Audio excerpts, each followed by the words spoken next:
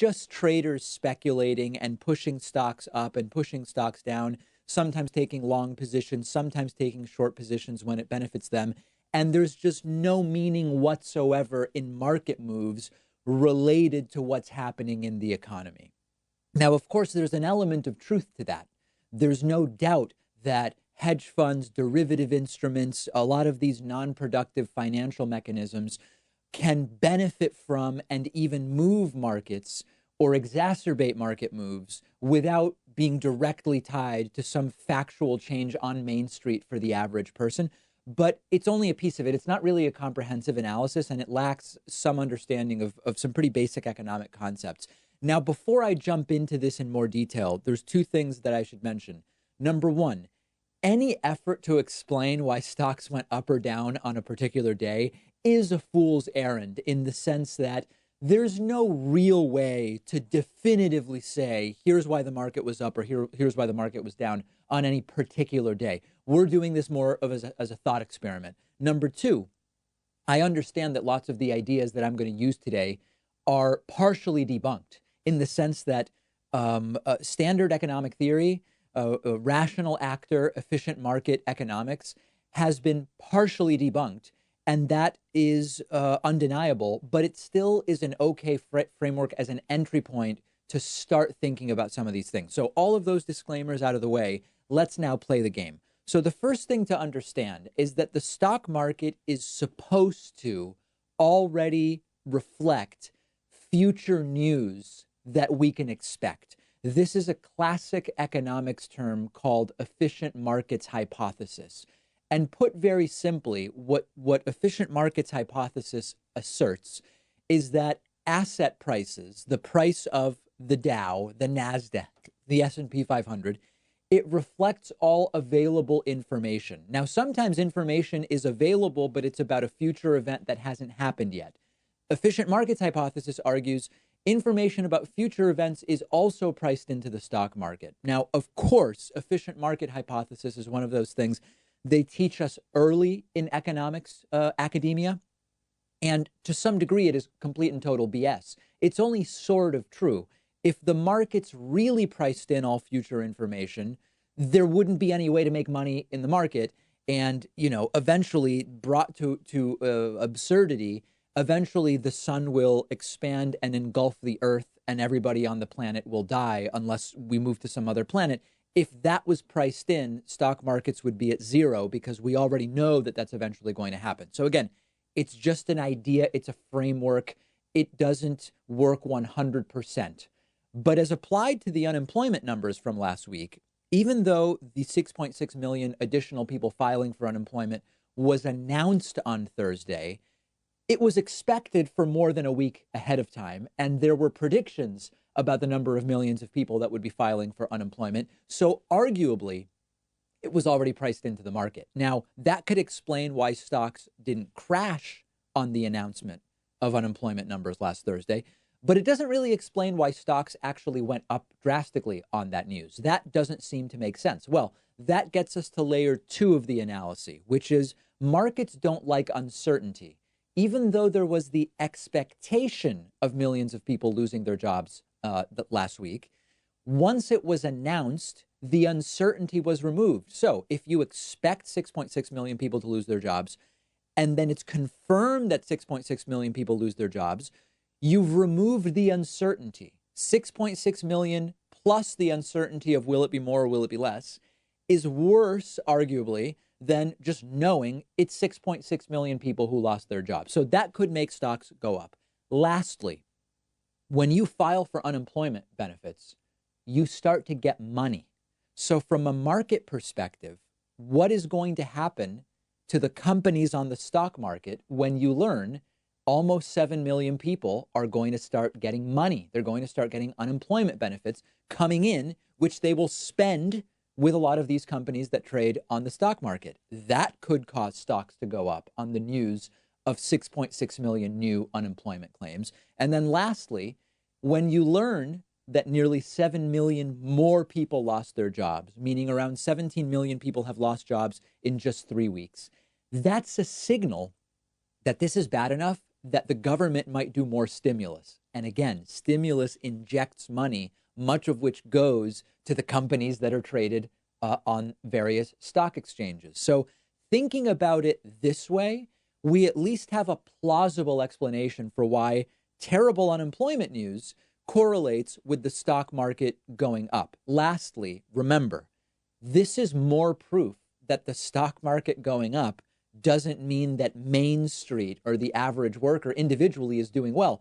$6 trillion in stimulus could be great in the aggregate for the market, but if the individual person is getting a $1,200 check 7 weeks after they've been sitting at home or whatever the case may be, maybe more like 5 weeks in some cases, you can very quickly see how aggregate market stimulus can be very good for the stock market, but not that good for the individual person who has way more than $1,200 in bills overdue and is just now getting their $1,200 check.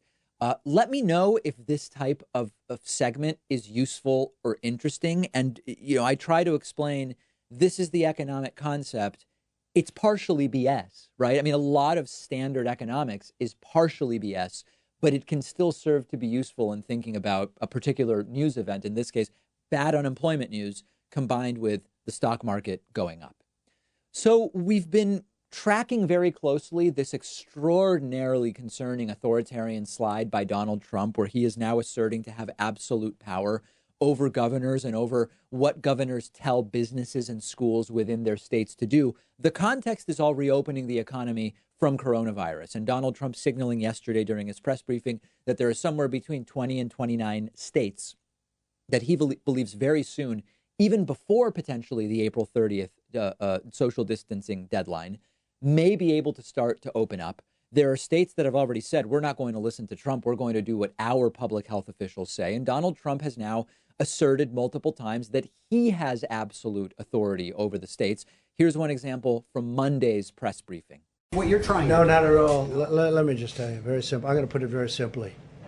The President of the United States has the authority to do what the President has the authority to do, which is very powerful. The President of the United States calls the shots. If we weren't here for the states, you would have had a problem in this country like you've never seen before. We were here to back them up, and we've more than backed them up. We did a job that nobody ever thought was possible. It's a decision for the President of the United States. Now, with that being said, we're going to work with the states because it's very important. You have local governments. They're pinpointed. It's really, you talk about, like a microchip. They're pinpointed. We have local government that hopefully will do a good job. And if they don't do a good job, I'd step in so fast. But no, they can't do anything without the approval of the President of the United States. Here's another specific question from another reporter, and Trump is just not backing down. He wants to be the authoritarian.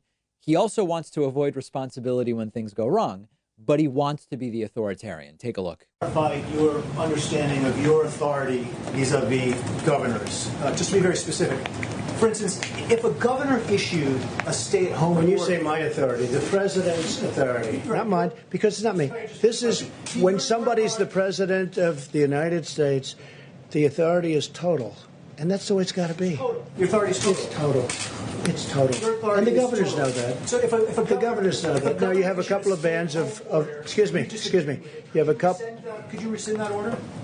You have a couple of bands of Democrat governors, but they will agree to it. They will agree to it. But the authority of the President of the United States having to do with the subject we're talking about is total.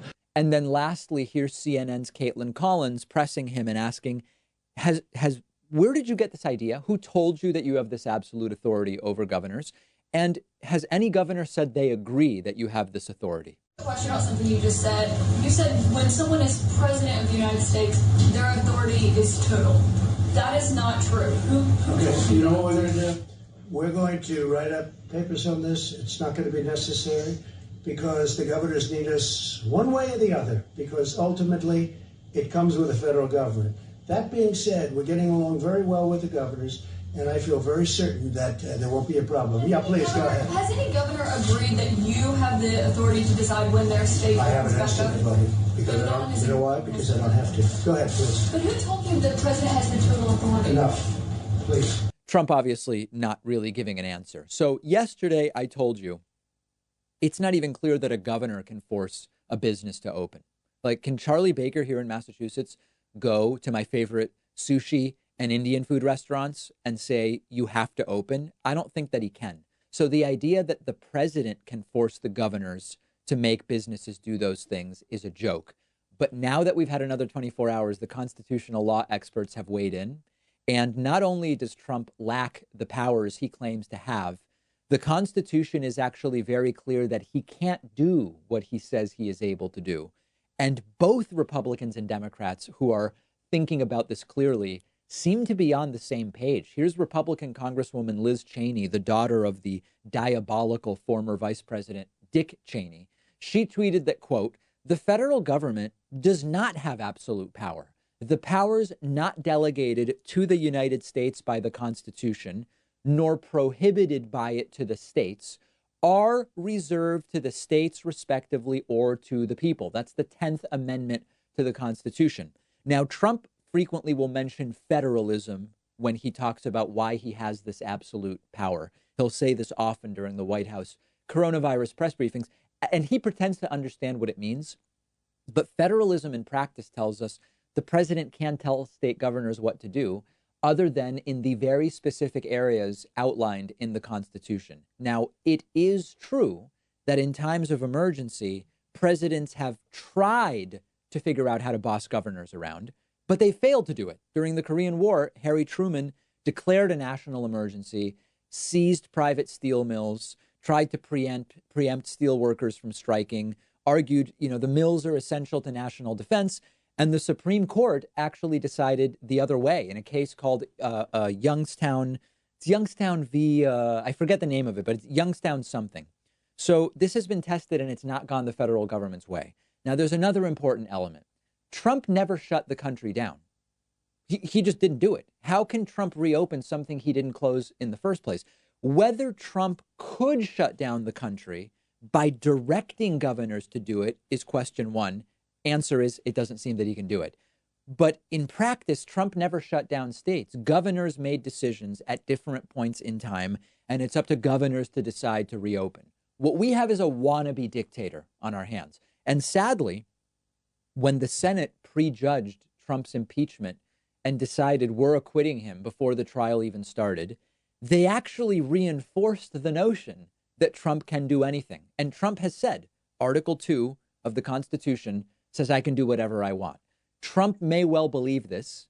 He hasn't actually demonstrated it legally, but in practice, what consequences have there been? When Trump's not supposed to violate the emoluments clause, but he did it and there haven't been consequences. Trump has done it with no consequences the entire presidency. And this is why it's so important to remove this clown in November. The law is not on Trump's side here and in many other cases. The Constitution is not on Trump's side here and in many other cases. But he's been getting away with whatever he wants for more than 3 years at this point, and there have been no repercussions other than a few of his former friends having to go to prison for a few years. He has done damage as a result of being essentially immune to consequences, and he's just going to keep doing it until we remove him, if we do so in November. We'll talk a little later about Bernie's recent comments about this, former President Obama's recent comments about it. But in the meantime, let me know where you fall on this issue of Trump versus the governors, on who has the right, the power, the authority that Trump claims to have. I think it's pretty clear. Constitutional experts seem to think it's very clear. I'm on Twitter at @DPacman. Let me know what you think. The David Pakman Show at davidpakman.com.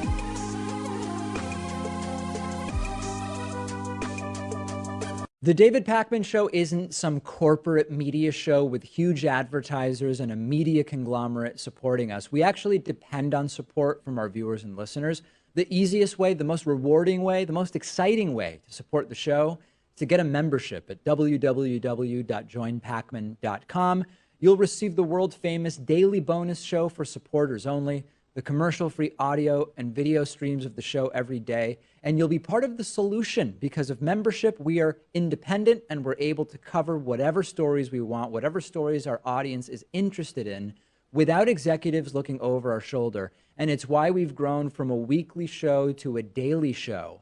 much to the dismay of the Hatriots. We can't be pulled off the air unless all of you cancel your memberships. Please don't do that, but please do sign up today at www.joinpacman.com. Support independent progressive media. Did you know the David Pakman Show is on all sorts of different platforms? Find us on YouTube at youtube.com/The David Pakman Show, and on Steemit, the blockchain-based publishing platform, at steemit.com/@David Pakman. That's STEEMIT.com/@David Pakman. The David Pakman Show is now on Instagram at David Pakman Show. You can check out behind-the-scenes pictures, memes, shots of the studio, shots of what Pat does all day. Very, very concerning to a lot of people. All of that and more on the David Pakman Show Instagram account at David Pakman Show.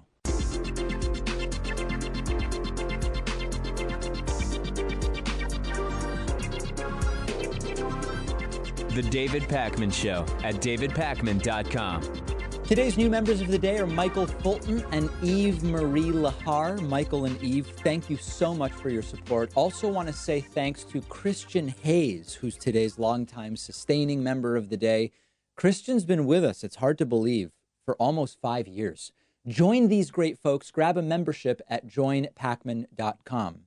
It is time for Hatriot Mail with a very special new coronavirus-related Hatriot Mail introduction. Let's take a listen. What is Hatriot Mail? If you're allowed to shop for luxuries like food and medicine, then we should be allowed to clap our hands together in a megachurch. Patriot Mail. Written by patriots who hate David Pakman. Because America. And because freedom. All right, love that. I actually have two new coronavirus-themed intros. We'll play the next one next week. I think you'll like it. Let's get right into it. This week's edition of Hatriot Mail, it goes after you. It goes after our audience and our followers and our subscribers. Take a listen. I want free shit.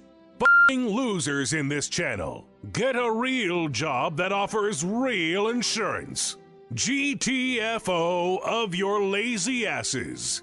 BTW, Trump is still your president. LMAO, David Parkman is a user and y'all fall for it. Sheep, Parkman failed utterly. You are less than nothing. And also, subscribers? Seriously, 800K? Who are these morons? Count me out. Listen, go after me. I can take it. I'm a big boy. Don't go after our subscribers. And by the way, if you're going to state the correct number of subscribers, we are not at 800,000 subscribers. In fact, at last check, we are almost at 826,000 subscribers on YouTube.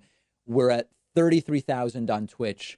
We're at 120,000 on Facebook. We have a combined 200,000 followers on Twitter. So yes, the numbers are growing, and it's thanks to you, and I'm so appreciative of that.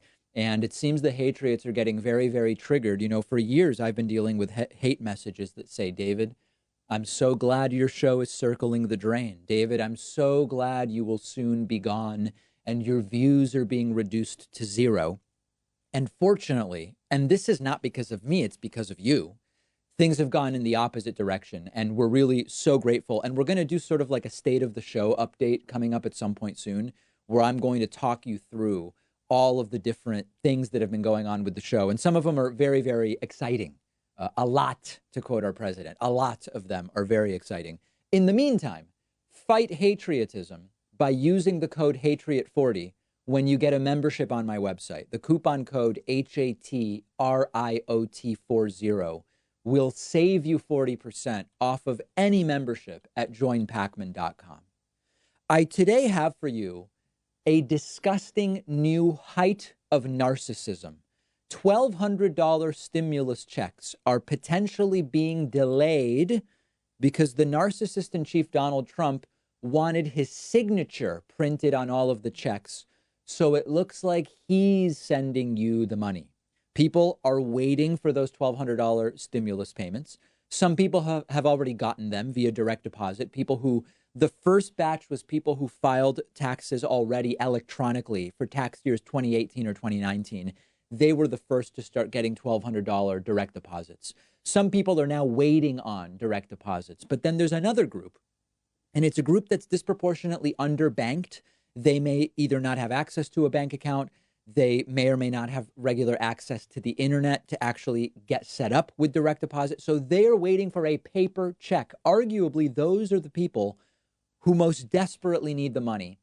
And it's possible they are now going to be delayed because, as the Washington Post reports, the Treasury Department has ordered the IRS to print Donald Trump's name on the stimulus checks, a last-minute change, which could delay payments to millions and millions of Americans. Now, the Treasury is saying, well, we're not so sure that it's actually going to cause a delay. They're denying that that's definitely the way that it's going to go.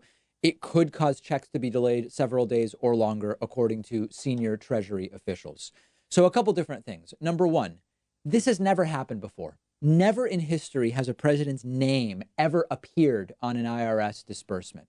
Now, the Treasury Department told the president, you can't be the one signing the checks. Trump wanted to be the one signing the checks, but Trump doesn't have signing authority for funds coming from the Treasury or IRS. Why? Because Trump is not formally, he's simply not on the list. You know, if I have a business, I have to tell the bank who is allowed to sign checks for my business. Trump, the president, is not allowed to sign checks from the Treasury or IRS. So what they're doing is, instead of Trump signing the checks, it's so pathetic how triggered this guy is by not having his name on everything. They're putting his name in the memo because he can't sign the check. So instead, his name is going in the memo. At first, Trump was insisting he has to sign them. He was told it's just not going to happen. So now this is what they're doing. If Trump is going to be signing anything related to what's going on right now, it would make more sense for him to sign the death certificates of people tragically dying from coronavirus than for him to be signing stimulus checks, because it's not his money. It's really our money. And in reality, he should be signing nothing, and we would all be better off if he wasn't even involved in the coronavirus response. But that's another story, which you are probably very familiar with at this point in time. Chad Hooper is the national president of an organization for IRS managers. Chad Hooper says this is an abuse of government resources. Is anybody shocked by this, though? From day one, Trump has been abusing and misusing government resources for his own personal benefit. It's not Trump's money. This has never been done before.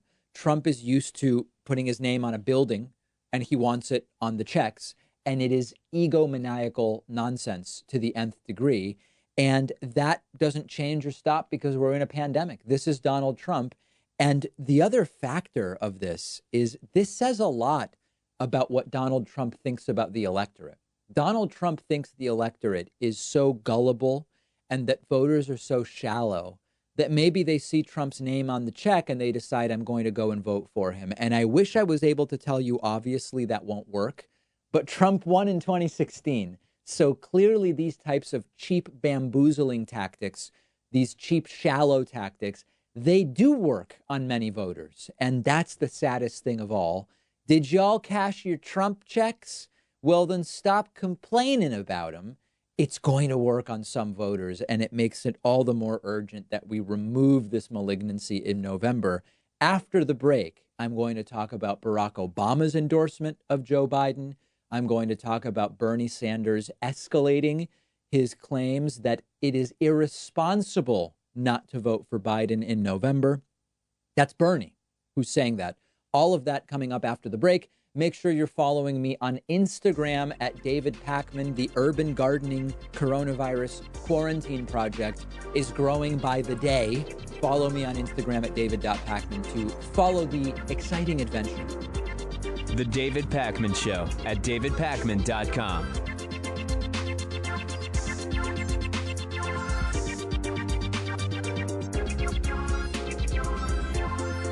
Did you know you can get David Pakman Show stuff, whether you're looking for David Pakman Show coffee for your Chemex French press or espresso machine, or a t-shirt? It's all available on our website, shipping to anywhere in the world at davidpakman.com/gear.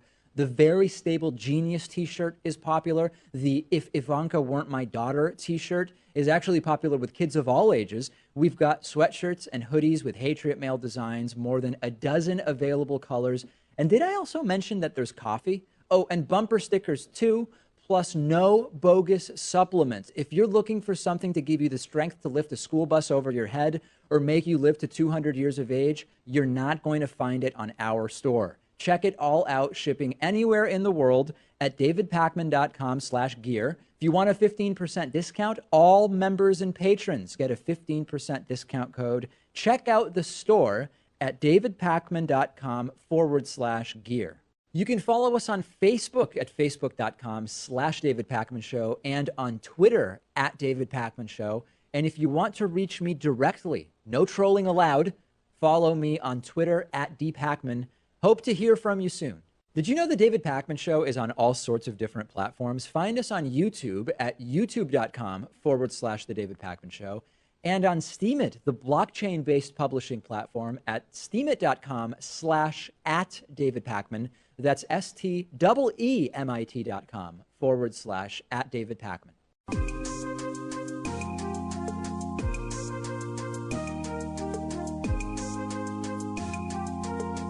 Welcome back to the David Pakman Show. I'll talk about Bernie Sanders in a little bit, but very, very soon after Bernie's endorsement of 2020 Democratic presidential nominee Joe Biden, former President Barack Obama has now endorsed former VP Joe Biden. There are people saying Obama should have gotten involved earlier. I think it was pretty clear Obama was never going to endorse Bernie. And in the end, the guy Obama would likely have endorsed won anyway. So the conversation about is Obama late seems, practically speaking, irrelevant. But let's take a look to just a little bit of Barack Obama's statement yesterday. I believe it was a 12-minute statement in total. We'll look at about a minute and a half here. I'm so proud to endorse Joe Biden for President of the United States. Choosing Joe to be my vice president was one of the best decisions I ever made, and he became a close friend. And I believe Joe has all the qualities we need in a president right now. He's someone whose own life has taught him how to persevere, how to bounce back when you've been knocked down. When Joe talks with parents who've lost their jobs, we hear the son of a man who once knew the pain of having to tell his children that he'd lost his. When Joe talks about opportunity for our kids, we hear the young father who took the train home each night so he could tuck his children into bed. And we hear the influence of Jill, a lifelong teacher. When Joe talks to families who've lost a hero, we hear another parent of an American veteran, a kindred spirit, somebody whose faith has endured the hardest loss there is. That's Joe. Through all his trials, he's never once forgotten the values or the moral fiber that his parents passed on to him and that made him who he is. That's what steels his faith in God, in America, and in all of us. Certainly filled with lots of political speak that to me, it speaks to me very, very little. It doesn't speak to me very strongly, for lack of a better term. But Barack Obama's involvement is potentially very important here. Whatever you think about Barack Obama or Joe Biden, a highly involved Barack Obama improves the chances that Donald Trump is defeated. You might remember back in 2008, George W. Bush was very unpopular and was almost completely missing from the campaign trail in support of the Republican nominee, John McCain. Just didn't make sense. It was possibly going to hurt John McCain to have George W. Bush heavily involved in the 2008 Republican campaign for the presidency. Ultimately, McCain lost anyway to Barack Obama. In this case, it's very, very different. If and when the real campaigning is able to get going, and this will depend on the virus, of course, there may be a window there between, early July through late September, maybe before wave 2 is likely to hit, where there will be some real campaigning.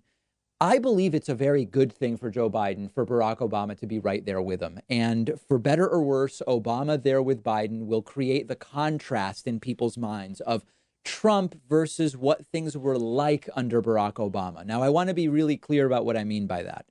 Barack Obama was wrong on many issues, right? The Obama administration's dealing with whistleblowers was not good. The Obama administration's drone warfare policy was not good. We could go on and on. But the U.S. was respected as an adult was leading us back then because we had an adult leading us. And with the country shut down, it's very difficult to gain any momentum if you're Joe Biden. Trump is making bad decisions daily with coronavirus, but sadly, many of his followers seem to fall more and more in love with Trump the worse his decisions on coronavirus are. Some even see Trump as decisive and strong and powerful in the context of coronavirus. So Biden needs to do something to get attention and start building momentum. Okay, I guess eventually there are going to be debates. We don't know exactly what the format will be, again, because of the virus. But one way to maybe start building momentum to a small degree would be to see Barack Obama's increased involvement. Barack Obama, of course, much more powerful on social media than Joe Biden. And I've said it before, and I've said it many times. The choice is just really clear. And there are people on Twitter talking about, how do you choose between two Nazis? Don't you just opt out? This is not a choice between two Nazis. This is a choice between a lunatic authoritarian who is in way over his head, cares only about himself, and whose decisions are leading to more coronavirus deaths than were necessary or than what the minimum could have otherwise been. That's one option. The other option is a center-left diplomat with decades of experience who's less progressive than I would like the president to be. The courts alone are enough to show us the importance of voting for Biden. When you compare Biden and Trump on the environment, Biden's way better. When you compare Biden and Trump on regulating business, Biden's better. Biden's tax plan is better. Biden's health insurance plan is better. Biden's better on LGBT rights. Biden's better on abortion, and on and on and on. There's just no comparison. I don't need Joe to come beg for my vote. I know that there's a lot of Bernie supporters saying Joe needs to come get my vote. Joe needs to put out a policy platform which we can analyze like adults and make decisions about. I don't need to try to get anybody's attention by claiming, I might stay home, I might do it, or I might write in somebody else. It's not a blank check to the Democratic Party. I'm not even a Democrat. It's that I've looked at the policy platforms and Biden's the clear, better choice. Biden isn't entitled to anything. The DNC is not entitled to anything. I don't vote blue no matter who. I'm not a Democrat. I'm looking at the candidates. It's clear which one is better. That's all this is. Now, in the meantime, a former Republican Congressman, Justin Amash, who left the Republican Party and became an independent, Justin Amash is reportedly thinking about running as an independent. This would be tremendously useful to Joe Biden and potentially damaging to Donald Trump. Amash, as a longtime Republican, would likely pull way more Republican votes than he pulls Democratic votes. And being from Michigan, which could end up being a very important state in the 2020 November election, Michigan's governor even being sort of thrown around as a possible running mate for Joe Biden, it could be an absolutely delightful thing and could single-handedly hand Michigan to Joe Biden. Just a rumor that Justin Amash is thinking about that. I say we encourage him to run. I think it's a very, very good idea. Okay, let's talk about the rapidly growing rift between former Democratic presidential candidate Bernie Sanders and his own supporters. The same Bernie supporters who have praised Bernie for saying he's been saying the same thing for 40 years. He's consistent. He doesn't sell out. He always tells you what you think. He doesn't bow to corporate interests. He doesn't bow to party politics, all of this stuff. A lot of Bernie supporters are now saying he sold out by saying support Biden. He sold out. He's nearly 80 years old. What exactly does selling out mean for Bernie Sanders at this point in time? What is he trying to position himself for by selling out? Bernie said yesterday that it would be irresponsible for his supporters not to vote for Joe Biden in November. And a ton of Bernie supporters are absolutely furious. For some reason, they're tweeting at me on Twitter. I don't know why that's going on, but it is. This is all from an interview that Bernie did with the Associated Press, and it is getting very ugly. Bernie was asked about the choice that his supporters now have to make. And Bernie Sanders said, quote, "Do we be as active as we can in electing Joe Biden and doing everything we can to move Joe and his campaign in a more progressive direction? Or do we choose to sit it out and allow the most dangerous president in modern American history to get reelected?" I believe that it's irresponsible for anybody to say, well, I disagree with Joe Biden, and therefore I'm not going to be involved. Bernie says that this is it. Bernie says it's Joe Biden time. he says, despite technically still being on future primary ballots, Bernie will not be advertising. He won't be running ads. He won't be spending money, and that he is all in for Joe Biden and that it would be irresponsible for his supporters not to be. So if you are a Bernie supporter, I'm trying to figure out how you square praising Bernie for never selling out, always speaking his mind, always being genuine for 40 years. And then now at 78 years of age, Bernie has become disingenuous and a tool of the Democratic Party. If that's really what you believe about Bernie Sanders right now, it's very hard to imagine you had the right assessment of him all along. I believe the simpler explanation is Bernie just gets it. Bernie, much like Noam Chomsky, understand the importance of removing Donald Trump.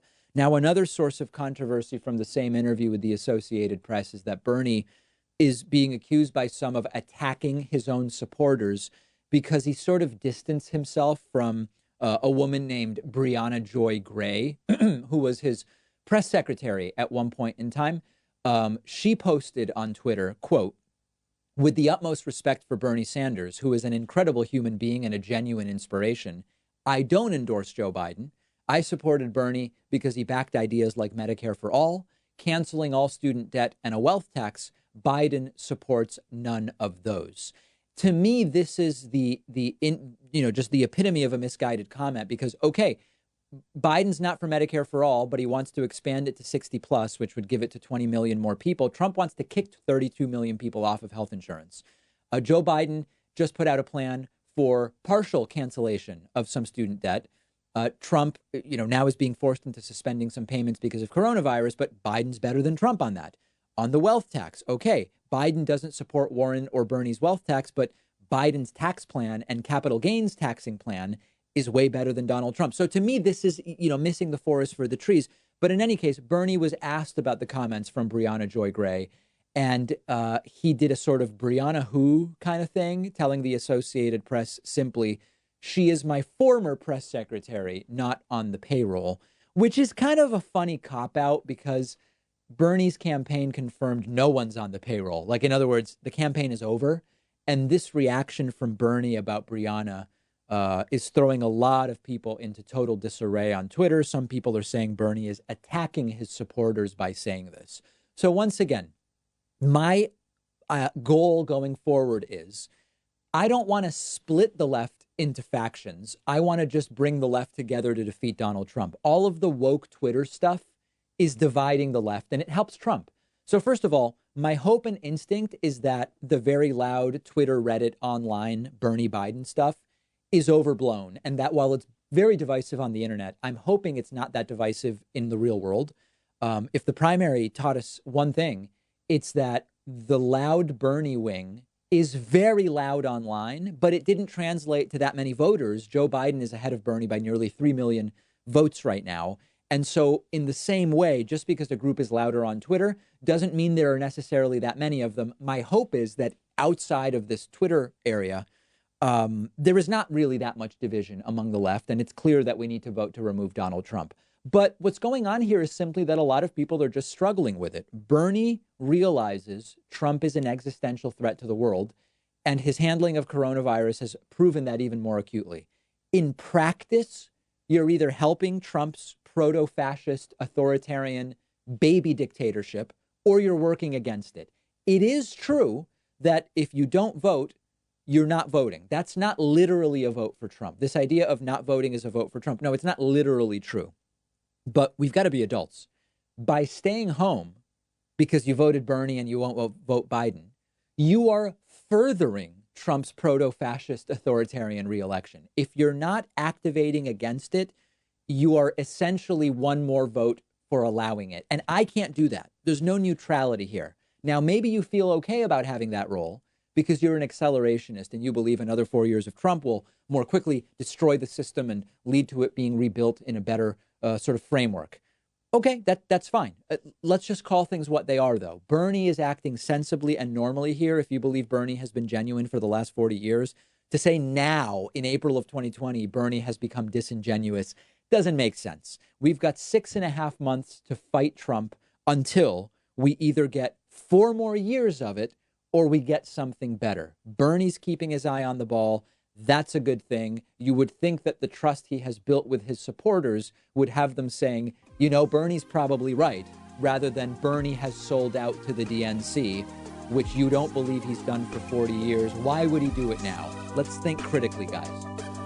The David Pakman Show at davidpakman.com.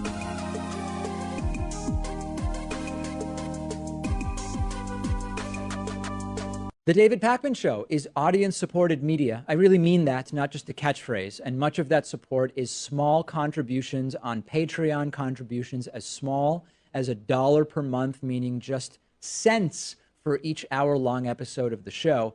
Plus, patrons can also get the daily bonus show and the daily commercial-free TV show by pledging at patreon.com/David Pakman Show. We've rolled out great new perks on Patreon, including free bumper stickers, t-shirts, coffee mugs, and more at different giving levels, as well as exclusive content. And it all comes with the pleasure of knowing you're supporting independent progressive media, an alternative to the corporate stuff that is as much a part of the problem as our political system. If you value the show and have as little as $1 to put towards independent media, check out patreon.com/David Pakman Show and make a pledge today. It'll feel good, and I'd really appreciate it. Patreon.com/David Pakman Show. If you're wondering, how does the David Pakman Show afford to exist? The answer is mostly through memberships in Patreon. You can support the work we do by signing up for membership at joinpakman.com or pledging as little as $1 a month at patreon.com/David Pakman Show. Perks include the daily bonus show, the commercial-free audio and video feeds of the show, and the positive feelings that come from doing the right thing and making Hatriots cry through your support of independent progressive media. Jump in today at joinpakman.com and patreon.com/David Pakman Show. The David Pakman Show at davidpakman.com. So you really have to see this video of a Fox News host admitting that conservatives are total and complete hypocrites. And many times I've said, if Obama did this, if Hillary did this, they wouldn't just be calling for their impeachment, they'd be calling for their heads. Example, if Chelsea Clinton had 5% of the role that Ivanka Trump has had in the Trump administration, if Chelsea was sitting with other world leaders at the G20, sitting in for our Secretary of State, Fox News would be 24/7 demanding Hillary Clinton be tarred and feathered.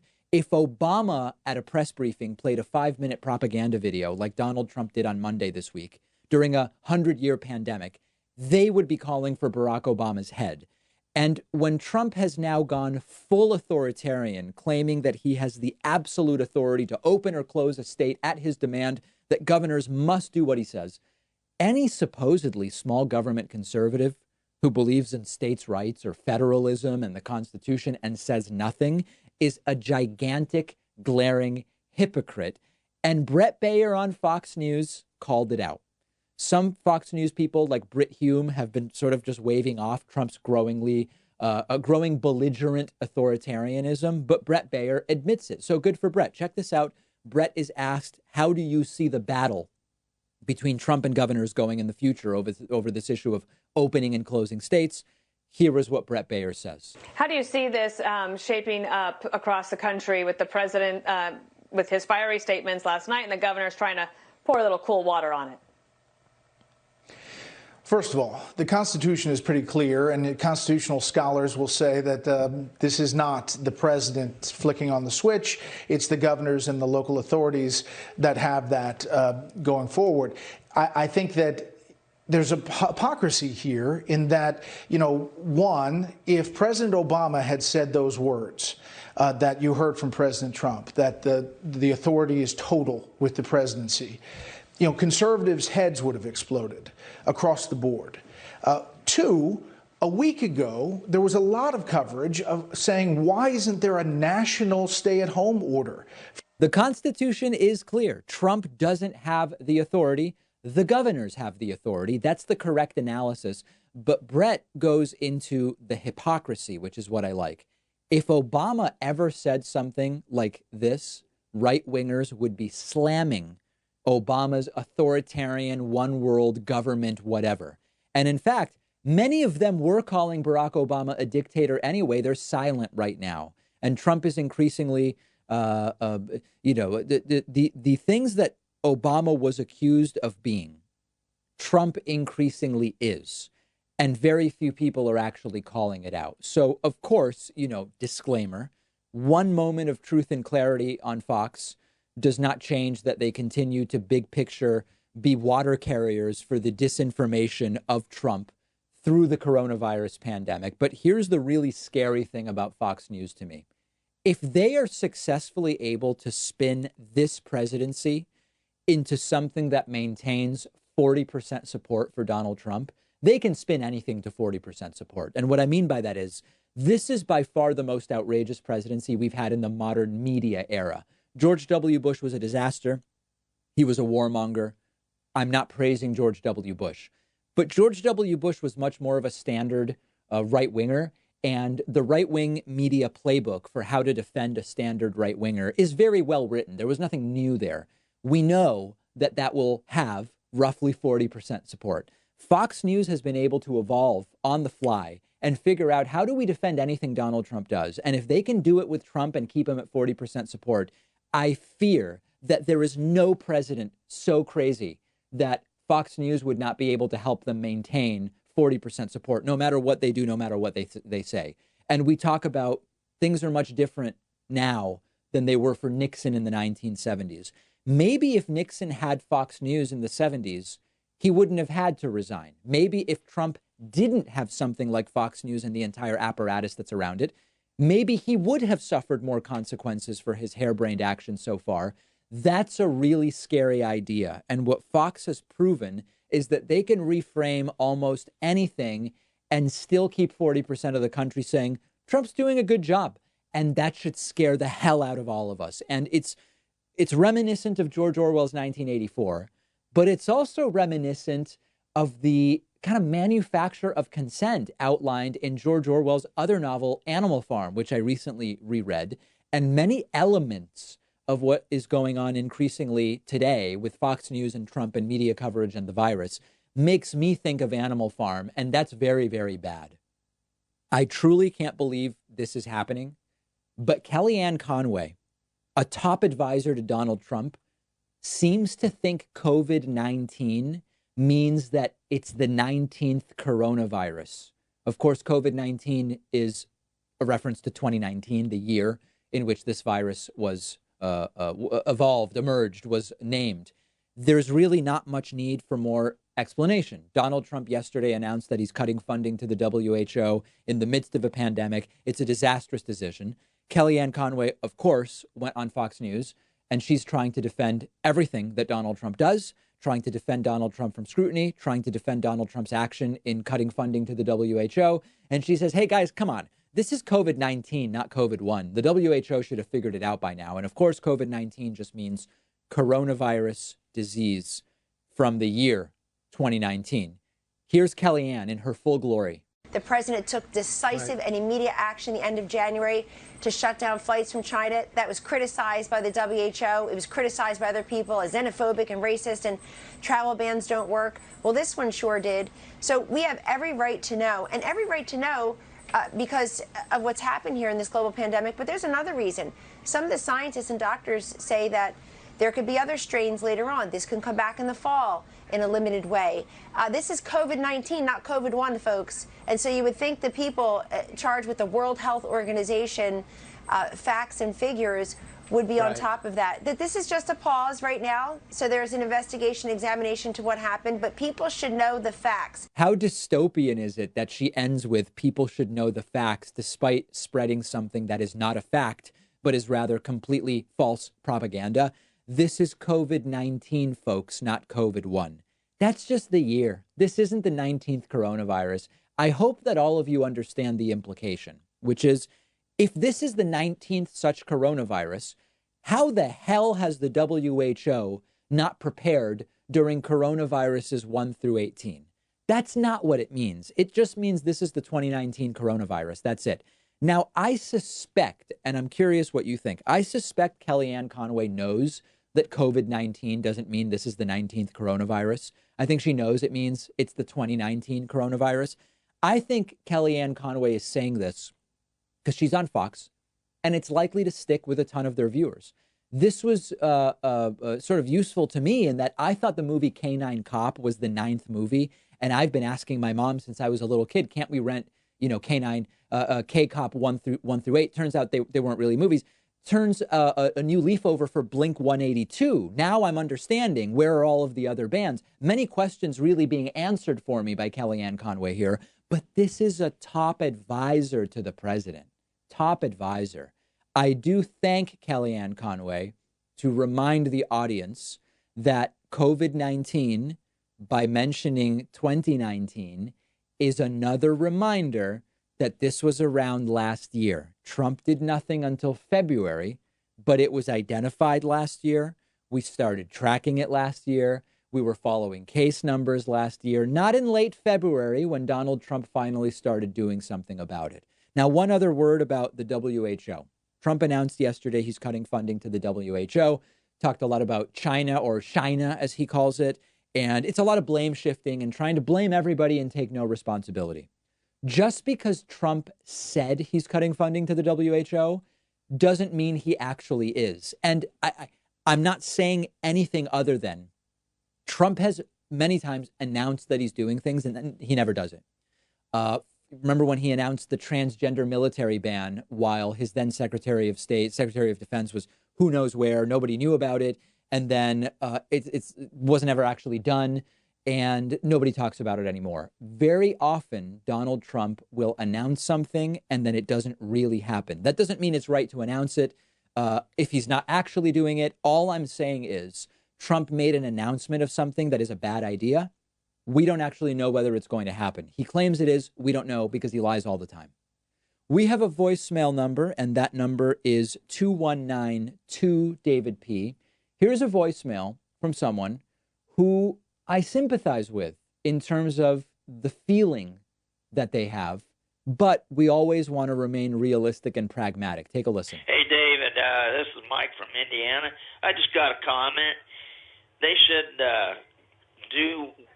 use the 25th Amendment and kick Trump out of office, and he should go directly to prison. Right. Because in my opinion, he's responsible for murder, all these cases of coronavirus. That's all. Yeah. So listen, I understand the frustration. In our country, even if you're removed from the presidency for being unfit, you don't go directly to prison. We need indictments. We have due process here in this country, all that stuff. But I get the frustration, and there's no doubt that Trump is not fit to serve. But here's the reality we all just need to come to, okay? The opportunity to remove Trump comes in 6.5 months, and it will be when we vote in November. Everybody's got to vote in November. So it's time for everybody. It's time for the Green Party, centrist Democrats, disaffected Republicans, former Bernie supporters. Everybody's got to come together because impeachment's not going to remove him. 25th Amendment's not going to remove him. None of these mechanisms are going to work. We have been saying it since before the results of the Mueller probe were published. Nothing has changed. We are down to 6.5 months. And it's crazy because for 3 years, we've been saying the same thing. He deserves to be removed, but he's not going to. And the opportunity will be November of 2020. We said it 2 years ago. We said it 1 year ago. We are 6.5 months away. It's mid-April. Early November is when this happens. That's the way to do it. Get your frustration out by voting in November, ideally via absentee ballot.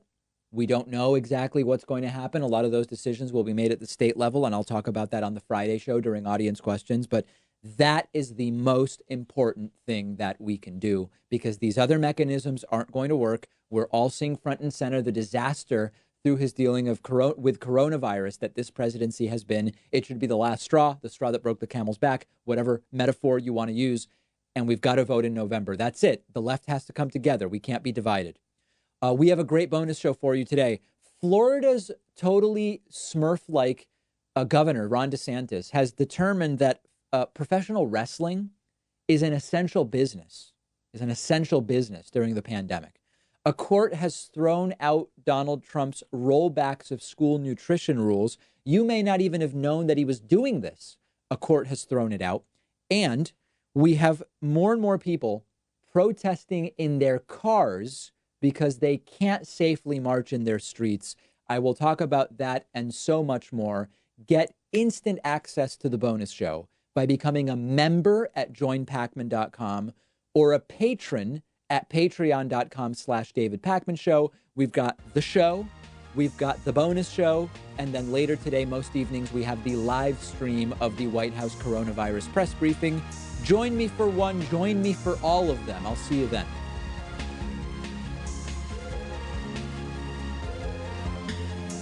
The David Pakman Show at davidpakman.com.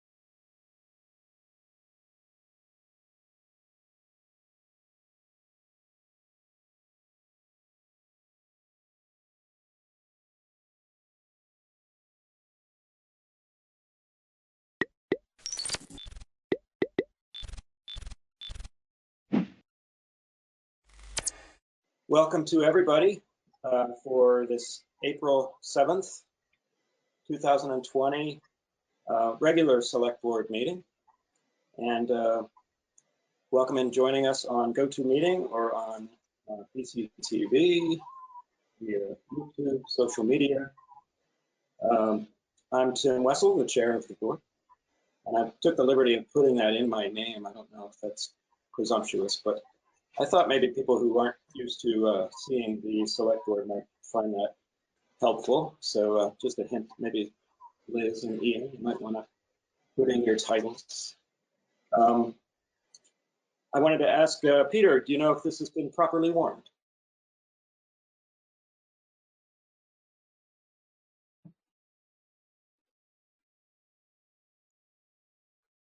Yes, the meeting has been properly warned. Thank you. Thank you. our first action of the evening is to approve the minutes of both March 17th and March 23rd. Do I have a motion? I move to approve the minutes from March 17th and 23rd. Thank you. Liz has moved to approve the minutes. All those in favor? Aye. Aye. And that passes 4-0. We are absent one member today. Excuse me. Chair's remarks are very simple and straightforward. There is purported to be a Chinese expression. I have no idea where it comes from, but it is the saying that may you live in interesting times. And I think we can all admit that we currently live in a very interesting time, for better or worse, and we should continue to support our friends and neighbors and family however we can. And thank you once again for joining us. I'd like to just pass it over to our town manager, Peter, and let him make a few comments. Thank you, Tim. Actually, I'll pass on general comments this evening. I'll have a lot to say in a couple of minutes about COVID-19. Thank you. Great, thank you. I also want to say that if for those of you who didn't join last time, we did have a special meeting last Thursday, which went fairly well. It was our first go-to virtual meeting experience. We have someone in the background, our very steadfast assistant town manager, Patrick, and he is going to be muting and unmuting people as necessary. The board generally is going to stay unmuted unless they need to be muted personally to kind of keep the flow of information going on. But you'll see that as you join the meeting, or if you leave, depart and come back, your camera will be turned off by Patrick. That is to improve the bandwidth, to improve the people being able to see the ASL interpreters and hear us and see us clearly. And I will be opening it up to public participation, have that as a separate agenda item for anything that does not appear on the agenda. That's when you can make general comments or questions to the board. And then I'll do my best to, during each agenda item, I'm also going to open it up for public comments. Okay. Right now, I'd like to open it up for select board comments and or committee reports. Does anyone have anything to share? Any comments they'd like to make? I'm not sure there's been a lot of committee work since Thursday. No, thank you. Okay. Great. So the one thing I forgot to mention is that the chat window is open for your alerting me to the fact that you'd like to say anything, either during public participation or during one of our agenda items. And I happen to know that Millicent Cooley would like to step up and say a couple words about a very helpful program she's going to let us know about very soon. So Patrick, if you could help bring Millicent online, that would be wonderful.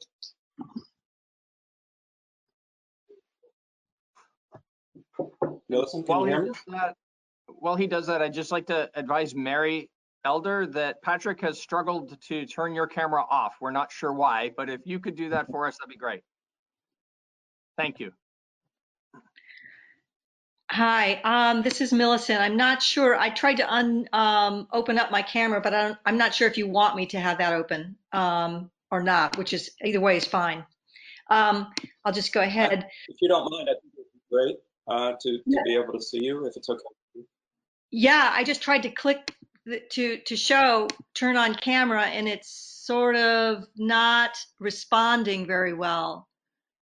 The host probably has. Maybe Okay. Patrick, does Patrick need to allow my camera?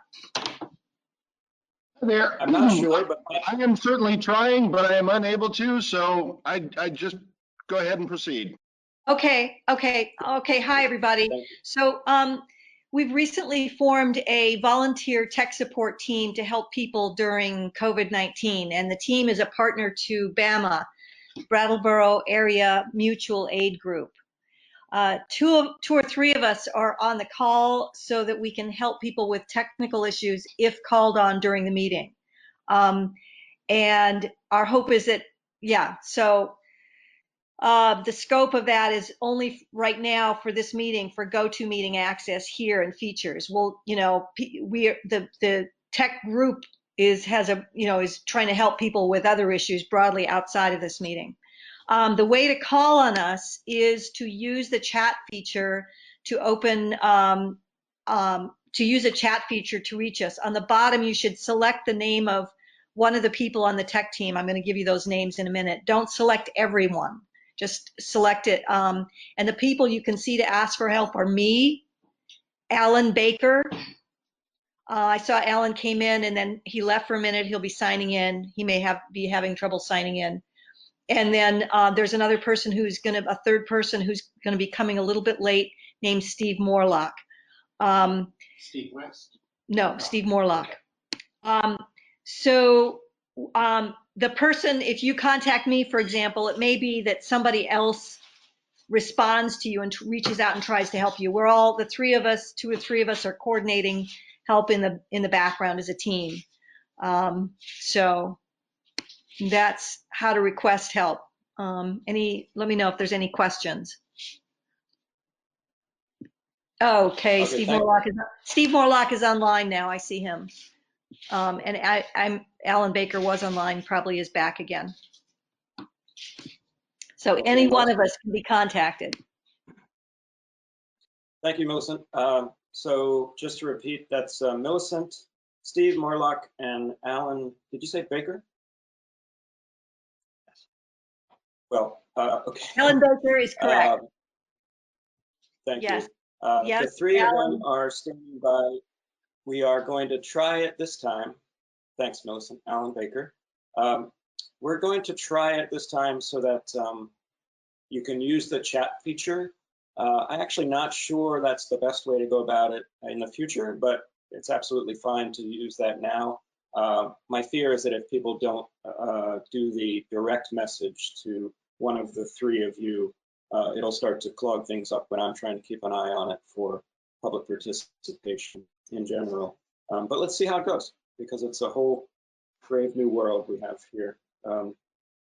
So I'd like to also say, is there anyone else out there that would like to say anything currently during public participation? I don't see right now. There is a caller on the line, but I don't see anybody sending me a chat to sort of raise their hand, as you might call it. So Patrick, do you want to try to bring in a caller, or is there a way we can open that up and see if anybody needs to chat?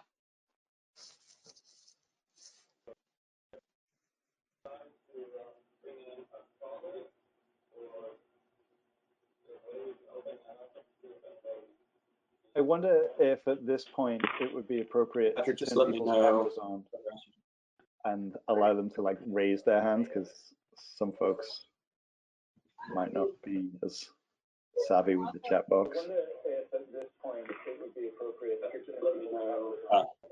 Getting some echoing on the audio as well. Yes. Yeah, that's part of what will happen if we start to turn everything on, I think. Plus, we will slow way down. I see our ASL interpreter is pixelating, at least on my end. Well, we have a caller on chat. Mm-hmm. Yes. Okay, I see that Kurt is chiming in.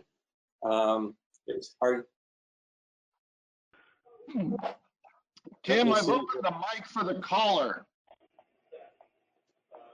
Great. Kurt, can you hear us? This is Tim. Kurt, do you have, are you hearing me?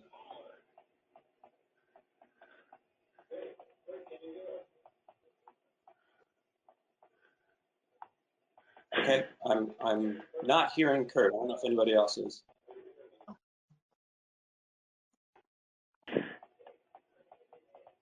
Okay, Kurt is having trouble turning on his. Tim, I'm sorry to interrupt. I'm getting a text from Patrick saying that the caller is not Kurt. Kurt seemed to want to come on to speak online, and there is a separate caller. There's Kurt. Maybe we can take Kurt's comment and then try to bring up the caller. Okay, standby caller. I feel like a talk radio host. Standby caller. We're going to take a vote meeting comment. Kurt, go ahead. Oh, thank you. This is now the public participation? Yes. It is indeed. Okay.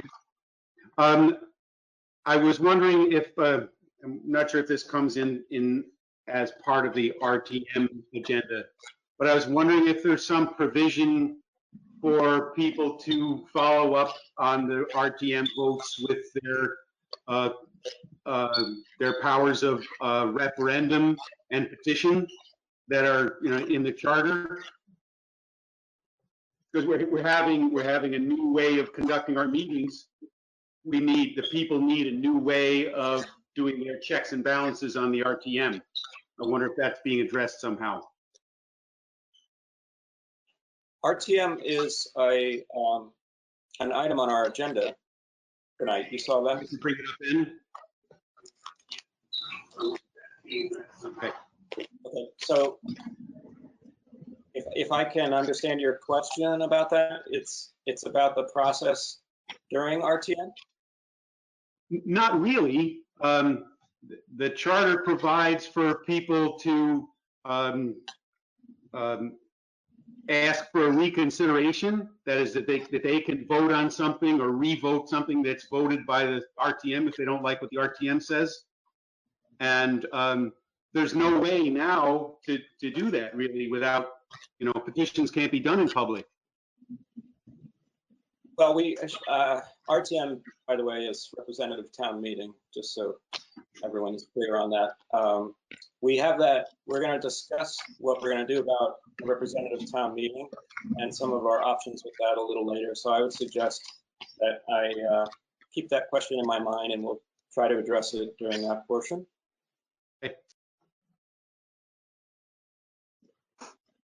Thank you. And I was unclear, Patrick, whether Gary Stroud is actually on the phone call or if he is watching through GoToMeeting. Hi, Tim. So one of the things we're learning about GoToMeeting is if you log in via the web, for whatever reason, I don't have the ability to shut your camera off. And so those images remain. Maybe, further work will help us to find a way to fix that. But for tonight's meeting, I don't think I can affect that. Okay. We do have a well, we're learning as we go. I'm sorry? I'm sorry. We do have a caller, and I believe you said earlier that the chat indicated the caller wished to speak. No, I was assuming it was Gary but Gary says that he's watching, so it's not him. So I don't think we have a caller that wishes to speak. But okay. I'm sorry, just a technical question since we're getting our sea legs here. I don't know if we would be able to know that a caller wishes to speak. I think the way we're going to have to find that out is for Patrick to open up the caller's mics and find out whether they want to speak under public participation. Sorry if that's cumbersome, but. Yeah. Okay. So shall we do that if we still have a caller?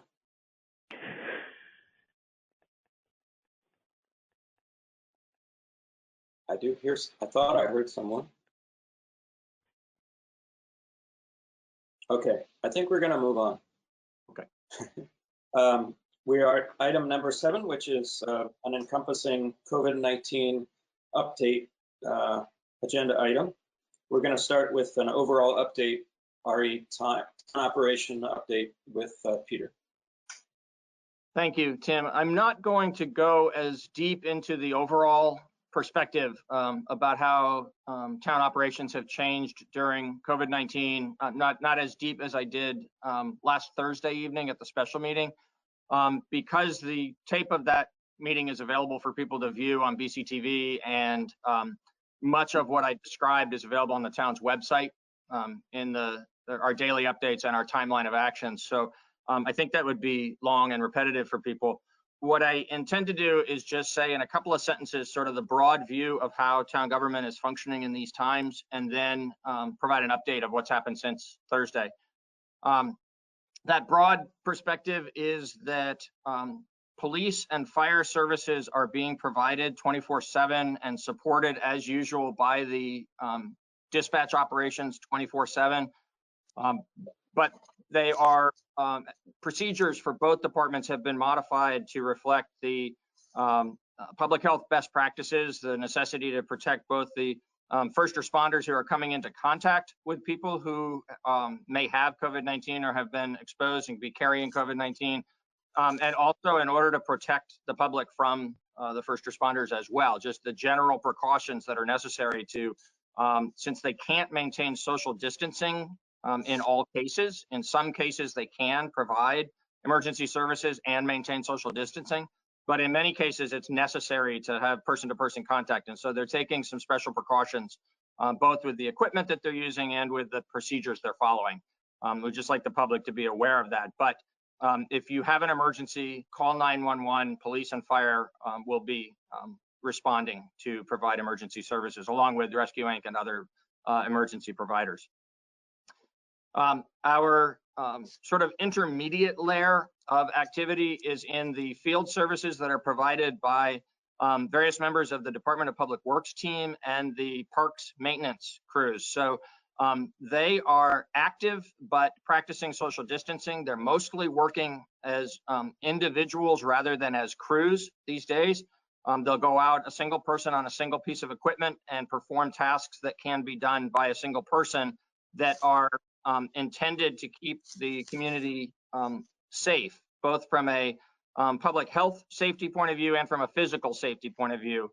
One of the important parts of that is, of course, we have the essential services of the water and sewer system that DPW needs to keep fully operational and is keeping fully operational. But we also, in the park system, in these times when we're needing to practice social distancing and be mostly just in our homes, it is important for people to get out, especially on days like the last couple of days when the weather is so much better. Get out and get some fresh air, get some exercise. And we are keeping the green spaces at the parks safe for that activity. People should know not to get on the equipment at the parks because we can't be keeping that sanitized all throughout the day. But we are keeping the green spaces safe so that people can come out and enjoy the parks and have that hopefully stress relief and a little bit of physical activity during the time when we are almost entirely staying at home. And the rest of town services are being provided almost entirely from our homes. So there's a wide variety of administrative support service that is the vast majority of which can continue as we provide it from computers in our remote workplaces in our homes. And then there are some other services, particularly in the recreation and the library areas of town service, where much of that on a routine basis is provided person to person and in a physical setting. But both departments are finding lots of different ways in which to be able to keep services provided to the community and keep available to the community as a resource during these times when we can't have the library and the recreation facilities open to the public. So that's the broad view of how town government is functioning. And as I said on Thursday night, the vast majority of town employees are operating at or near their usual capacity in terms of the amount of work we're able to do in these unusual circumstances. There are some employees who are operating at a lower level of capacity compared to their normal. And just a very few, and I'll speak in just a moment about a particular situation, but just a very few town employees who are unable to perform services during this time. Before I talk about the one particular unit that's a good example of that situation that fortunately is rare but does exist in a few parts of town government, I wanted to just highlight a couple of items from today's update. The first is not particularly about town services, but is really important in the longer perspective for our community. We've been advised that in the early census returns, April 1st was the sort of official census day for people to identify where they lived on April 1st as part of the every 10 years federal census of population around the country. And we've been advised that compared to other parts of the state and other parts of the country, Windham County is coming in very slowly on that. And so we just want to put a reminder out, and I'll continue to remind in the daily update folks that, I know we're all very distracted at these times, just coping with the current state of affairs, but it's important for folks to be responsive to the census. And if you find yourself in a situation where you, can't find your way to do that online, or maybe you don't have a way to connect and do that online, and you don't have the piece of paper that was mailed out to you, just be alert for when census takers contact for asking this information about our households. We want to all be responsive because we need a complete count of the population of Brattleboro and of Windham County for our area to benefit from the wide variety of programs, both the federal programs and the state programs that are population based. So for the whole next 10 years, the entitlement or the eligibility for certain kinds of aid to support activities here in our community is going to be based on our population compared to others. So we ask people to please be aware that it's important still to participate in the census. And I think I will leave it at that for update. Liz? Tim? It looks like. Thank you. Yeah, I just wanted to mention that I was a census taker 10 years ago. And it's a very interesting process, but it's also very important. And I think now with the crisis that we are experiencing is a perfect example of why we need the census and why people need aid from the federal government. And so it's even more important and visually important now. Let's do it, and let's be counted, and let's get what we need from the federal government. Thank you, Liz. So, Thanks, thank you. Oh, it looked like Ian maybe has something before I move on into talking about the staffing. No, I can wait till you're done, Peter. It's fine. Okay. So next I want to talk about furloughs of town employees. And we've been becoming better aware of what the federal and state aid packages are going to provide for individual employees, as well as what they're going to require of the town. That is frankly still not completely rolled out, but we believe now it's fully enough rolled out that we understand the basics of how the program is going to work. Most importantly, we understand financially what an individual employee will be entitled to, and financially what the town will need to reimburse. And so without going too deep into the weeds, I want to just make clear something the select board is aware of and town employees are aware of, but the public may not be. It is common that public employers, that local governments and state governments are self-insured for unemployment insurance rather than purchasing insurance for that coverage. It means that on the occasions when we do have an unemployment insurance claim by a former town employee, they receive the benefit they're entitled to from the state of Vermont, and then the state of Vermont bills the town of Brattleboro dollar for dollar for that cost. That's a good way for us to approach this protection because it's not, unlike the many other types of town activities where we do purchase insurance because we will routinely, over the years have claims. We don't very often have unemployment claims. That almost exclusively happens in a situation where there's been an unfortunate parting of the ways, or where when it's more than one employee, it would most often happen during a very severe economic downturn. And so spending money year after year for insurance for a kind of coverage where we almost never have a claim is just not smart. And we budget a little bit of money each year. We don't usually expend that line item. This year, however, the addition of the better protections for employees who are going to collect unemployment insurance during this time, the increased benefit with the $600 per week that the federal government is adding to what someone will receive from the state of Vermont. We needed both to understand how that's going to work and that it would in fact apply to self-insured employers as well as insured employers, that in fact town employees would be entitled to that additional benefit. And we'd need to understand whether or not the town was going to be obligated still to fully repay. In the instance where the town employees would not be receiving that benefit when so many other unemployed workers in our society would be receiving it, would cause us to be more reluctant to implement furloughs as a protection for the employees.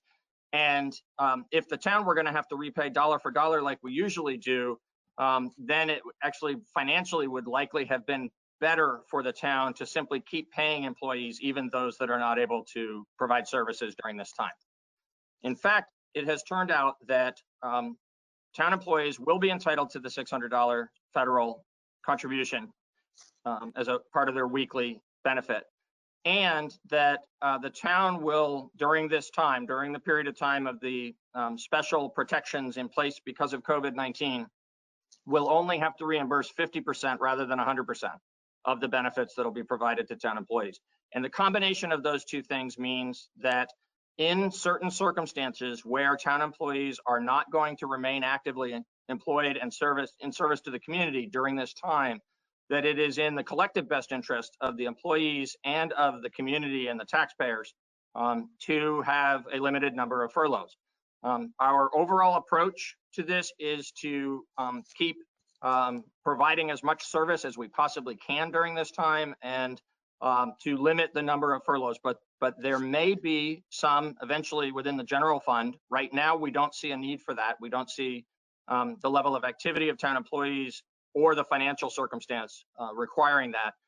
We did, however, determine earlier today that based on our now more complete understanding of how this is going to work, and based on the fact that the parking enforcement unit is fully shut down and has been for the last few weeks and will be for the foreseeable future, that it is appropriate, since the parking fund operates as a small business, it is an enterprise. In fact, in government accounting nomenclature, it's an enterprise fund. And the reason it's an enterprise fund, like our utilities fund, is because those operate with the fees for service, and in the case of the parking fund, also the fines that are paid, as the revenue source, like a business based on sales, that support the cost of operating that particular service. So it's self-contained and it doesn't rely on taxes or any other support from the general fund. So in the parking fund, where revenue is now zero, and we expect it may remain that way for at least most of the rest of the fiscal year, if not all of it, we've done some early forecasting of where that may leave us at the end of the year, and we believe that it's likely that the parking fund will end the year in a deficit of greater than $100,000. The fund balance that we started the year with in the parking fund is greater than that. In fact, it was over $200,000. So we don't expect the fund to go into deficit and have to rely on a general fund subsidy. But we do expect that the operations of the parking fund will be in deficit for the year. That is even after we would not proceed with capital work, including the paving of the Preston lot in the springtime months. That's work that needs to be done. We believe it should be postponed, and when we get back to something resembling normal, we can make a determination about the right time to proceed and spend that money and make that improvement. But for now, with no additional capital investment in the parking activities, and by reducing the cost of staffing in the parking fund, we think we can contain that deficit there to something that's a bit north of $100,000. That involved, to get to that number, involved advising 3 employees this afternoon that effective Friday, they will go on furlough. We advised them, and I want to make sure that others are aware that they will continue to be covered by the town's health insurance program. They will have all of their other benefits, stay whole. One of the important differences of a furlough versus a layoff, we much more commonly hear the terminology of layoffs. So a layoff means that a person actually separates from their employment. The benefits stop. All of the employee relationship ceases, and the employee is advised that it's possible that at some time in the future they may be invited back. That is not how it works with a furlough. A furlough is a temporary period of time, an explicitly temporary period of time, where the employer-employee relationship remains, but the employee is not paid any salary by the town, but rather is in an unpaid status. And based on that unpaid status, particularly now under the special rules related to COVID-19, the employee is entitled to collect unemployment compensation.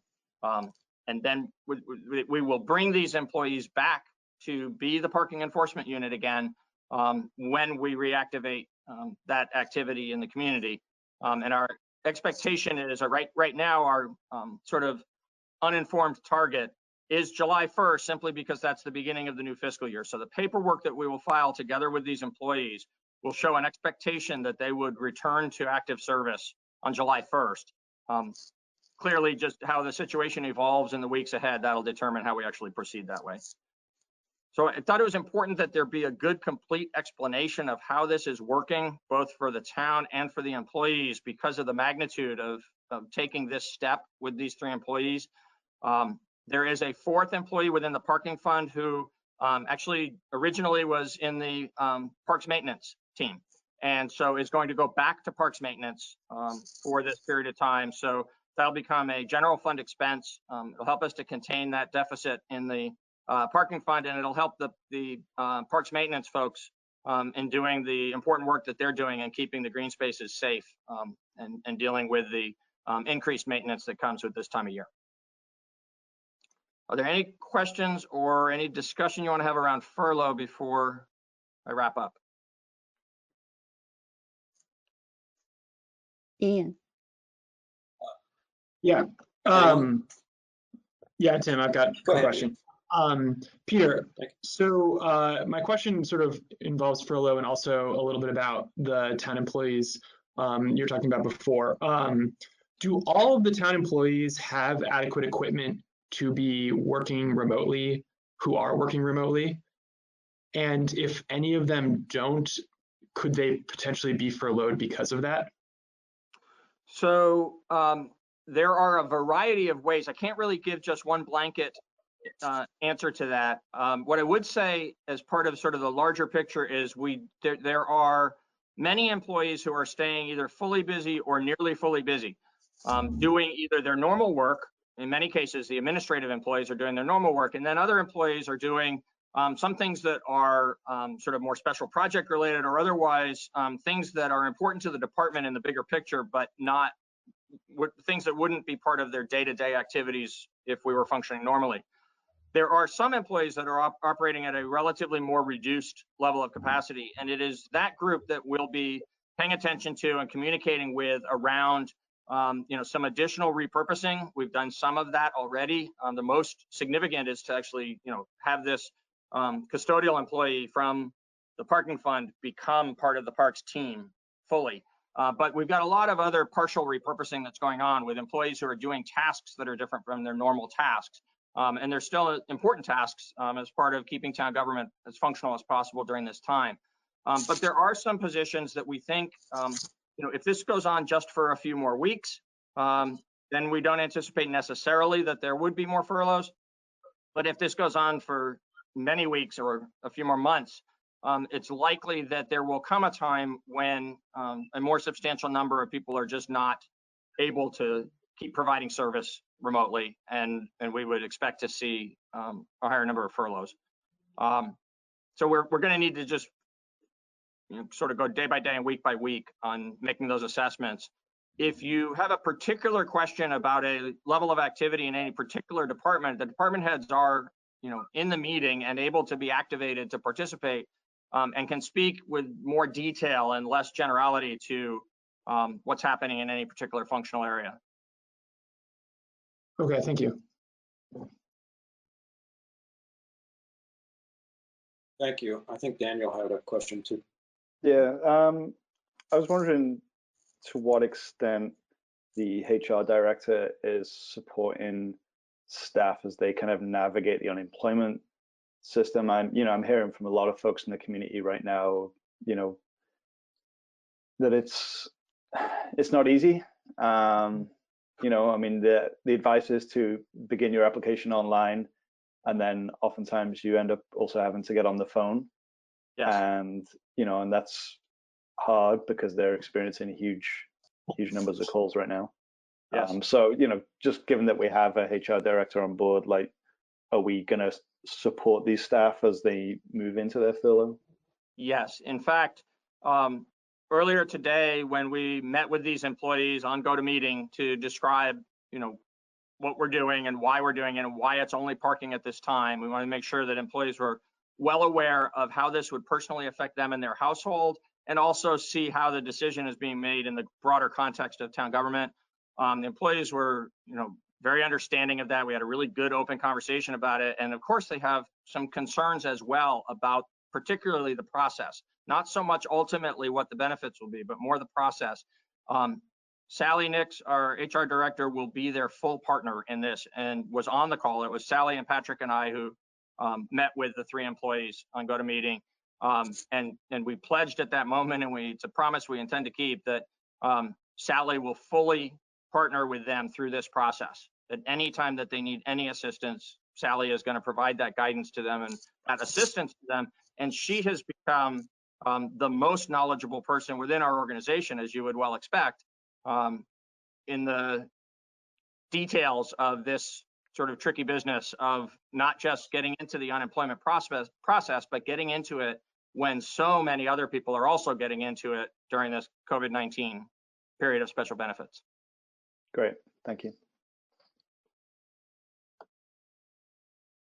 Yeah, Thanks, and Peter. I want to say sincerely, if I might just add on that about Sally and about the importance of that role, and it could sound sarcastic or even a little snarky to people because of the context in which we created a HR director a couple of years ago, but it is completely sincere when I say thank you to the select board that supported that year and the recommendation to town meeting, and to town meeting and the community who understood the need for this position and supported the creation of it. It's not easy to create a brand new position and fund a brand new position and what that represents as a cost to the community. Having Sally on the team at this moment is enormously important to us as an organization, as an employer, and individually for each affected employee. Thank you.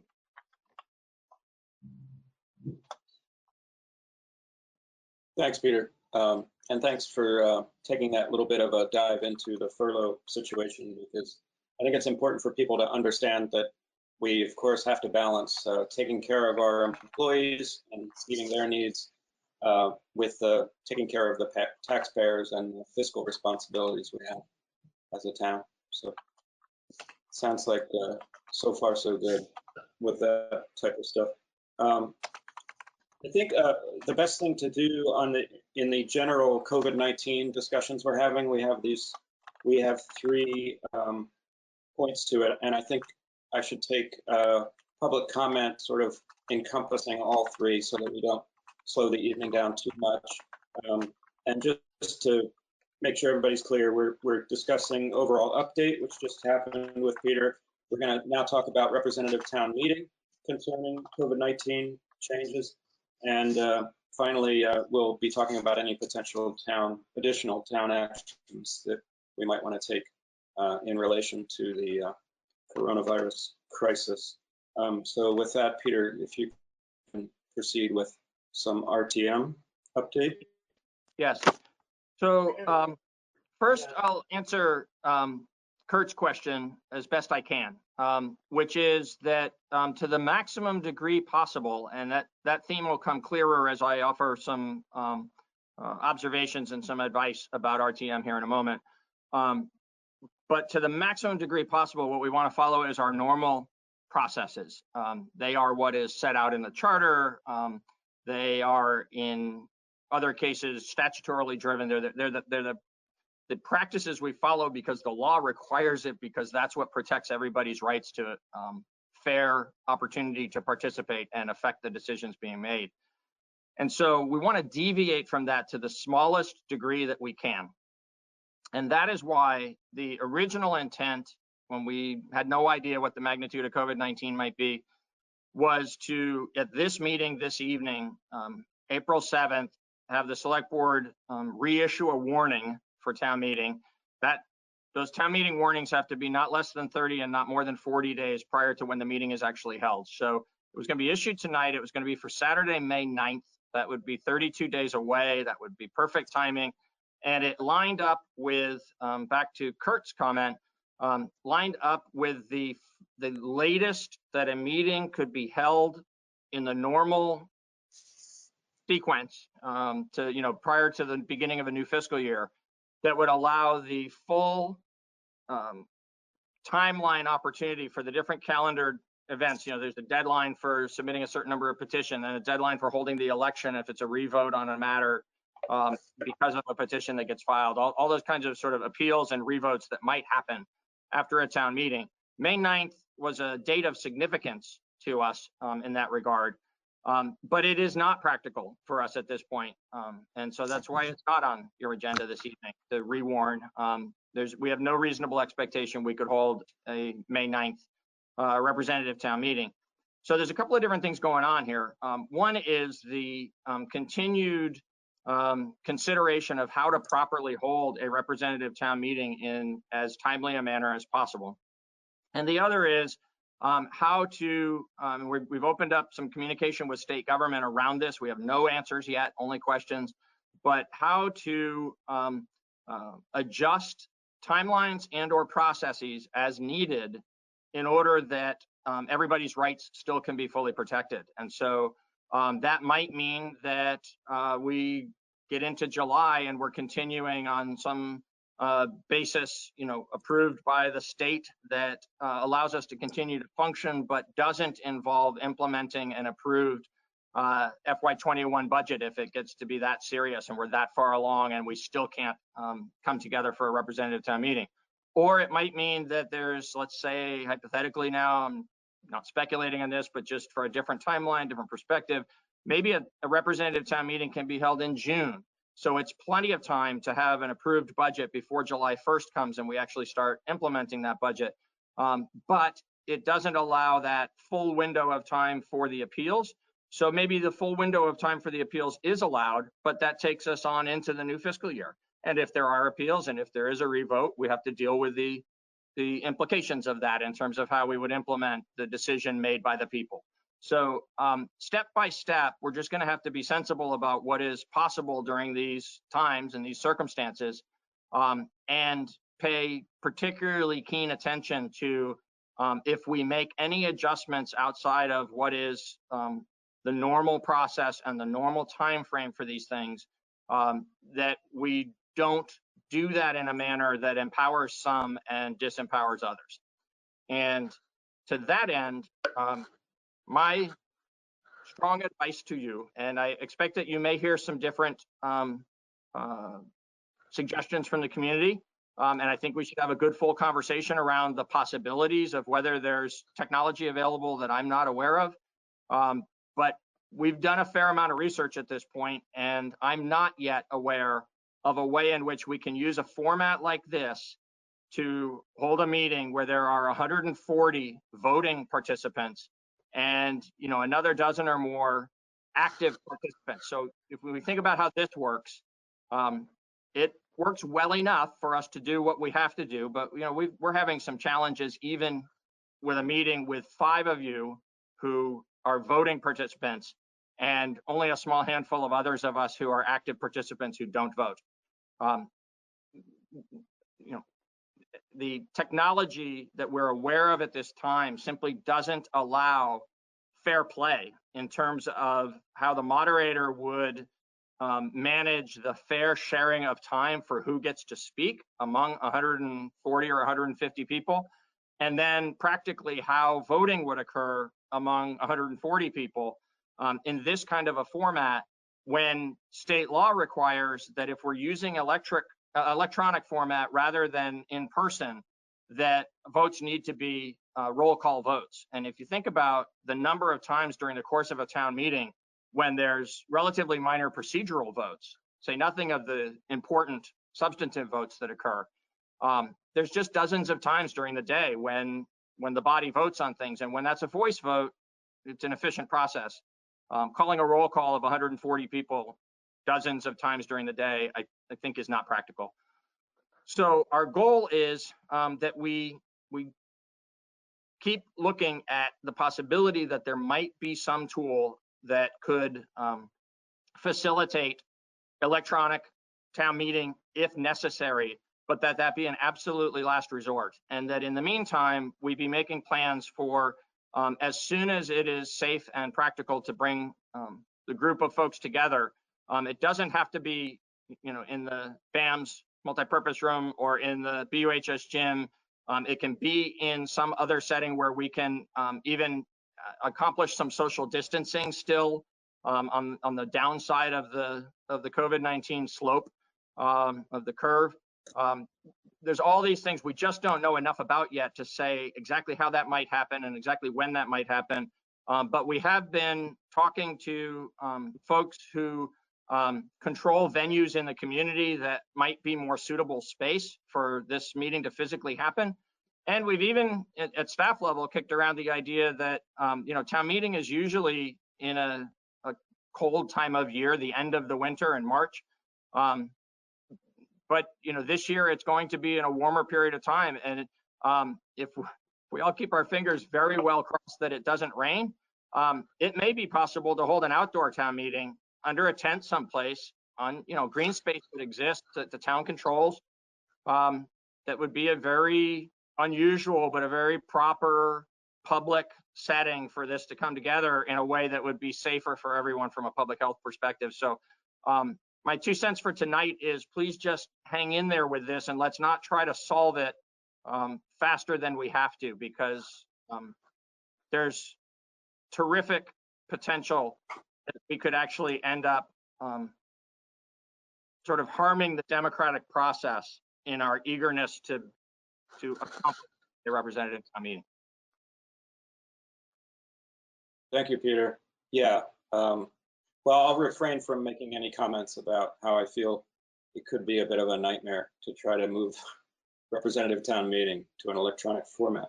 For now, I'm sure we might talk about that in the future.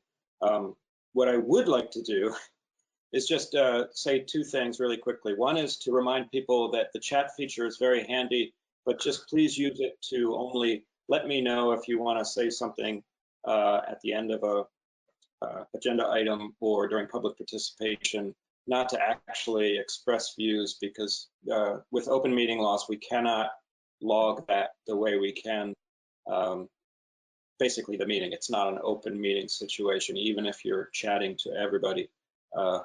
Someday in the future, we might work that out, but it's just too complicated right now. And my other thing is that I'm going to go against exactly what I was advising earlier and just change things up a little bit and go ahead and take a question, because Millicent had a question directly related to representative town meeting, and I'm kind of hoping it's something that we can answer quickly or address and then move on to the next item under the COVID-19. How do you feel about that, Peter? Okay. So Patrick, if you could bring up Millicent's audio. He did. Thank you. Okay. Yeah, hi, thanks. So I thought that I read at one point that the town was considering doing Australian ballot. And I don't know if you still are or not, but that prompts me to kind of say one thing that I really hope happens one way or another. I feel kind of strongly about it, that however we do this, allows it allows all of the reps an opportunity to hear each other, because we learn a lot when we hear each other. That to be fully informed, about a democratic vote, we need to hear the responses of the other. And I know that this adds to the challenge that Peter was describing about, how do we do this? But that's a democratic principle I think that our whole thing rests on, and I feel that that's very important.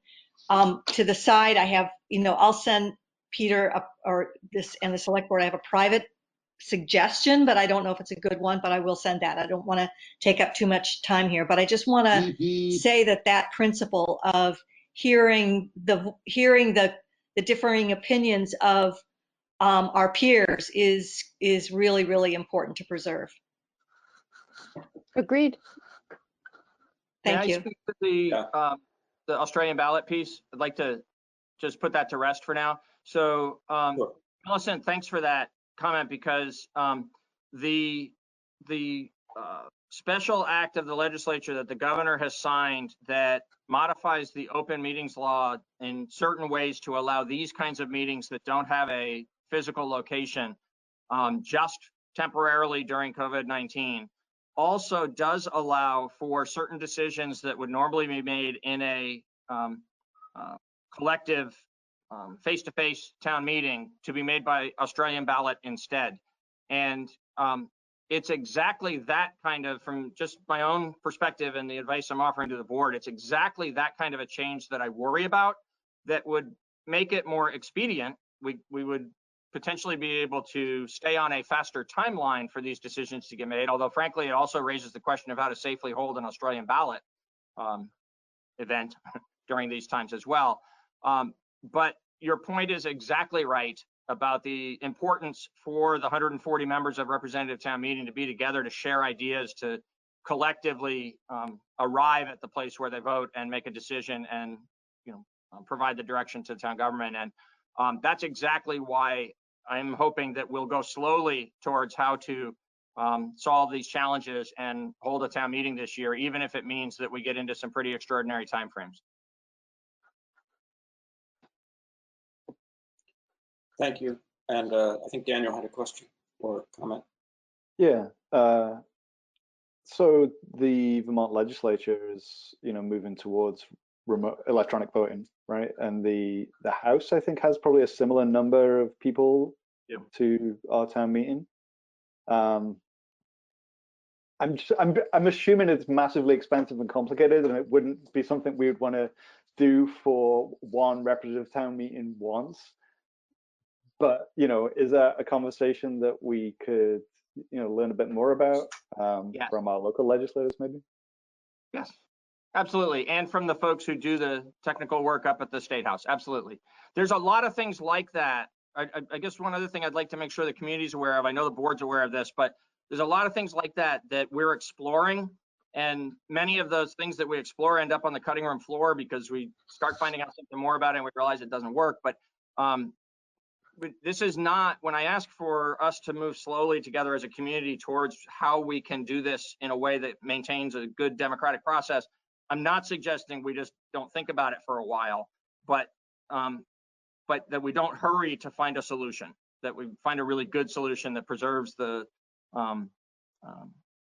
participation in the process.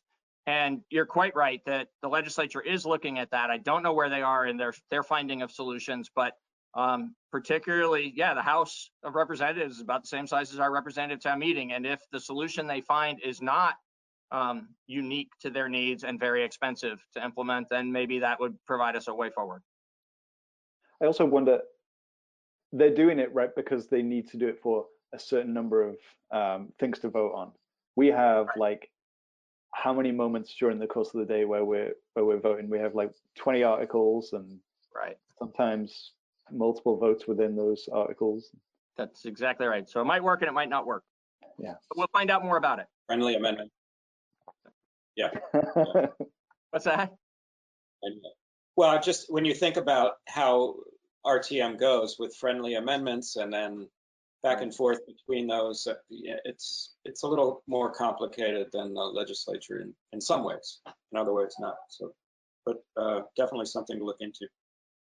I'm going to go against my own advice again and just let everyone know that a couple of people expressed excitement about outdoor RTM representative town meetings.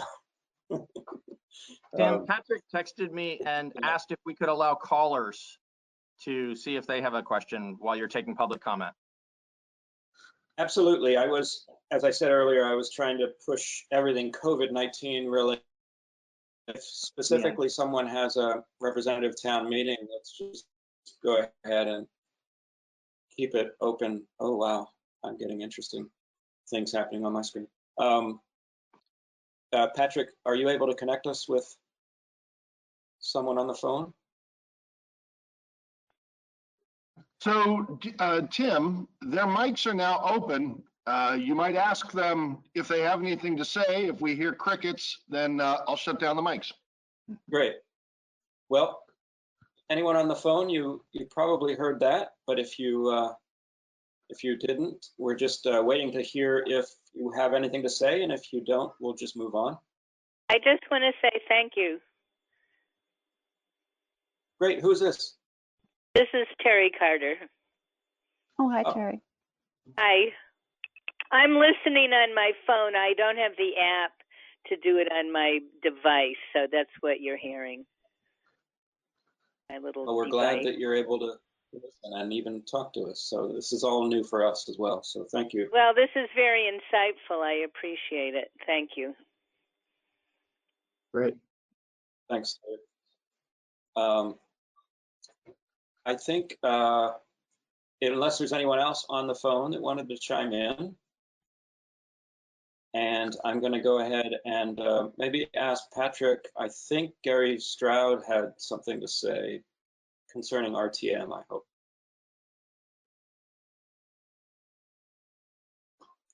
Patrick, are you able to open Gary's microphone and/or camera? His mic's open, and I've sent a camera request. Okay. I think we might be able to hear you. Well, as far as camera, that's probably 50-50, but can you hear me now? Yes. Can you hear me? Yes. Well, I guess in reply to what Tim was saying, when dealing with these different types of apps, I found Zoom very prominent because dealing with doctors and stuff, particular apps, as we know, aren't compatible with a lot of the technology some people may have, old or new. Getting used to that now, doing this, because this is something I don't know if we've ever done before. This was a first timer. Also with the outdoor event as well too. In consideration, what you had mentioned, that might be a good idea, but just the venues that hold a large capacity of people within the area, where people can get to as well, might be a consideration. I don't know if you want to put a vote out for that sometime later on also, Peter. And I guess last question, Daniel, I've been coming across, I don't know, are we still in effect to come across a few people who are being put out of their apartments? And also I was dealing with Green Mountain Power about this is only a 1 month time issue with the electric. After that, you have to go to your local areas that handle this. How it's being taken care of during this time now too.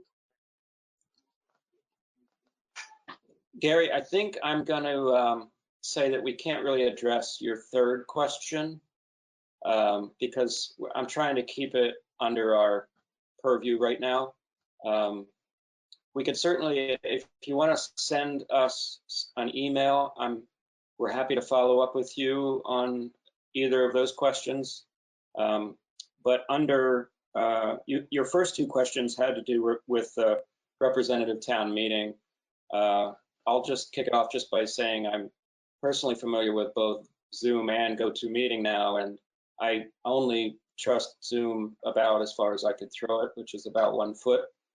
It's a lot of fun and it's more interactive and intuitive in my opinion, but it has some very well-known security issues that the legislature has recently discovered.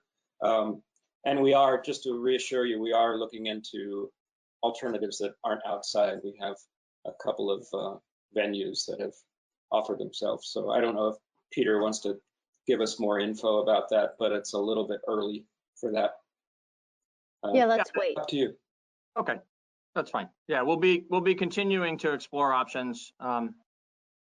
There's pros and cons to any site, and as we get a better handle on timing and when we're all going to be able to come out of our homes and be more together, it'll come clearer which site might be preferable.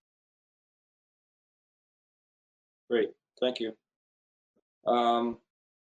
So I think we've wrapped up little discussion of representative town meeting. It's still a little bit of a floating subject, and we're still waiting to see what's going to happen with when things get back to normal a little bit.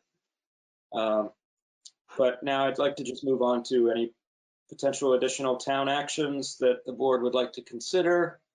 If any of you have anything to discuss under that, now's the time. As you all know, the town has taken quite a few actions that are within our purview already. Town Manager Elwell has written a very excellent summary of, it's almost like a diary of day one forward of a lot of different actions that the town has taken in support of our citizens and everything. Anyway, I'm just talking to kind of let the board think about if they have any comments here. So I'll just be quiet and let you raise your hand or not. You know, it'd be great if the board just kind of chimes in verbally, just because I hear nothing but silence. That's fine, Tim. Yeah, I really don't like being on mute the whole time. I feel like I can trust myself to not just. Don't be on mute. I think you should be off.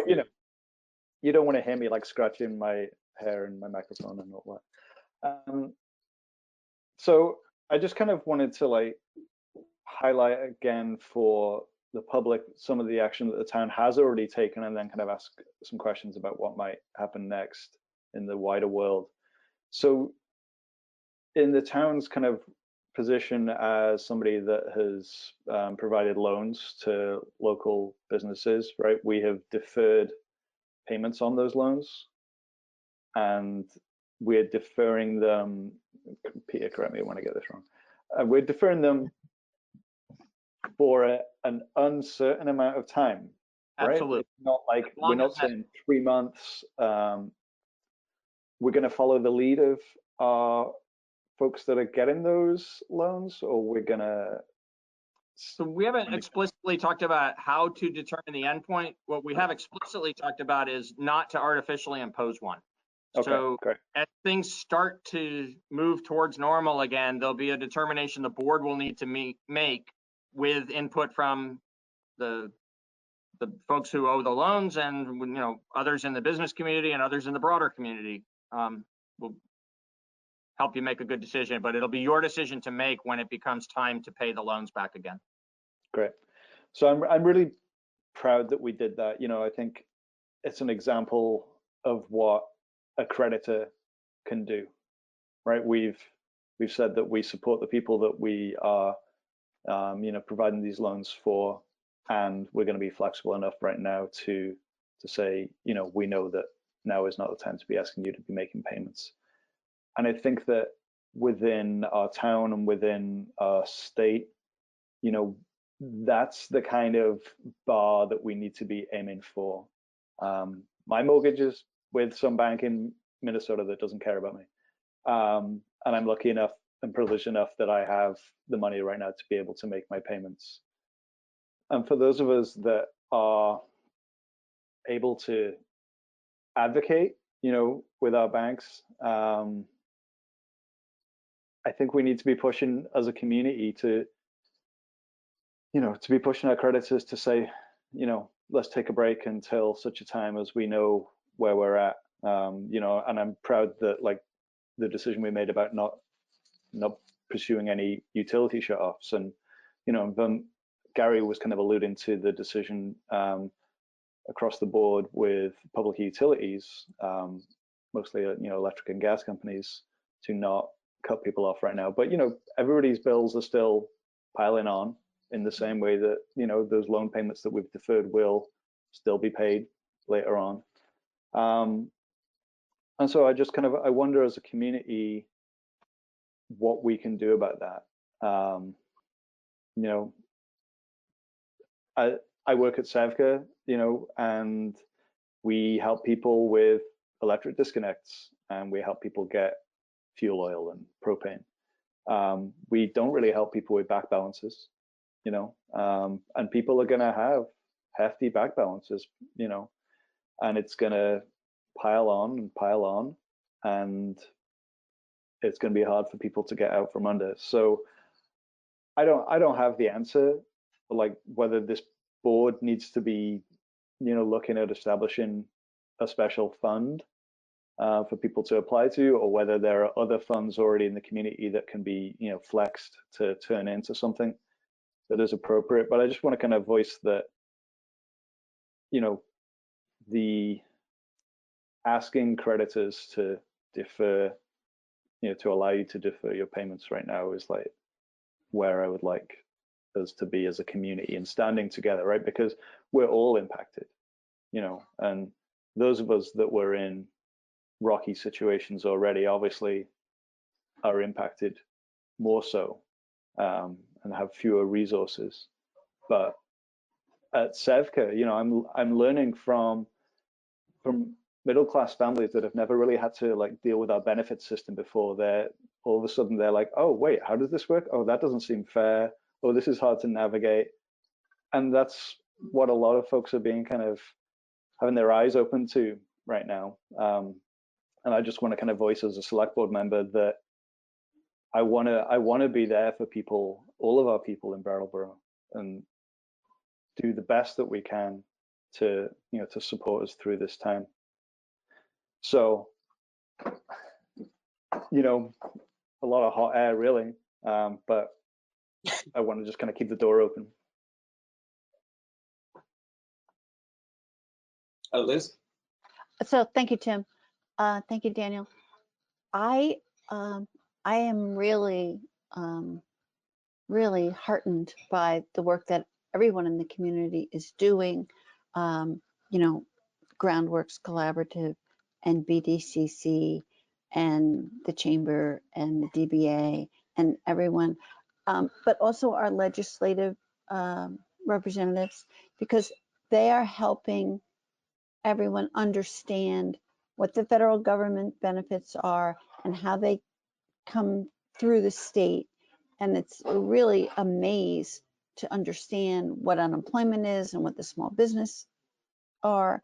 And I think the more that everyone gets a grip on that and understands it, then we can see where the cracks in the system are, that maybe Brattleboro can find a way to assist. But I'm not quite sure that we're there yet, but I agree that we should all be paying attention to see, what's available and what might be missing. Yeah, thank you, Liz and Daniel. And Ian? Yeah, I'll join in for just a second. Yeah, I just want to echo the comments of the rest of the board. This is a very trying time to join the select board, but I am very heartened by all the work that's being done. And I think I would just like to take this moment just to encourage people to reach out to the select board members. Our contact information is right on the Brattleboro town website. We are here to represent you. So email us, call us, let us know what questions you have. We can direct you to the people who can answer it if we can't answer it ourselves. You're not alone, and I know that this is an incredibly trying time for Vermonters across the state. So thank you. Thank you all. Can I double dip? Liz, sure. Liz reminded me, there's a need for data. I'd like to think that data is being gathered through the BDCC. I believe, there were an effort to collect survey information about kind of impacts and the extent and numbers. Like as a board, like it's hard to imagine some kind of relief fund without having a sense of what the numbers look like in terms of need. So I had a conversation with a local small business person today, and they wanted to see the board step up in a kind of an aggressive way. And also, we don't know how much would be needed to fill that hole, right? And whether or not that's something that we can do, and without the data, I really don't want to make decisions, without data in front of me. So whatever we can do in this community to get that information will make me sleep. Well, I don't know if it'll make me sleep better, but I'll feel more informed.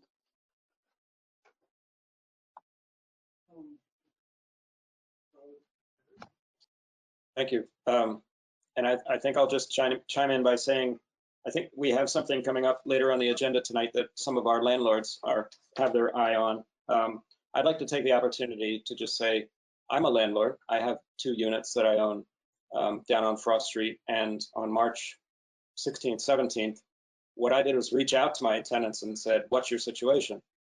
Because I know I still have not been able to get any feedback from the mortgage company, getting any breaks on my end for paying my mortgage. However, I'm trying to do that, and also checking in with my tenants about what their situation is. And they're lucky, and I'm lucky that they're retaining their jobs that mostly work in essential services right now. So they said to me, thank you for asking. It's good for April, and we'll see about May. And so I'm going to have that conversation again in a couple of weeks. And every landlord out there should be having this conversation, because why would you want to lose your tenants? That's a terrible situation, to be empty for a few months and someone, can't have a decent home to be safe in when they could actually need to be quarantined at any point.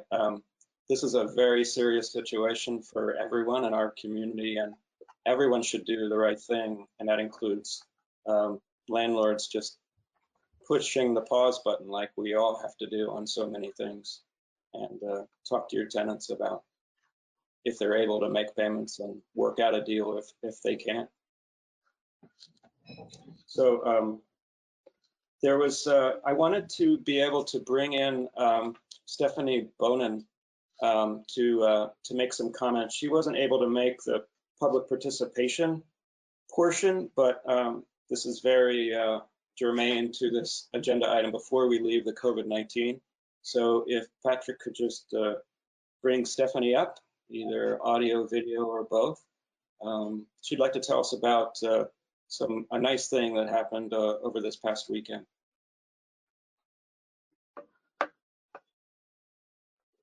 Hi, Stephanie.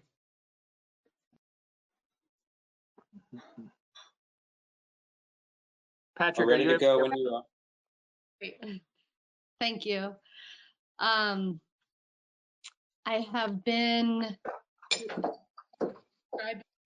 tenacious for the downtown community needs, and that is the need of having cash in hand right now. So I hear everything that you guys are talking about and hear Elizabeth's comments on where the cracks are. And we are about 3 weeks into this, roughly, someone can correct me, and rent was due last week. Bills keep piling in, and the business community has no income coming in, just like many of our community downtown, whether it's residents, organizations, anyone. So with that in mind, we created the 48-hour gift card challenge this past weekend, which was from 9 a.m. on, I'm sorry, 10 a.m. on Friday to 10 a.m. on Sunday. And the before work, which is actually just as important, was getting the businesses up online to be able to sell gift cards online. And so we had, at final count, 41 businesses participating, and over half of those businesses, we got them online specifically for that challenge. And so that will continue to reap benefits from many more years, as long as they're open. And so the 48-hour gift card challenge was created. The idea was that we need to help our community hibernate until they're able to reopen. And even the restaurants who are doing takeout, who are probably seeing 20% of their sales, that's not called being open. So when I say hibernate, I include takeout business in that hibernation. And so the challenge was created so that they could have some money in hand to be able to close their doors, to be able to pay the bills that just keep on coming even when the doors are closed. So the kickoff was a $5,000 match. And we started it off and said, 48-hour challenge to support our community by buying gift certificates online. If you're able to, we invite you to do that now. And an extra incentive is a $5,000 match, so that every gift card that's purchased can then become another gift card, dollar for dollar, and go to a family in need. I was definitely expecting to spend a lot of my time pushing that message out there to the world. And in reality, the $5,000 match I called after 4 hours, and probably should have called it after 2 hours. And so that was extremely amazing that we were able to reach that number so quickly. And several hours later, I got a call from another community member who said, I really want to extend the match with another $5,000 match. So I, of course, was very shaky and excited and announced that, okay, we have extended the match for another $5,000. So that match was also met very quickly. And for the rest of the weekend, I had 3 more calls. So one call was for a $1,000 match, and that was a family that has a second home here. Another call was another $1,000 match that was also from a family who had started out their relationship with Brattleboro through the SIT Graduate Center, and then has continued to have a second home here. And their kids saw it online and said to their parents, I think you can extend this. And then the last call was another one of our community members who had never given in this big way and really wanted to give $1,000 and extend it.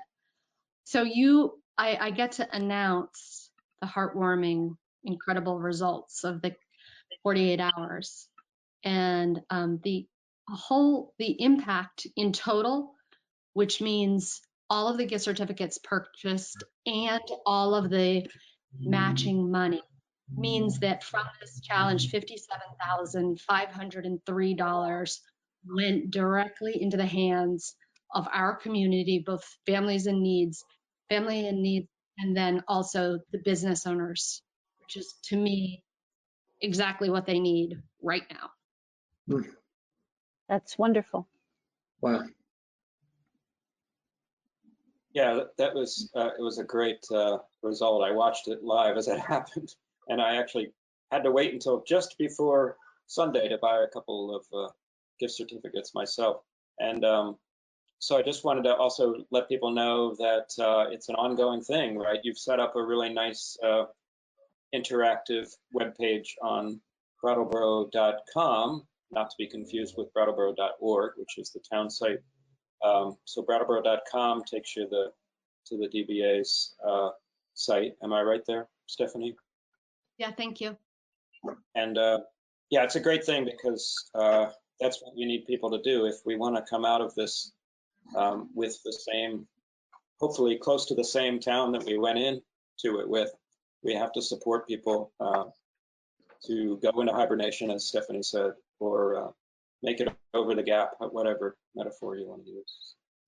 It's a great success story. Daniel wanted to say something. Yeah, thanks. Hi, Stephanie. It was really nice to see folks step up in this way. And I'm glad that funds are going to needy families. What I'm kind of curious about for somebody that works with needy families is how are you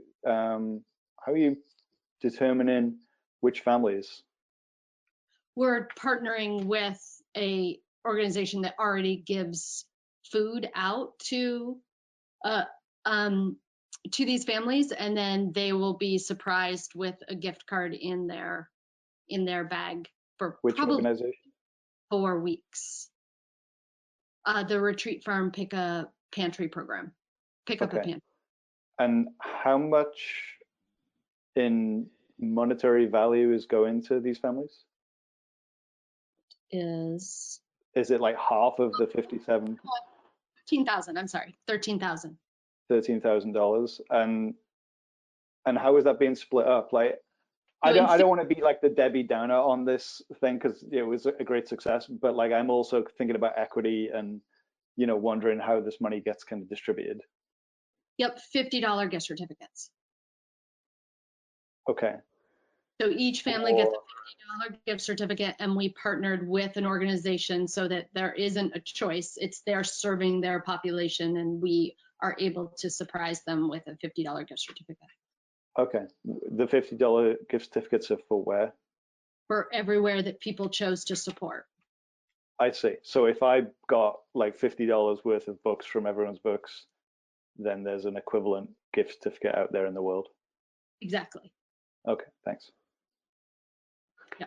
Stephanie, and if you have a $100 gift certificate, we would be purchasing 2 $50 gift certificates for your 100. Stephanie, I just wondered, do you think you'll do it again another weekend?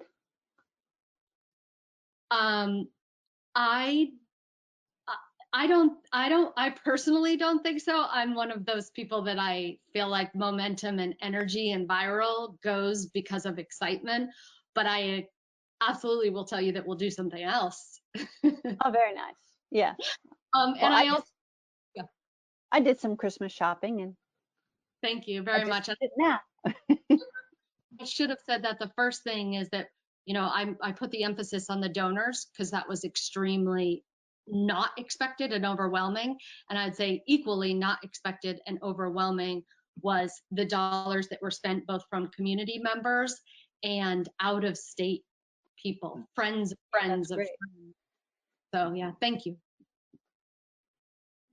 And when I bought my gift cards, I thought about Erin at Fish and Chips, and I thought about Nancy and the staff at Everyone's Books, and I thought about Corey at Patio Coffee. And, I'm going to go to those places anyway. And I'm also thinking about these folks as, these are people in our community, and they're having a hard time right now.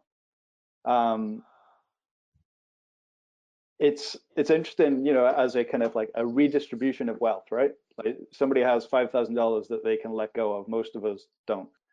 And so I would encourage people in the community who do have that kind of cash lying around that are ready to redistribute it to not wait for some other moment. There are plenty of people out in the community who have needs right now that can be met, and there are organizations, as you point out, doing that work. I work for one of them. So. Yeah, and I also want your comments about a new population coming to you in your work is like that to me is so one of the things that I've been really, really continued to put my voice to is that, all the people that are applying for unemployment and all the people that are applying for help with food, there is a huge portion of that who have never done this before and never asked for help before. And I think that we as a community are also saying it's okay to ask for help, and we're having to change our identity around that. And I what you said, I think there is going to be something that comes out of that because we will have a lot more lived experiences in our community. That's for sure. Yes. Well, thank you all. And thank you, Stephanie, for the update. Great to hear. I think we don't have anybody contacting me via chat. Or, well, we might want to just try. I bet you Patrick's going to want me to try. I don't know if we have anybody else on the phone. I don't think we do, actually, if I'm reading my info correctly. So I'm going to go ahead and have us move on. Oh, sorry, I thought I heard somebody. But I'm going to move on to new business, which is going to feel a lot more like regular old select board business to people, which is kind of nice because we've been talking a lot about stuff that is very strange to us. Let's move on to new business, and our first topic of conversation is going to be a grant, the Association of Vermont Conservation Commission's grant. And I think Sue is going to come online for us and chat with us about that. It's so great to have somebody operating the levers behind in the background. There she is. Hi, Sue. Hi, Sue. Hi, Sue. Hi there. This is weird to be the first one with normal business. So I'm here tonight. The Conservation Commission wants to submit a tiny grant in the amount of $480 to the Association of Vermont Conservation Commissions.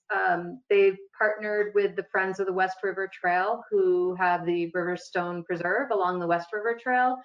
And they want to do an interpretive, there's an existing trail, it's about 1/3 of an acre, and they want to do some interpretive signage there. So that's the grant. There's no match required.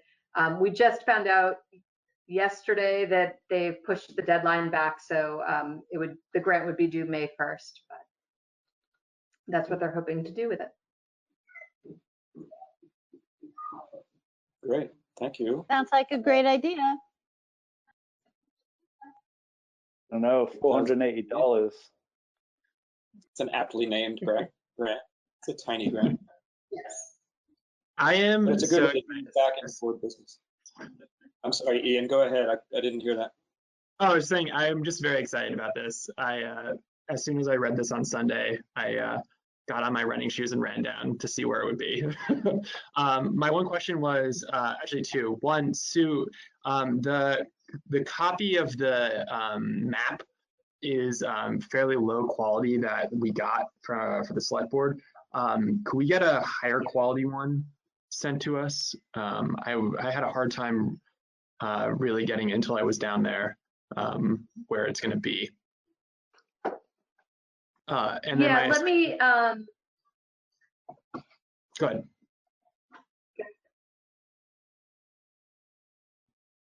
I will. I'll try to get you a higher quality of the map. It may have been because it was coming from my house and the scan wasn't very good. So I'll see what we can do about getting a better quality map. And the second question was, is it only for signage, or would there be any work done to the trail itself with the 480? Yeah, no, it's just for signage. It's the creation of the signage and the actual purchase of the signs and the installation, which will be done by the Conservation Commission and the Friends of the West River Trail. And I should add that Lynn Levine, she's a resident of Dummerston. She's done a lot of work in forests and trail building. She's doing a lot of in-kind work for this. She's a member of the Friends of the West River Trail. So she'll be working on the content of the signage with some other people as well. That's very nice of her. It's a nice trail, and right now it's a very busy trail. Oh yeah. And I encourage folks who are using that trail to, keep their distance, be reasonable. And also, if possible.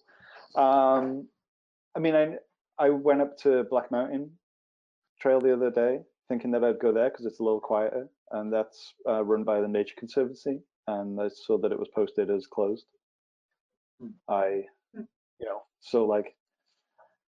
People need to get outside, and we're narrowing down the options.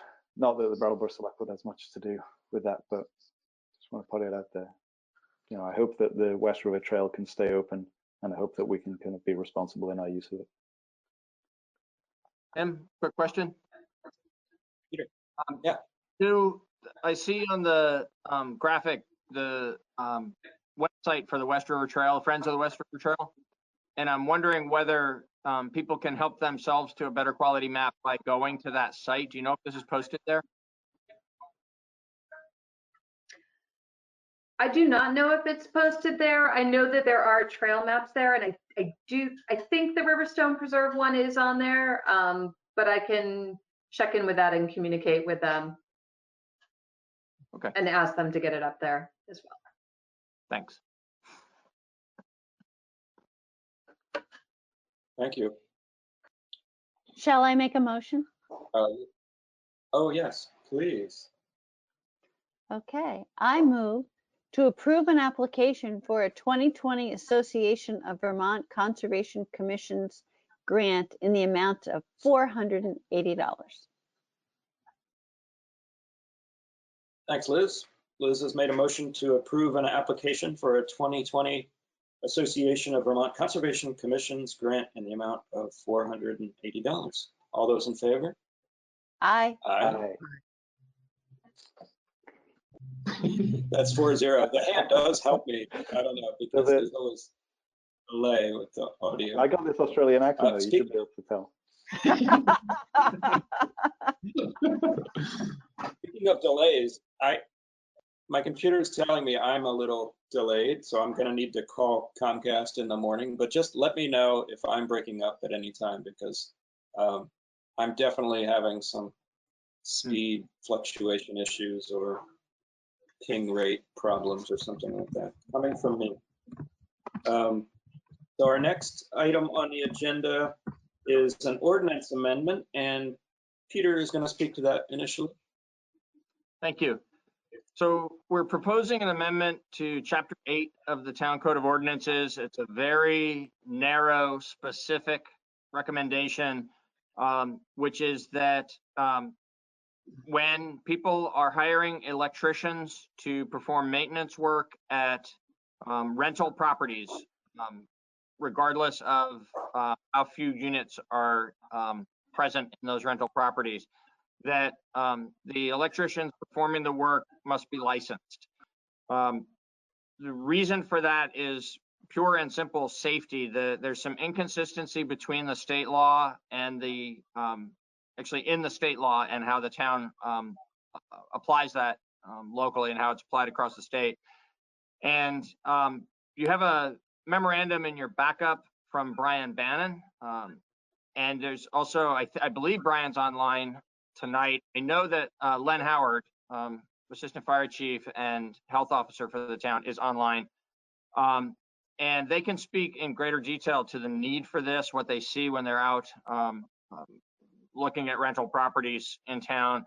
But basically, if you're 3 or more units, you have to get if you're doing electrical work at 3 or more units, you have to get a licensed electrician, not just someone who can do wiring. That's already required. And so what this would do is in Brattleboro, raise that standard so that even in a 1 or 2 unit rental situation, if there's anybody renting at any particular property, then at that property, electrical work would have to be done by a licensed electrician. And we think it's an important matter of public safety, not just for the owners and residents of those properties, but just in general to keep the community safer and protected from fire. Lenny's up, so I'll be quiet. Thanks, Len. Did you want to add to that at all? No, I think Peter hit it right on. It's very inconsistent, I believe. I mean, if you have 3 or more units, you have to get an electrical permit and have a licensed electrician perform the work. But in a 1 and 2 family home, if you have to get a construction permit from the state of Vermont to do the work, so it's up to code, and a plumbing inspection permit, but you don't have to get an electrical permit, which is kind of inconsistent to me. And I think it's very important that this type of work is done properly and not just by a homeowner that may think they know what they're doing. Yeah, I wanted to make a couple things clear to anybody watching too, that this would not apply to people living in their own homes. This would only apply to units that were intended for rental or were being rented. Is that correct? And I'm also, I've just got to say that, and it's up to you, you don't have to go into too much details, Lenny, but just confirm for us that there was recently a real world instance where, because of this sort of what I would call a hole in the coverage in the law here, we had a pretty dangerous situation. Is that right? That's true. And I've seen it in many other 1 and 2 place family homes that I've gone in, of it being a concern. And I think it's just a safety thing that should be done. Does anyone, any board members have any questions? I'm tempted to actually read it. It's not long, the portion. Liz. Go ahead and read it. I think that would be good. Yeah, go ahead and read it. Reading is a good idea. Okay. So this would be, I think I'm doing this right, section 8-32. I'm just getting a nod from Peter. Yes, great. Yes, A licensed electrician shall be required for the following types of work. 1, any construction not otherwise exempt under 26 VSA section 910, excepting that. 2, any electrical work in a building used for dwelling or residential purposes that contains 1 or 2 dwelling units, where 1 or both units are intended for rent. A licensed electrician will be required. That's the new language that we're proposing to add. And may I just make clear for the record that Bob Fisher, the town attorney, wrote that language and has fully reviewed the reasons and the preparation for this together with the health officer and the deputy health officer. Great, thank you. And since this is an ordinance amendment, this is the official first reading. I assume the second and final reading will be in 2 weeks. Is that correct? That is correct.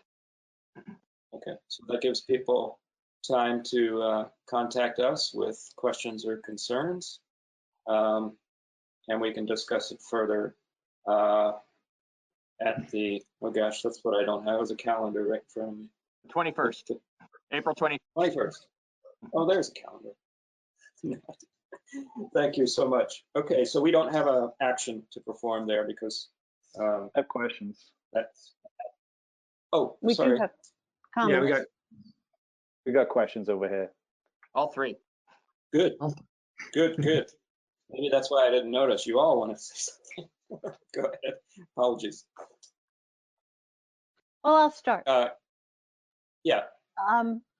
First, a question. Lenny, are there enough electricians in town? Is it going to be a hardship to find an electrician? It's a good question. I mean, there's many independent ones, and there are a couple companies in town that perform electrical work. So my guess is there would be. Okay, thank you. And then I just have 2 comments. One is that it seems to me that we need to do this because otherwise we are discriminating on the safety of people who live in 1 and 2 rental units. And the other thing is that, you know, a town's major purpose is to protect the health, safety, and welfare of the public. And so I see this as a vital action on our part.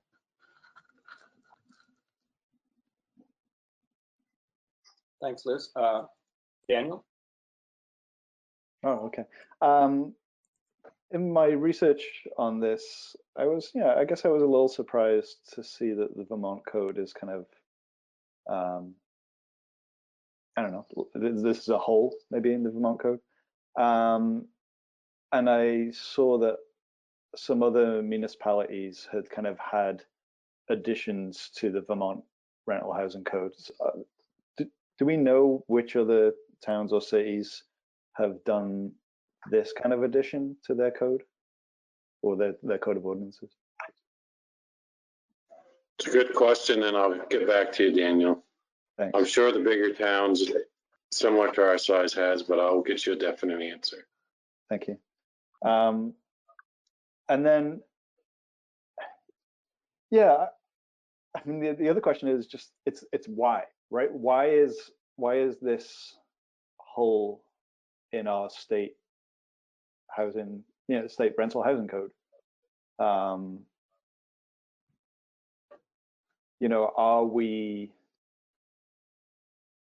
we going too far by requiring this of folks if it's going past what the state of Vermont requires for code? I'm not, I don't think personally I would feel like that, but I'm just kind of wrestling with what it means to say, oh, our state code on something is insufficient and the town of Brattleboro needs to go further than that. I think all of the rental housing that I've lived in, I would like it to be safe. And I know that 50% of Brattleboro residents live in rental housing. That's significantly higher than our countywide, numbers and statewide numbers. So we're talking about half of the population of Brattleboro. I mean, some of those may live in 3, 4, dwelling properties, but I'm sure many live in 1 and 2. And I know that, many of our local electricians really, they take a great deal of pride in their work and doing it, to code and safely. And I just want to kind of make sure that we are doing our research about this before we kind of go further than what the state requires. And I wondered, I saw that the example of the Central Street problems was mentioned in Brian's memo. I mean, I don't need this information now, but do we know of other examples in the town where work has been done on properties that has led to unsafe conditions? I think having that information for the next time we come up to this question would help me. The short answer is yes. Are you asking for more documentation about other specific addresses? I guess so, yeah. I mean, I guess I want to know, to what extent is this a problem in our community before we kind of, take this further step to go past the state kind of housing code.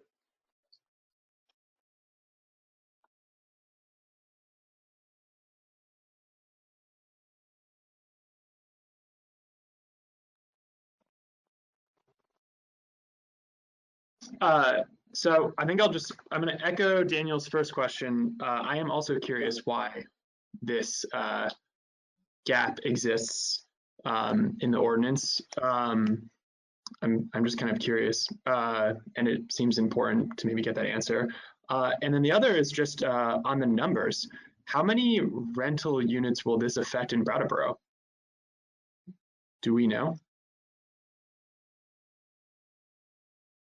I can get you that answer too, Ian, along with Daniel's.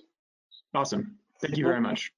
We'll do a complete updated staff report so that in preparation for second reading, not only you have this information, but the public will as well, the answer to the various questions from tonight. Perfect. Thank you. Thank you. Let me just jump in. Did the board get your questions answered to your satisfaction? Okay. So despite me trying to be a little clear on the chat issue, I have some questions coming in, which it's going to be very slow to try to bring people up to actually ask the questions. So I'm going to go ahead and ask them live on their behalf, and we'll see how this goes. Because it's pretty straightforward. Wendy Levy is asking, was the Brooks House fire due to electrical deficiencies? Is that a good example for Daniel? The Brooks House fire was caused from a staple being stapled too tight into the electrical wire itself. So I can't tell you. who put the staple in it, but that's what the cause of the fire was, yes. Okay, thanks. And a question, I believe from Tony Duncan, I'm going to ask it for him. Is there a demarcation of what would be considered necessary for an electrician? Would adding a fixture like a light to existing wire require that? I guess he's asking, where's the level of electrical work? I heard someone ask if changing a light bulb, for instance. I think that was just sort of a snarky comment, but this is definitely a demarcation of what electrical work would be. Do you have anything in mind, whether like adding swapping out a fixture on a wall, if it's a simple procedure like that, does that count as electrical work?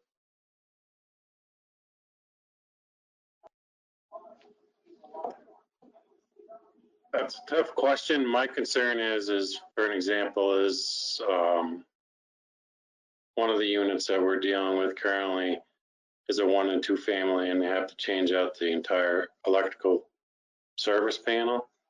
And unfortunately, he's not required to have somebody that's licensed to do that the way the current state codes are written.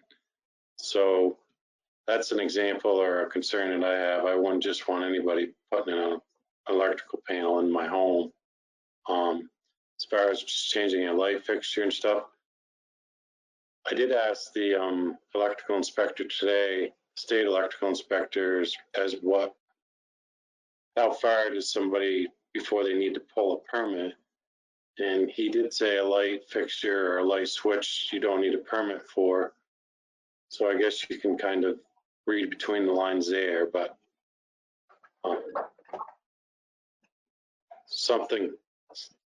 having an electrical panel put in or remodeling the building, or I think is definitely a need for a licensed electrician.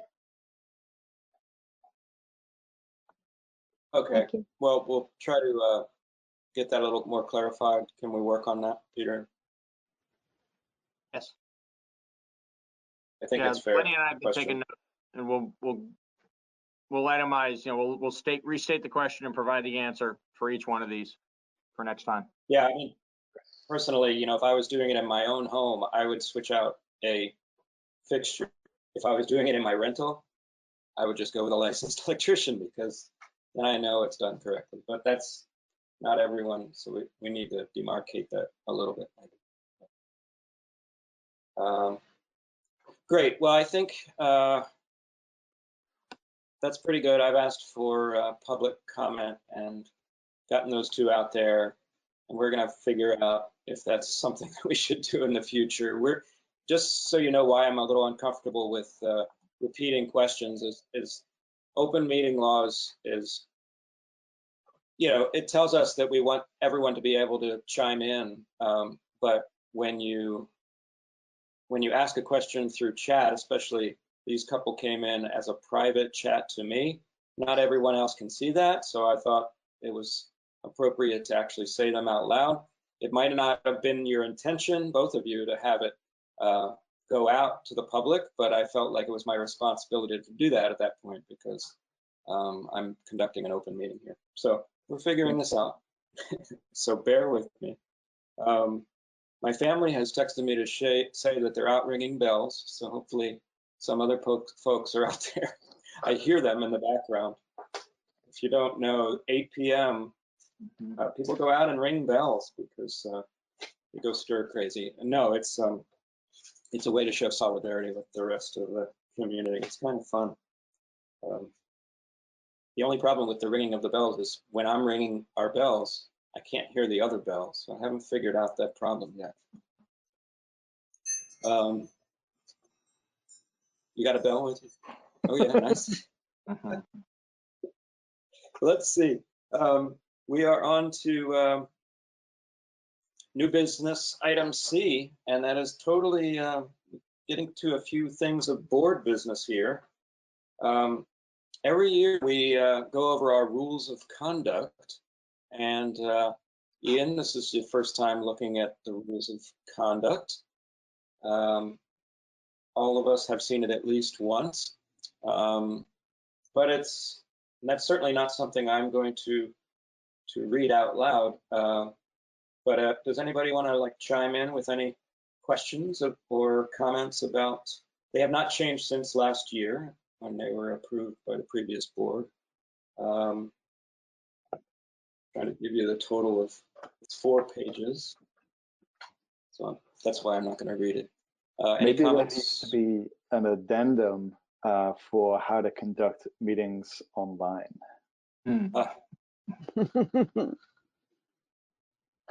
Certainly. That'll be another half joking. I'm half joking because I saw Wendy's comment in the chat just now. And like, you know, we don't have the parameters kind of exactly spelled out clearly for everybody, so it makes it a little bit more challenging.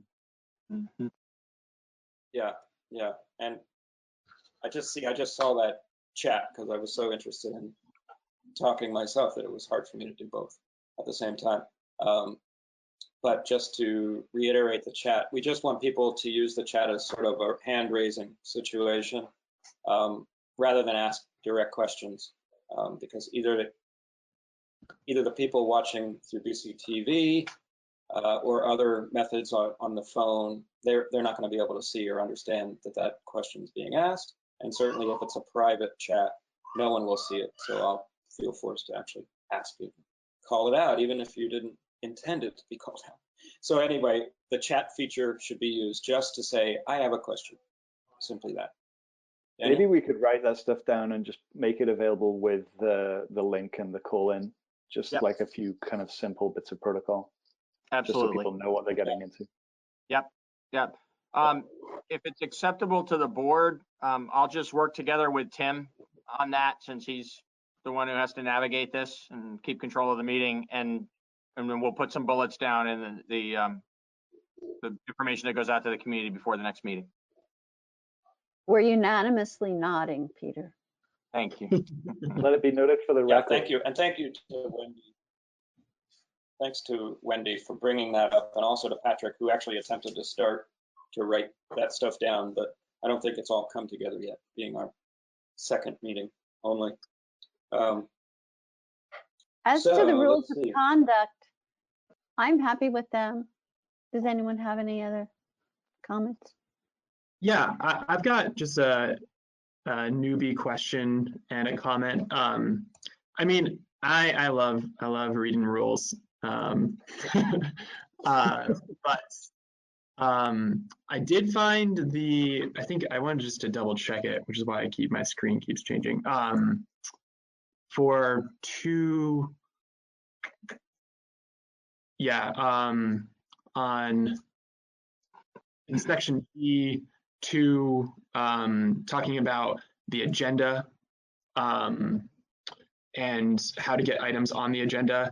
I had to go back and reread that section multiple times to make sure I understood it exactly, which, you know, I'm not proposing any kind of change to it, but just as someone who's putting new eyes on the rules, I would say that is a section that sort of drew my attention as being a little clunky.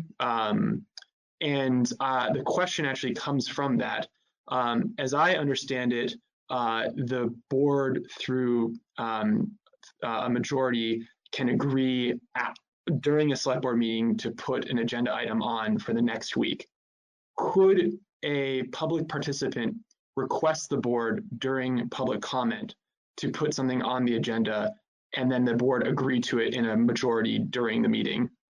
Is that an avenue that a public participant could use to get an agenda item put on the agenda for the next meeting? Not traditionally, right? Peter, you want to chime in? Yeah, what I would say is it is definitively fair game for a member of the public to speak about any topic. I mean, that's what public participation exists for. It remains at the discretion of the board whether or not to hear it as a formal action item of the board. And what I've seen more typically, it can happen the way you described, Ian. It also can happen during the course of a meeting, just discussing some other substantive matter that's on, say, tonight's agenda, that 3 of you might say, we should really discuss that aspect of this thing further, and let's have that be its own item next time. So a board certainly always has the ability to decide that some topic is going to be an agenda item for a future meeting. It has been more common over the years, and it's also been my experience more commonly in the other communities that I've served, that because public participation represents an opportunity for every individual in the community to say their piece, that boards will often receive input. They're being urged to take some kind of future action and take it under advisement. And then the chair and the vice chair might decide to put it on a future agenda. A board member might say, hey, whatever happened to when so-and-so asked us about such and such. Yeah. But it hasn't been standard to receive a comment from an individual member of the community and then say that becomes the select board's business the next meeting by any kind of sort of commonly held expectation. It's very much been a case-by-case basis, and it's been unusual that something like that would get set immediately for the next meeting rather than just taken under consideration by the board. Okay, I really appreciate the clarification. I think I just wanted to take some time to just, as I was reading that, to let our everyone know who's watching how you actually, if you wanted to get something on the agenda, you got to put something in writing the Tuesday before noon. So I was just wanting to explore if there were alternative ways, but I think that does answer my question, Peter. Thank you. Yeah, and I'll just add, and I'm not closing off the discussion by any means, but I'll just add that it does happen that we turn to each other and say, oh, that's a no-brainer. We should put it on on the next meeting warning. But more often than not, asking for it to be formalized, like checking in with Peter and having a discussion first, totally changes the request and changes the ask into something that, once you get more information, you have a question, you want to talk about something, but then you receive a piece of information that really changes the whole direction. And having a little bit of a buffer saves us gobs of time with just, having to talk about something that either isn't in our purview or isn't relevant for one reason or another. So it's a little bit more efficient to have a more take a question to the town manager. I see your hand, Peter. Go ahead. Yeah, I'm actually trying to put it in the right spot where it's in the screen. So just a little bit more, that's helpful. Actually, I'm glad you said that, Tim. It reminds me of something that I think also would be helpful to you, Ian, and hopefully to members of the public that are listening. It's really common in those situations that the board turns to me and asks for staff to provide some additional information to help you decide whether or not you think something needs to be a select board item. And so what we'll do in those kinds of situations is we'll advise the board further and the person who raised the issue so that they know what the board is being advised. And sometimes those things come back again on another night, and sometimes they don't. Or sometimes the person's question is answered. That's right. Ideally. Yeah. I have a question about signing things like, warrants. What is our procedure for warrants right now? We will be doing that by PDF. So the finance folks will prepare the warrants as usual. That's one of the few tasks that is still going on in the offices, is coming in and running, printing off the checks to be mailed to pay bills. And, there's some equipment here that needs to be used for that and for payroll. So there's some 2 employees in the finance department that are coming in occasionally doing that work for us. And when the warrant list for a particular week is complete, they will email the PDF to me and to whichever one of you is signing at that time. And our email response to say it's approved will be sufficient. That all of that will be actually printed off and put in the files so that it's there for the auditors to see that even though we couldn't put a signature on it, we actually did go through the normal approval process. And obviously, if you have a question along the way before you're ready to approve it, you can direct that to me or you can direct it to finance and we'll get you an answer before you send your email approval. Okay. What was I going to say? I just was reminded of like the term warrants and how probably the vast majority of people watching this are like, warrants? And when we talk about signing warrants, we're not talking about warrants for people's arrests or what have you.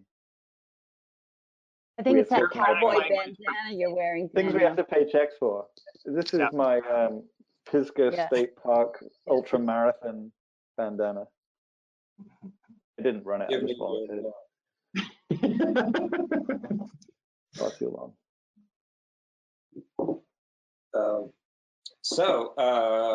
If everyone's fairly satisfied with that, I would welcome a motion. I'll move. Okay, go right ahead. From the administrative report. Ian? This is where you need to have multiple windows open all at once. Yeah. Sorry, go ahead, Peter. I wanted to make sure you knew that there's a proposed motion in the administrative report. Yeah, I was going to use it for the first time. So I so move to approve the rules for conduct of meetings and hearings. Thank you. Ian has moved to approve the rules for conduct of meetings and hearings. All those in favor? Aye. That's 4. Thank you. You have approved that set of rules. Next, we just want to talk about, guess what? Warrants. That flows very nicely. When we sign warrants, which are basically, we still say, it's losing all meaning now because I keep saying the word over and over again. But these are basically the authorizations for expenditures, checks, etc.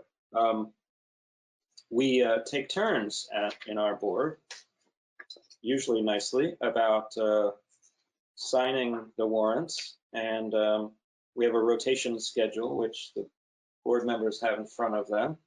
And this is just a boring bit of board business that we do. I have a certain time period that I always like to do. Daniel's shaking his head. No, I think thinking about the future now is no longer boring. I'm looking at these dates. I'm like, what will be happening on June 8th? I have no idea. Oh, true. Well, you'll still have to sign warrants. I might choose not to. I might choose to take a later date. Or email your approval. Yes. Now, that's true. We're going to be able to do even warrants with PDFs? Okay. That's what we're going to be Just doing doesn't feel for right. now. We've cleared that with the auditors, that's sufficient for now when it's not safe to be passing around pieces of paper. Great. Great. So we have these, does anybody have a preference of where they are? I have no preference, so if anyone does have a preference, go right ahead. Okay, I have a preference. Go right ahead. I like November, December 31st because I tend to be, because of my work schedule, I tend to be more likely to be around then. But of course, with PDFs, who knows? I'm really hoping by November 2, though, we're going to be signing these things in person again. So I'm going to just say that, and that's what's going to happen, I'm sure. Anybody want to take April 1st, which would include, now? No. Okay. Liz or Ian? I will take the first shift. Brandy's not here, so she's going to end up with the last chosen one. June 8th to August 21st. I'll do that. Unless Great. Daniel That wants includes it. No, I'm holding out for a later one. Okay. Because you really want to do that. I want to go and hang out with Jan and talk to Jan about what's going on, and absolutely. You can't do that online. I mean, I guess I could give Jan a call, but it's not quite the same. You can't hit Jan's candy bowl online. January 4th to March 19th is Daniel's then, I assume? I was going to do like the August one. Did you take the August one? No, I was. Didn't I? You said later, so I was giving you the I last thought one. I thought Elizabeth was doing June to August. I'll do That's August correct. to October. I'm hedging. I'm saying by August, I'm going to be able to go back into the municipal center and hang out with Jan every Friday morning. Yes. Good. So we will assign Brandy to January 4th to March 19th. And I'm sure she You know will what they would say graciously. in New Jersey? They'd say, "From your lips to God's ears." It's been a Some while people since might I've say heard that. that one. Okay, where are we? I had to actually write something down in this digital age. It threw me off. We actually have possibly Sue with us again for our next. Oh no, wait, I'm sorry, I'm skipping something. We need to talk about annual select board appointments for committees and boards. And this is very important. So the select board serves on various committees and boards, and this is when we duke it out for who gets to serve on what. I have some added duties now, so I am hoping to step away from my duties on the traffic safety board, traffic safety committee, I should say, even though I really enjoy it. So I just want to throw that out there. Does anybody want to express a desire to be somewhere where they're not, or somewhere where they'd like to be? I would love to step into the traffic safety committee in the safest way possible. Great. Anyone else interested in traffic safety committee? No? Well, I'm going to write Daniel's name in, and then we'll, I don't know, take it as a slate if we need a formal motion on that. So going back to the top, we have a capital grant review board that meets as needed. And there is 2 slots. I'm happy to serve on one of those slots. Is anybody else interested in that? Any background? I'll toss it to Peter to give us a little description. Ian? It meets very, very rarely, hasn't met actually in several years, but it's there in case there is a proposed new capital grant funded project that would add to the maintenance costs of the town. Great. So I'm throwing my name on there, but if anyone else wants to join me there. Yeah, I'll join on that too. I mean, I'd like to have another as well. Certainly, that's not enough. The next one down is the Rental Housing Improvement Program Loan Committee. I believe Brandy currently serves on this. I could be wrong, but she's not here to speak for herself. So does someone have an interest in this committee? I also have an interest in this committee. Great. Now, I think it's also, that's a meet as needed situation too. Yeah. But this one and the next one, I believe we're gonna have some activity on, since we're all being positive and think we're gonna get through this in the next couple months. We hope. I think there's gonna be some definite need there. So if Ian is unchallenged, I'll write his name down. You know, And next is I just had a thought that might be, this one and the next one might be quite busy in the coming months. And if Brandy is still interested, you know, maybe they would like to share those responsibilities. May I just offer some perspective about the difference between the two? I quite agree that the Small Business Assistance Program Committee is likely to be very busy during the recovery from COVID-19. I'm not sure that the Rental Housing Committee will be, because that's funding specific to making improvements in rental housing properties, as opposed to sort of sustaining or growing a business in rental housing. And so I think we actually may enter a period in the second half of this year when it's less likely that landlords are going to be in a position to be investing additional funds in the physical plant of the rental properties. So I think the two actually represent something quite different in terms of the potential unique impact this year of COVID-19. Thanks, Peter. Good point. Where were we? The small so business Ian is right. I have Ian's name down for the Rental Housing Improvement Program Loan Committee. So who is interested in the Small Business Assistance Loan Program Committee? So Liz has raised her hand. Okay. That's great. I'm getting a nod and a dark stare from Daniel. So that's going to go with. This is my neutral face. You got that Negan neutral face. My stare. Yeah. Thanks, Liz. So Brandy, unfortunately, isn't able to chime in, but that's quite all right. We can always adjust things if we have to later. Wyndham Regional Commission is a term from April 1st to March 31st. April 1st, 2020 to, yeah. Yeah, on that one, I'm sorry that we did this, but we've created a confusion here, but we've got a separate agenda item at the next one because it's likely to involve you appointing people from outside the select board. So, so we probably should just skip over Wyndham Regional during this item and deal with that in a minute. Sorry. Yeah, I was actually going to say that, but I was doing it in a very overly verbose manner. Thank you. The next one is the Wyndham Solid Waste Management District Board of Supervisors.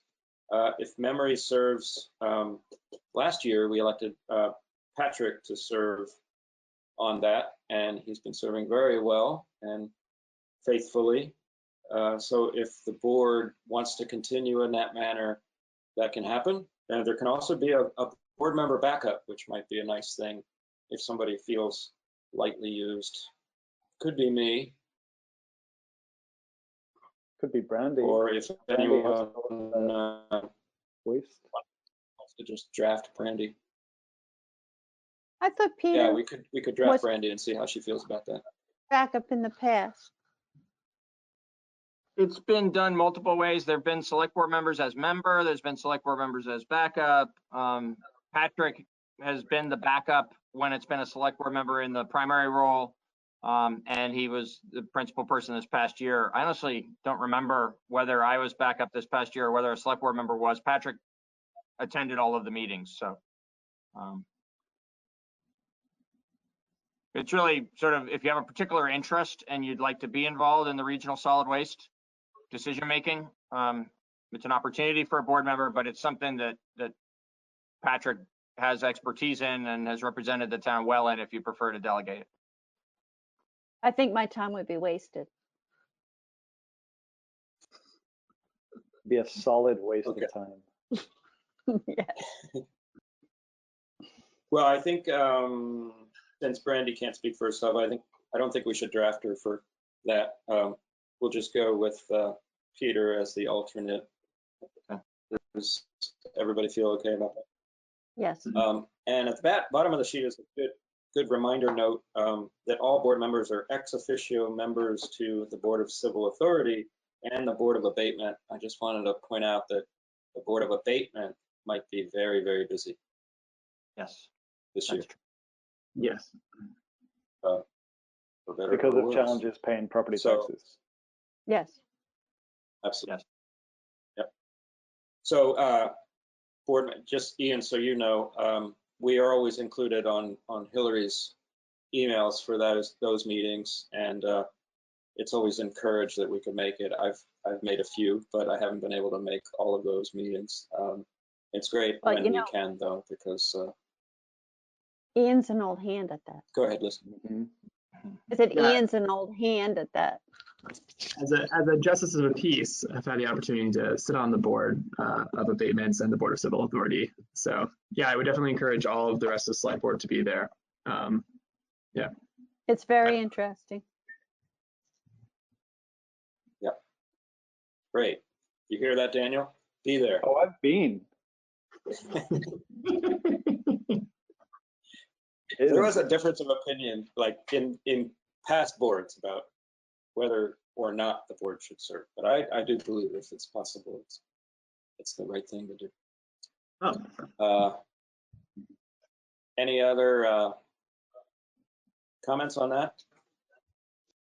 Do it. No. Peter, do you think, see, I feel at a loss. I would turn to Jan at this point and say, do we need a formal motion? You do not need a formal motion on this. It's sufficient. Maybe I'll just recite back to you, make sure that we've got it written down right. But what I have is Daniel for the Traffic Safety Committee, Tim and Ian for the Capital Grants Review Board, Ian for the Rental Housing Loan Committee, Liz for the Small Business Loan Committee, and delegating to Patrick and me for representing the town's interests at the Solid Waste District. Is that what you intended? Okay. Yeah, so you're good to move on then to the Wyndham Regional appointment, which is something that actually does require a motion of the board in order to comply with Wyndham Regional's requirements.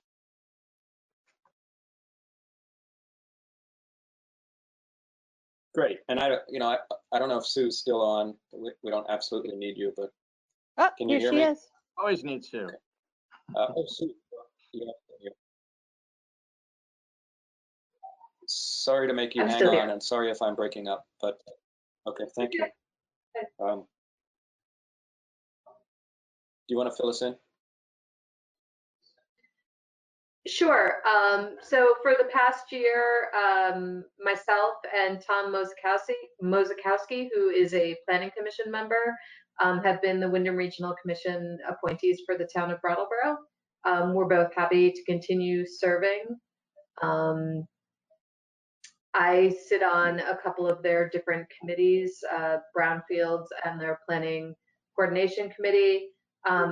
I actually don't know if Tom is on any of the committees, but he actively attends their full commission meetings, which I sometimes have conflicts with conservation commissions. So we worked well to kind of cover the meetings and participate with the Wyndham Regional Commission. So we're both happy to serve if you would like to appoint us. Great, thank you for your service. And it certainly would please me. How about the rest of the board? Absolutely. Sounds great. So whenever someone would like to make that motion. I'll make a motion. This will be my first online motion, I think. Let's see. I'll see if I can get this right. Okay, I move to appoint Sue Fillion and Tom Mosakowski as representatives from the town of Brattleboro to the Wyndham Regional Commission for the period from April 1st, 2020 through March 31st, 2021. Thank you. Daniel has moved to appoint Sue Fillion and Tom Mosakowski as representatives from the town of Brattleboro to the Wyndham Regional Commission for the period of April 1st, 2020 through March 31st, 2021. All those in favor? Aye. Aye. 4-0, unanimous. Thank you, Sue. Thank you, Sue. All right. If anybody doesn't have any last minute brainstorms, I think we've come to the end. I just wanted to say, happy Passover to everyone celebrating out there. And also that the Easter Bunny is coming, I hear, on Friday. You could check out the Recreation and Parks info for that. Something to do with a vehicle parade again with the Easter Bunny. Does anybody? I don't know why I was compelled to do that. Where can you go for that? Yeah. I'll be coloring virtual eggs. There's other activities as well. I think they're also doing a exercise thing. Yes. A bunny hop? It's always good. I'm sorry? A bunny hop? I'm not sure what it thing? is. No, they're leading exercise groups or something as part of the holiday experience. I'm not sure. Would you like me Clearly, to? It's yes, Peter, sure. please explain. It's one of the ways in which the recreation department is trying to help families and particularly kids to stay active and stay engaged with each other in a safe manner remotely, and through digital connection. And so they're offering online gymnastics classes where kids are doing the exercises and activities at home, along with the folks who are leading the class online. And there's in today's report, I'll leave it in there again for tomorrow, make it easy for people to see. Today's daily update from the town, we put in the different times. It's on Wednesdays and Fridays, and there's a different time of day depending on the age group of the child.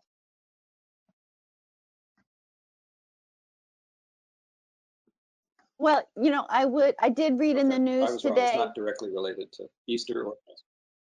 I did read in the news today that in New Zealand, the Prime Minister determined that the Easter Bunny was an essential service.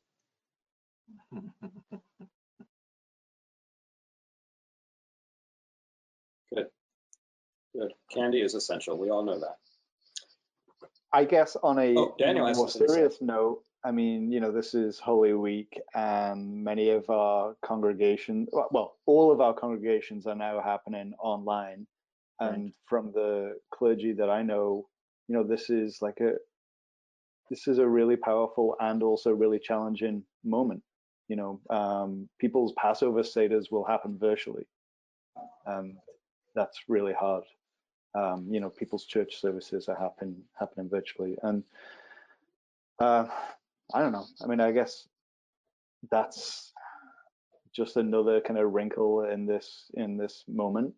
And I wish everybody well for this, for this week of holidays. Thank you, Daniel. Yes. Yeah, thank you for that. We all support that. Thank you, Daniel. All right. Well, does anyone have a motion?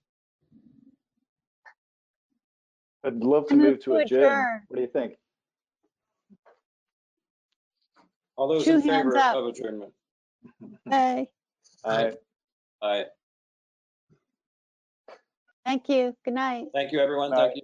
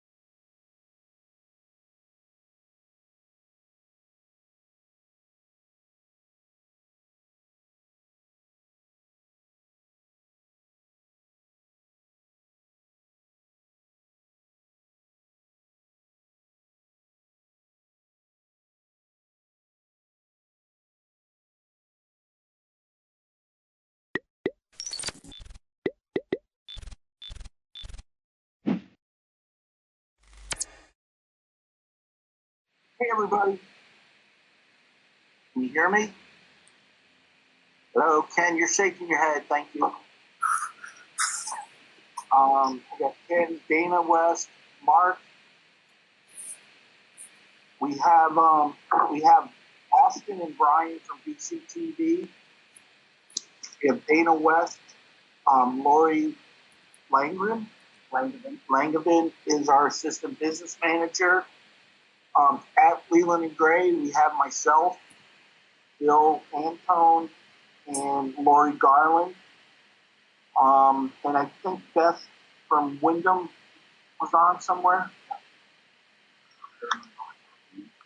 Hey, Dana and Mark, can you mute your mics for me?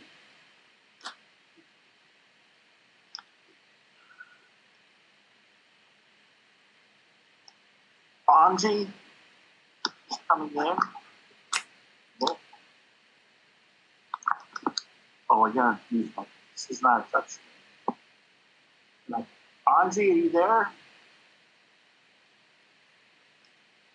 Hi, Hey, how are you? I'm doing okay. How are you? Good. So we're gonna ask everybody to mute themselves. Okay.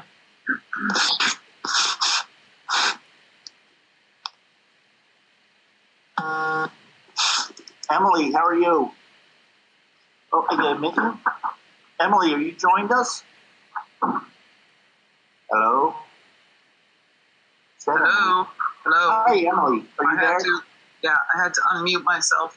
This is usually I'm on Zoom, so I'm trying to figure this one out.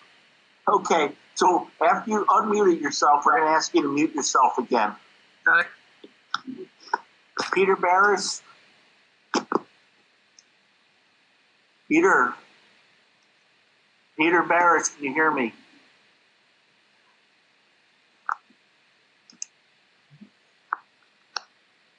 Wants to join the meeting. HI. Who's that? There it is. Hello. Hey, Peter, how are you? Hey, man. We're good. I don't know if you can see me, but you can hear me. Let's see. I can hear you. Let's see me.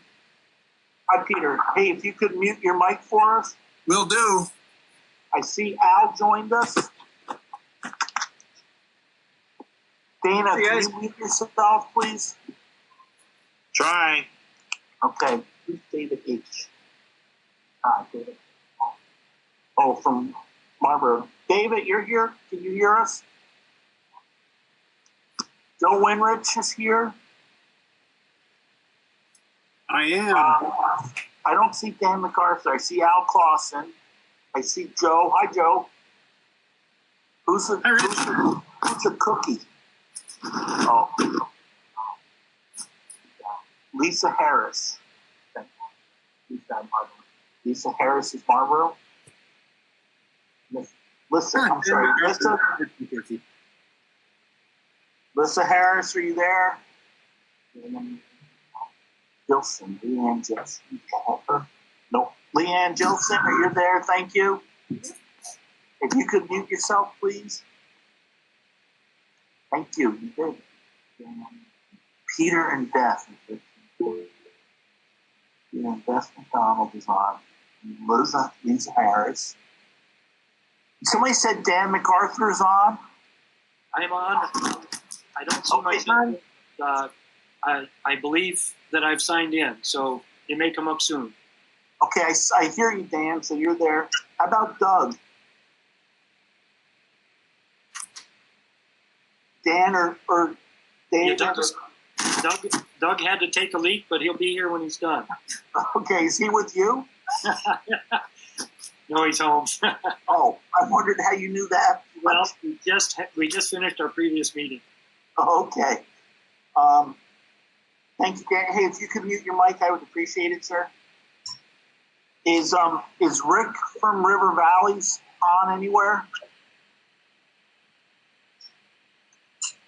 Doug did join me up. I see Doug Korb.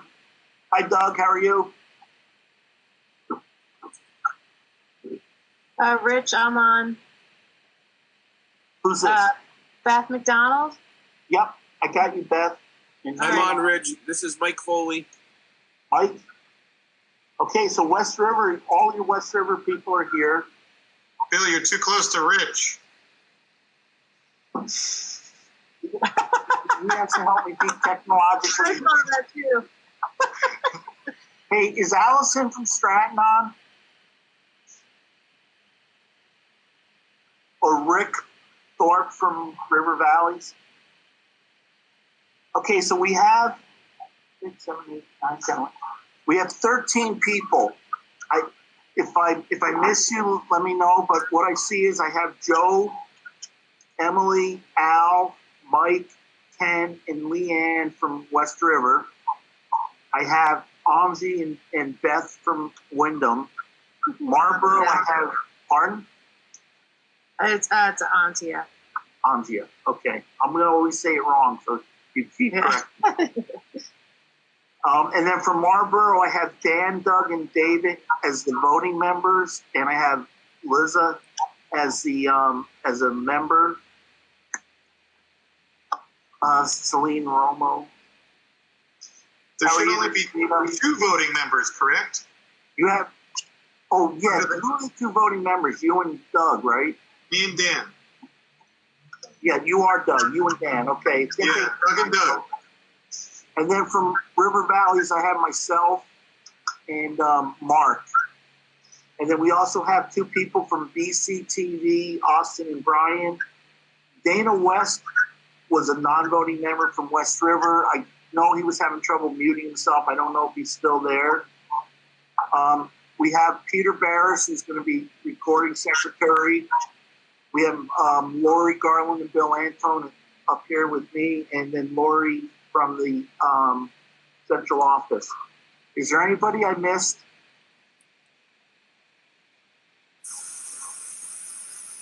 Okay, so if you have, so we're asking everybody to mute themselves. If you're on by phone, I guess you have to press *6 and just say you have a question.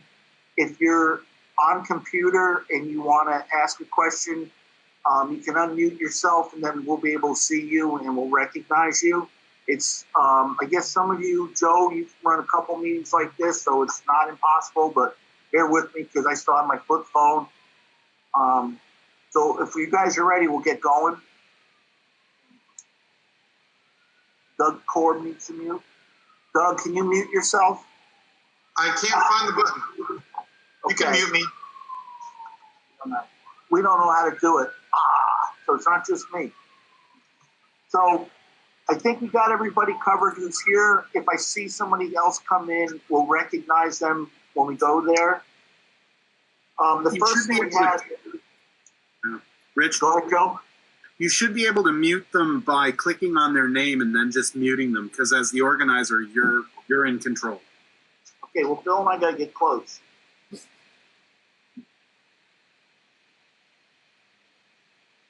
It's right next to Pin.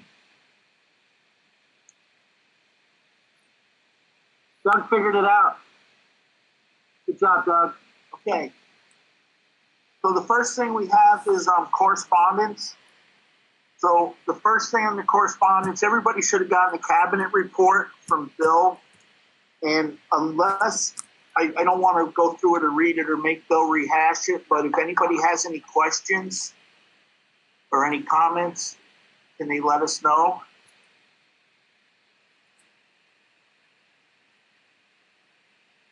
Okay, hearing none. We have a couple letters that I want to read that came into WCSU. The first one's dated March 17th, 2020. And it's addressed to the WCSU board. With the pandemic on our hands, we, the undersigned, would like the WCSU to adopt a policy that allows all hourly employees to be paid for the duration of the school year, regardless of whether school is in session. As teachers who are on salary, we are distressed that the WCSU would only pay hourly employees if they chose to come into work. All of us are doing what we can to take care of our students, each other, our families, and our community. The best thing we can do is to take this pandemic as seriously as possible. We should be doing what our surrounding districts are doing, not being in the building as much as possible.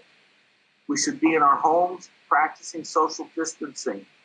We will do everything we can to interact with students and their families virtually and support them during their time away from school. Of course, we all do our best to serve the students in our community. The hourly employees are not taking advantage of the situation by staying home. Currently, they are having to make a choice between getting a paycheck or being a responsible citizen by social distancing.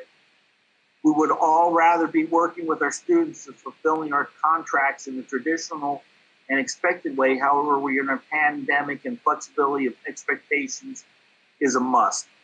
Please take this pandemic seriously.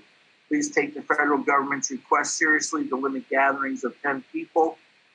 Please allow all employees to go home, stay home, take care of themselves, and be creative in how they communicate with their classes and their students. Slowing the pandemic should be the first priority. Or second priority should be helping our community feel calm, supported, safe, and engaged at home. Governor Phil Scott has called for all school employees to be paid during this closure. The hourly employees are our most financially vulnerable adults on our staff. We should not be asking them to choose between their health and work.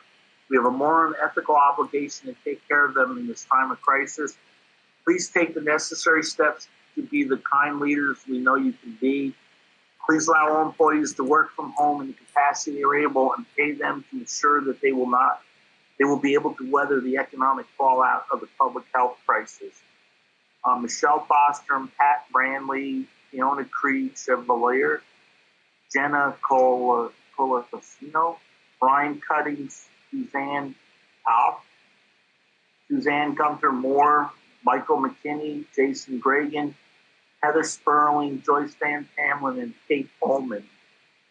I was notified of this letter, and the following day, it's actually dated the 21st, we got a follow-up letter. And again, it's to the WCSU board. As a follow-up to our last letter sent to you on March 17, 2020, we'd like to offer this. The COVID-19 pandemic has caused an environment of unique and continually changing circumstances and directives.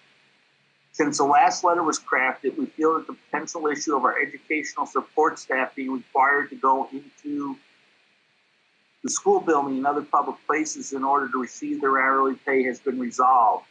We believe that our district staff, teachers, and leaders are doing the best they can at responding to these rapid changes in our communities and workplaces. We also realize the importance of working as a team in order to ensure continued learning for our students during our school's dismissal. We'd like to thank our superintendent, Bill Anton, for his positive leadership. He has had a proactive approach while making important decisions in response to the ever-changing directives coming from our governor and the Vermont Department of Education. Thanks to our other district leaders as well as you, our board, for leading the WCSU in a responsive way that ensures the health and well-being of our community during this time. And this one was signed, I believe, by all the same people. So everybody is aware the Department of Education is giving guidance about hourly employees, and the Wyndham Central received an email. So I just want to read that email. And it's all hourly employees will be paid their regular hours per order of Governor Scott until at least April 6, 2020. Hourly employees are expected to report to work. This is worked out with their supervisor as to how and when. Any hourly employee who chooses not to accept their work assignment must use sick personal time and fill out an exemption form to be kept confidentially on file in the HR office. They should scan the form directly to the person at Wyndham Central. If hourly employees who choose not to accept the work assignment run out of sick personal time, they will still receive a check until at least 4/6/2020. Further guidance will be released at that time. It's important to know that we receive new information hourly and the guidance can change. We will update you as more information comes in concerning labor challenges arise. And this is just for the WCSU people and the West River people that are under contract, non-certified contract that this letter was about. So we will also have an executive session at the end of the meeting to talk about some specifics on specific issues that can't be discussed in public. So those were the two letters we received. Is there any discussion on those?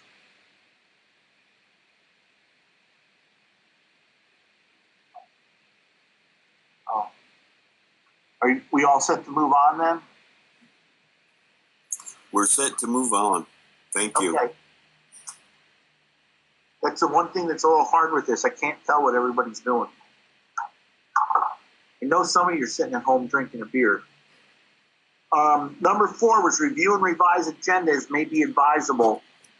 Because the West River elections haven't occurred, we felt, and I discussed this with Al and Emily and Bill, we felt it didn't make sense to reorganize until the West River elections happened, because I believe there is a contested race. So I hope nobody has an issue with that. And the next thing, on to old business. And we had the waiting study updates. And this was kind of, I had been in there as a placeholder before the pandemic got really bad, or before we were staying apart. So my understanding is there hasn't been a lot of discussion about this in legislature. I don't know if anybody has any comments or thoughts or concerns about it, but I thought I'd leave it in there in case there was anything going on that anybody was aware of. So does anybody have any comments, questions, thoughts about that?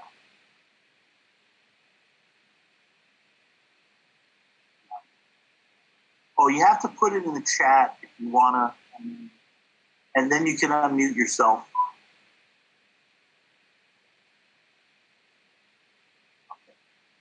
So moving on then, I guess the SU boundaries, again, this was just a placeholder. And if everybody remembers, there was a paper-written proposed statewide plan in June 1st of 2018, and talked about redoing the district boundaries for the supervisory union. And the Board of Ed has some ability to just do that based on recommendations of the Commissioner of Education. So that, again, is just a placeholder. We're not aware of anything happening, but yes, we are. Laura Sibilia has just joined the meeting too.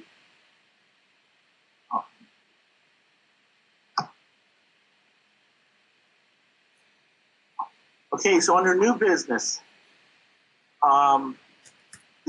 we have school updates. So I don't know if anybody has any updates or anything they'd like to talk about, but Marlboro, Doug, or your group, do you have anything that you'd like to comment on?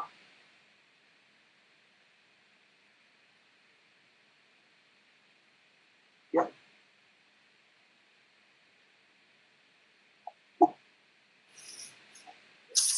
Hey, Dan.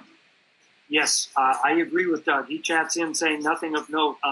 I think Wayne has done a terrific job of organizing the people working at the school, but really nothing to report. We're muddling our way through this like everybody else, I imagine.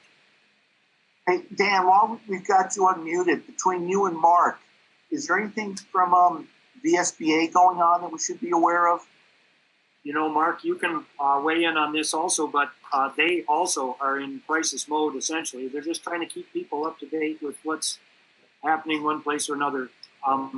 They essentially have said all legislation may as well be on hold until God knows when.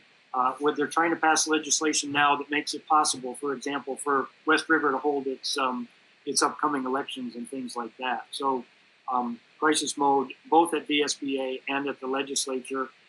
Unless you've seen anything else, Mark, I think they're just trying to keep us up to date, but there is no incentive to move forward whatsoever. Yeah, I've got nothing to add to that. Okay, thank you, Mark. Thank you, Dan. There's nobody here from Stratton, so we'll skip over that. And Wyndham, Beth, or who's it? Antia is the chair. Do you have anything you'd like to throw out there? Yeah, I just had to find the unmute button. Yes, so here I am, the chair now.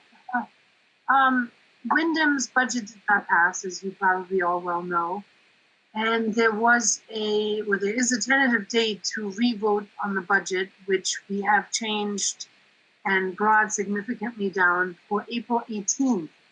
So that is still in somehow, it's very unsure whether or not this meeting or this vote will happen. We had tentatively thought of having it outdoors, but with the governor's order that there shouldn't be any congregation more than 10 people. So we don't know yet if there's a possibility to do it by Australian ballot or whether or not the vote has to be postponed. So however,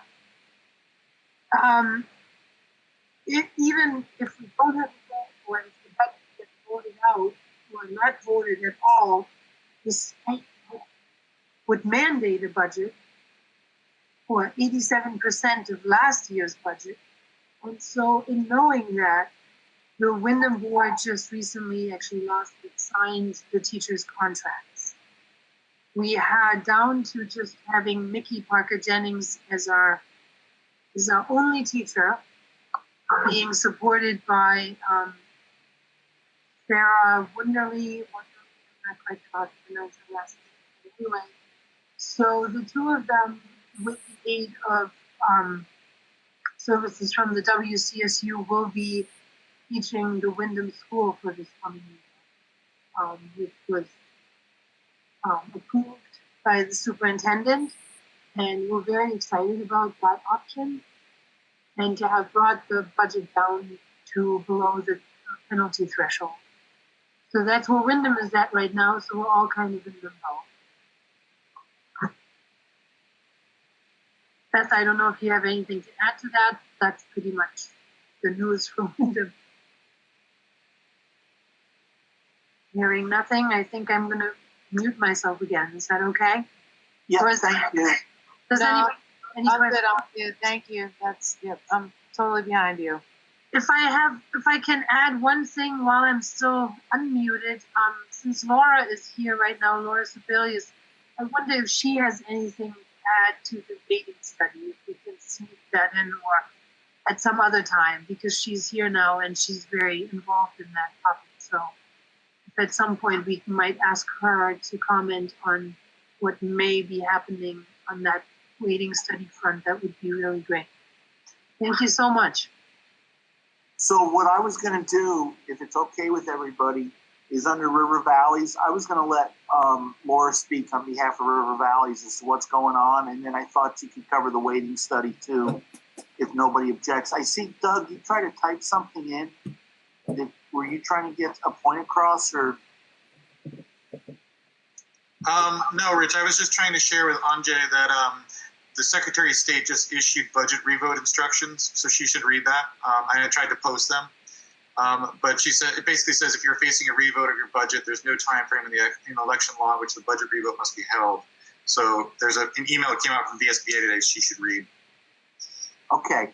And Bill was shaking his head like he just got it. So I'm sure we'll get that out to Wyndham, and I think that's important, probably West River also. So, Laura, are you there? Can you unmute yourself? Hello.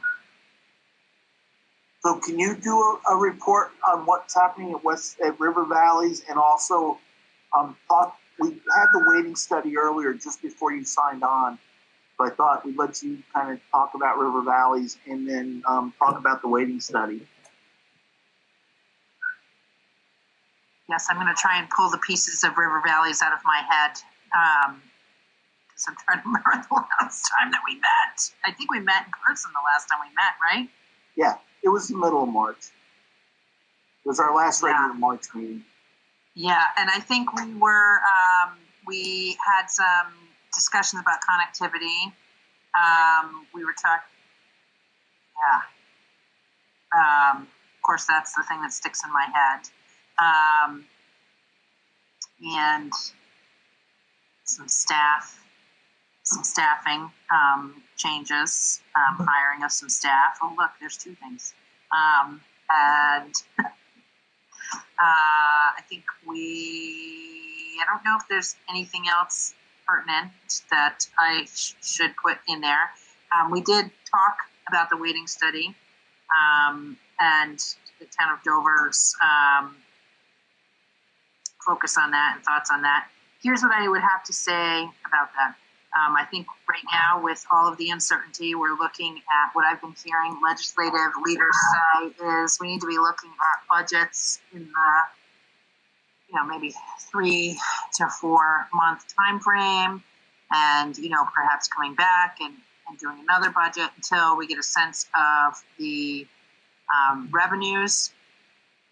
There is testimony that is taking place in both education and Ways and Means with regards to the yield, and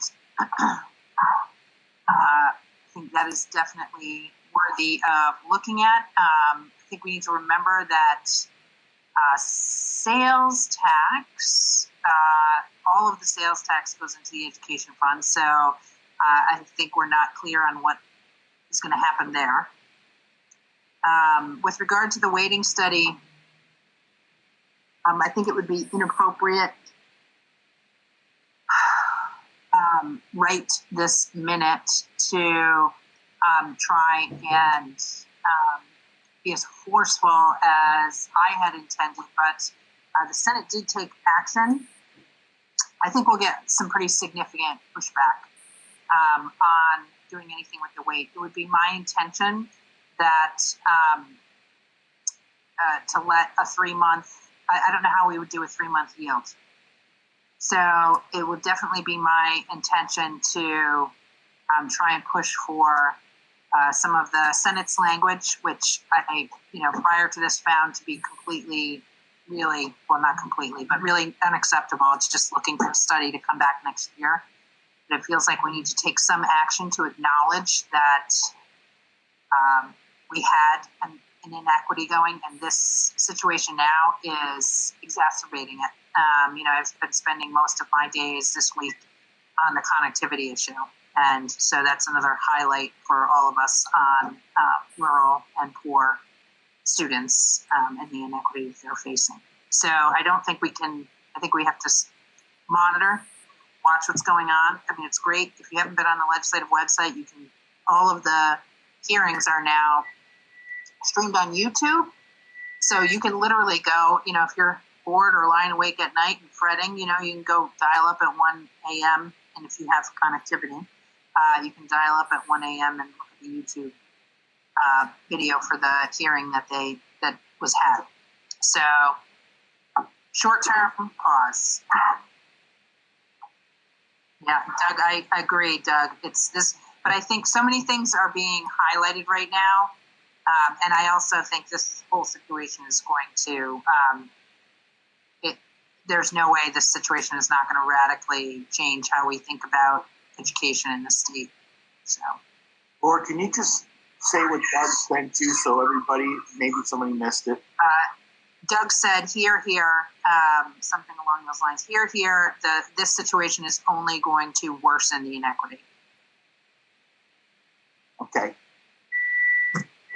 Is there any questions or anybody wants to make a comment? Please see that, Rich. I'm sorry, what?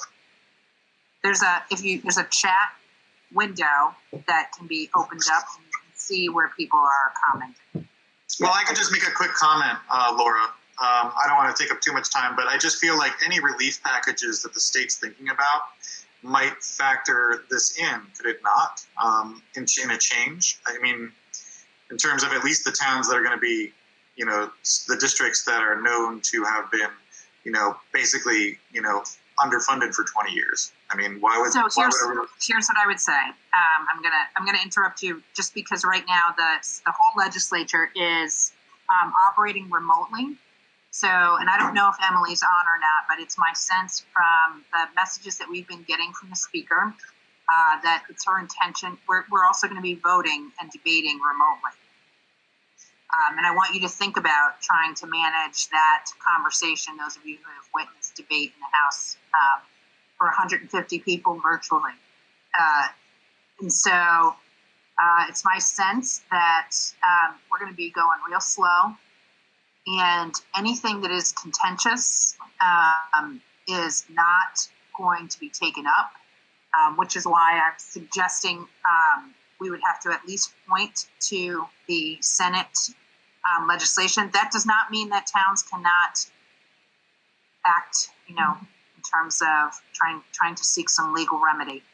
But I think we were going to have a floor fight on this. That's what was going to happen in the House. We were going to have a floor fight, between the folks that were going to have their taxes go up and the folks that weren't. It's just not going to happen that we're not going to have a floor fight anytime soon. If this drags on and we're doing remote voting in the fall, we're, good at online debate, it's possible. And I do see that Emily's on there. She may want to give some more insight in terms of, I don't know if you want to get into this, in terms of what the speaker is talking about in terms of bills that are going to come forward. Emily, did you want to comment? I'll just quickly say that there's nothing that I would dispute with what Laura's saying. I would also just add that we have not actually even authorized remote voting for the body yet. We've only authorized remote voting for committees. So the body still, the Senate, it's easier for the Senate with 30 people to do the training that it takes to do remote voting, and they're on the process. So are we. We're trying to do it by committee, trying to understand what the process is. There are a lot of 150 people who need to be comfortable with it before we're even going to take it up. And it has been pretty challenging to get there. But I will say that I expect it within, if we're lucky, within the next couple of weeks, to be able to hold a vote as to whether we can even vote by the body. So I just wanted to clarify that we're not actually even there yet. We have not done that process yet. And it's a big deal. There are a lot of people reaching out to me saying, I have no clue. You can't do this. And people are very, very concerned as well about taking up any legislation of any kind that doesn't directly impact health and economy of the impacts of this horrible disease we're dealing with right now. So it's a fine path that needs to be walked, and I don't know what we'll take up, but the body in the end will decide. We have to get to a place where we're ready to vote remotely to do it, because we can't get together in any other way. So the only other thing that I would add, Rich, is I just want to reassure everyone that's on this call that there is absolutely zero chance that I am letting this go. I think we have to, and I don't expect anyone on this call will be. I think we just have to take a breath and get through this immediate moment. And Al Clausen made a comment, and I don't know if everybody can see it, but he 100% agrees that something should be part of the relief package. So maybe just some consideration. And while we have you two, if I could just indulge the group for one more second, is there a big issue with connectivity? Do any of the schools have that as an issue? I know we do a little bit in Dover in some places, in Wardsboro. What about the other schools, and what can we do to help with that? So I want to jump in really quick, Emily, because we took some testimony on this. Okay. It's your committee, Laura. You should be jumping in. Yeah. Sorry, my dog and my son are barking. Our chairman of the Energy and Technology Committee has asked us, and Bill, I meant to reach out to you, and then also Wyndham Southwest. It would be really helpful for our committee to have some understanding of principals are able to give us some sense of how many of their students don't have access at home, can't get access at home, and how many can't afford access at home. So Bill just handed me a note that says 83 out of 800 students have indicated they don't have access, so 10%. Or they don't have internet. Yeah, 10%. And then the whole affordability issue is also really important. I will just tell folks Consolidated had offered 2 months free for students. That came forward to me because our principal was trying to troubleshoot some 6-week installation times for some families. And so we haven't seen that get troubled we haven't seen effective troubleshooting yet of that. So just being a little little cautious there. Mark is asking if we should separate adequate access versus access. Can student participate? Here's what I think is important. First of all, if teachers are teaching online classes and students can't participate, or utilizing online resources, and students are having to park outside the school, for instance, or outside the library, that would say to me that they don't have access at home. If they could get access at home but they can't afford it, that is a different issue. So understanding both of those factors would be helpful. We all set then, everybody? Any of the other schools that have already reported, do you have any issues with connectivity that you want to discuss, or is everybody pretty good? Okay, why don't we move on? Thank you, Lauren. Thank you, Emily. Hey, Joe from West River, you got anything you want to report out? We're doing the same as everybody else, just slogging our way through this. We did postpone our annual meeting and budget vote and the Australian ballot for our at-large director.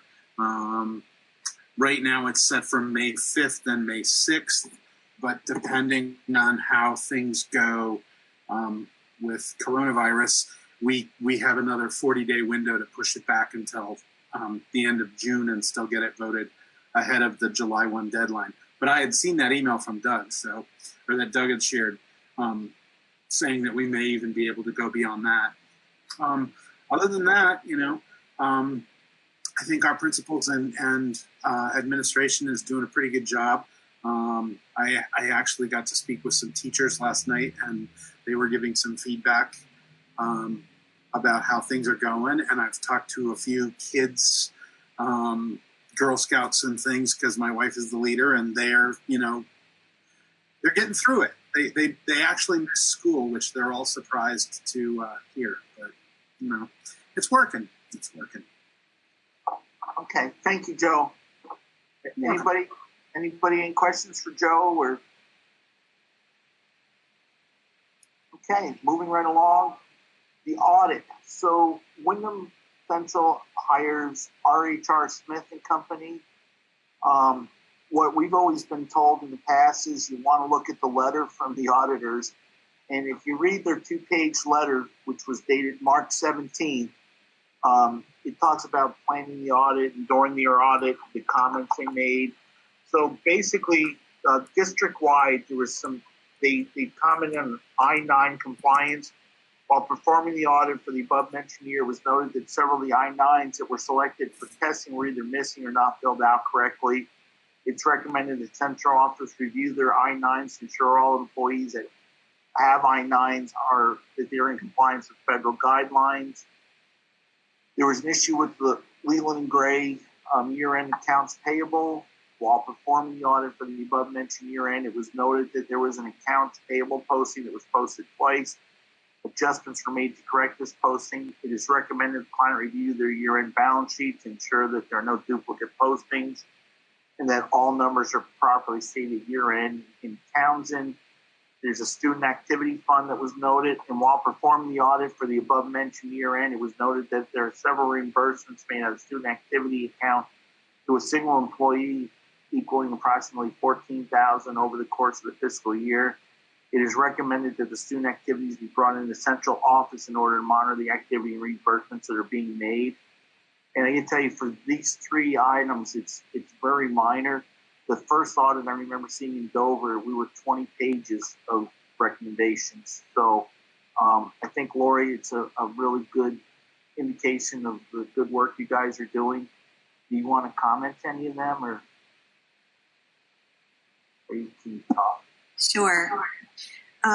So I just want to clarify that a management letter is different than a significant finding or a material weakness. So none of the entities had either of those. So all three have been actually taken care of. We've had a team of people going through our I-9, so that's done. All student activities are being brought into the SU. These were accounts that for many, many years would run out of school. And there still are some out there. Marlboro still has one that we'll be bringing in this year. Dover, working on that well. So we're working on those to bring them all in so that they'll follow our purchasing procedures. That's basically the main here is that it was done outside of procedure. Does anybody have any questions about that bit or the letter?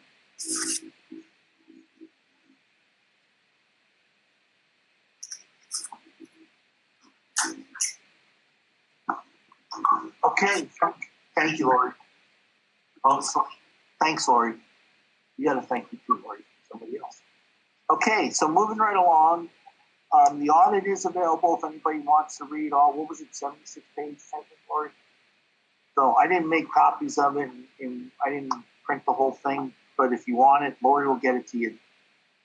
Oh, no, we sent it. Oh, you sent it. Everybody should have gotten it sent to them. So moving along then, agency fund. So one of the reasons we decided to hold this meeting, one of the important ones is that several years ago we decided we used to vote the agency fund. I'm sure Dan can tell you about it back in the olden days, and Emily. We used to vote agency fund in December, and then a couple schools made a point of what if our budget doesn't become what we thought it was going to be?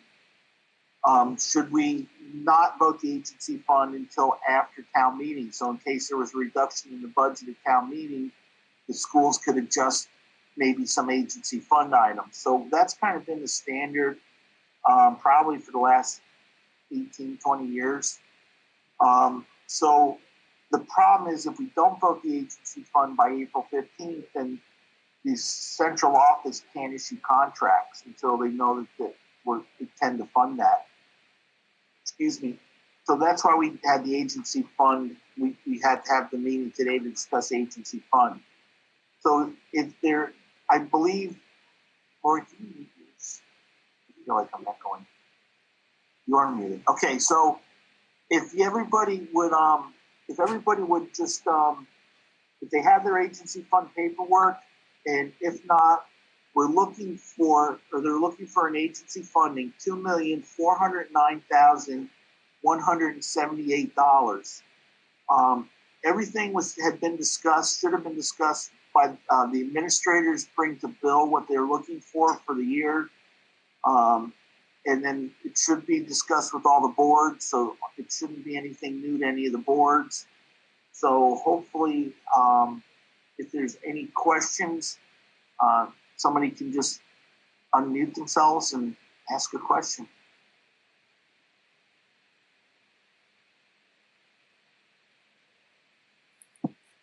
Hi, Rich. I got a question. Go ahead, Tim. Recently, while trying to do our last budget, a lot of townspeople were upset that the WCSU meetings pertaining to votes were not either publicized well enough or put on BCTV for them to look at.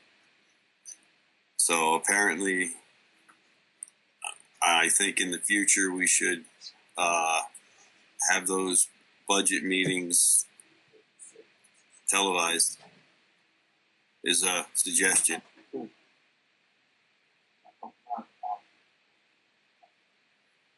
Okay, I thought we were recording through BCTV because I believe they're recording us tonight, or they're doing something with all our, they're making it so that it will be available. So I think we were agreeing that I think the last couple of Wyndham Central meetings we were recording, weren't we? I believe we were in the last couple. But I thought it went back to the budget when we were voting on the budget. I thought we were recorded for that one too. I can't say for sure, but I'm just telling you what public concerns are. Okay, so we'll take that. I think too is with this virus has taught us a little bit is that to get things out to people is a lot better. So hopefully, that may be something. I know at River Valleys we record all ours. Joe, nod your head. I think you guys record all your West River, right? Yeah. So I think pretty much everything is recorded. Marlboro or Wyndham, do you guys record your meetings? No. Okay. Bill tells me they don't. We don't. No. There is actually a recording now that is being done by the new board member for the minutes.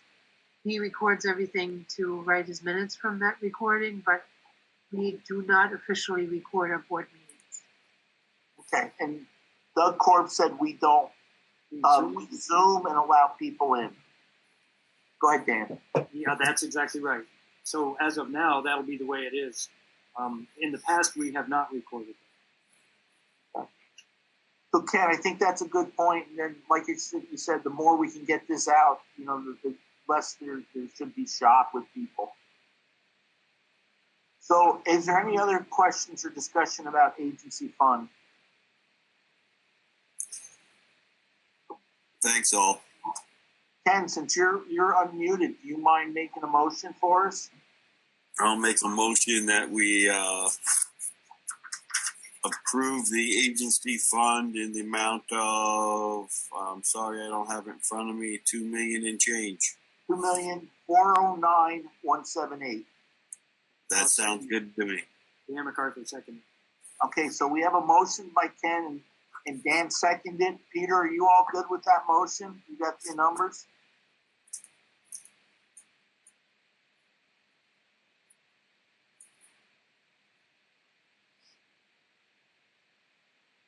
Okay, I haven't heard from Peter, but I believe we've got it. We can get it to him.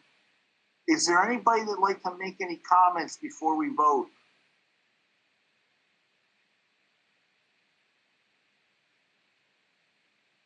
I'm not sure, Joe, Bill, what is the best way to vote? Do a roll call vote?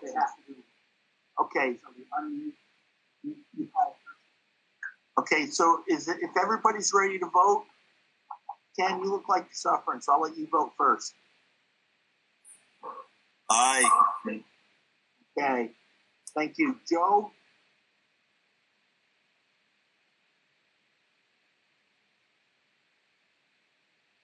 Joe Wouldn't unmute. Aye, sorry. It just Thank wouldn't you. unmute for me. Okay. Emily? Aye. Al Clausen? Aye. Mike?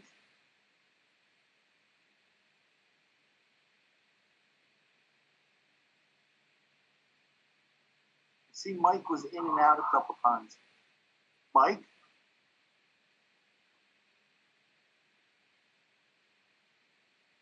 Okay, we'll come back to Mike. Leanne? Aye. Thank you. Anzi? Aye. Thank you. Beth?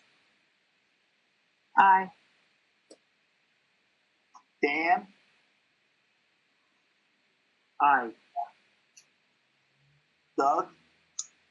Aye. Thank you, Doug. Mark? Aye. And I'll go back to Mike. Mike, are you there somewhere? Oh, okay. Mike isn't working, but he said that he was an aye. Okay. Sorry, Mike, we can't count you, but I'll note that you ayed. Yeah, he did. He texted that he ayed.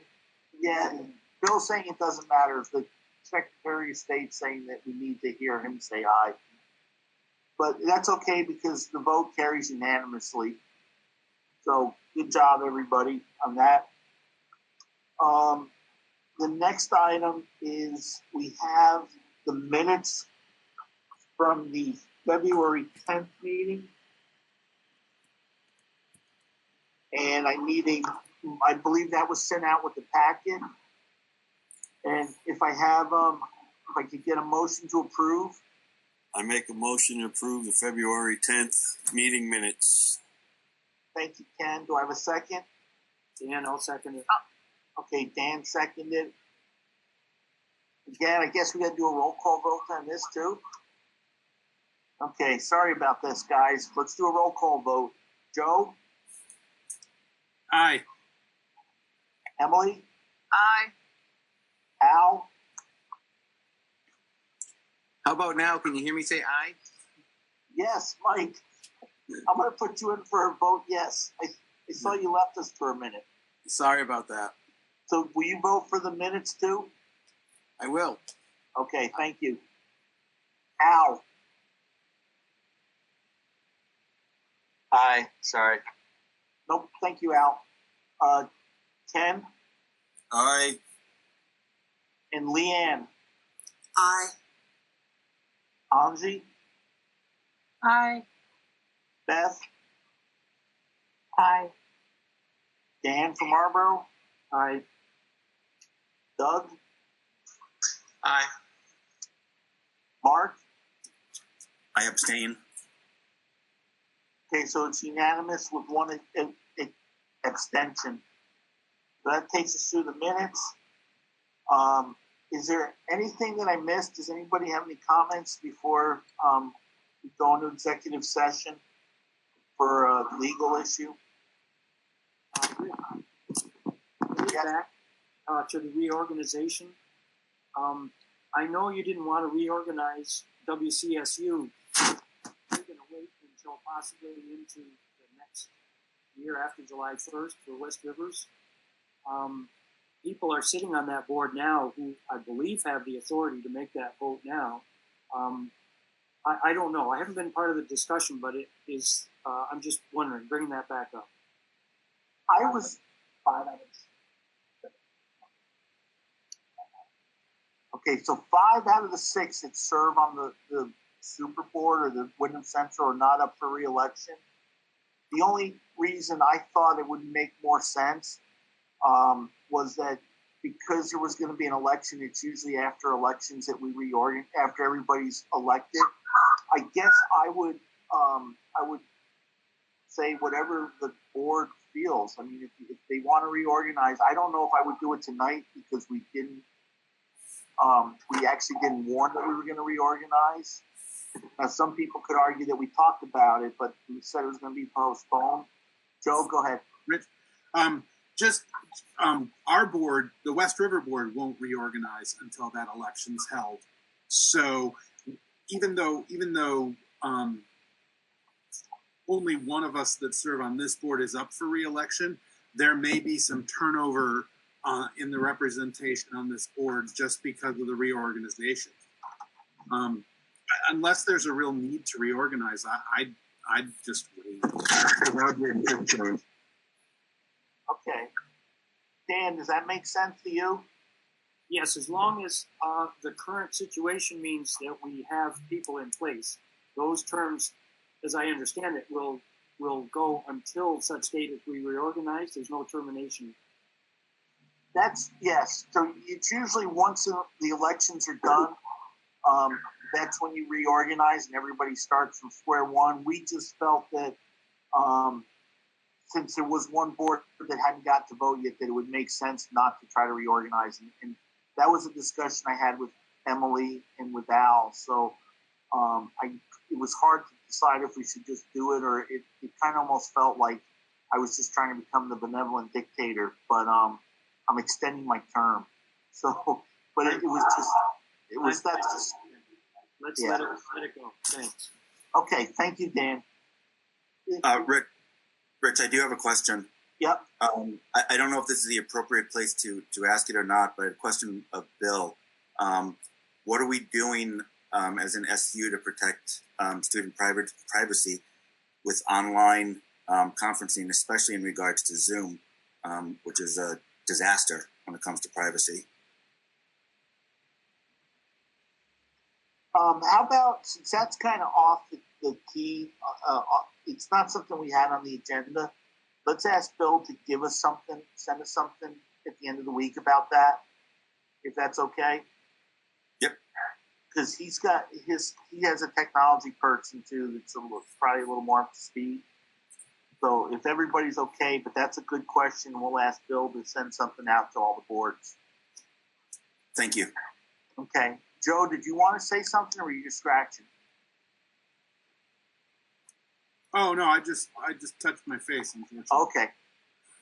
Okay, so if there's nothing else, I have something. Ken waving like a madman. Okay, Ken, go ahead. Yeah, you got any aspirin? No. I've had a couple of people tell me that they want to know what the district is doing for the mental health of parents and students during this time of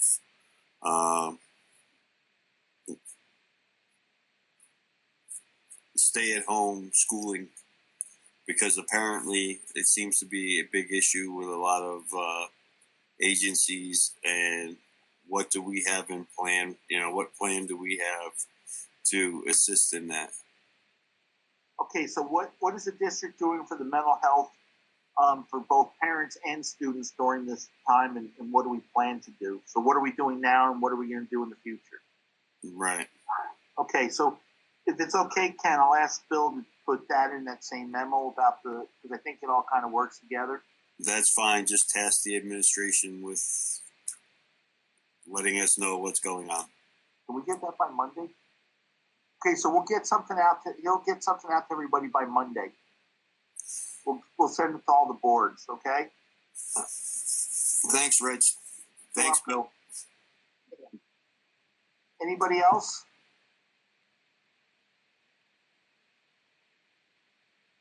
I actually had one question. It's sort of off topic, but it's on the email that went out SUI to parents today regarding the meal delivery. And it was just something I meant to email someone about, actually. The bus schedule needs some clarification within that email that went out. It notes in Brookline, Merrill Drive as a stop. There are actually two sections of Merrill Drive that both connect with Grassy Brook Road. So some clarification may want to be done on that. Okay, hey, I'm not sure who that was. It's Leanne. Oh, Leanne, okay. Do you mind, can you just drop an email to Bill? Yep. And he'll take care of that? No problem. Okay. Thank you. Bill says thank you. Anybody else?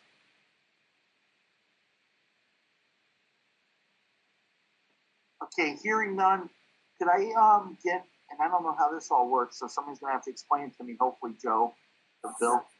Okay. Hey, so we're going to all leave this meeting, and I'm going to re-invite only the board into the executive session meeting. Okay, Rich will do the process to get us there, but only the board will get re-invited to a new meeting. So just wait for it, and it'll come to you. I've got it prepped, okay? So Austin and BCTV and anybody who's not on the board, you're not going to get the request, all right? So thank you very much, everybody, and giving it back to Richard. We have a couple board members who aren't on the WCSU board. They can come back in. Okay. Can I get a motion from somebody move into the executive session for contractual issues? Ken moved. Hey, Ken moved. Do I have a second? I'll second. Hey, Mark seconds. Okay, so all of you unmute. And do you all vote in favor of that? Say aye, please. Aye. Aye. Aye. Aye. Aye. Aye. That was cool here. Is there anybody opposed?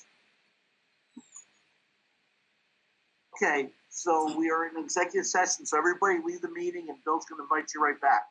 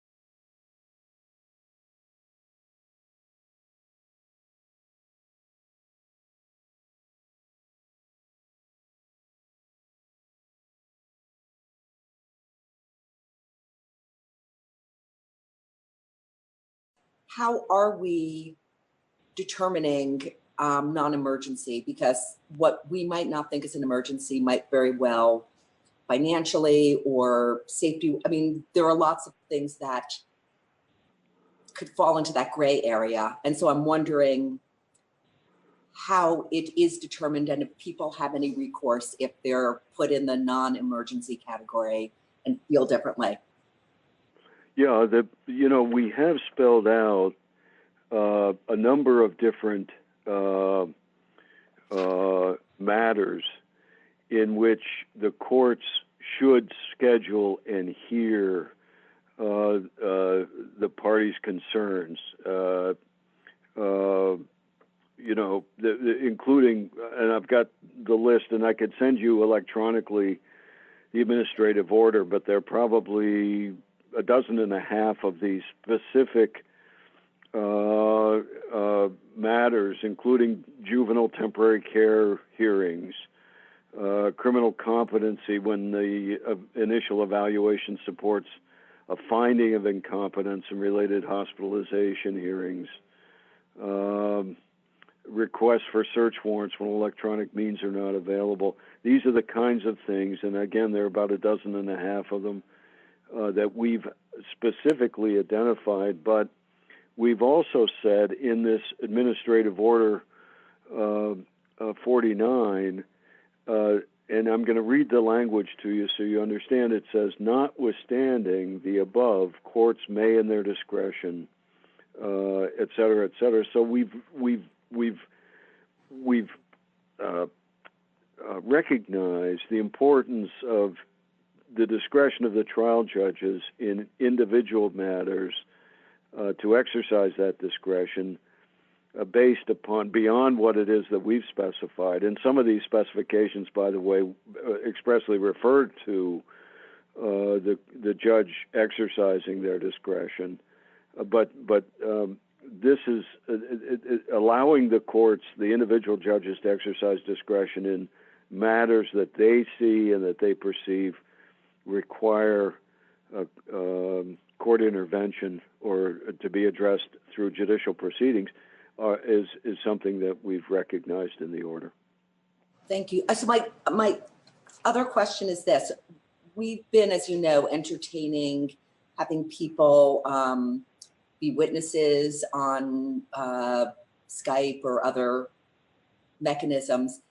Does it make any sense to look at doing virtual court hearings more in this time period, or even as you're going to have that huge backlog?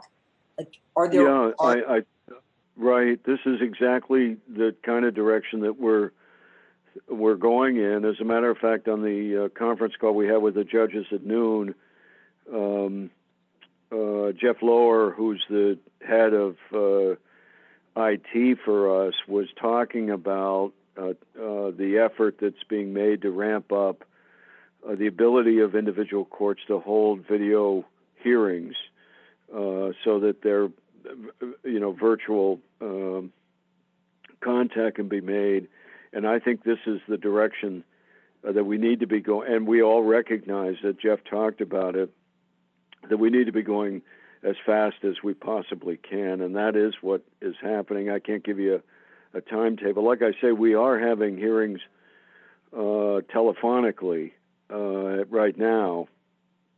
And some of the courts will even, and Judge Grierson, who's going to testify next, I'm sure will be able to give you more specifics, but there are some courts that are having hearings of sorts in courthouses in one way or another.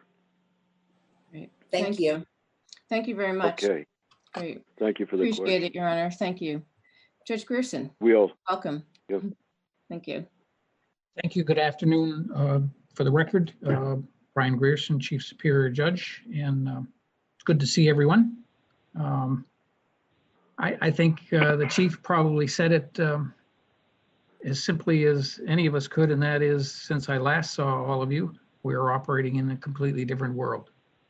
And I guess I would start by telling you that the AO 49 that he talked about does list a number of proceedings that the Supreme Court has identified as emergency proceedings.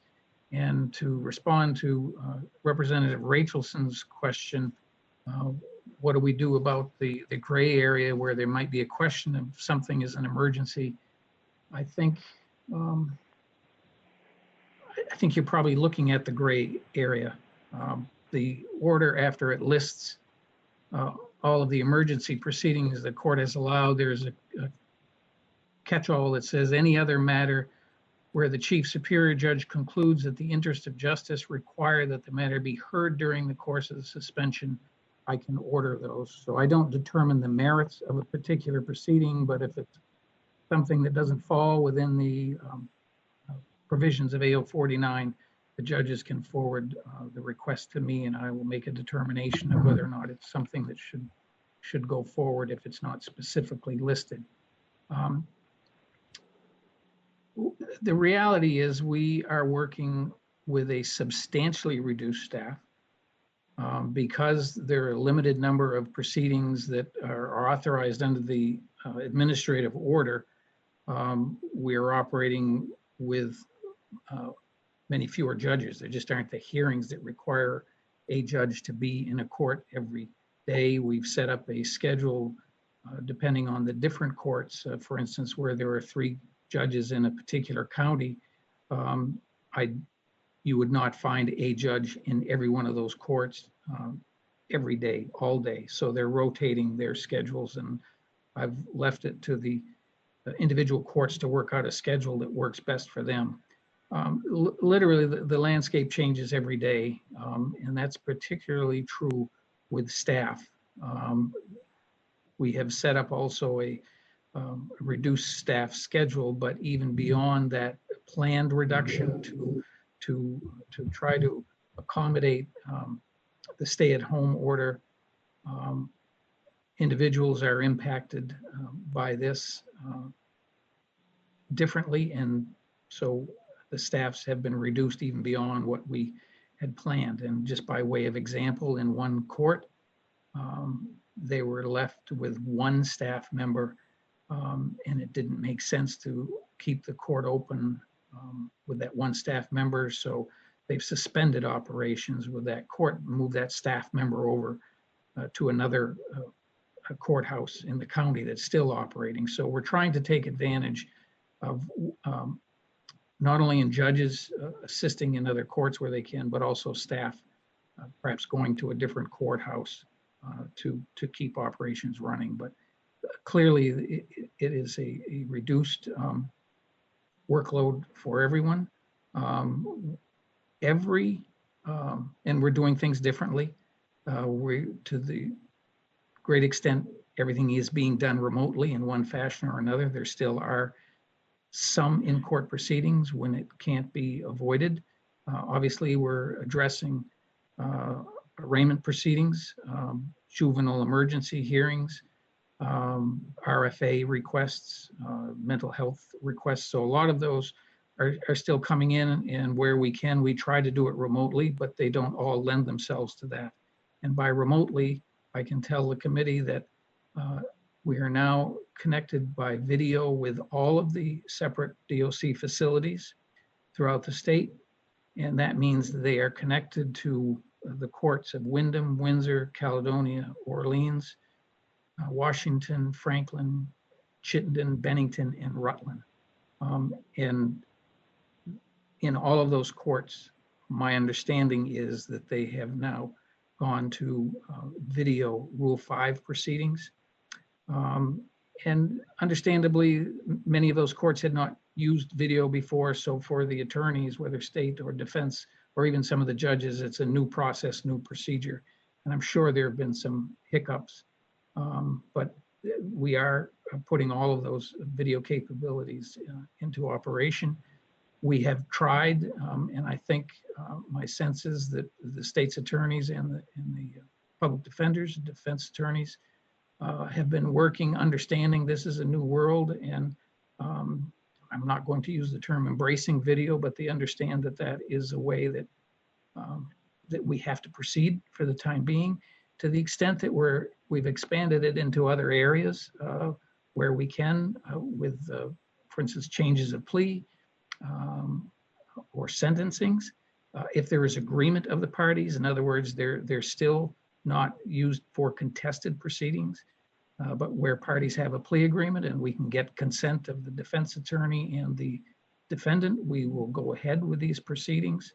And sometimes they are certainly to the benefit of the defense, where an individual might be detained in a facility, and because he's on he or she is on a pre-plea status, they cannot get into programming. So in some situations, we're going ahead with sentencings via video that allow the person then to begin programming. So I think collectively, we're trying to find as many ways as we can to expand the use of video within the rules and certainly due process in mind. Where we're not using video, there is certainly much more phone participation. And we're attempting to use that essentially when someone requests a phone contact, the courts are allowing that. Again, these are, with the exception perhaps of temporary care hearings and or relief from abuse, those are the contested hearings that we still, the courts are open if that's the only way someone can access those courts. But it certainly is a different landscape, and it sometimes changes every day, and we obviously issues arise that we hadn't anticipated, and we try to make accommodations for that. I can stop now and take questions, or I can, whatever way the chair wants to proceed. We have about 2.5 minutes left. Great, thank you. Any questions? Again, I'm looking for hands. Okay, I see Will. Thank you. Judge, my question is about the drug courts. So, is there anything in place? Is there any substitute, even if it wouldn't be as helpful for folks who are, trying to improve themselves through drug court? I mean, I know the structure and whatnot is very beneficial for them. Is there anything that is currently being done to sort of make up for the courts being closed and the drug courts not being available? The short answer is yes. The longer answer is that, again, through remote means, all of the drug courts are continuing. The treatment teams are meeting remotely. That never required a court record being made. So that's in some respects is the easy part. The difficult part is maintaining contact with the participants. And so what each of the courts have done is to establish an ability to talk with these folks remotely. And it's usually by telephone because they don't have access to video.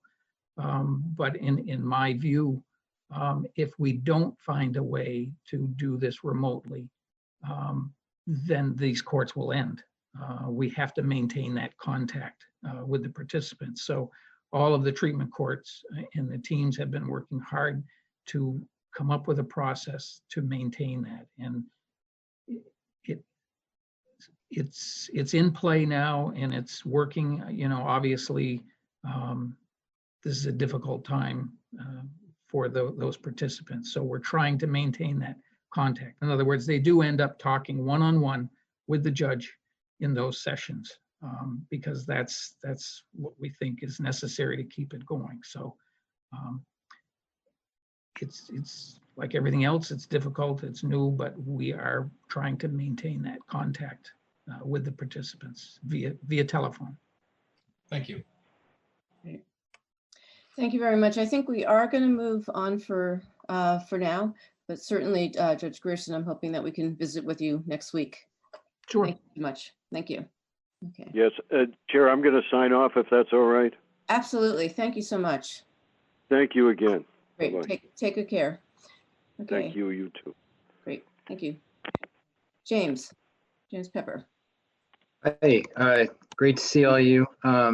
James Pepper, Department of State's Attorneys and Sheriffs.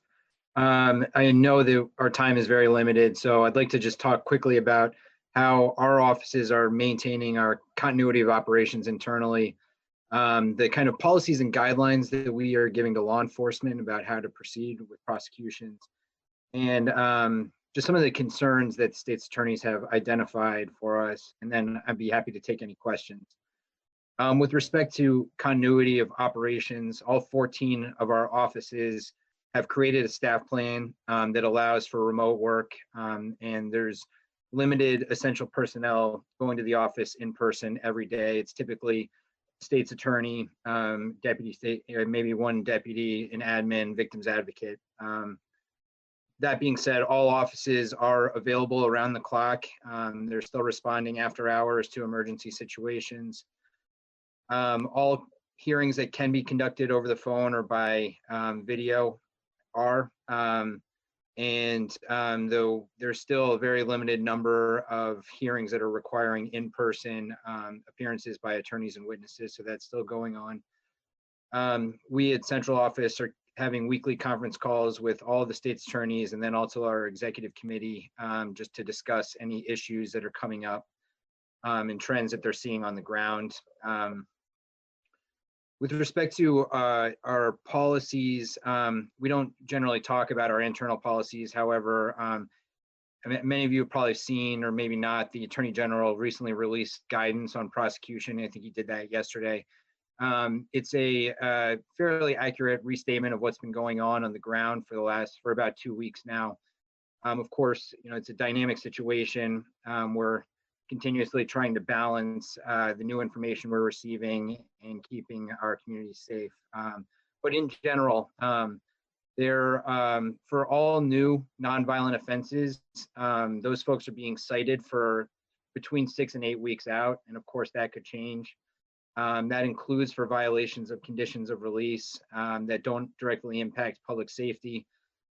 We've been reviewing all of the citations that are currently outstanding, and we've been reciting people for that same kind of window, sometime in June, generally speaking. We're continuing to flash cite and lodge individuals as appropriate for listed offenses, violent offenses, violations of conditions that directly impact public safety. We've been reviewing all active warrants to see which ones can be quashed, where the public health concerns outweigh public safety. We've reviewed the entire list of pretrial detainees, excluding the hold without bail and the federal detainees. And we've made recommendations to either strike bail or strike other conditions or impose conditions to make sure that people are getting out of prison to the extent possible. We've been reviewing and resolving pending cases for time served where appropriate. And currently we're reviewing the entire incarcerated population for people who might be able to be released. You may have heard, but there's a number of motions right now for resentencing that are ongoing. They've been consolidated and we're looking into those individually. The outcome of all this work, I think you may have seen from DOC, they gave me data yesterday. The kind of baseline data that they're using is from February 24th of this year. The population on that day was 1,671. The population as of yesterday is 1,463. So that's a decrease of 208 inmates. It's huge accolades to all people in the criminal justice system for getting to that. Just to put these numbers into context briefly, the justice reinvestment package of reforms was designed to reduce the prison population by 135 people over the next 5 years with a $200 million investment.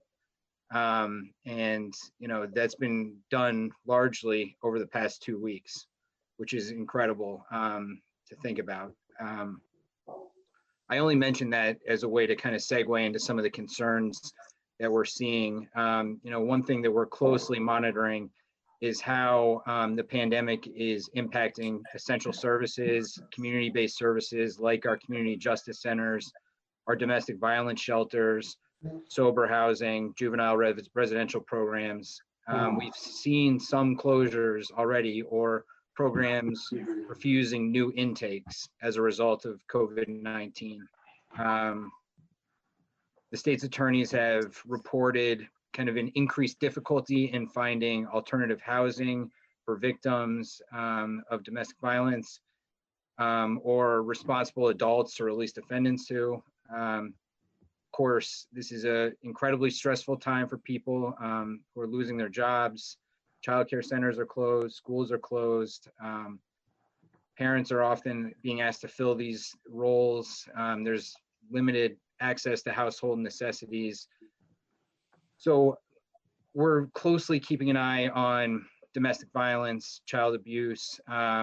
We saw actually an initial spike in DV cases initially when the school closure order happened, but it seems to have leveled off in the past 2 weeks. So that's, but we're still, concerned that this might intensify as the pandemic extends. It's something that is really of great concern to the state's attorneys. The state's attorneys are also very concerned about backlog in the courts when the situation stabilizes and kind of normal operations resume. Just a very general concern about the kind of impact on crime rates that this kind of economic downturn generally will have. So, it's something more for more long-term planning, but certainly something that, could have a long-term impact. I think that's about it for my update, and I'm happy to take any questions. Thank you. We just have about a minute or so. Any questions? Not think I am seeing hands. Have I missed anybody? I have a question. I'm wondering, Pepper, if there are any particular initiatives or anything we can do with respect to the domestic violence issue that you raised. Just making sure that the programs are open, that the shelters are open. I mean, I don't know, I've been hearing talk on the Senate side about potentially hazard pay for essential workers, just to make sure that these places stay open for people. They are essential services. I know that there was a question in the governor's order whether they, some of these shelters counted as essential services when he ordered the nonprofits to close. And the governor's office did confirm that they are. And so, just we'll keep an eye on it from our end, and we're happy to report back as much as possible about anything that we're seeing, any trends that we're seeing. Great. Thank you so much. Thank you. So I think Deputy Commissioner Herrick, would you like to go now? Yeah, if that's okay. I apologize to those I bumped in line. I'm actually the EOC manager today and have a bunch of calls coming up. I'll be glad to never talk on the phone again, I'll say that.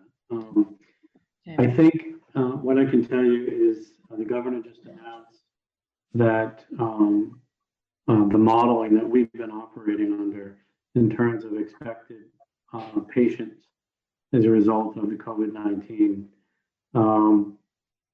The projections we're working off on our worst case scenario. We have no other choice but to plan for the worst and hope for the best. But we are seeing the actual trends are moving in a direction that are, I just want to be careful, but they're better than the worst case scenario. So the people staying home, social distancing, all those things are working. We're seeing it with the actual number of cases and sadly the number of deaths that we have. However, with that in mind, the modeling still projects a peak or an apex around mid-April. And that surge, if you will,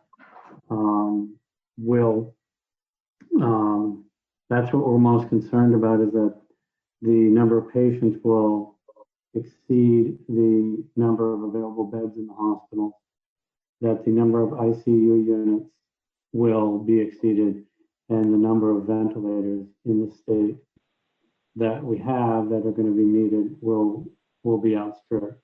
Through that effort, we have been buying or trying to acquire ventilators like crazy. We are looking at how can we modify, and I say we, working with UVM Medical Center and the experts there, to have multiple patients utilizing one ventilator, extending what we have in the state. We've also, the governor just announced the surge plan that we've been working on, aside from Patrick Gym, where there will be a site at the Essex Exposition, which could accommodate 400 patients. Rutland down at the Spartan Arena, 150 additional patients. We already have Patrick Gym set up, and the methodology there is UVM would place folks with COVID who aren't in acute, needing high level of treatment. And then there are 2 sites already open in St. Albans and Barry, but they're not open. When I say they're prepared, is what I mean. The next fight for us is finding staffing for these locations. The National Guard will provide medical support. At the Essex site, the Rutland site, we're going to augment Rutland personnel by utilizing volunteers and the Medical Reserve Corps. And so those 2 sites should be coming online over the next few days, so we're prepared ahead of time. My goal is to never have a single person in there. The other thing that we're working with the Office of the Chief Medical Examiner, and we've purchased 4 56-foot trailers. They're refrigerated trailers. And these are temporary mortuary services. One is at the Brattleboro Memorial Hospital. One will be at Rutland Regional. One will be at UVM Medical Center. For the life of me, I can't remember the 4th one. It's a grim planning thing that we're doing, but it's absolutely necessary. And hopefully those will also go unused, but if the mortuary services are exceeded, we have that built-in capacity. The way to look at this from my perspective, and it's not just me, it's people way smarter than me. When you look at the modeling, if the apex is planned mid-April, if you look at it like a bell curve, we started these actions back in early March, apologize. We're going to have to be probably in the same posture on the backside so that we don't have a resurge. But the things we're doing are working, and to the extent possible, we need people to comply in terms of really protecting each other and washing your hands, social distancing. And so I don't want to eat up my whole time. I could go on for probably 3 hours on everything that's going on. It's significant. Every state agency is involved. And in my 35 years in the emergency services, I've never seen anything like this, and I hope never again. With that, I'll answer any questions the committee might have. Great. Thank you. Thank you so much. Looking for hands. Am I missing anybody? Somebody's got their hand up. I'm sorry, I'm just not seeing. Selena. Okay, thank you. Go ahead. Well, first, thank you for everything that you're doing. And I think not for this time, but in the future, it would be good to understand, like I just read through a very long briefing about all of the scenarios that are planned for law enforcement and what they'll be able to enforce under different scenarios and just how that's anticipated to work. And I think our time is very limited today, but if at a future date, it might be really good to hear. So I can address that really briefly, and I can be prepared. And that might be the thing to do, Madam Chair.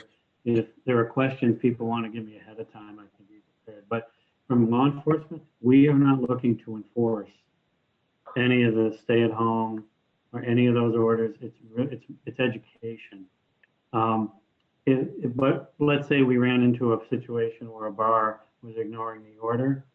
The best way we're not going to arrest people, but the best way is educate. And if they continue to be non-compliant, liquor can pull their license.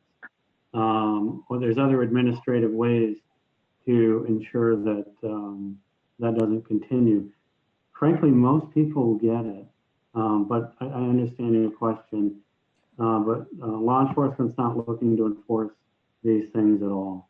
And I think my question too is just that was my understanding as well. And I really appreciate that and think that is very much the right approach. So I've been really encouraged to see that. I think I saw it's hard to remember, we get so much information every day, but a briefing maybe from the Capitol Police Chief that was like, even just more generally about what law enforcement will and won't enforce and prioritize under different scenarios. So I don't think we need to hear about that today, but I thought it was interesting and then also maybe raise some questions for me. We still have about a minute and a half in Chris's time. If there are no questions, I'll sing. You don't want that. I'm hoping somebody comes up with a question. All right. Again, I'm looking for. I will tell you this. Yeah. I never thought I would say this, but I miss seeing you all. Thank you. I can't wait to the day when the biggest thing I worry about is what might be happening in the State House. It puts everything in perspective. Right. We're all in this together. So if there's anything I can do, every one of you can reach out to me. I think you all have my contact information. Thank you, Chris. Very much appreciate it. Yeah. Take good care. Thank you so much. You all be safe. Yeah. Thanks. You too. Okay. So Marshall. Let's go back to Marshall Walls. Hi. Can everyone hear me? Yes. Excellent. Thank you. Thank you, Marshall Paul from the Office of the Defender General. So the impact of COVID-19 on our office has been pretty similar to what everyone else is reporting. You know, it's slowed our caseload to a crawl, which doesn't mean that our caseload has gotten any lower, because not only are we not adding cases to the caseload, but we're not resolving cases. So really it's just sort of ground the normal churn of cases to a halt. But that's really not sort of reflective of a lack of work, because really what's happened is everybody in our system has shifted their focus from the normal churn of oncoming cases to looking back at cases that have already been closed, that have already been, clients who have already been sentenced, and trying to figure out whether we have vulnerable people who we've represented in the past who are currently in facilities that we could get them out of, because frankly, that's what the people in our system are the most concerned about right now. Is we all have clients that we can think of who are serving stretches of time that, for one reason or another, may not be appropriate given this current context. Just sort of off the top of my head, I have one client that I've been working to get out who's, in his 70s and he's already passed his minimum sentence. And, that's the kind of work we're doing. That's taken up, that one case has taken up most of my time in the last 5 or 6 days. And it's not necessarily an easy thing to do because we don't, the court system was never designed around this issue. We don't have laws in place that really allow us to respond to these types of concerns about already sentenced people. And so what we're doing is we're using a lot of tools that are kind of designed for other things, writs of coram nobis, writs, petitions for extraordinary relief, things like that, to try to accomplish the goal of getting some of these people out. So that's really been the focus of our people during this crisis, and that's where I'm seeing most of our energy being put. As far as the concerns that we have, like the state's attorney's office, we're very concerned about what happens as this problem eases up, and what are we going to see as far as a backlog of cases coming into the system. And so I think that's, that's the primary sort of looking down the line, long-term concern. And then just as far as the present concerns, we do have concerns about the consistency of practice around the state. I think what we're seeing is that things are progressing differently county to county. We're hoping that as time goes on, things start to come together and we start to see a real consistency of practice. But at the moment, what we're seeing is, as usual, whenever things change and whenever there's not been a lot of time for people to sort of crystallize guidance into, some sort of best practice that's adopted all over the state, we're seeing people state by county, prosecutors, judges, DCF offices, everyone kind of interpret the situation differently and move in different directions on it. And so that's a concern of ours. That's also something that we are expecting will sort of resolve on its own as this, I don't want to call it a crisis, but as this situation unfolds. So I think that's a big piece of it. And then I think finally, there's been talk about a potential legislative remedy that would allow states attorneys and defense attorneys to put together sentence reduction packages, sentence reduction in appropriate cases. And we support that in concept. It ended up in the Senate bill not heading, it was apparent in the Senate Judiciary Committee that there was not going to be a way to get it out of the committee without a lot of restrictions on it, which probably would have actually had the effect of limiting current practice rather than opening up some additional practice. So while that's something that we are very much interested in and very much concerned about and would like to see some tools available to us in addition to what's already there, it is important that anything be written in such a way that it's not actually reducing our abilities to move people out as opposed to expanding them. And I think that's the concern with the language that was suggested in the Senate. Okay. Other than that, I'm happy to take any questions. Great, thank you. Barbara, I see your hand is up. Actually, my hand was up earlier, so I apologize for that. Okay, all right. Sorry. I'm good. Oh, I have a question. Selena, yep, Selena, and then Martin.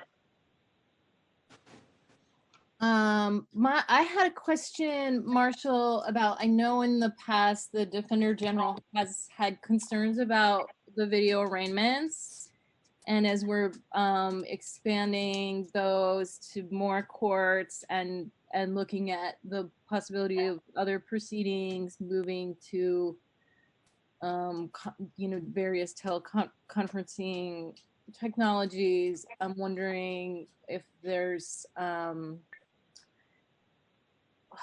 best practices that can help us do that in the fairest and best way. Sure, I think there are, and I think that we continue to be concerned about the use of video when it's done inappropriately. I think that in this context, there are many more appropriate uses of video than there have been in the past. I do think that the video teleconferencing systems that the courts use are very limited. They allow for one thing, which is for a defendant who is in a facility to have two-way communication by video with the courtroom. I think that when it comes to the problems that we're going to be seeing during this outbreak, we're going to be needing solutions that allow everybody to join in on the same video. Honestly, something more akin to Zoom than to the video systems that currently exist. Something that would allow all parties to participate by video. And I've actually seen some interesting video captures of those types of systems that have been in use in certain jurisdictions that are pretty impressive, things that allow defense attorneys and defendants to communicate privately during the just by hitting a button in the middle of a hearing, things like that. So honestly, I mean, I hate to bring it down into the nitty gritty, but it really is sort of the practical problems of video that are the barriers here. It's do we have the technology that allows both a whole bunch of people to communicate together, but also defense attorneys and defendants to have private conversations at the same time, things like that. And I think that, depending on how long this situation goes on, we're going to be exploring those options and developing some new technologies to rely on. Thank you. Martin. Yeah, I was just wondering if you could comment a little bit about what this is doing to diversion opportunities, or maybe it's not happening or not a concern because things are slowing down, but if you could just comment on that. Honestly, what we're seeing is that cases that would be appropriate for diversion are not being brought at all, or if they are being brought, they are being postponed for such a long time that, frankly, we don't see them when they're postponed. We don't even know they exist until the information and affidavit is actually filed in court. So we don't, to the extent that this has had an impact on pretrial court diversion, we may not even be aware of that. To the extent that we're talking about things like Tamarack or post-arraignment diversion, what we're just seeing is that those are cases that aren't being brought in the first place right now. All right, thank you. Great, thank you. I'm not seeing any other hands. Am I missing anybody? Nope. Okay, great. Great. Thank you so much, Marshall. Okay, we'll now turn to the Center for Crime Victim Services. There we go. There you are, Chris. Hello. Yep. Yep. And we also have Carol, I believe. Yes. I don't know that Carol's going to have anything to add. I just wanted to make sure that she would be able to participate if we needed to. Great. Thank you. So welcome. I want to start by thanking the committee for being interested in what is happening during this very unusual time. I think that the one thing I would say that is really clear to me is how all systems sort of touch each other, and that definitely has had something to do with our work. So what we have through the center is that we support the victim advocates, and they are who are in the state's attorney's office, and they are doing an incredible job. They are being able, what we discovered the first week when I worked out of the office, but everybody else basically was not working out of the office.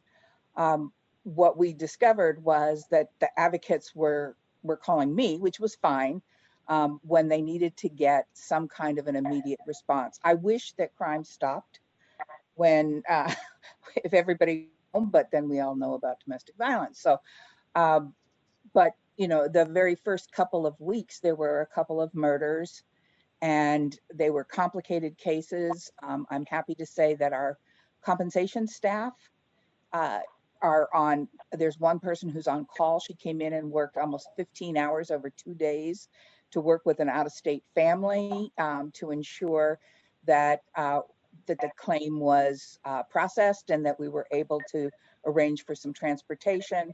The same thing with the second one, another out-of-state parent arranging for working with the major crimes unit and the state's attorney's office, the advocate there, to ensure that the body was taken care of and then sent to the parent. So those kinds of things are still happening. In addition, that our comp staff have a full caseload, and they're coming in, they're staggering. So it's one person every day who are coming in and making sure that calls are returned, or we reach out, that we process payments, that we are paying a lot of attention, and we came up with a new protocol for the victims of sexual assault who have rape exams done and who have security concerns. And all of that is done through a confidential fax so that we can work with the hospitals and their billing departments to ensure that bills aren't sent, that service information is not sent in those cases. So we are doing that on a daily basis to ensure that nothing falls through the cracks there. So our claims are being paid on a weekly basis. We have administrative staff, Carol as the finance director, coming in one day a week, and they collect all of that and then process it. So it's not quite as fast as we used to do, but things are getting out. Likewise, because the courts have slowed down, our restitution work has also slowed down because there aren't a lot of orders coming over that we need to work on, and we're not doing any kind of assertive collection right now.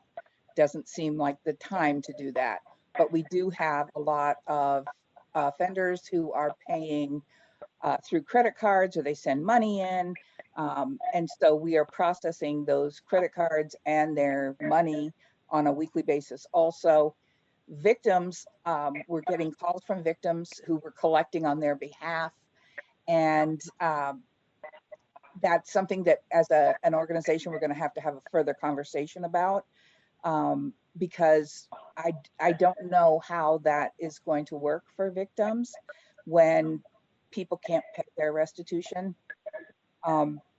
So it's sort of on the back burner. Well, not even on the back burner. It's on the burner to have a conversation about whether we need to look at, for individuals, not businesses, but for individuals, whether we can pay above that 5,000 mark before we collect it. Right now, we can go up to $5,000 and pay victims without anything being sent in by the person who owes it, but it stops at 5,000. So we may have to look at that again and see if we might need to raise it. They also have 1 to 2 people in every day to do that kind of processing.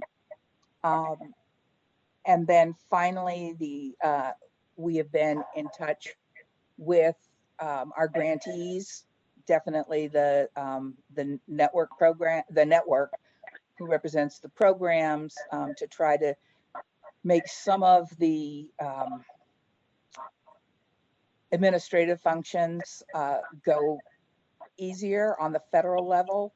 We are getting guidance and we're getting dates moved back so that the pressure is not on the grantees to have to give financial information and that sort of thing and the program information on certain dates. We're getting some leniency on the federal level for that. It feels like we make plans about every 3 days now, which is better than at the beginning where I felt like I did it every day. I changed the plan. We're trying to do everything we can for victims. The whole time we're also sort of holding our breath because we know all of our special funds are going to be down. We got notification today that we got a 25% cut in our VOCA award. And so just trying to figure out, I think it's going to be a difficult time coming forward, but we're doing everything we can to get money out and ensure that victims are assisted. Great, thank you. Thank you very much. Again, I'm looking for hands. Barbara.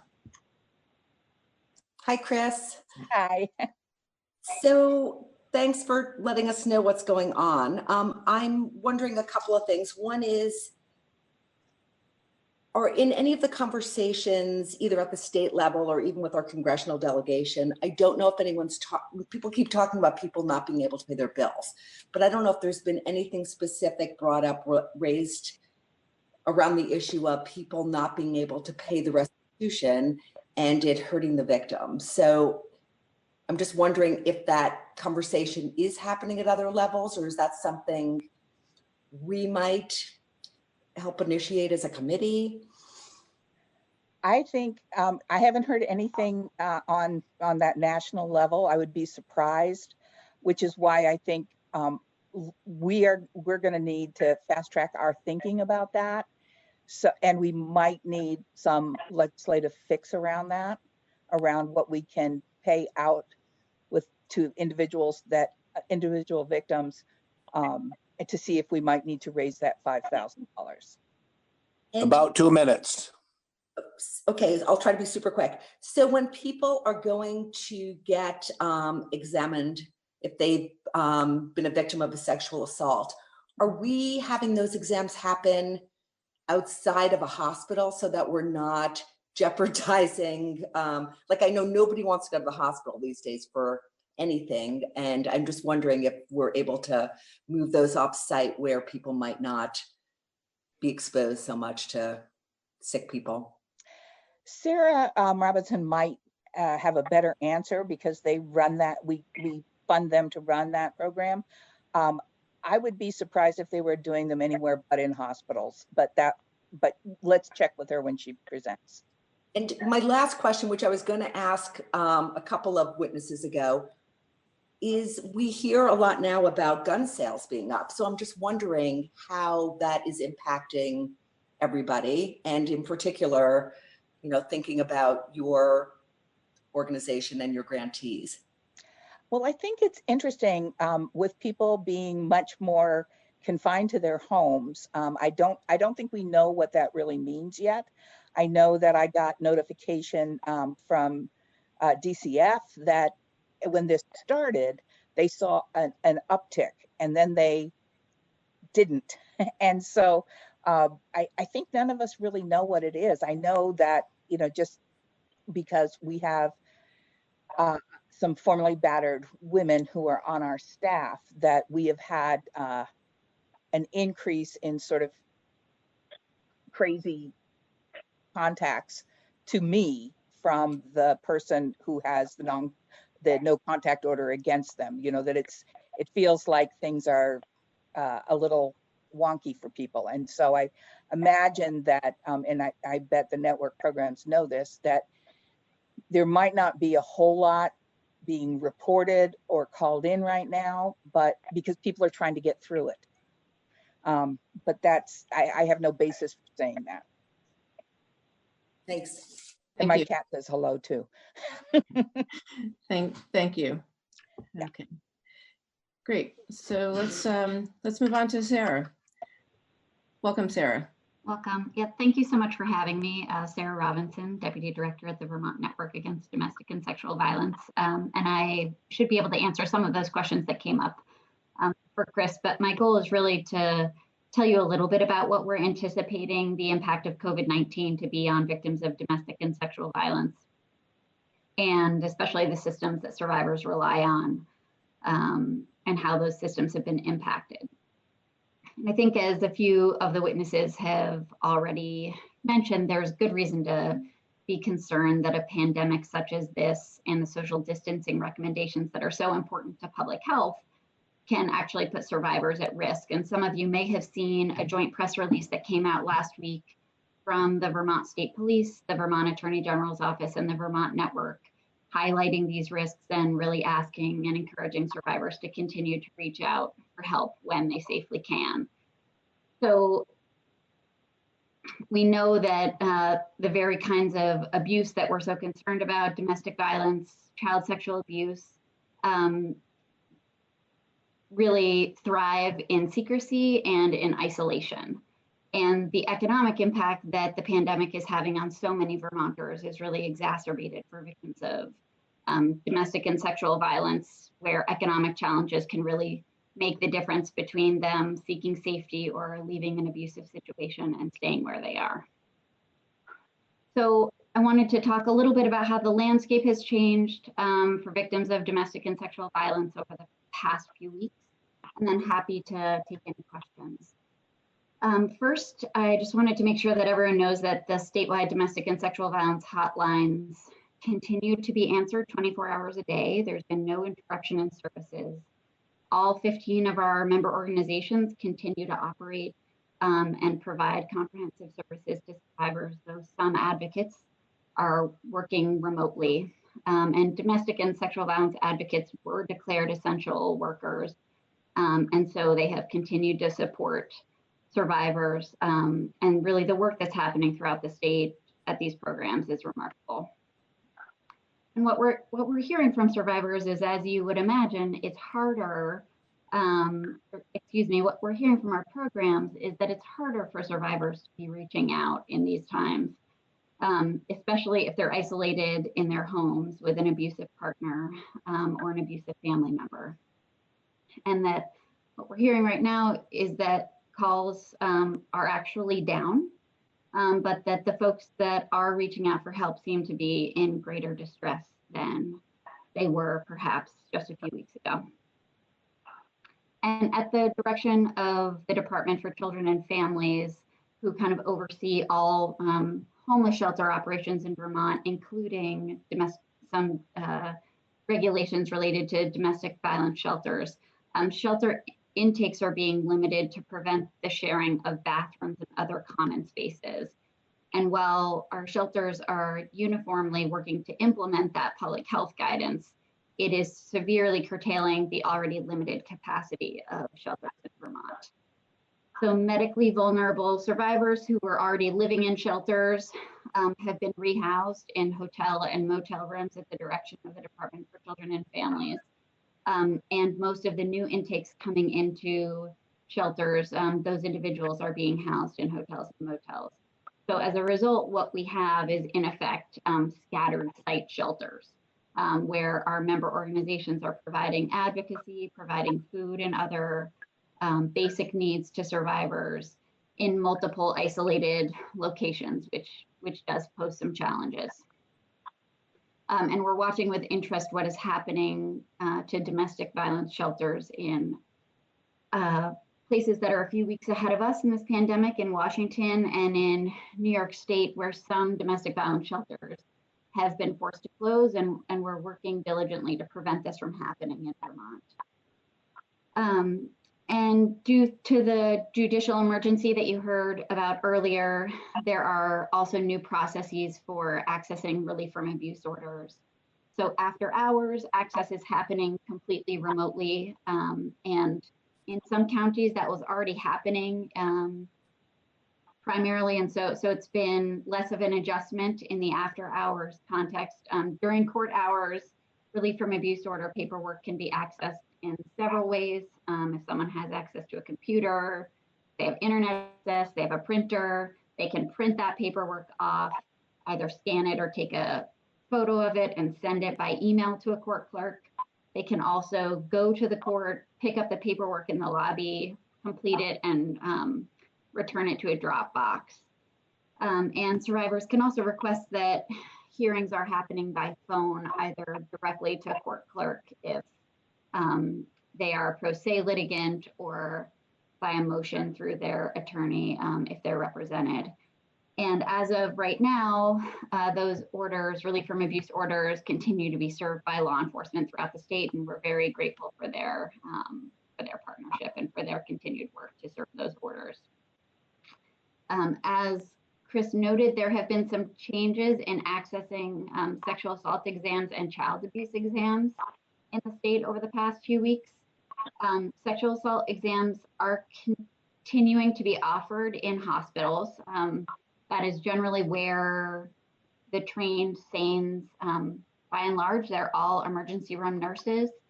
And we have developed protocols with hospitals throughout the state so that those are happening in safe locations, that survivors who are seeking that care are not being exposed to patients that are seeking care for the coronavirus. But one of the major changes is that victims can't bring any support people with them for those exams.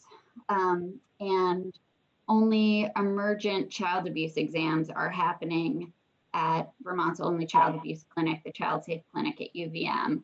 And the clinic is offering phone consultations to non-offending parents for non-emergent cases. Finally, the last piece I wanted to highlight for you all is that domestic violence accountability programs have all suspended their operations because they rely on group formats And so we're investigating whether telemedicine may be able to use for those treatment groups. But as you might imagine, there's really wide opinions across the country on the efficacy and safety of offering those to offenders in their home settings when family may be present. And so we're consulting with some national experts from the Center for Court Innovation and others on what the best next steps are. But what's really needed most, I would say, on the community level is flexible emergency funding for member organizations to be able to meet the needs of survivors in the way that they need to be met, given the limitations of the systems of support at this current moment. And so to this end, we have been in conversations with the Center for Crime Victim Services, as Chris referenced. The federal funders at the Department of Justice have significantly lifted a lot of restrictions on making budget adjustments if grant funds haven't been expended. Grant funds that can be used to provide direct help to survivors haven't been expended by the grant period. They're offering extensions, and we're hoping that the state will mirror the feds in many of those ways and do the same. About 2 minutes. I'm done and happy to answer any questions that folks may have. I'm looking, let's see, not seeing any hands. Sarah, as you were talking about how victims of domestic violence can access the courts, and you were going through the orders about printing and filling out forms and all of that. Again, how likely is that to happen given stay-at-home orders? And I think this is the challenge, and this is really the role that our member organizations are hoping to help facilitate that for survivors. But I think that we can, what we hear from our counterparts in states where they have had natural disasters, which is probably the most similar circumstance, is that often survivors aren't seeking the support and safety that they need in this kind of emergency phase, and that we ought to be expecting and prepare for a wave of people to be seeking support in the months up to a year after this event. thank you. Thank you. Anybody else, again, looking for hands? I'm not seeing any other questions. Yes, I had a. Oh, I'm sorry. There you go. Yeah, thank you. Yeah. Sarah, thank you for your work. And what I found that was interesting, Madam Chair asked me to check on the border to see what the border organizations were looking like. And I had a very long conversation with WISE, Women's Information Services for the Upper Valley. And their domestic violence coordinator shared very similar information as to what you did, with the concern that this isolation is actually acting as almost like a hibernator for what's going on. There was a pretty big arrest that went on last weekend that she referred to that had made the local news here. And it was interesting, the difference in lethality assessment between the two states. But that whole discussion around what's going on because of the isolation and the response that victims have, especially, and not feeling comfortable, about accessing, that's going to be an interesting thing for us to deal with, I think, collectively. But I just wanted to share that that discussion that we had just a couple of days ago. Thank you for that. Okay, thank you. Great. Thank you very much, Sarah. Great, thank you. Okay, and we will conclude with David Scher. There you Good are. to see you all. Welcome. Thank you for having me on today. I apologize that I haven't been able to be on much of this call so far. I had an emergency call that I had to be on. And so I'm sorry that I haven't heard what some of the other folks involved in the court system have been testifying to, but I thought I would go through a brief overview of what our office in particular has been working on and dealing with and approaching the situation. And I'll try to keep that pretty brief and then open it up for questions. The Attorney General's office as a whole is working under a mandatory work from home order. So virtually everybody in the office is working from home, dealing like most people are with remote communications, and working obviously with respect to court appearances and so forth, working with the court orders as they have been coming out in terms of the AO 49 and the other social distancing measures that are going on. And along with other entities, we are doing the best we can to maintain continuity of operations where necessary in terms of court hearings. One aspect of what our office is working on is assisting the governor's office and the Department of Public Safety with enforcement of the executive orders and their various addenda and directives. One thing that we are all cautious about is maintaining the governors and the attorney generals in agreement with this. We really want to maintain the education first approach to the enforcement of the executive orders.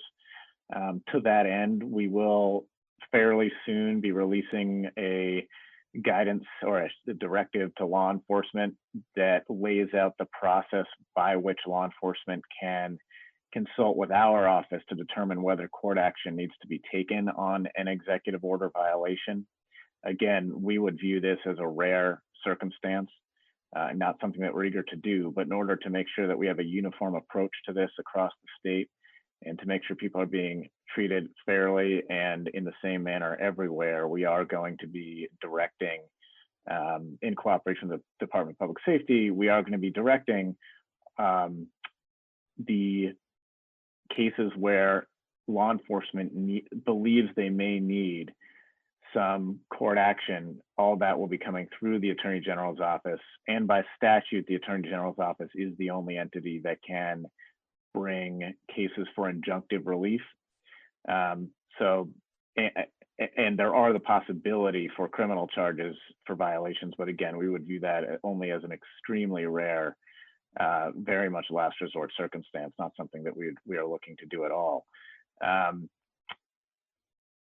To that end, we are, as I said, going to be releasing a guidance and sort of funneling stuff through the AG's office. If there does need to be some sort of injunctive relief, we will work with law enforcement to do that. But again, our first approach, even in those conversations, I think is really going to be, all right, have we done the education that we can do? Have we talked with folks to get them the help they may need to get to abide by social distancing regulations and stay-at-home orders? Because we assume that a lot of what's going on here is really a matter of need and not a matter of sort of willful violations. A couple other pieces that— Actually, excuse me, David, before you continue, I see that Martin has a question.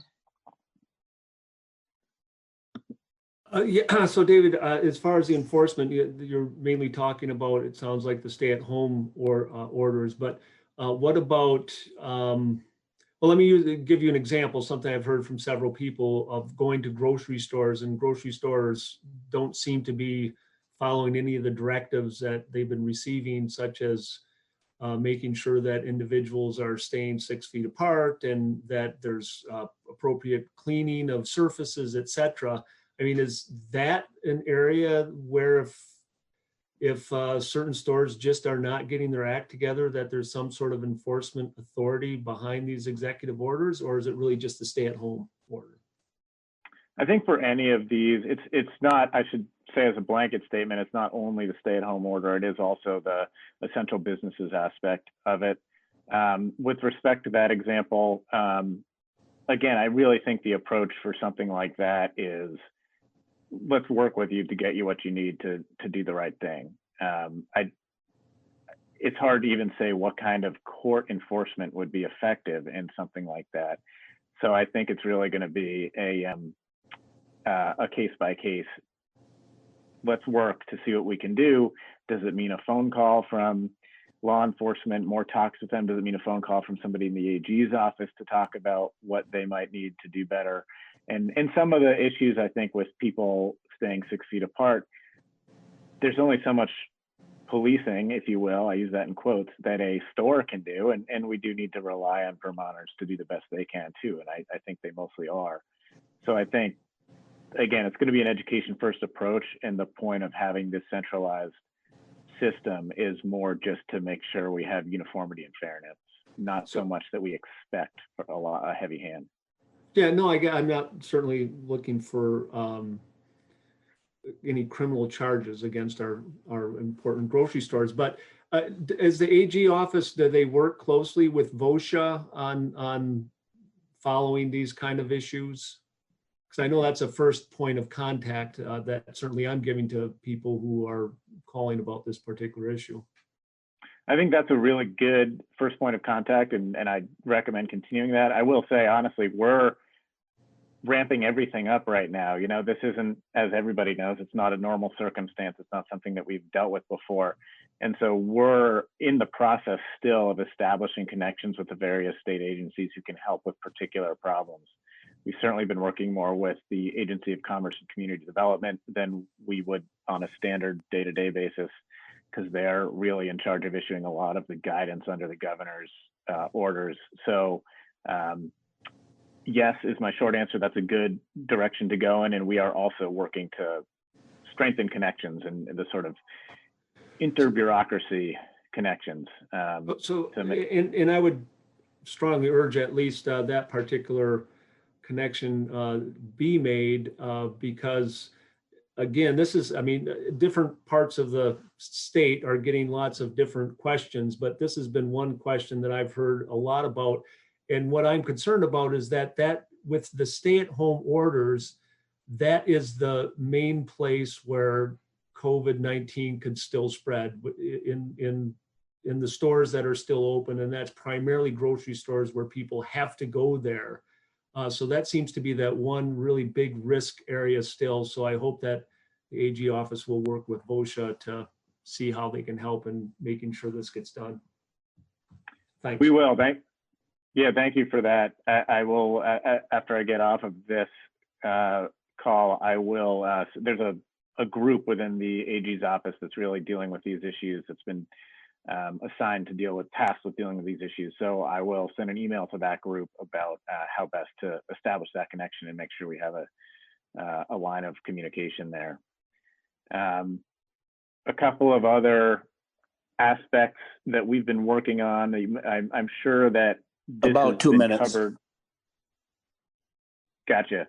I'm sure this has been covered with extensively already, but really talking about the issues of minimizing incarceration and making sure that we are not incarcerating unnecessarily. We've worked cooperatively with state's attorneys, Department of Corrections and others to really, and law enforcement to really try to memorialize some of the practices that have already been put into place. And I do want to give credit to those entities for making considerable efforts to minimize incarceration. And the numbers certainly bear that out. I think that one thing that we all need to do is make sure that we are speaking plainly and clearly about what's going on and some of the policies. And we've tried to put that out there so that folks understand what's happening. But we do give credit to the entities that have been working hard on that.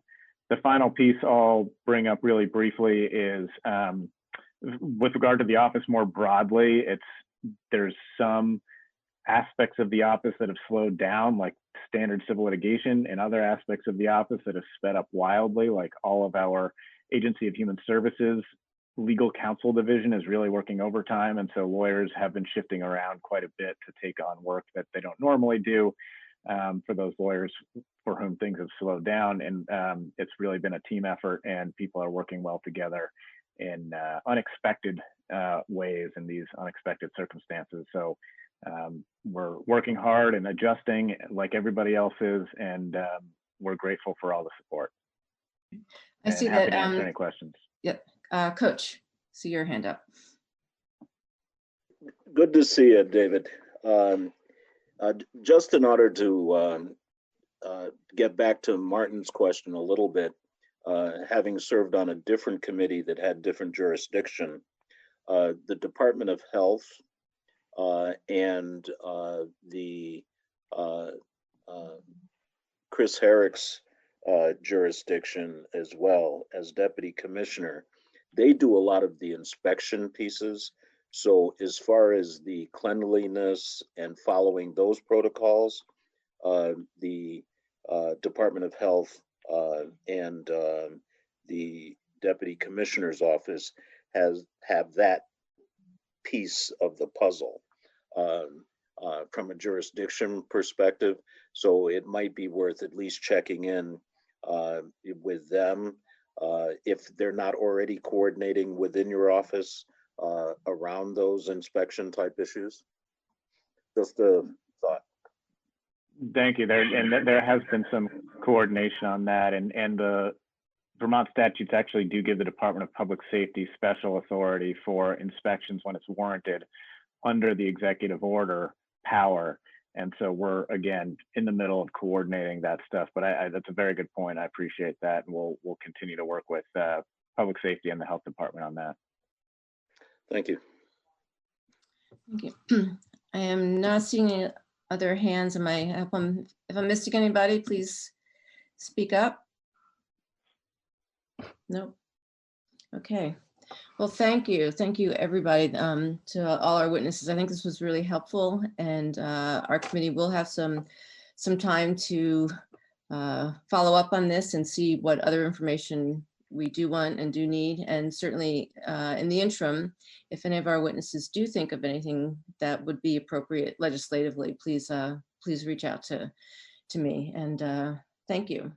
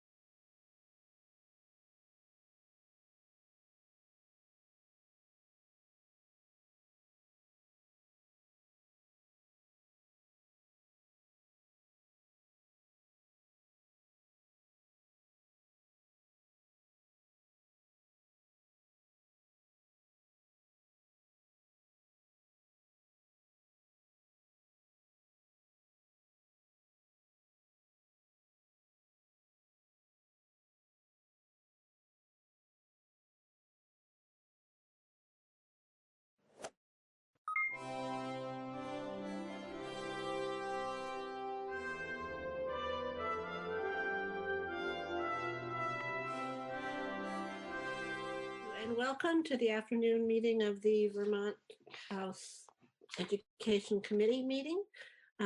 We are continuing our discussion on the COVID-19 response, and we have a variety of people here speaking to us from the field as to what's going on. I spoke briefly with Mill Moore the other day. I'm happy to have him here today. So Mill and Ed Nasta. Mill, why don't you go first as the executive director of the Vermont Independent Schools Association? And I understand this is primarily related to special education. Is that correct? That is correct.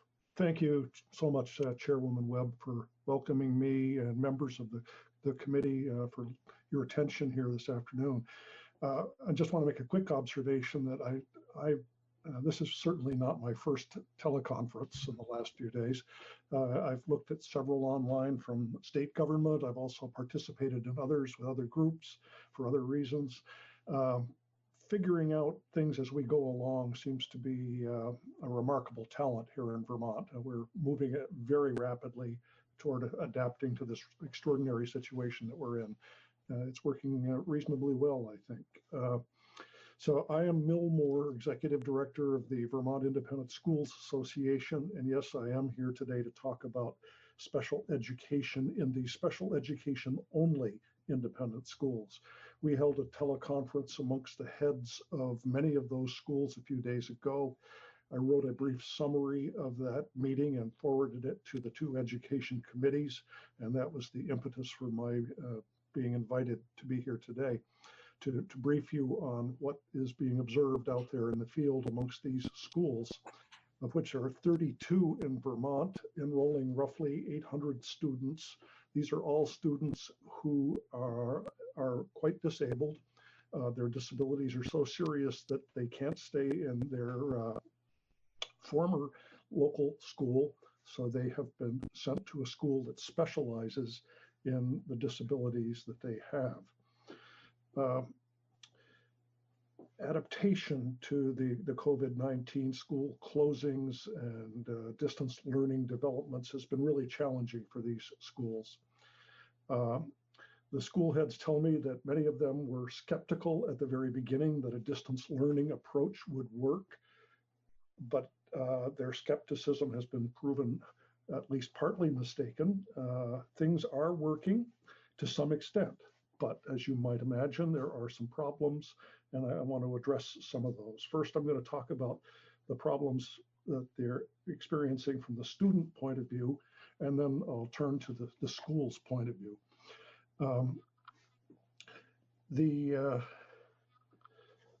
main problems are getting in communication with schools, with students' homes. Internet access, as everybody I think understands, is limited in some regions of Vermont. In some regions, it's not even present at all. Some households cannot afford internet service or the electronic equipment that goes with it, the laptops or iPads or so forth. I listened back on Friday when Erin McGuire testified to your committee, and I remember clearly she stressed how important is family cooperation with a distance learning approach for students with disabilities. But family cooperation isn't always possible for a couple of important reasons. One might be that the family members are essential workers. They're out of the house. Or second, and this is really very important, is some families are very fragile, and students are part of that fragility. So reaching them is really important, and they are very hard to reach because even if they do have internet connections or telephone connections, sometimes there's no cooperation in actually making the contact. So those are all equity sort of issues tied up with the new medium of remote communication. The schools themselves, as you might imagine, are worried about revenue, retaining staff, sustaining their business models, and moving into their programs that they have scheduled for the summer. Many independent special ed only schools have summer programs that are vital to their revenue streams for the entire year. At this point, nobody really knows, I don't think, how that's going to shape up. So that's very much on their minds. Remember that these schools are all administratively independent, but they are wholly dependent on public education funds that flow through supervisory unions to sustain the special education services that they're providing. So they're in an anomalous situation in that respect. They do have some concerns about the extent to which they're going to be relieved of regulatory requirements that have to be met in ordinary times, like upcoming reviews and approvals. A bulletin just came out today, hours ago, from the Agency of Education saying, don't worry about that, we got you covered. So that concern has just been relieved. I'm delighted to see that. It was a very logical thing for the agency and the State Board of Education to agree to. The schools are also concerned that as these new instructional techniques and new media are introduced, that they be forgiven or helped if requirements for confidentiality and other boundary issues are inadvertently or even necessarily breached. I think Ed Nasta, when he speaks later, can probably talk about specifics of that. And these schools need some understanding of the circumstances unique in the work that they're doing.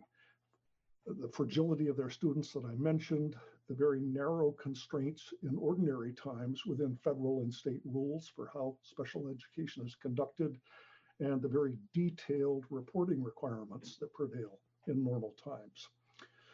So we're now getting information about the federal and state supports that are going to be available for small business.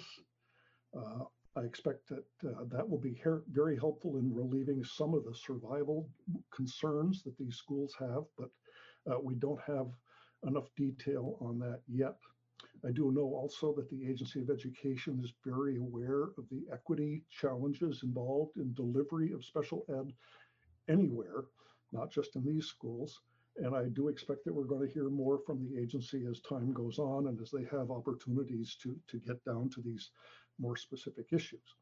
So that's all I have in the way of reporting right now, Madam Chair, and I'll be happy to take questions and then you can move on and hear from Ed Nasta.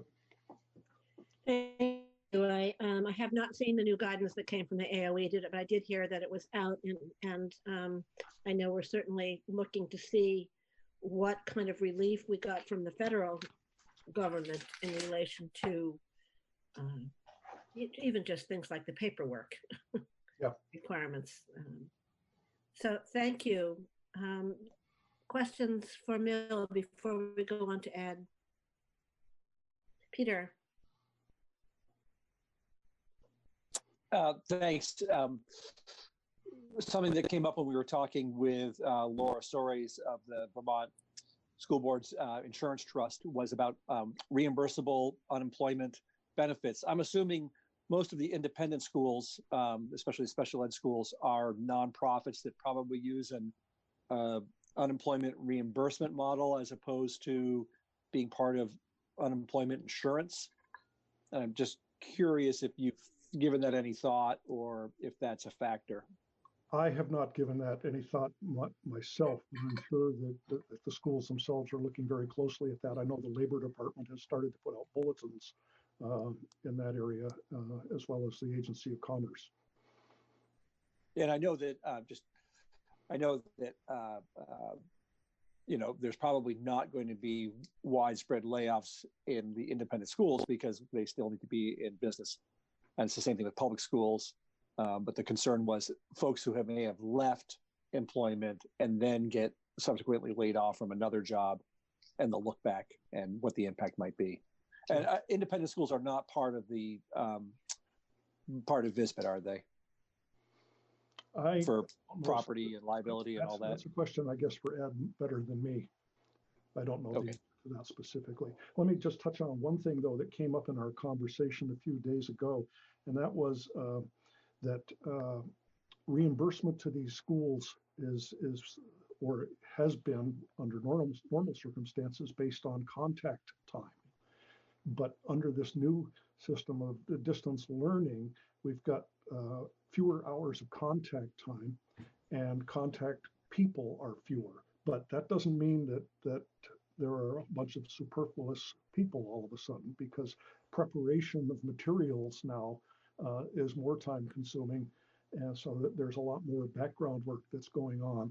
And so the employees that are doing that need to be sustained as well. And I think that realization will filter through the process and those people will be covered. But that's an example of the kind of small details that mean a lot if they're not handled. And that might be something that could be handled as opposed to a reimbursement model. I'm just, well, it's just an aside wondering if some of those challenges will be removed once we move from a reimbursement model to a census-based model. I don't know that will not work because it appears that the census-based model will not be applied to independent schools. That was a judgment made by the agency a few months ago. Yeah. And that's before the panel, I believe. Yes. Okay. You know what, Sarita, and Larry, I'm thinking maybe what would help is if we could get Ed in and then we can direct questions to both Ed and Mill. Does that seem okay? Okay. Good afternoon, folks. You'll have the first. Yeah. Go ahead, please. Sorry. So I'm Ed Nast. I'm the executive director of the New School of Montpelier. New School of Montpelier is one of those schools that Mill was referring to, independent approved school for special education only. So all our students come to us from the sending school districts, the LEAs, on IEPs, and they've been found to have disabilities and challenges to the extent that the public schools have not been able to serve them adequately. So in terms of, the continuum of disabilities, the children that we serve are at the far end of the continuum in terms of the more intensive needs. Children with classic autism and, severe emotional disturbance and, different trauma backgrounds and often multiple disabilities. So, that said, we have about 30 some odd students that, we've been serving successfully for quite a while. And with the, governor's order, we actually have done some pretty amazing work over the past couple of weeks that I'm surprised we've been able to do as well as we have in terms of setting up distance learning and being available to our students and really trying to offer as much contact and as much learning opportunity as possible. There are impediments. Some of them are technological in terms of, some of our families do not have internet access or have some compromise in that regard.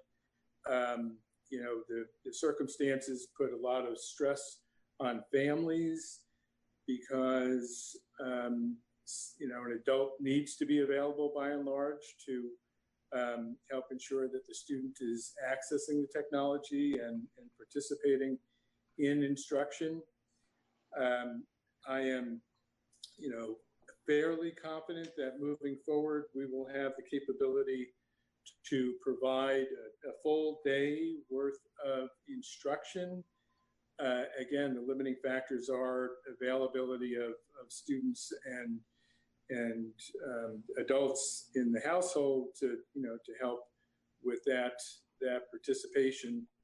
And even under the best of circumstances, it's going to be somewhat compromised due to the fact that we don't have face-to-face contact with the students, and it limits the possibilities of what we can do.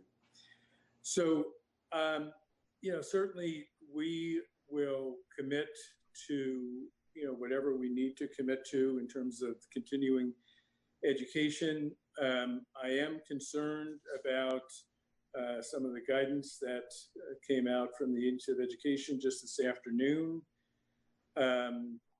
there's guidance that's entitled Guidance for Approved Independent Schools, including residential facilities during COVID-19.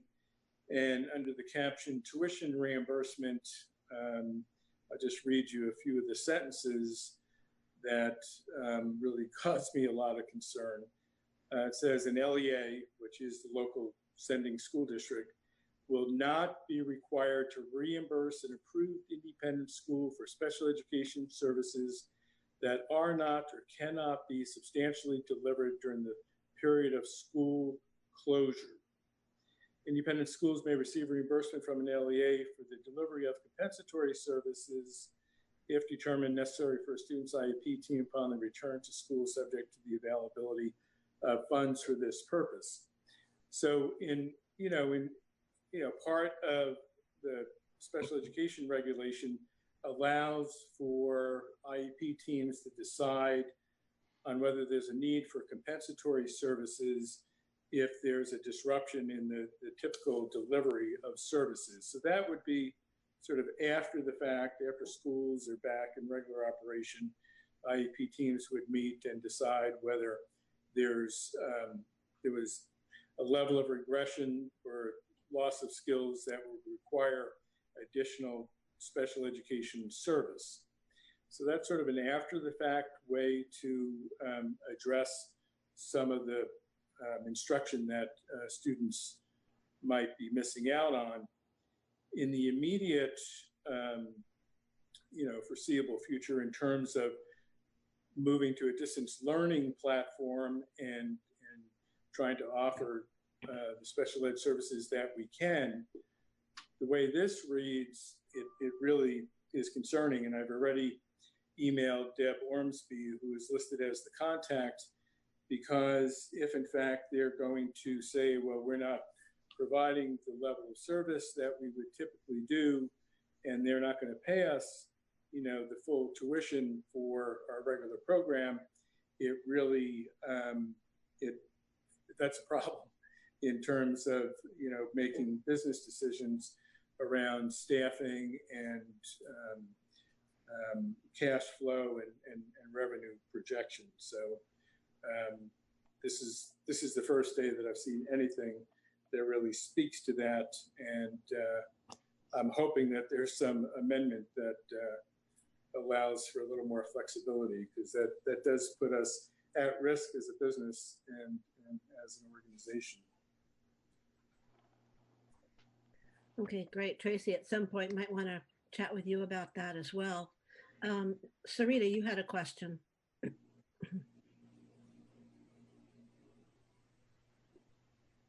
I'm wondering if this situation provides schools, independent schools throughout the state to collaborate and coordinate services or resources or staff, now that people won't have to drive, that you could do it remotely?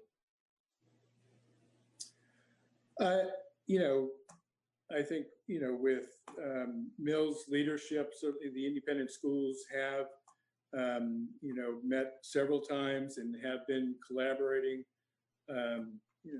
both online and through email. There's a weekly meeting for those of us who are special ed only independent schools.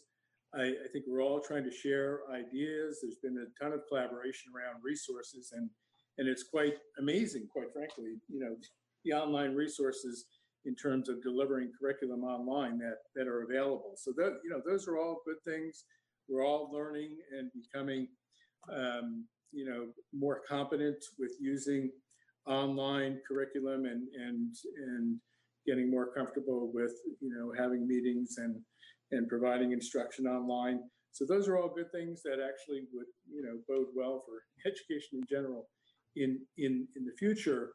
I think, if I could speak for a lot of us, certainly there are concerns about funding,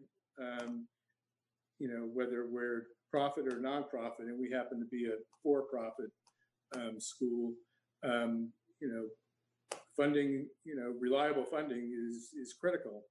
And unless the school districts get assurances that they're going to get their special ed reimbursement, LEAs are not going to make the commitment to continue paying their tuition to the independent special ed schools. So that's a big one. Some of the other things that Mill had mentioned earlier, I do worry about the stress on parents. Some of these kids have significant behavioral issues or communication issues.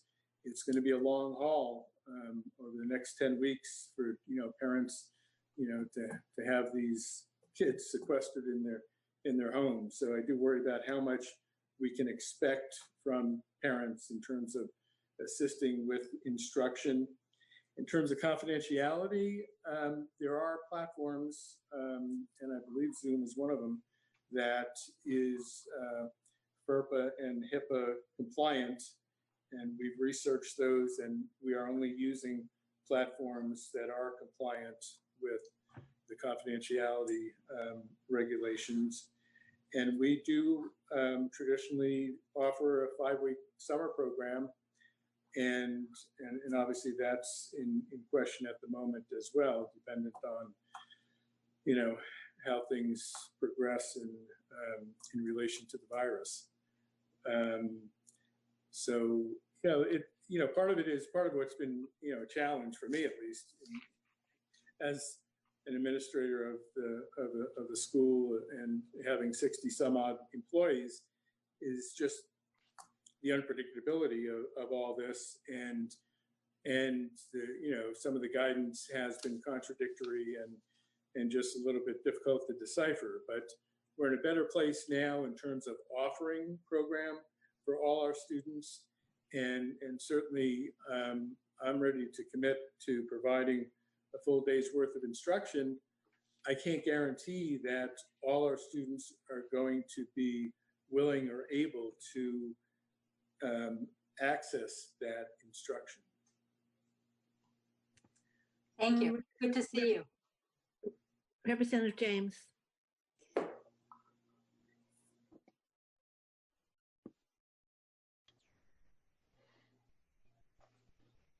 Unmute. There you go. Sorry, thought I hit the button. Ed, just ask a district-specific question. I'm concerned about the reimbursement question that you raised and how that might impact a school like Burton Academy. They're in my district. Can you fill me in a little bit more on that, please? Could you elaborate on that just a bit so I can understand? Yeah, I was understanding Ed to be saying that independent schools, according to the guidance that was released by the AOE today, would be perhaps not reimbursed in full, but only partially for special education services that were delivered remotely during this closure time. And because Burton is in my district, I'm wondering how that might impact, some of our academy schools like BBA. I can't comment yet because I've just scanned that document once very briefly. I think maybe Ed is in the same position I am. Plus, we're waiting to hear back from the question he sent to the agency. Go ahead, Ed. Yeah. If you read this one sentence of guidance, as it's stated, an LEA will not be required to reimburse an approved independent school for special education services that are not or cannot be substantially delivered during the period of school closure. So in my mind, by definition, we can't provide what we had been providing because we can't have, face-to-face contact with our students.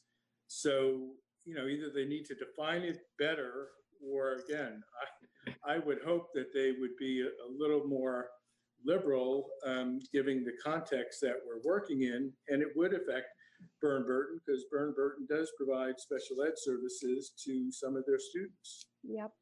All right. Thanks for getting that on our radar. Yeah, no, it's an important one, and I'm shocked, quite frankly, that they would, maybe they need to reword it, but it's if you read it literally, it's not good news for us. Thank you. Thank you. Anybody else? You just have to use the little hand, Larry. I'm trying to get you ready for the floor. I don't have a little hand. There's not one there.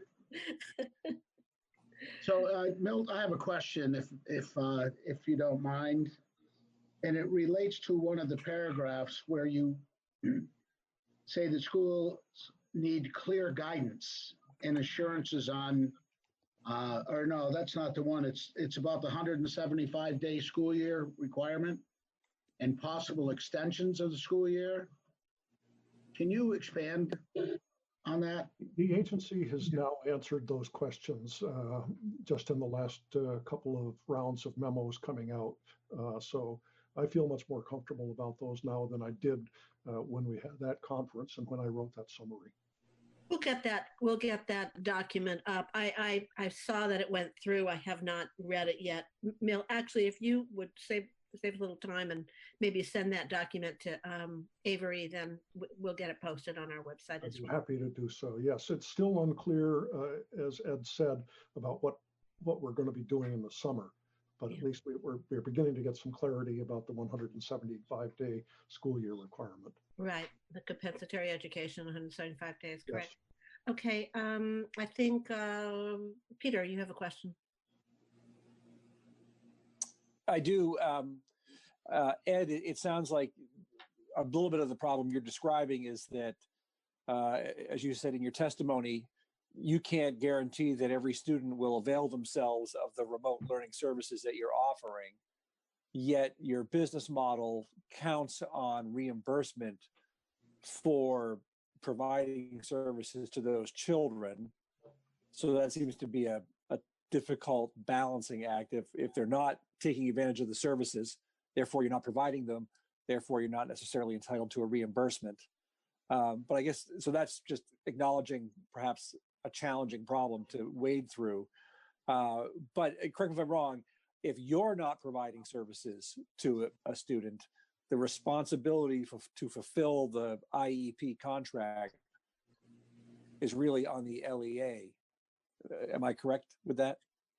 You're correct that the LEA is ultimately responsible for the provision of IEP services. They essentially contract with us to implement the IEP that they write. So that is correct. And as a practical matter, I don't believe the LEAs want to suddenly take on the responsibility of trying to provide IEP services for these students because, for one, I'm not sure that they have the capacity. These students have been out of district in some cases for multiple years. The LEA teachers don't really know the students, and I would suspect that they would want us to do everything that we can to provide the services. And I have reached out to each of the LEAs that we work with that have sent students to us, and unanimously they were grateful for everything that we're doing. They wanted us to continue. Sorry, is that me doing that? Sorry. And they said unequivocally that there was no problem. They would honor their contracts and full tuition up and through April 6th. And beyond that, they were non-committal, waiting on guidance from the AOE. And again, that's why I'm so concerned about this guidance that the AOE put out, because my interpretation is that means that there's going to be some significant compromise about what the LEAs are going to be authorized to compensate us. And your question about, so even if we're prepared and ready and able to provide the services, by virtue of the fact that the student isn't accessing them, what does that mean in this context? Because as Mill, referred to earlier, there is a lot of preparation that's going into this, and teachers are spending their time maybe doing different things. It's not meaning that there's less time needed to deliver this type of instruction.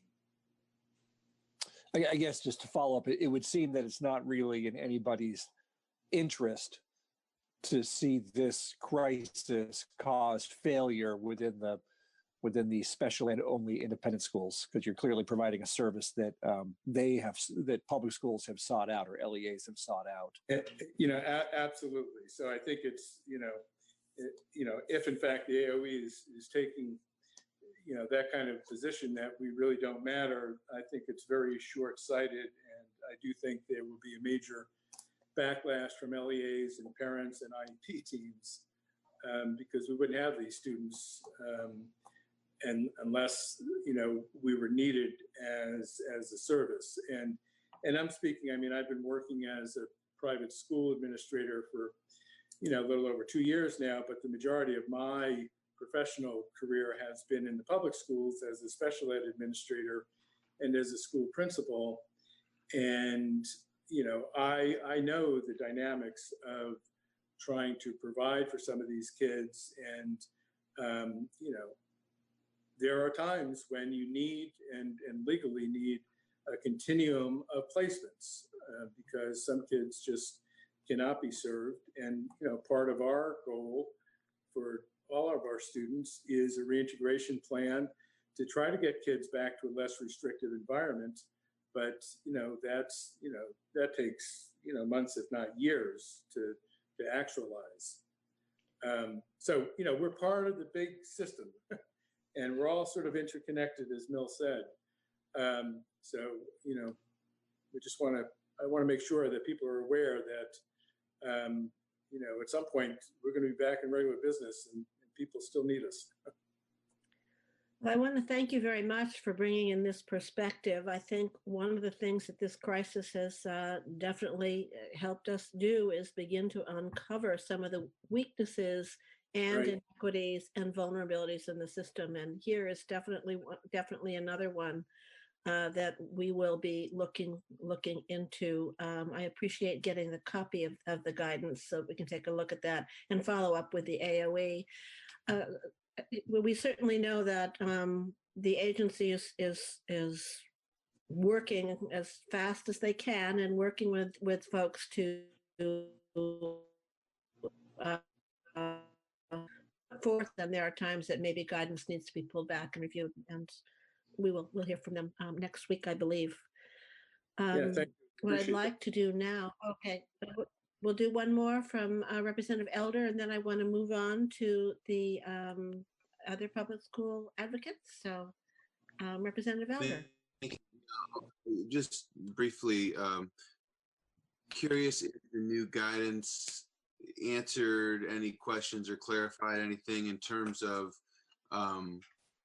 compliance for districts more generally with special ed. I know that we had heard some questions about that from Aaron McGuire on Friday, just whether certain IEP guidelines or rules could be met. And I'm just curious whether, because I know it's an issue of having revenues go to the independent programs as you've been talking about, but also I was concerned about liabilities or problems with revenues generally from the federal level to local to districts. And so I'm just curious, do you know if there was helpful clarification in today's guidance?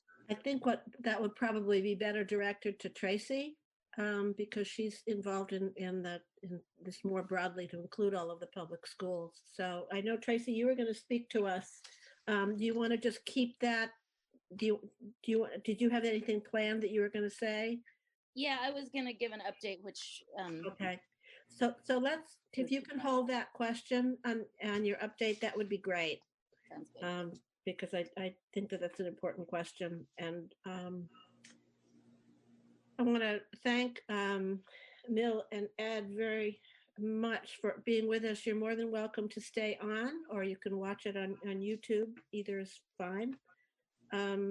We are going to hear from the school boards, the principals, the Council of Special Ed administrators, the NEA, and the superintendents next. And really, I think what the focus is, and I've spoken with them, and they've agreed, I'm pretty sure, to speak with us on a weekly basis to basically give us during this period of time where things seem to be changing so rapidly, to just give us what are the key learnings this week that you have each uncovered.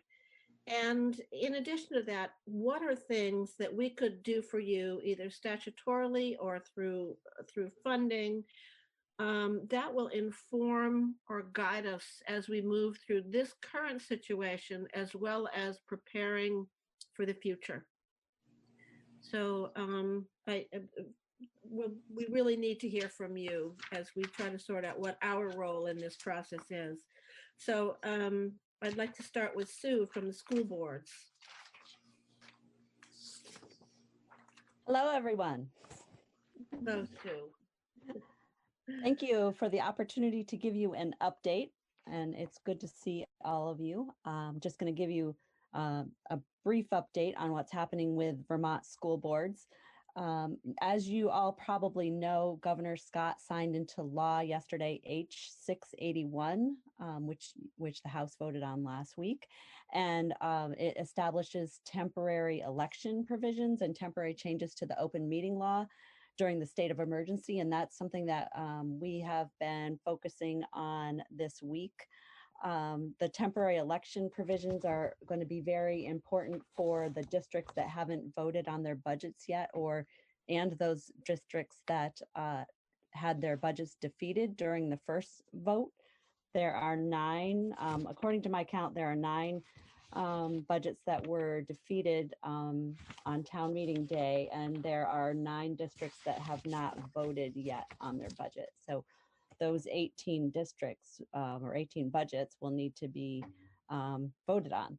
And just to go over briefly the temporary elections provisions that should hopefully help with that process.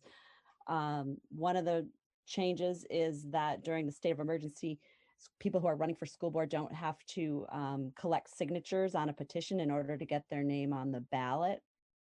Another provision has to do with temporary elections procedures. The Secretary of State is authorized to permit procedures that protect the health, safety, and welfare of voters, elections, workers, and candidates. And some of the ways that that is allowed to be done is by requiring mail balloting, requiring town clerks to send ballots by mail to all registered voters, creating early and mail ballot collection stations, permitting municipal clerks to process and begin counting ballots in a 30-day window preceding the day of the election, permitting drive-up car window collection of ballots by election officials, extending the time for municipal clerks to process and count ballots, and extending voting hours on the day of the election.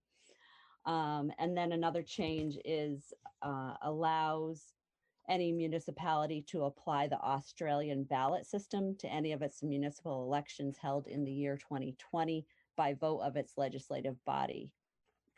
Normally that would be a vote that would have to happen at an annual or special meeting of the municipality, but this is a special provision just for 2020, which will allow Australian balloting to occur in places that it wasn't previously voted on by the municipality. So we are thankful that these temporary provisions are going to provide some flexibility for how school board elections and school budget votes can occur. And we're sending out a legislative report to member boards today, notifying them of these changes, and plan to notify the specific boards that are affected. As I mentioned earlier, those who have not voted on budgets yet, or those whose budgets were defeated, so that they have the information available to them to be able to make decisions at a local level as to how they're going to proceed.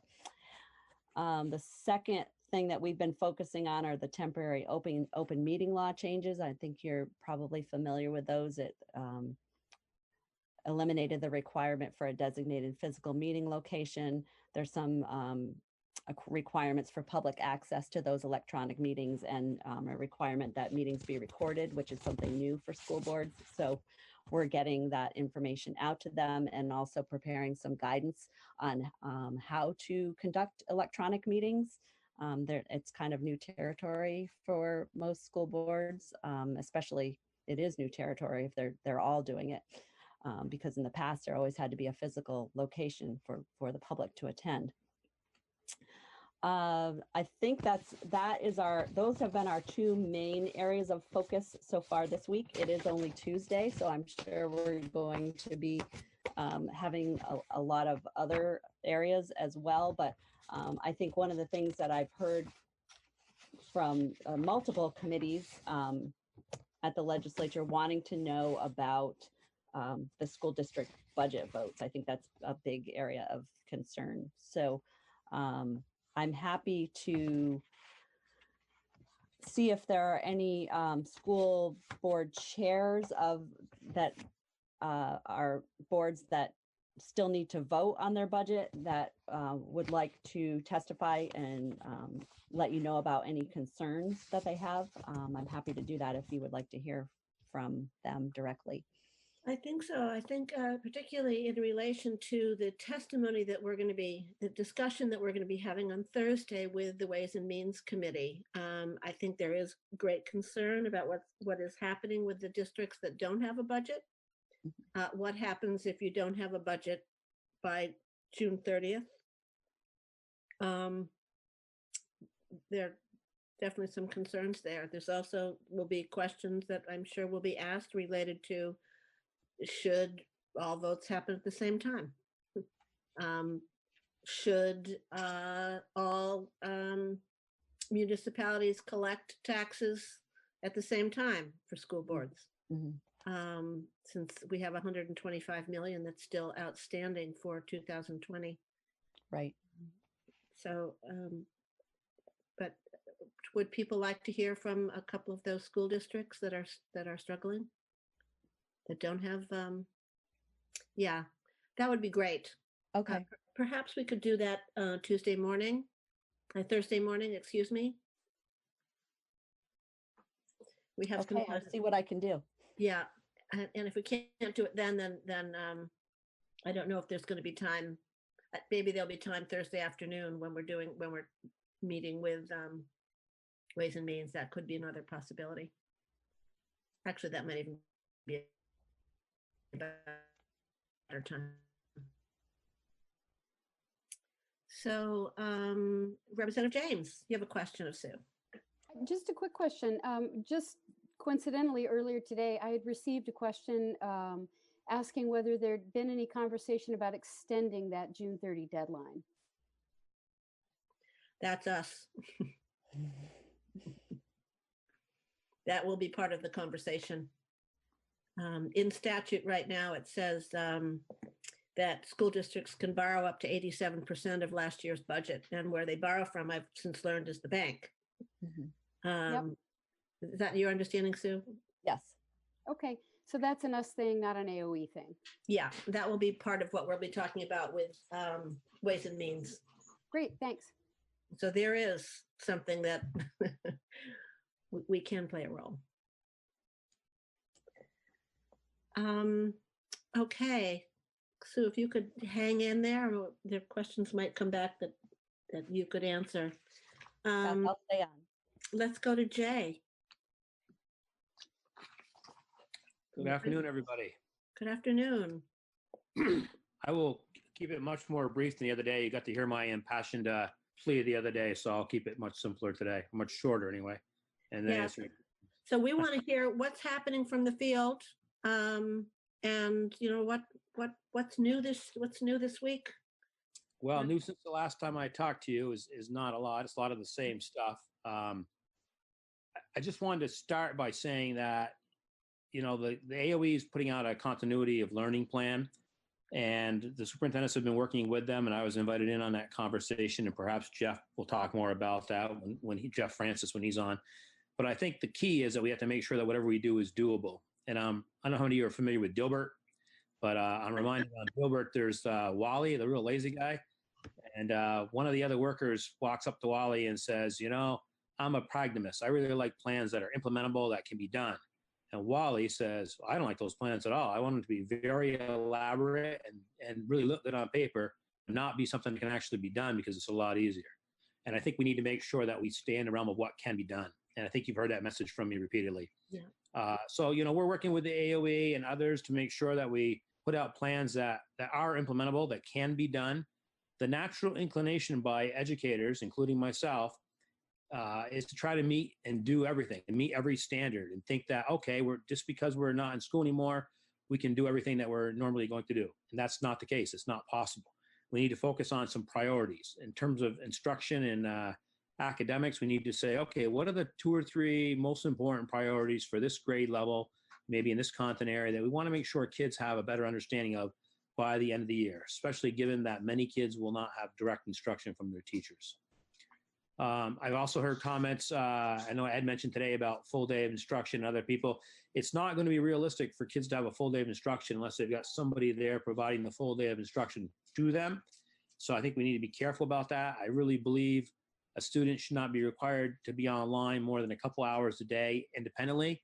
If there's ways to do things synchronistically where all the kids have access to the internet and those types of things, then that's fine. But we got to remember, a lot of kids don't have access to the internet. As I testified to you the other day. And in many cases, when they do have it, they've got a college sibling at home who's trying to use it. They got parents that are working from home. So it's really difficult to try to do this all online. Many of our elementary schools are really focusing on basically paper packets, sending home books and things of that nature, and making sure kids are reading, trying to keep that fundamental love of reading going, providing feedback, contacting kids where they can. But again, it's not timely. It's not like you're in the classroom. From our perception, the equity of resources is becoming more apparent. Inequity of resources is becoming more apparent every day. And those resources are not just technological tools, but also human resources, family resources. So many families and children are already saying to us that you're overburdening us, you're putting too much on us. So we need to be mindful of this. Families are in different places as to how much they can handle, what their own bandwidth is in terms of stress.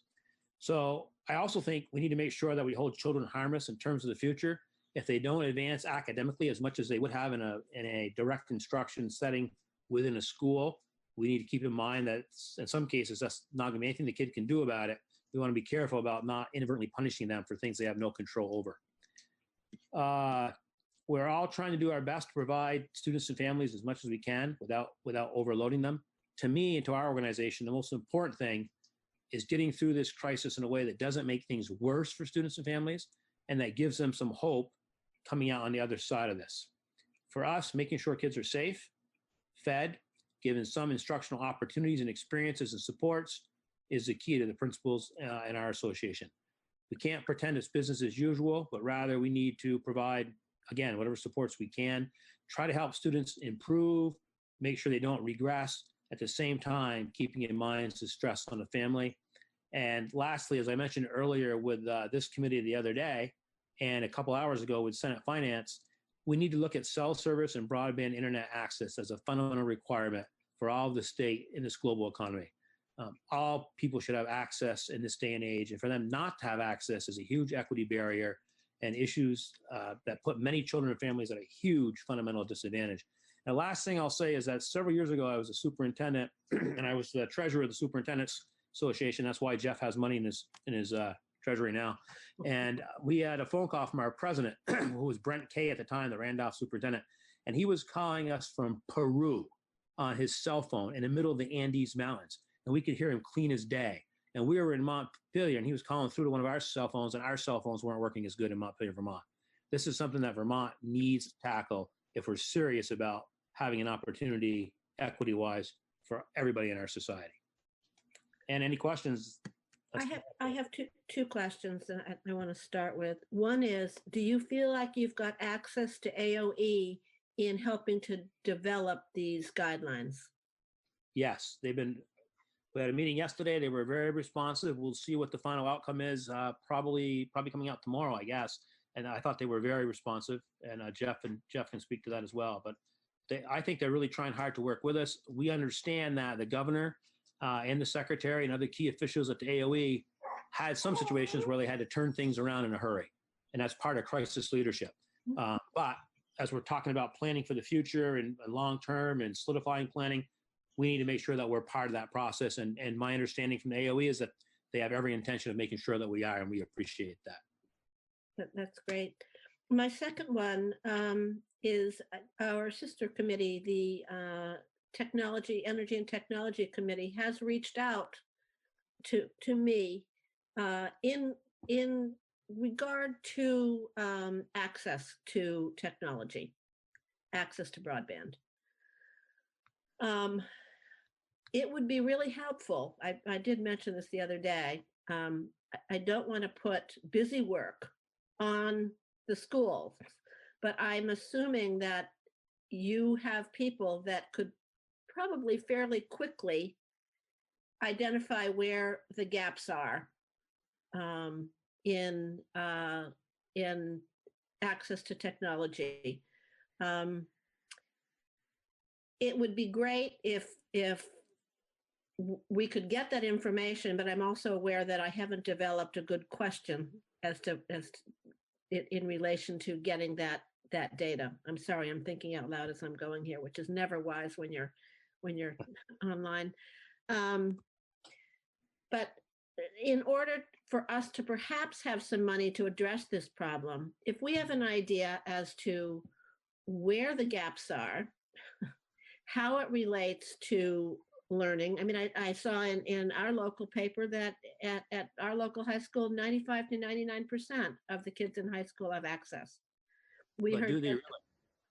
What? But do they really? Your principal did a survey of your students at CBU the other day, and there was 450 kids that responded to the questions. And then I went and did the math. You got more than 450 kids. So just because I have the internet at home does not necessarily mean I'm always going to constantly respond. My parents might be using the internet. I might not have the connectivity. I might not have a device. And there's lots of places in the state that aren't as fortunate in terms of access as Heinsberg and that area would be. Secondly, we got 80,000 kids. It'd be awful hard to come up with a survey that would really accurately let us know. I've talked to some principals who say, we know that in our system, 10% of the kids don't have access because they've done little surveys. But there's other systems that have no idea at all. And it also is fluid. Our families that are in the greatest poverty are the families that are most likely to have cell service cut off, lose their internet service, move from one rental place to another, be evicted. So there's all those factors too. I would say in Vermont, probably the vast majority of kids have at least access to some internet, but it's not high speed, reliable internet necessarily for all kids. And the kids who need it the most often are the ones that can't get it. I don't have that. I don't have the question well organized at this point. I'll be glad to put it out and see what we get for response. Yeah. Okay. I mean, I know that individual teachers are going to know as they're reaching out to their students. They're going to know who's got access. Right. Representative James, you have a question. No, I'll save it for another time. Thanks. Okay. Representative Kupali? No? Anybody else? Okay, well, stand by because you might be able to answer other questions that are coming up. Yep, thank you. Thank you. Tracy, I know that there's a question on the table from Caleb, but could you? Right. Yeah, let me just, I'll give my update here. So Tracy Warrior is Executive Director of the Vermont Council of Special Ed Administrators. And again, it is good to see you all. Thanks for having me here. Again, I'll keep this brief, but I just want to give you a little bit more background since I haven't talked to you yet around this issue. And then just describe some pieces, some guidance that has come out this week and what we're focused on with regard to the CARES Act. So obviously special education is always complex, and now it's a major issue in this pandemic. We all know over the past few weeks, things have moved quickly, and we've been working hard to adjust to the idea that we need to support all the children very differently, and most notably in a way that's physically distant. And in addition, special education within the context of this new educational paradigm creates significant issues in the context of the Individuals with Disabilities Act, IDEA. And so that's just really important to understand as we move forward. I was glad that Erin McGuire could talk to you on Friday. And as she told you, the ability to meet the timelines and formal compliance requirements of IDEA is a significant challenge. And it wasn't designed to address implementation of special education in the middle of a crisis. So while we can do IEP meetings on the phone or through a Zoom call, it's far from ideal, and evaluating students through a computer or over the phone is next to impossible in many situations. And at the same time, we want special educators to be supporting families and connecting with children, and not just stuck in that massive amount of IEDA paperwork that is required. So the AOE has been working with the field to the extent that they're able to adjust and flex the expectations, which we're really grateful. But as you know, there's a lot of work on the federal level to address these challenges, because these are federal laws. So since the beginning of all of this, I've been meeting with the VISBIT legal team. So those are the three main special ed lawyers for school districts. And then also Erin McGuire, who, as you know, is a VCSEA member, and she's also currently our national organization's president, the case. And so she's been part of that. And then our board president now is Mary Lundeen from Montpelier Roxbury. So the six of us have been meeting daily, almost daily. And it's been extremely helpful because it helps us do the best thinking together. And then there's consistent messaging to the field, which is really helpful because many of the school districts are trying to get advice from their special ed attorneys at the same time, and we want everything to be as consistent as possible.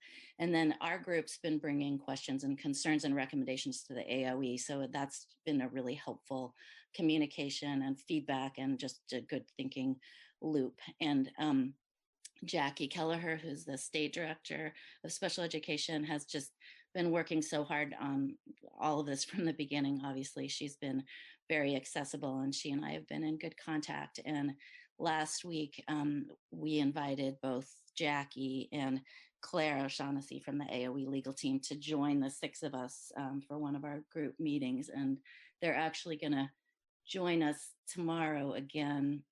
And that's just really helpful to have the AOE as part of those conversations. And when we did meet last week, it resulted in an important piece of guidance that came out on Friday, which is called IDEA requirements for placement and IEP amendments, because that was just the pressing issue for the field to understand what would be required. So what came out is really helpful, and it states that services, not placements, may change in the context of the COVID-19 closure. And it provides options for school districts to amend IEP service pages in partnerships with families. So this was a real improvement from earlier guidance that had indicated that IEP teams would need to change the placement for every student on an IEP if school closure lasted longer than 10 days.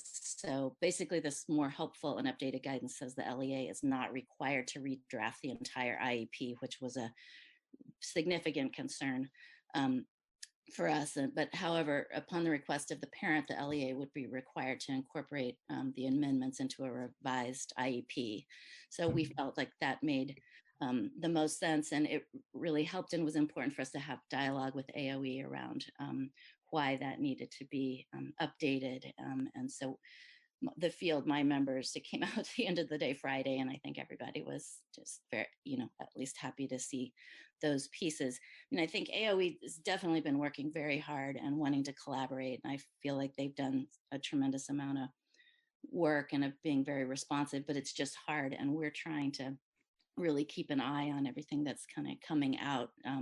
For example, just yesterday, they released their COVID-19 financial guidance, and that reflected the earlier thinking about the IEPs. It wasn't updated to the guidance that we had received by the end of the day on Friday. So we immediately, contacted Secretary French, and he said he would be looking at that, and we really wanted to flag it. It's important and have them update that to reflect what we heard on Friday. So there's just so many pieces of this happening quickly. And again, that's why it's been so helpful to have our regular meetings and be watching everything. Also, I had not seen the new guidance on the special ed independent schools. So I'll look at that, and more will definitely be happening on that, because we're also very concerned about the special ed independent schools. And I do know that many districts did agree to honor the contracts through April 6th, and we were also waiting to see that guidance. So we're going to return to this.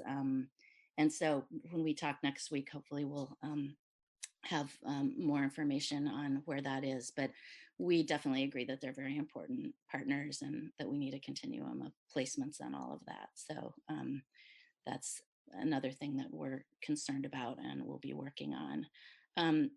With regard to federal law, so we've been working with our national organization, again, that Erin's president of the Council of Administrators of Special Education CASE, to ask the Federal Education Department for limited flexibilities only in the specific circumstance, so just COVID-19. So where we are is the CARES Act, as passed, requires the education agency secretary, Betsy DeVos, to write a report with information regarding flexibility that might be necessary during the COVID-19 pandemic. And specifically, the Act states no later than 30 days after the date of enactment of this Act, the Secretary shall prepare and submit a report to House and Senate committees with recommendations on additional waivers under the Individual with Disabilities Education Act that the Secretary believes are necessary to be enacted into law to provide limited flexibility to states and local education agencies that meet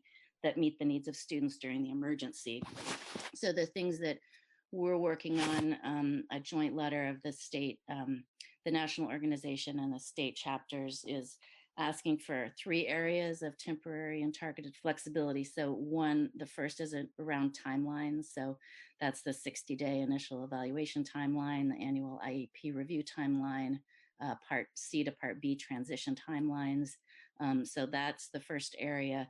Where second area addresses flexibility around procedures. So IDEA requires several procedures that are meant to ensure collaboration occurs between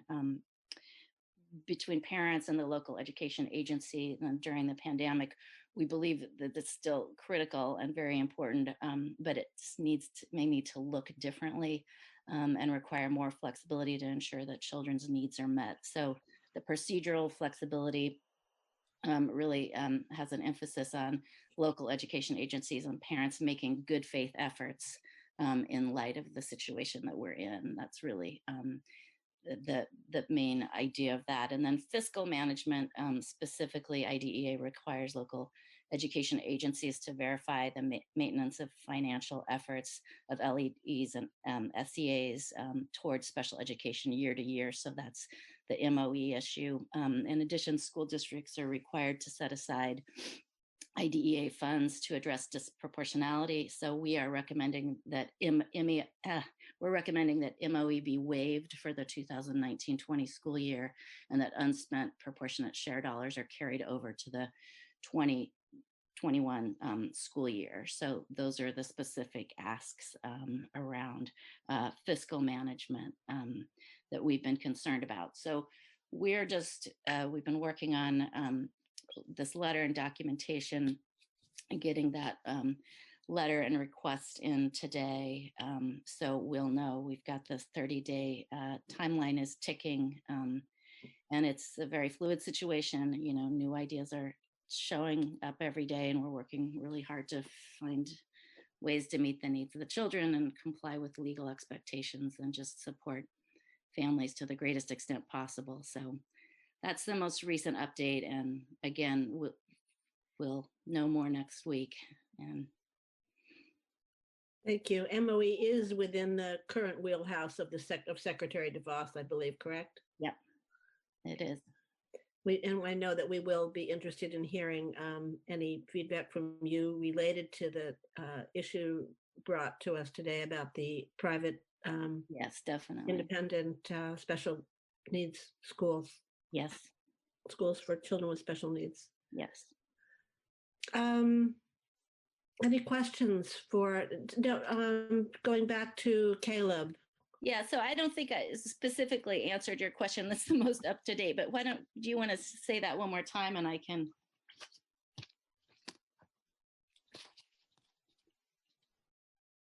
Yeah, thank you. I guess that it sounded like you did answer it in the sense that it sounded like there was some helpful news on Friday, and that you're seeing some of that flexibility, but that I'm still hearing that there are probably waivers left, the MOE issue, or maybe things left to come from the federal government that are important. I guess that as we think about funding and budgeting and potential borrowing of, tying back to our other conversation about the school districts that don't have passed budgets yet, just kind of thinking about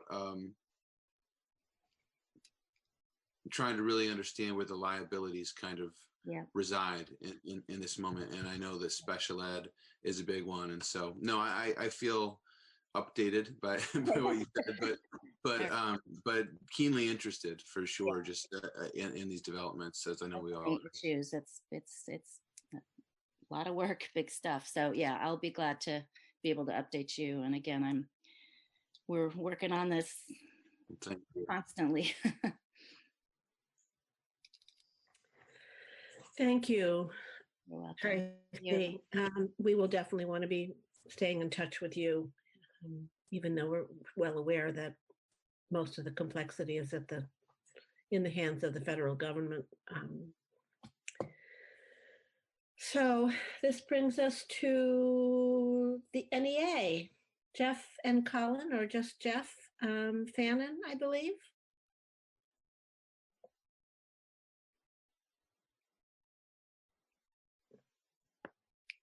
Don't forget to unmute. No, I did. I hit it, double clicked. Hello, and thank you for listening to me today and remotely. Hope you're all well and staying well. So the update from Friday afternoon is not much, I think, as both Jay and Tracy and Sue, or all three, Sue said. What is new is two things I think are important for you to think about, or we're thinking about, I should say.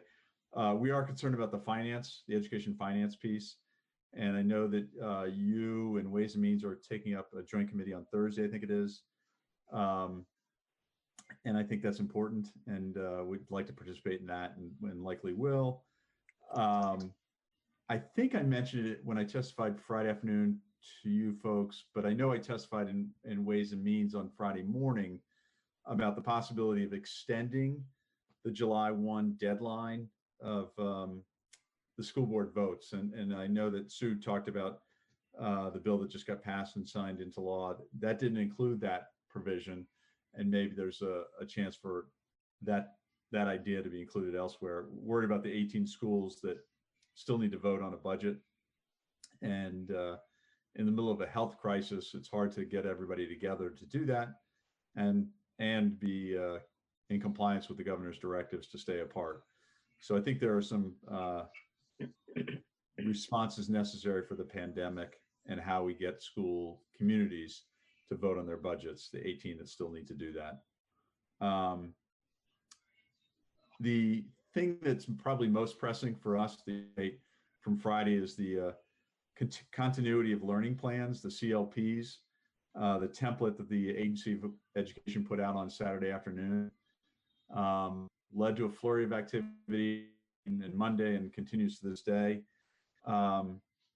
Educators are feeling like they need more involvement, more say, more because they're the ones who are actually delivering the education remotely. So they're trying to get their voices heard, and with varying degrees of success. So I think at the state level, Dan, we met with a group of us met with Dan French yesterday. That was good. I think he acknowledged that the draft they put out on Saturday was just that, a draft, that they welcomed revisions. And we'll try to work on that. And I'll let Jeff Francis speak to what they've done, because I think it's important for you to hear that too. So I applaud Jeff's work in that regard. But it's still an effort for, in crisis management, you want to make decisions quickly, but you also want to base those quick decisions on all the information possible. And that means hearing from those at both ends, the top and the bottom, those who are down in the trenches, if you will, and those at the top. And I think that's where you've got to blend a good crisis management decision making. So we're grateful that the Secretary heard us yesterday. There's still work to be done in that template. The CLP is going to be a big deal going forward, given all of the internet access issues that you've heard about and know about. Larry O'Connor, by the way, testified on Friday to you folks. Larry's a special ed teacher in Middlebury, and he talked about the school having only reached, at that point, 50% of the kids. And so I think that is going to become a bigger and bigger issue, one of equity and just sheer, how do we get the kids? How do we meet them and work with them in any small ways?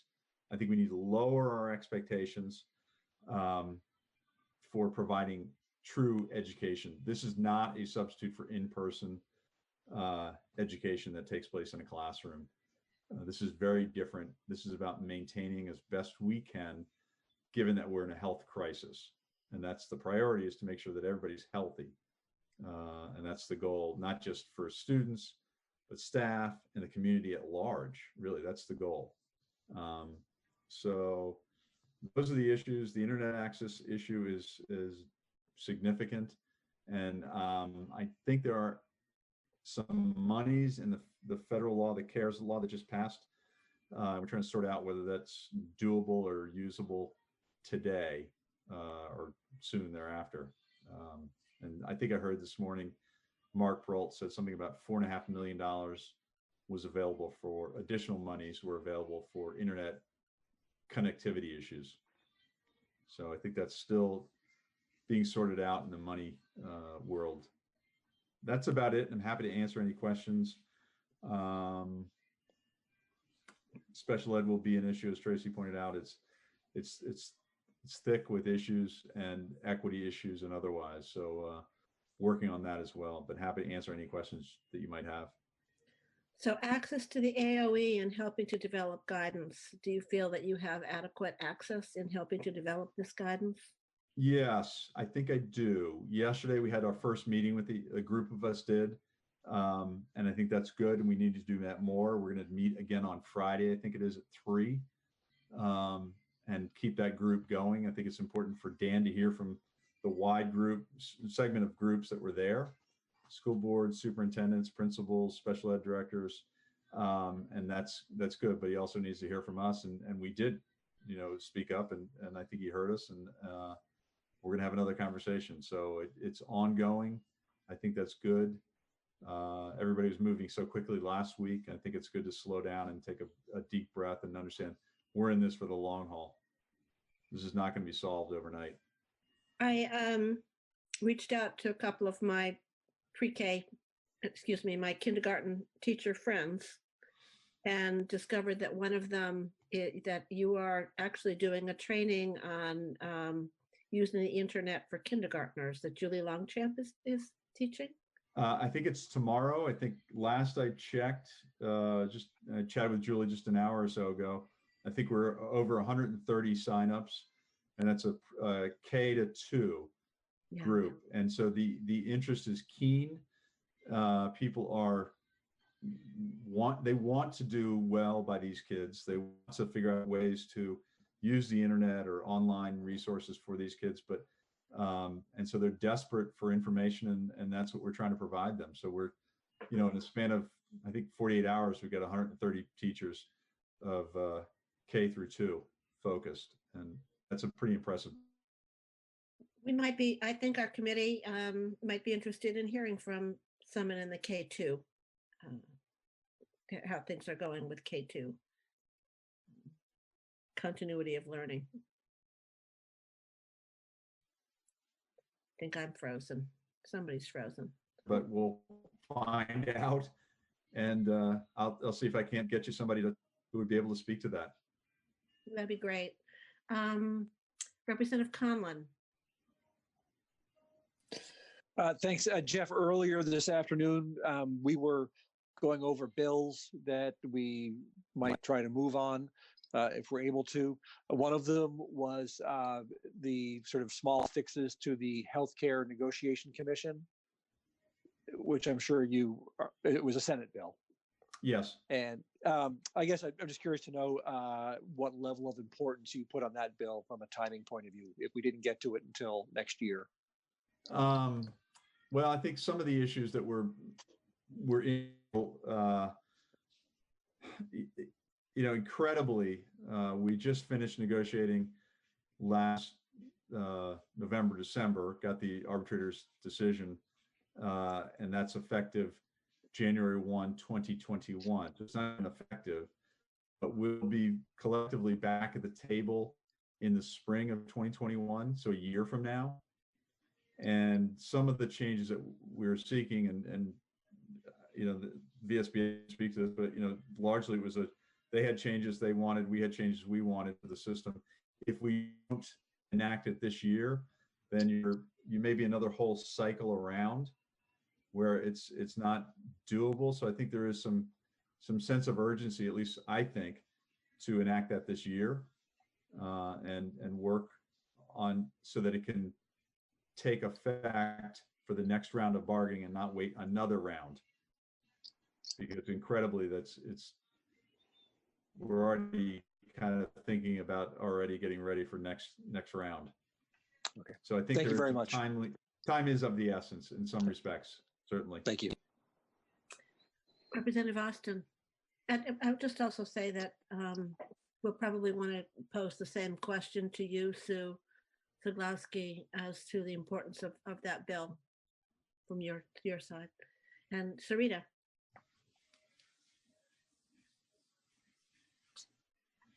Jeff, hi. Hello.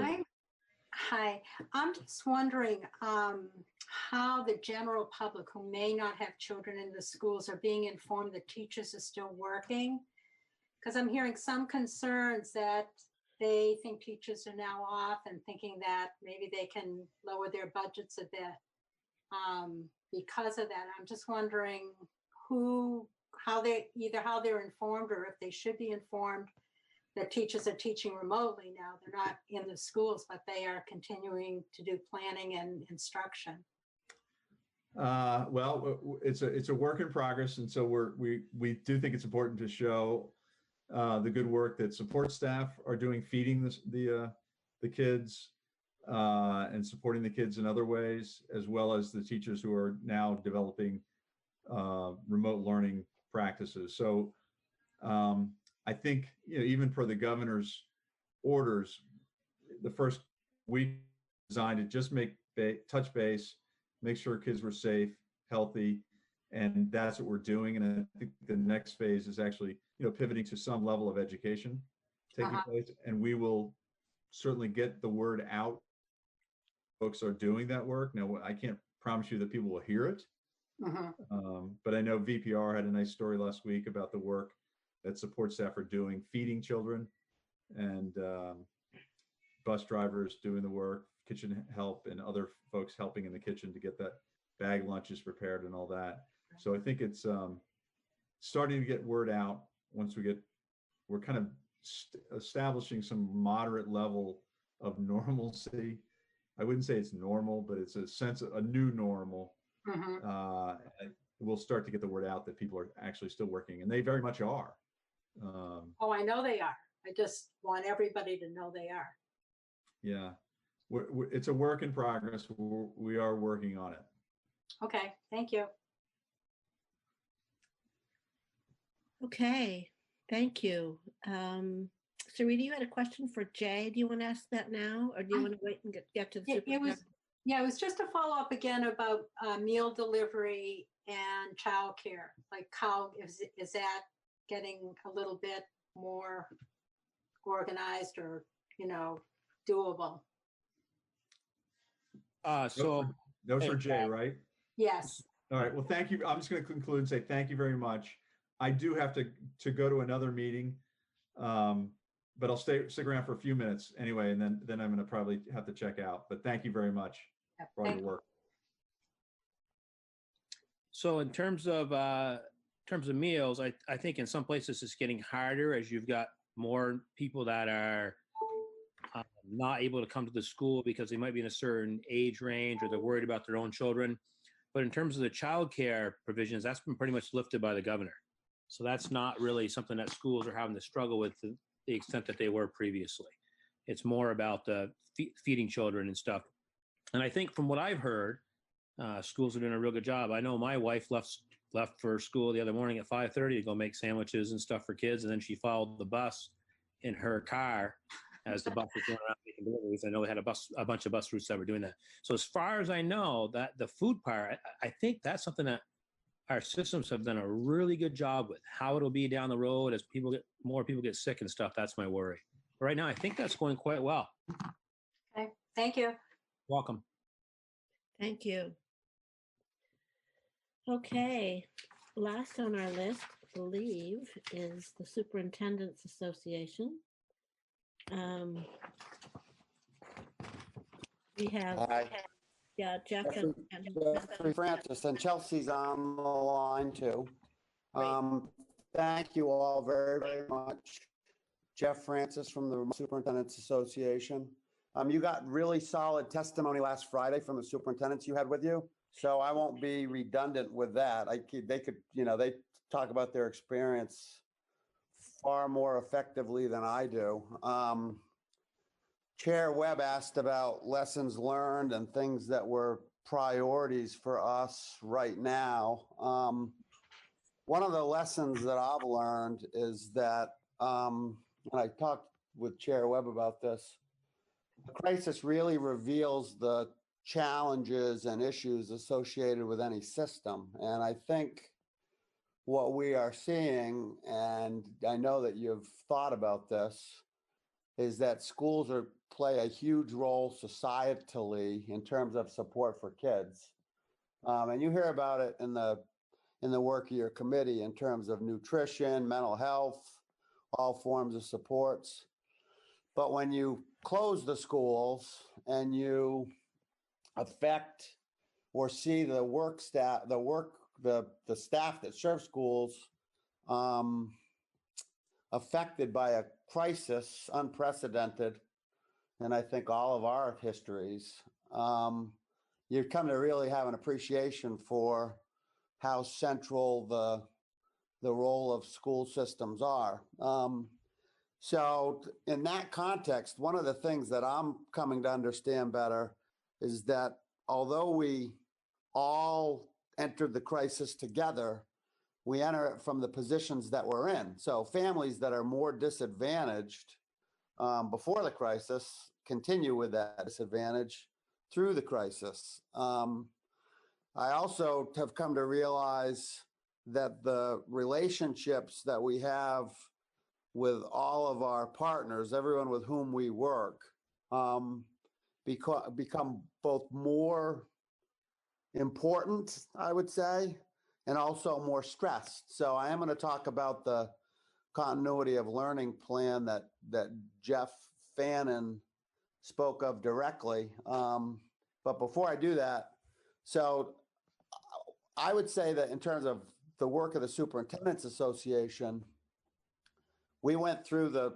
first 2 weeks, March 13th to this past weekend, and it was all crisis response. And you've asked questions about meals, and I think schools are doing a great job with meals. You asked about childcare, and the pressure is off the schools on childcare, but I don't know that that it's off in terms of childcare for emergency service personnel in general. So I've had 2 calls today from state officials about meetings later this week to talk about that.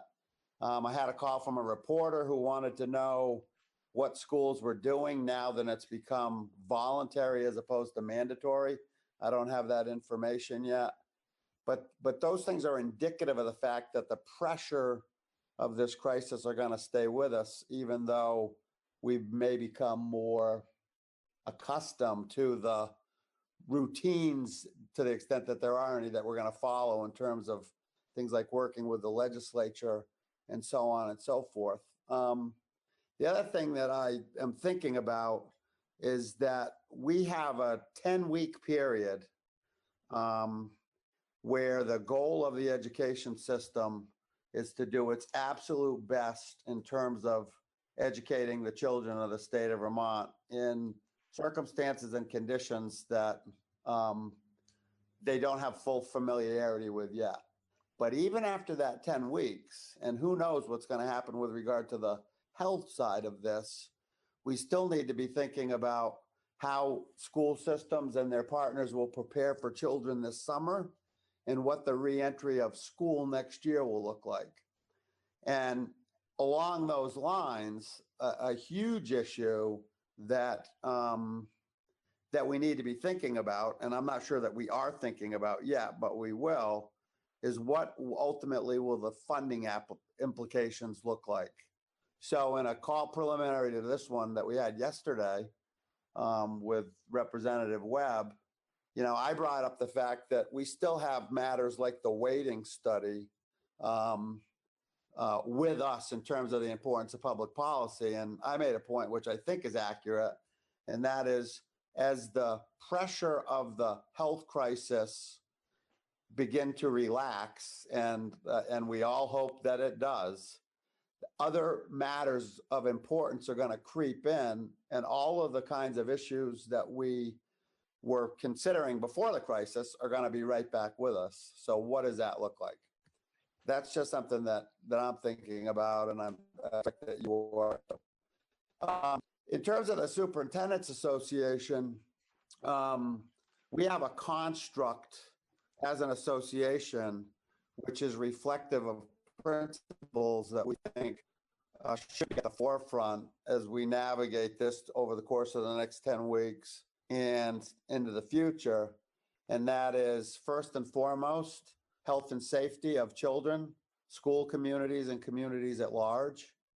I think we need to be paying very close attention to equity, even though we're going to have limited resources perhaps in the short term to respond to questions of equity. We need to be paying attention to equity and applying all of our best abilities and resources to making sure that the kids that are more disadvantaged and the families that have more challenges get proportionate supports to the extent that we can provide them.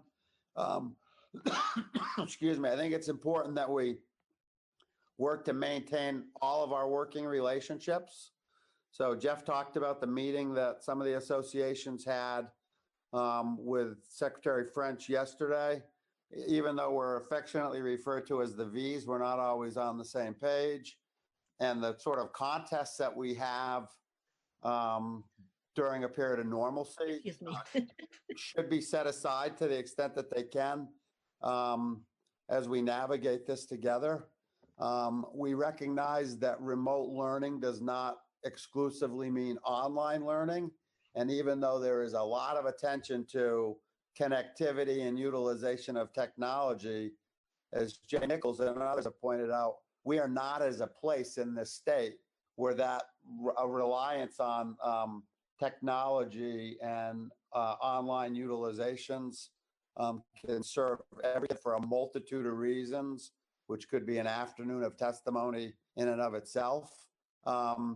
We need to be paying attention to appropriate student growth and accounting for that growth and measurement of that growth, but it's in a context which is different than when children are in schools.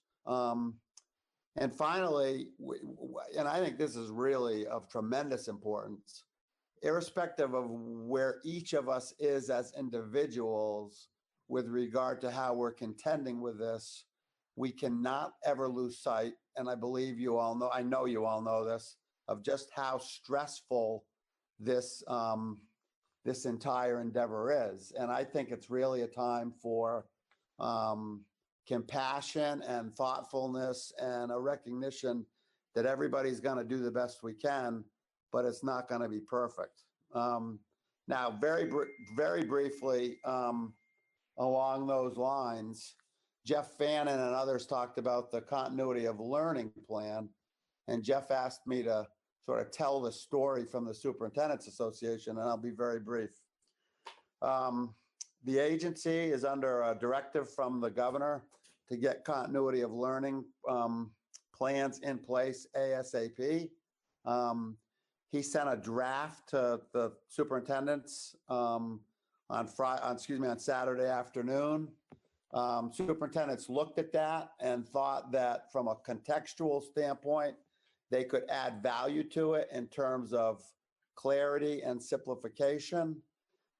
Chelsea Myers and I worked first Saturday evening and then on Sunday with a work group of 7 superintendents. At 10 o'clock on Monday morning, we shipped a plan that we thought maintained all the essential effort of the agency's plan, but did it in a manner that was also responsible, but more streamlined and more consumable by the field. At 1 o'clock yesterday afternoon, the associations had a meeting with Secretary French. We touched upon a bunch of issues, including that continuity of learning plan. At 4:30 yesterday afternoon, the superintendents who had been on that work project to look at that continuity of learning plan had a meeting with Secretary French. That plan is under ongoing review at the agency today. He's committed, I think, to have another draft out, if not tomorrow, soon. And that is the sort of pace that we need to move at, and the attention to working together that needs to be paid. Jeff Fannin appropriately says, you know, we need to let everybody who's affected participate. And I agree with that, but I also understand that the agency's under immense pressure. We're going to do the best we can with this. But you asked Jeff Fannin if he thought that, you know, the working relationships all around and with the agency are going well right now. And I would answer the same way that he did, which is generally yes. So let me stop there. Thank you. Chelsea, did you want to add anything? Hi, Chelsea Myers, VSA for the record. It's really nice to see you all. I think Jeff covered most of it, but I am here to help answer questions, especially if they are more on the pedagogical and practice side of things. So. Are there questions? I think one thing we definitely are seeing is the value of your various associations in helping us respond to this crisis. The work that you're doing in the communities with the people that are actually implementing. It's been pretty impressive, and we appreciate being able to check in with you to actually get an idea about what's happening in our communities. Peter Conlon, you had a question. Thanks. I also heard some comments from Superintendent about the continuing of learning plan, and which they found to be perhaps overly ambitious. I'm just wondering, Jeff, do you feel like the agency has heard that message? I think Jeff Fannin also said today we need to lower expectations. I guess, do you see that as an outcome of this, as the final draft of that CLP is finished? Yeah, I think that Secretary French obviously can speak for himself, but we had a good meeting with him yesterday afternoon. He understood the point, which centered on, trying to have a useful and legitimate continuity of learning plan, but do it in a way that reflects the understanding of some of those core aspects that we're contending with in the field of education, and also with attentiveness to the those conditions and factors that are challenging to respond to when all kids are going to school. So we're going to know what the response and reaction is from the AOE. They're in charge of this, but I believe that we're on a really good track to get something that people will feel is doable, and will allow schools to share how they're going to meet the goals for providing education over this time. So, that's a question really for him to answer, not me, but I'm very optimistic about it. The secretary is going to be speaking with us on Thursday morning.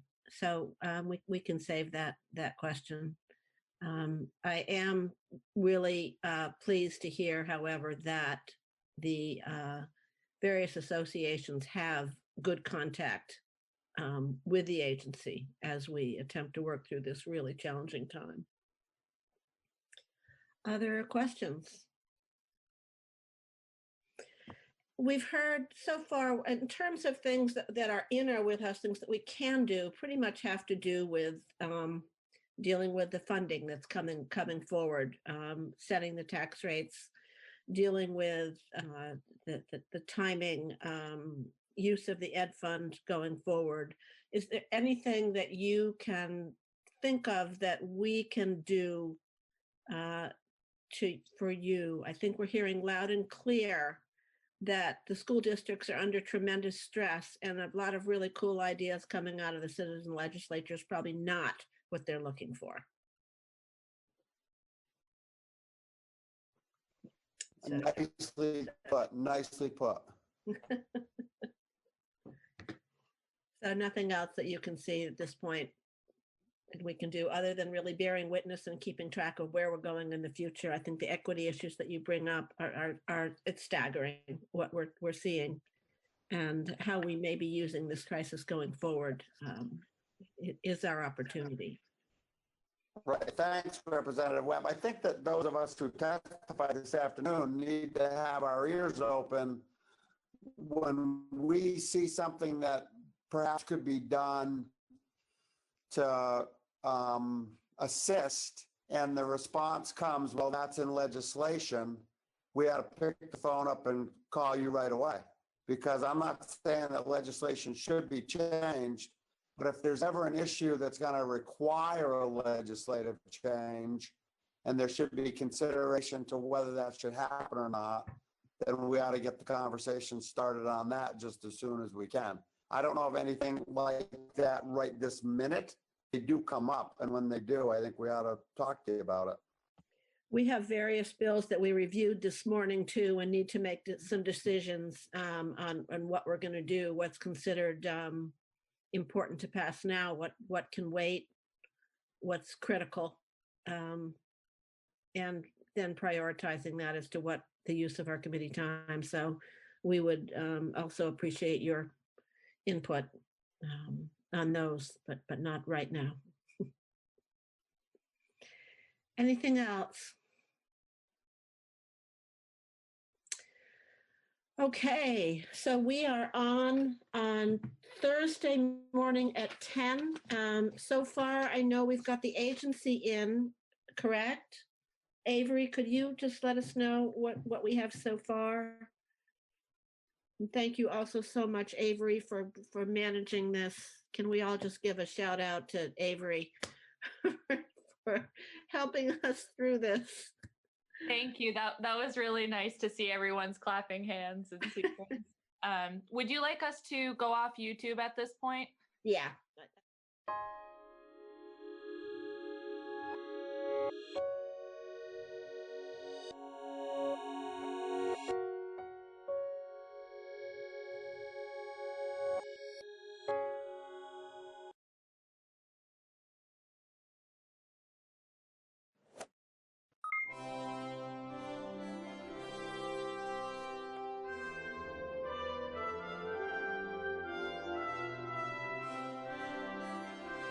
So do we have Damien, Beth Festigi, Tom, Bye, Tucker.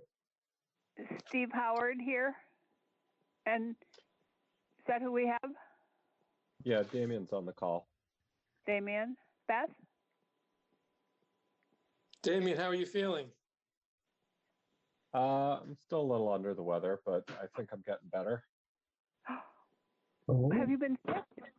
I didn't know. Yeah, I took part of the day off on Friday. So it seems like a bad cold. That's it. Get yourself tested.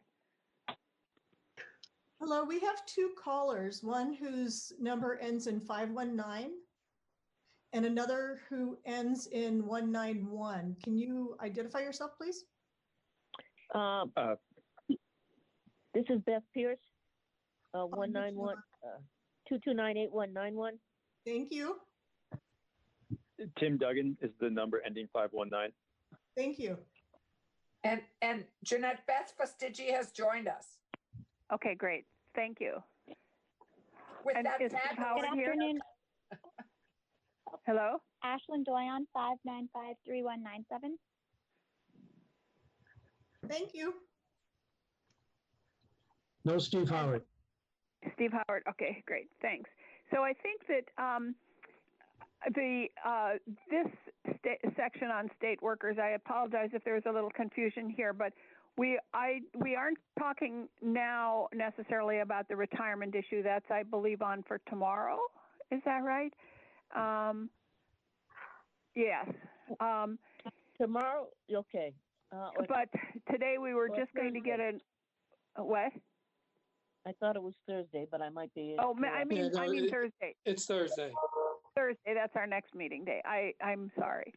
But today we're hearing an update from the on the state workers, what we need to do. There were some questions last time about how many were working from home and what some of the issues were. So we thought we'd get an update today. So with that, how would you like to proceed with the committee? Steve first and then Beth? So Madam Chair, if I could, this is Beth Pierce. I'm going to sign off, and I believe Tim will as well, but I'm hoping Ashlyn will stay on the line just to listen. And Sure. And thank you very much, and we'll talk to you on Thursday. Thank you. Thank you. Thank you, Beth. Bye. Thank you, Tim. Thank you. All right, so Steve Howard, would you like to update us on any issues there are and around the Pay Act, and if we know what we're going to be doing with that? I don't know if Steve is here. Oh, there he is. I thought There he is. There he is. Oh, there, I see him. Okay. Steve? Hi. Are you unmuted? Yeah, Yes. we hear you. We hear you. We just don't see your mouth. We only see you from the nose up.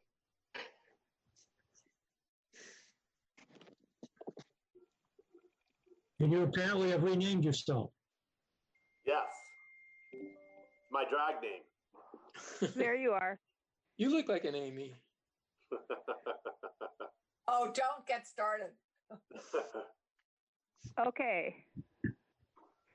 Would you like to update us a little bit on where we are with state employees? Me? Yes, I can. Thank you. I'm sorry? I said thank you. You're welcome, Madam Chair. Thank you. I don't know if there's a record, but if there is a record, my name is Steve Howard. I'm the executive director of the VSEA. Let's see. I think there's a few things that are on state employees' minds. The first is there are a number. I think we're starting to see the flow of masks finally getting out to at least the healthcare facilities. There's a lot of stockpiled masks and materials. There's a lot of concern in the prisons that protective equipment has not been handed out there. And it's also true in the healthcare facilities that they have a stash, they have a stockpile. Management's waiting for something to happen in those facilities. Our members would like those materials distributed to prevent the spread of COVID to those facilities. So there's a difference of opinion there. But it would be good to get sort of a public inventory so that everybody knows exactly what each facility has in terms of their stockpile. Because we hear differing numbers and it's not being well communicated to staff what's actually being stored.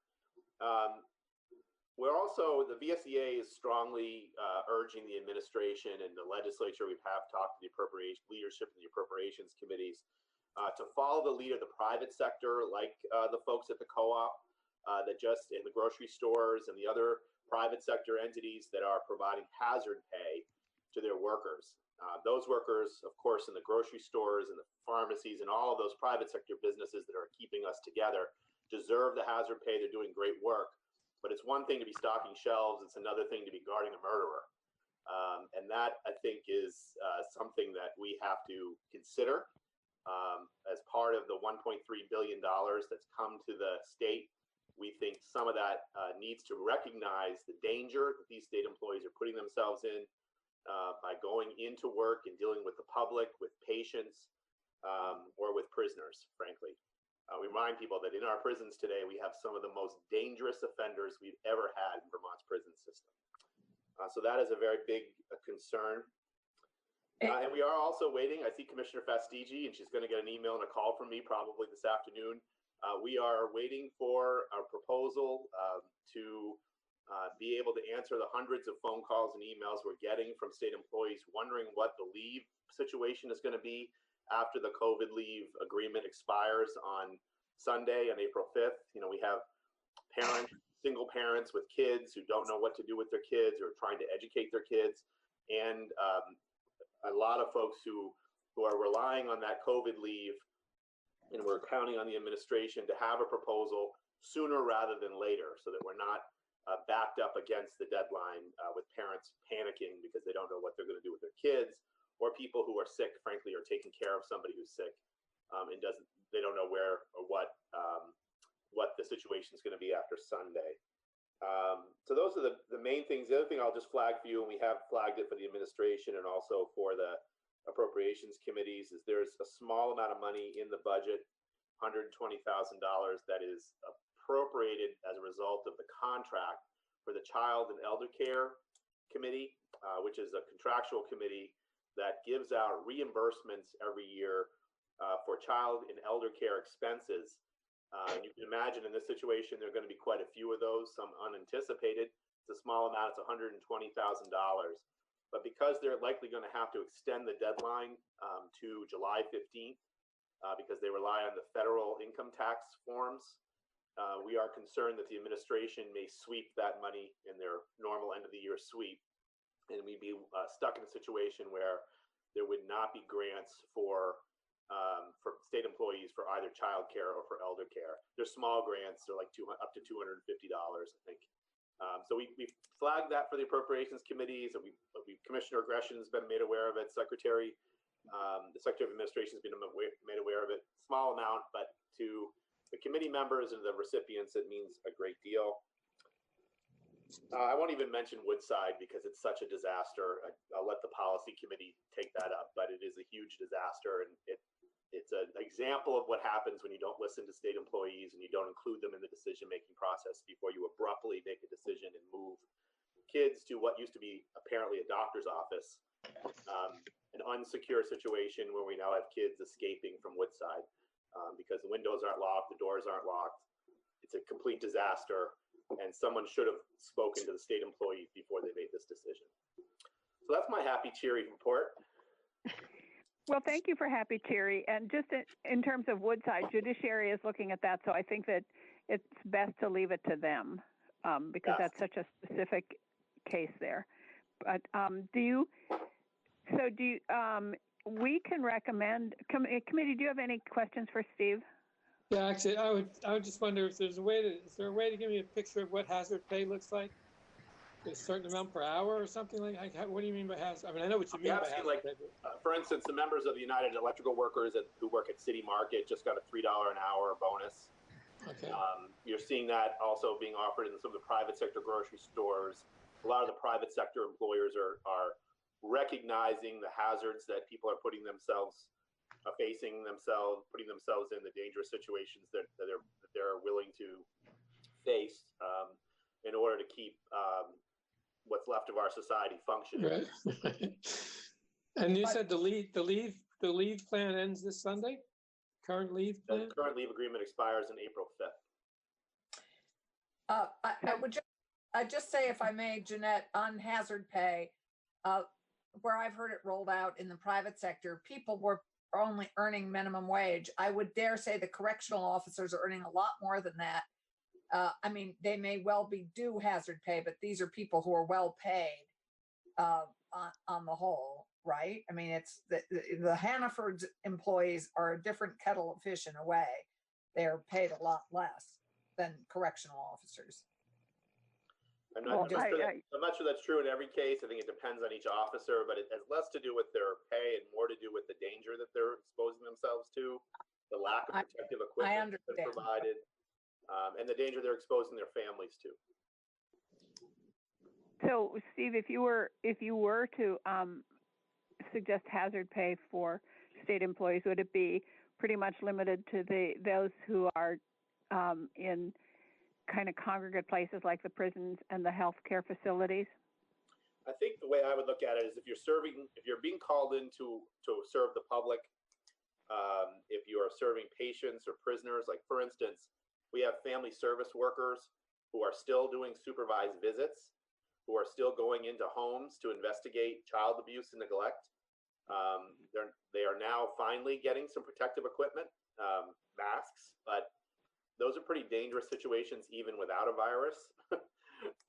And I think that would be an example. I think if you're being called in to serve the public, patients, or prisoners, if you're working in a state office building, you are not able to work from home, and you're serving the public, patients, or prisoners, you definitely should be on the list for hazard pay.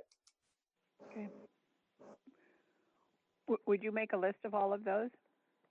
We can definitely do our best to do that. Okay. So some of those, any more questions for Steve? No. Okay. Commissioner Fastigi, do you want to help us understand some of these and whatever else you wanted to tell us? Sure. Hi, this is Beth Fastigi, Commissioner of Human Resources. Can you all hear me? We can. Great. Okay. Yes, let's see. I think I'll just take Mr. Howard's order and just kind of run through where he is on that. Let's see. I don't really have any updates on corrections and personal protective equipment at corrections. About stockpiles, I can't really respond to that. This is the first I've heard of issues with protective equipment there. And I'm sure Steve has brought this up to Commissioner Baker, and I'm sure they're working through all that stuff. So I don't have any real response for those. He talked about hazard pay, a little bit hazard pay. I don't know what we call it, if it's if it's hazard pay or heroic pay for people who are working with people who are known to or expect to be exposed or have COVID-19. That certainly is something that the administration is interested in exploring with the VSEA. I would have to say that I don't think that employees who are working in state buildings, for example, are doing their regular job where they may have to go out in public but have no more exposure than they might if they're actually going to the grocery store, would actually be eligible for hazard pay just because they're actually coming to work. That doesn't seem to make sense to me, but I think that we recognize that there are situations where some employees aren't used to or expecting to work in situations where they might be exposed to a pandemic illness. So certainly healthcare workers in 24-hour facilities, especially if there's a known COVID outbreak in a prison, or if you have to work in, if there's an area of a prison you might have to work in where there's known COVID-19 patients. I mean, that certainly is something that makes sense to consider. Let's see.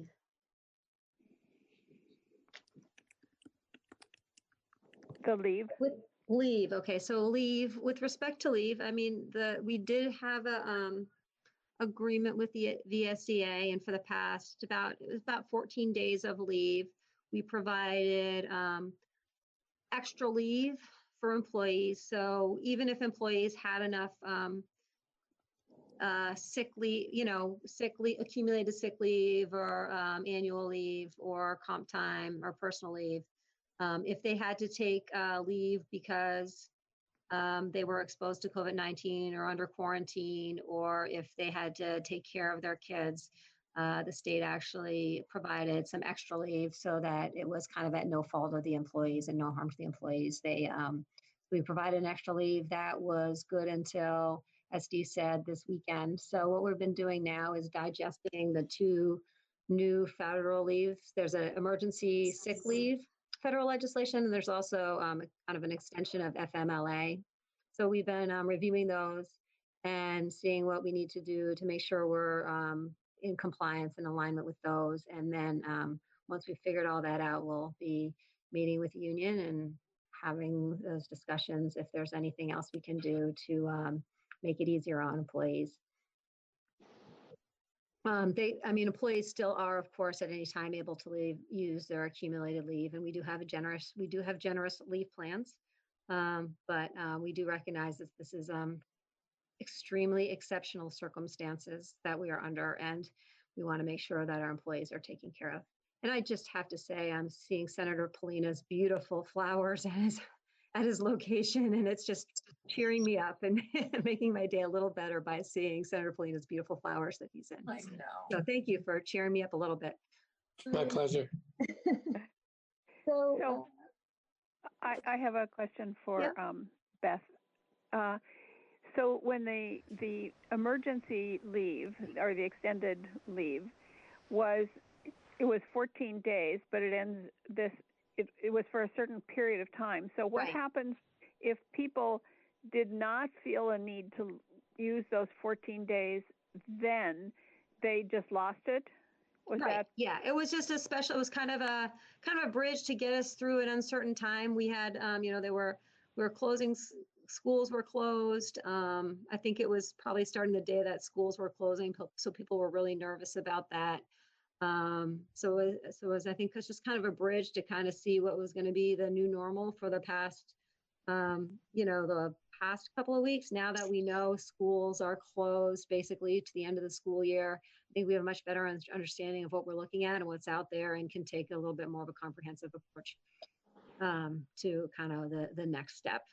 So we do have some time. I know it makes people nervous not to know what's going to happen on Monday, but we want people to know that that our employees will be taken care of, and we'll be working with the VSEA to figure out how we can do that.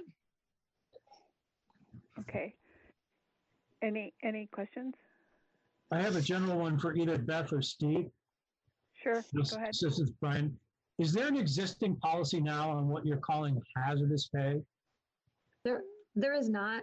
We don't have a hazardous pay in our current contract.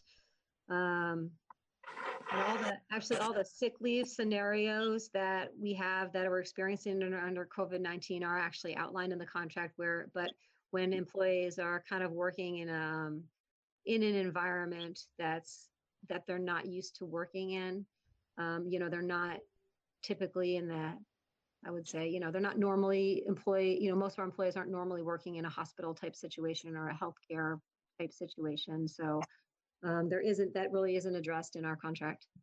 Thank you. Yeah. Any other questions? I had a few more things to respond, and Steve's bringing up the child and elder care money. There is money in the contract to pay for that. I think it's kind of too soon to find out what's going on. I'm not really sure why he wanted to raise the flag on that. Sometimes it's better just to lay low on some of the on some of that. But I think that employees probably won't have some of the expenses that they've had in the past because some people aren't able to get childcare, so won't be paying for childcare. So we expect probably there may not be as many applications for that. It's also extended into the new contract, so that will be effective July 1st. So we'll see what happens there. It's not a top priority. I'm sure it's not a top priority for the VSEA. It's just something that he wants to put on the table and make sure we're aware of. And I think we'll be able to work through any issues related to that. As you said, it's not a large amount of money, but it's important to the people who are typically benefit from that. Let's see. And I as well will let Senate Judiciary hear all about Woodside or the new Woodside. Hazard pay. I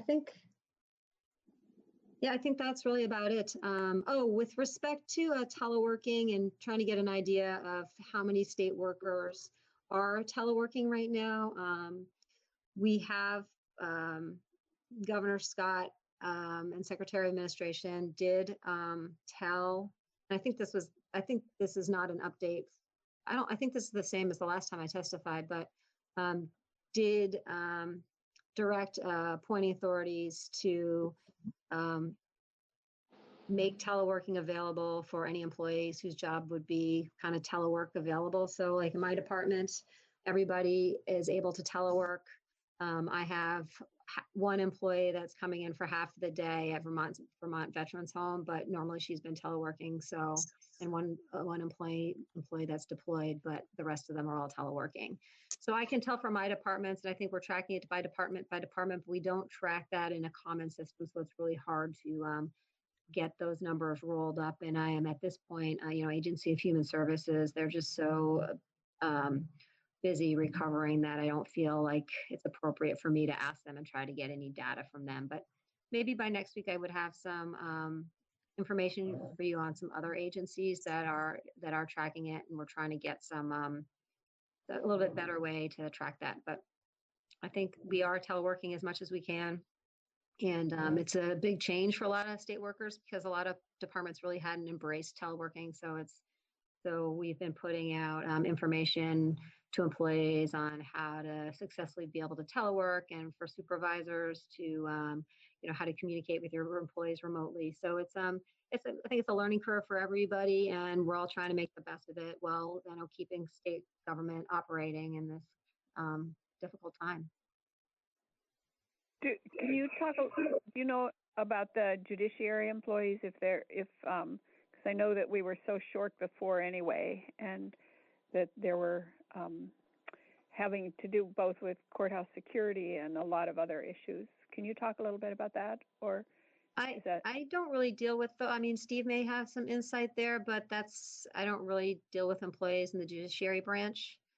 Okay. All the resources that we provide to employees are available to them. So we have set up on the Human Resources website kind of a employee resource page that has a lot of links and information for telework and wellness, other items as well. But I don't really have any information about judiciary. I guess you'd have to ask Pat. Okay, I'll also ask Steve, but I just have one last question, and other committee members can. When you talked about the leave, you are waiting to. Did I get this right? You're kind of waiting to see what is in the federal bill around emergency sick leave and FMLA extensions, and then working with the SEA around making best use of that. Yeah, what we do want to make sure is that we're able to track that and make sure that we're in complete compliance with that. So it's just a little different before, the way we were tracking it, we just have everybody kind of lumped into one group. But I think we're going to have to start tracking it a little bit separately and differently so we can demonstrate that we have met the new requirements. Is there money in the federal bill for that? Excuse me? Do you know? Is there money in the federal bill for that? No. For emergency sick leave? No. No. There is money, or it's for employers of fewer than 500, except for governments. So state governments are included in it and have to meet the provisions of it. But the money for it is only for those other employers. It's not for the public sector employers. There's no money available for that. Okay. Committee, any other questions? No, although if you guys reach an agreement with VSCA, between you and VSCA on the hazard pay or the leave, please let us know. Okay. Probably, yeah, we will let you know. Thanks. So I have a question, Jeanette. Does Marie, who sends us those wellness updates every once in a while, does she work for HR? Maura? Is it Maura? Maura O'Brien and Grace? Yes. Somebody sends us wellness, tips and recipes and things. Did you get one today? I may have. I haven't had an opportunity. It's the HR Connect piece. Yeah, we actually sent a special one out last week, a special kind of COVID-19, and we just sent another one out today. So that is us. I don't think there's any recipes in there today. Does it have a workout video? There That's are on our exercise. On our website, actually, we do have a link to kind of a lot of things. So I haven't looked at it thoroughly. I don't know if there's a workout video, but we can talk offside, Senator. I've got some workout videos for you for free, but I probably shouldn't advertise them publicly. Madam Chair. Yes. This is Steve. I can tell you that the judiciary, the Defender General, the housing, the Judiciary and Defender General units, the VSEA, are following the executive agreement. We have a side letter with the Judiciary, and while there's not specific funds earmarked in the federal bill for leave, the state is receiving $1.3 billion that has to be spent by January 1st to cover COVID-related expenditures that come after the passage of the bill. So it can't be used to backfill, can't be used to pay bills that the state would have owed before the bill passed.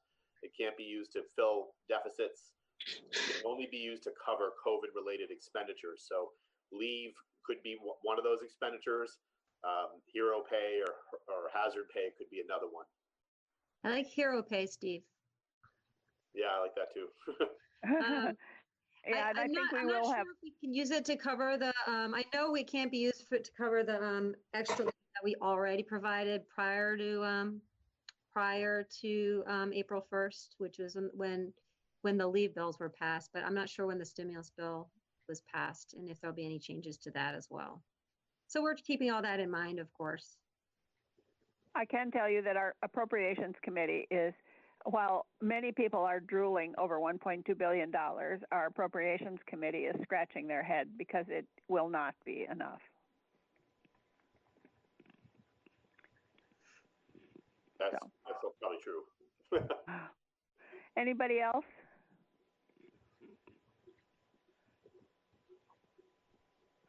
All right. Thank you very much, Steve and Commissioner. And I guess if other issues come up, we won't continue to schedule an update, I don't think, unless specific issues come up. Does that make sense? That makes sense to me. I just also want to congratulate you guys for your use of this technology. I think it worked really well. And so thanks. Great job. Thanks, Beth. Thank you. Thanks. Okay, so we are now going to look at EMS issues. And what we thought we would look at is what was in S124 that we passed that might it might be beneficial to speed up and do it in response to this emergency for our EMS people, and then any other EMS issues that have surfaced that we need to deal with. Is there anything else, committee, that under the EMS that you'd like to address? No. No, but Betsy has sent us the details on S-124, by the way, right in your email. You emailed that? You just emailed that? Yes. You emailed that at 1:50. he did. There it is. Thank you, Betsy Ann. No problem. You So could be in Vancouver today. Do we have on the phone with us Drew, Pat Malone, and Shayla? Drew is here. I don't see the other two. Drew was there a bit ago, and then he just, oh, there he is.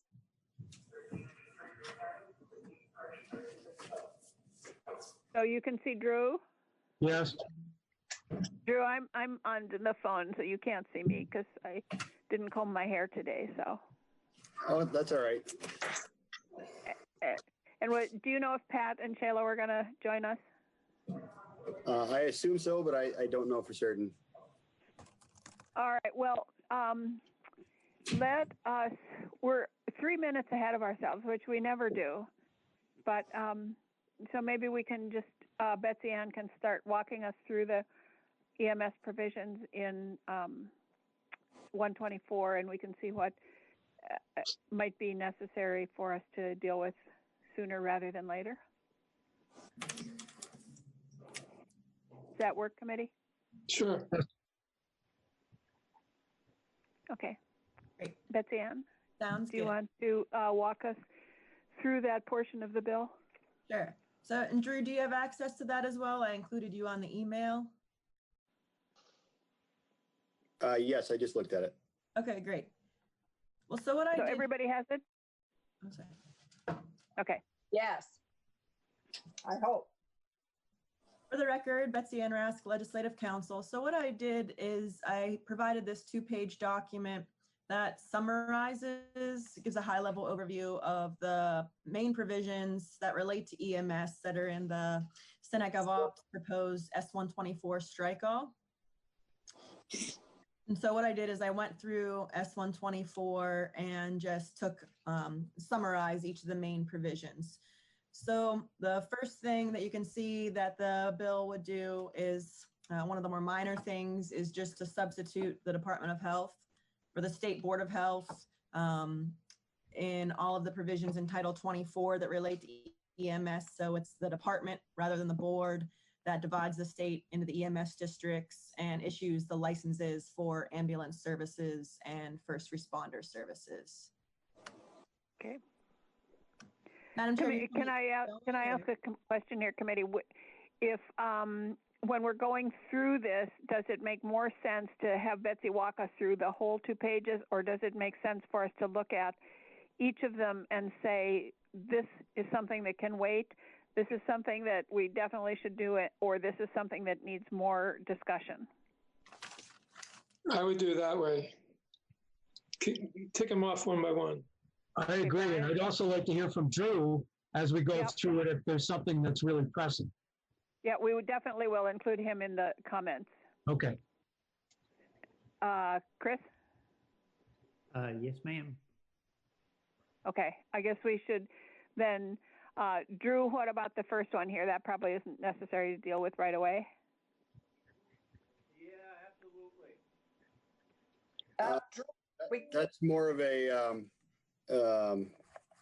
that doesn't have a huge effect on EMS services where the licensing comes from. So certainly not opposed to it, but not important to us. Right now. Right now, correct. Yeah. Okay. So Betsy Ann? All right. The next one is eliminating the requirement for credentialing by affiliated agencies. So as you remember this conversation, EMS personnel do have to be licensed, and as part of the Department of Health rules, licensure also requires certification by that national entity, the NREMT. And then in addition, Vermont state law requires the EMS personnel to be credentialed by their affiliated agency, such as hospital. So one of the more substantive things that your bill would do is eliminate the requirement for that credentialing by affiliated agencies. I'm going to ask Drew to comment. Oh, sorry, Betsy.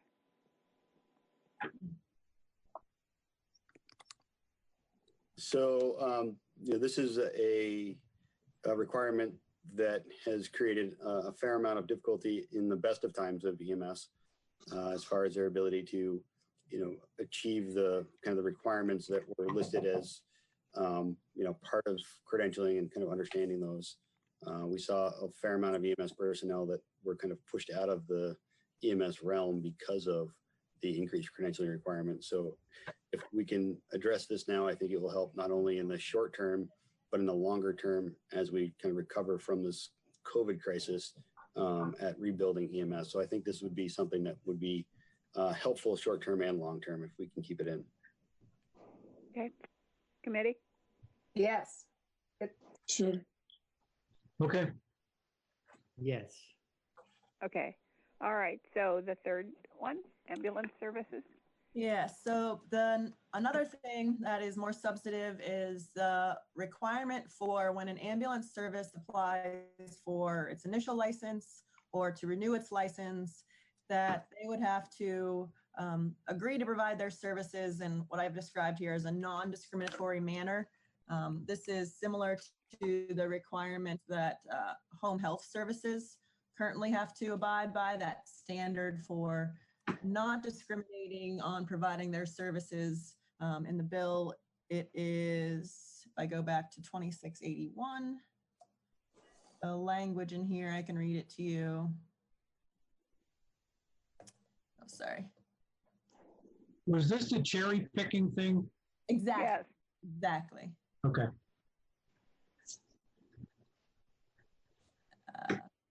Yeah, I don't think we need the exact language. Okay, sorry. Yeah. So right now the language, they don't discriminate on the basis of income, funding source, or severity of health needs. Sorry, I just found it now. Drew?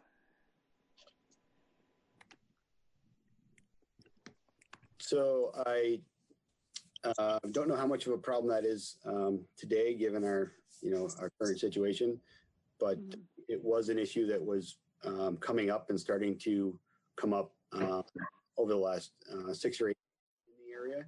So I don't know that it's a huge concern today, but I think it will continue to be an issue kind of as we move forward and we look at what the structure of EMS is, beyond 2020. So whether you want to address it now or later, I do think it's a problem that will need to be addressed. It's just a matter of the right timing. So the way that what we've been instructed by our leadership is that what we should do first is things that absolutely respond to the COVID-19 and that would be better to do right away. And then kind of a midterm as things that are really necessary, but they aren't exacerbated by the COVID-19, and we need to deal with them. So does this fall into we absolutely need to do it right now, or that we should do it in the midterm? I would say that the midterm is probably more appropriate for this conversation if that's what you're going for. Okay, because we're trying to get something together very quickly that we might even be able to deal with next week. And Madam Chair, I see that Ms. Shayla Livingston has joined us now on the phone. Hi, Shayla. Okay. Hi, Shayla. Hello, everyone. Can you hear me? Yes. So were you here when we talked about the second bullet? Do you have Betsy's email with the summary? Sorry. Yes, got it. Okay. That we thought that the first one didn't need to be dealt with right now. We're going through these one by one, and that the second one would be good to deal with right now, and that the third one doesn't need to be, it could be more midterm. That's as far as we've gotten. Well, and I think we're almost to the conclusion that number 3 can be done in a bit, but not immediately also. Right, So, that's what I said, midterm. oh, I'm sorry, right. So we're on to number 4. Yep. Okay. Okay, Betsy Ann. All right. The next one is extending ambulance license terms from 1 to 3 years. Drew?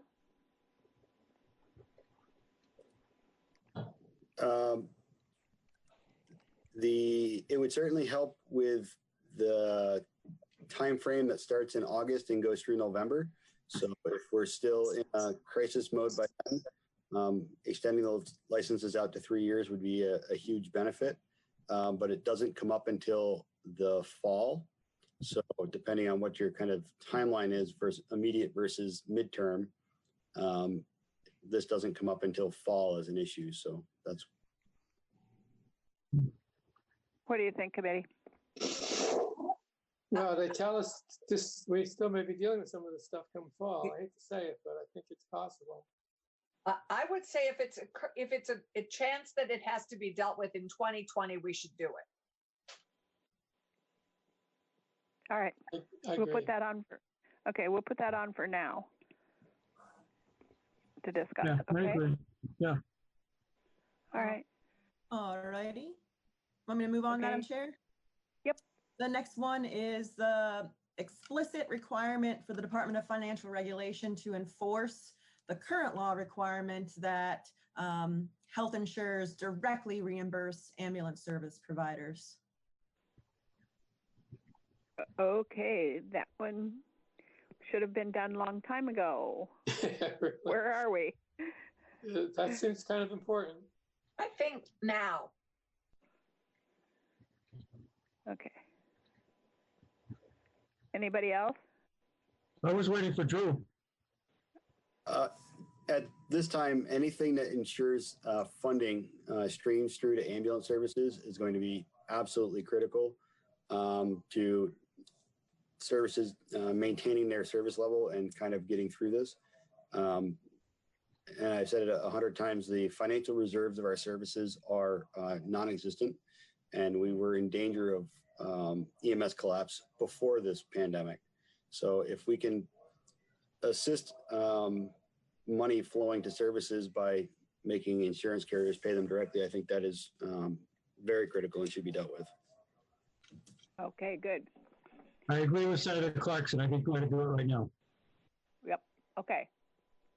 And committee, just to confirm, Sec 22 of your strike all would have a corresponding DFR report back on January 15th of 2021 that would report on their enforcement under this new provision. Do you want to include that in your bill? Yeah. Sure, they can do a report by 2021 Okay. and see if we can see if it's working. All right. Great, got it. The next one. Okay. Sorry. Hello? Hello. Hey. Sorry about that. Okay. The next one is the HRAP specifically needing to address EMS resources. So this language is that Green Mountain Care Board puts together the HRAP, which is the state's health resource allocation plan, and your bill would specifically require the HRAP to identify priorities in regard to EMS resources and needs. And related to that, the existing EMS Advisory Committee would need to identify those EMS resources and needs and report them to the Green Mountain Care Board. So Drew and Shayla?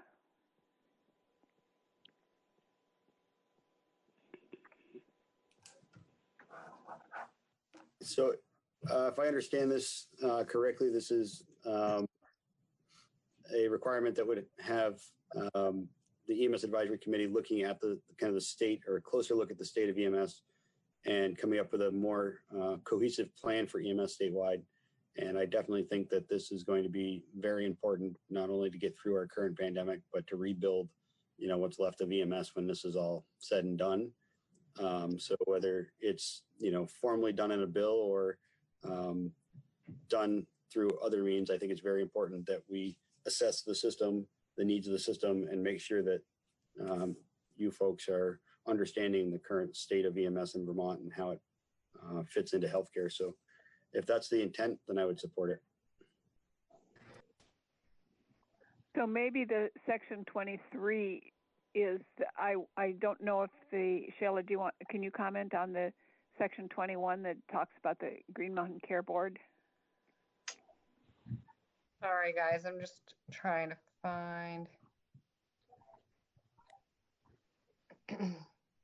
Yeah, I mean, so anything that requires any work from a state agency or an EMS agency that is new work right now is probably not great. So maybe assessment. Maybe what we could do on that is just not pass that right now, but just suggest. Drew is pointing out that the EMS advisory committee should be looking at this, and they probably in all of their work will be doing this, but not to put it on them as a requirement. Yeah, we will certainly be, working on it. We're meeting by conference call regularly, and we'll be putting out our assessment and our needs as much as we can, as we kind of work through the challenges that we currently face in the system surges. So I think you're going to get this information from us, whether it's required or not, because that's the only way that we're going to be able to continue to support healthcare in Vermont, is if we can, like I said, reach out for resources that we need and let both the health department as well as legislators know where the gaps are. So I think that's coming one way or another. If it is not a requirement, you're going to get it. If it is a requirement, then we'll certainly do our best to provide it as well. So then it makes sense to include it. I feel like it makes sense to include it. Yeah, I do too. Okay, I guess I'm on the other side. I think based on the nimbleness of EMS and also the state workers, if you're going to ask them to do something extra right now, I just don't see that as an advantage. I think they should be laser focused on the current situation, and studies and reports and stuff to me can wait. Chris? Not a bad point. Chris? I agree with Brian. Some reports are easy to put together. Others can be a lot more demanding than the people asking for them might imagine. And it seems like EMS has its hands full these days. So does DOH, yeah. Madam Chair, just one other thing to note that maybe points in the direction of not an immediate change is that I'm just noting in statute that the HRAP only gets revised periodically. The Green Mountain Care Board goes through this process of updating it, and it says that the statute says that the Green Mountain Care Board updates the HRAP at least once every 4 years. So I'm not sure when the HRAP, where they are in the process of updating the HRAP at this point. Yeah, I tend to think that what we want to do is we want to make sure that what we put into any bill here is really kind of directed exactly at the response to the COVID-19, and that this would cause a lot of questions and a lot of why are we doing this now, and can't we just trust them to come up with it and then next session. That's my feeling. I agree with Brian. Let's let them come up with what they can through their daily work. Okay. Yeah. Okay.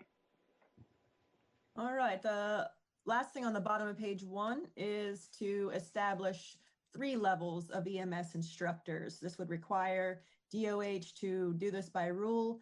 To remind, right now there is just 1 level of EMS instructor. So this is Shayla. I'm going to ask that anything that requires the health department to do anything that's extra not be passed right now. would this rule have to go through LCAR then? It would. Chris? Yeah, so that's another kind of twist to this. I don't see that as particularly advantageous to add more work to that committee either. So from our perspective, we would agree at this moment the additional work in order to put these levels into service are not likely to be able to be supported, not only by the health department, but also by the people that are out teaching the classes.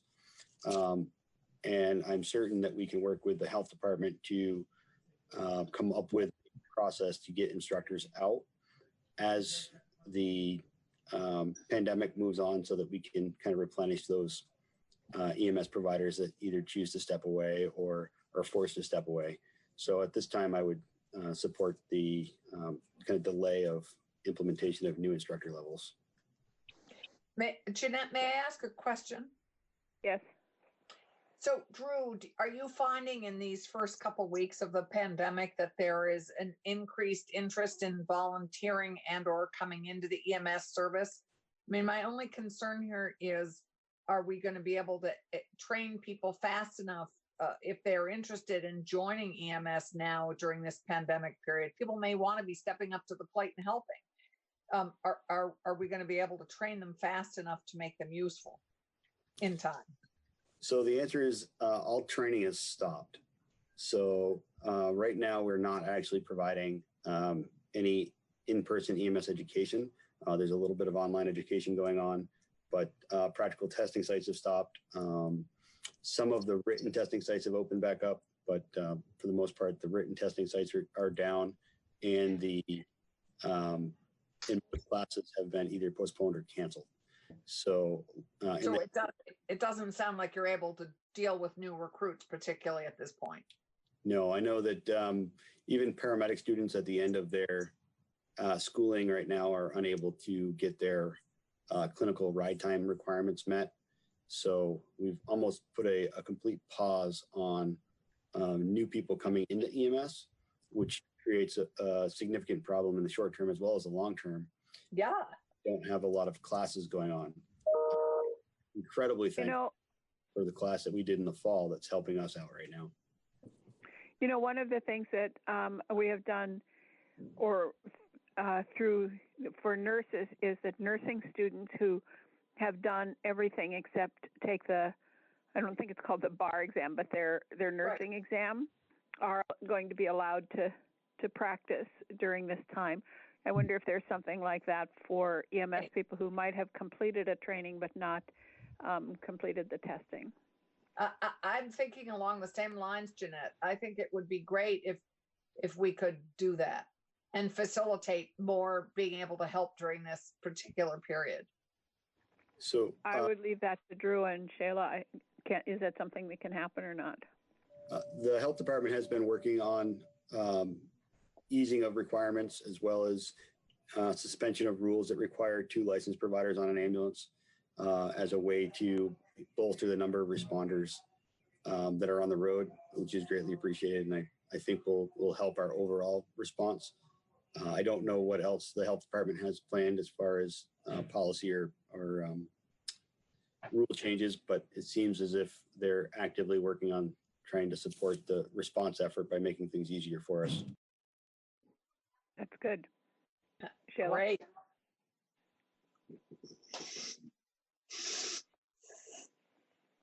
Shayla, did you want to comment on that?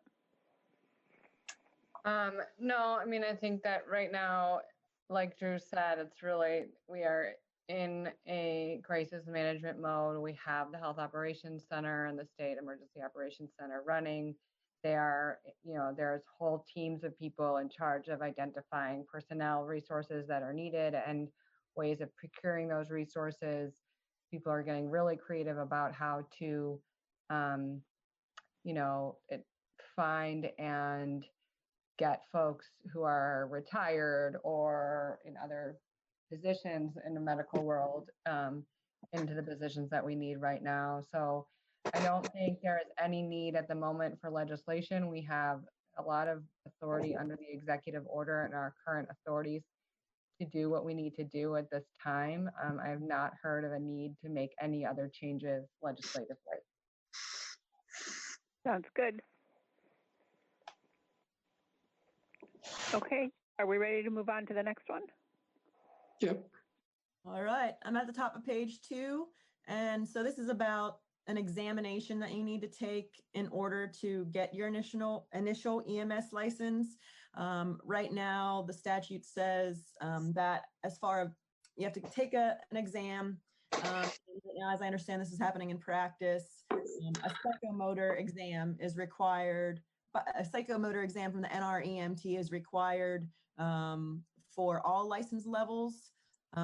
This language in your bill would eliminate that NREMT psychomotor skills testing for the EMRs and the EMTs. It's like a 2-step process in the bill where either the NREMT psychomotor skills exam or demonstration of skills competencies would suffice in either or until the future effective date of Section 24, which is July 1, 2021, where the NREMT psychomotor exam would be eliminated. So just that EMRs and EMTs could just demonstrate their skills competencies and psychomotor skills.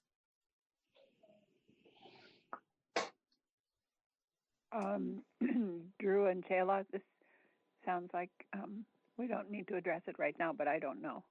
Yeah, again, this is something that's going to require a bunch of work from our team, which we're happy and excited to do, but not at the moment.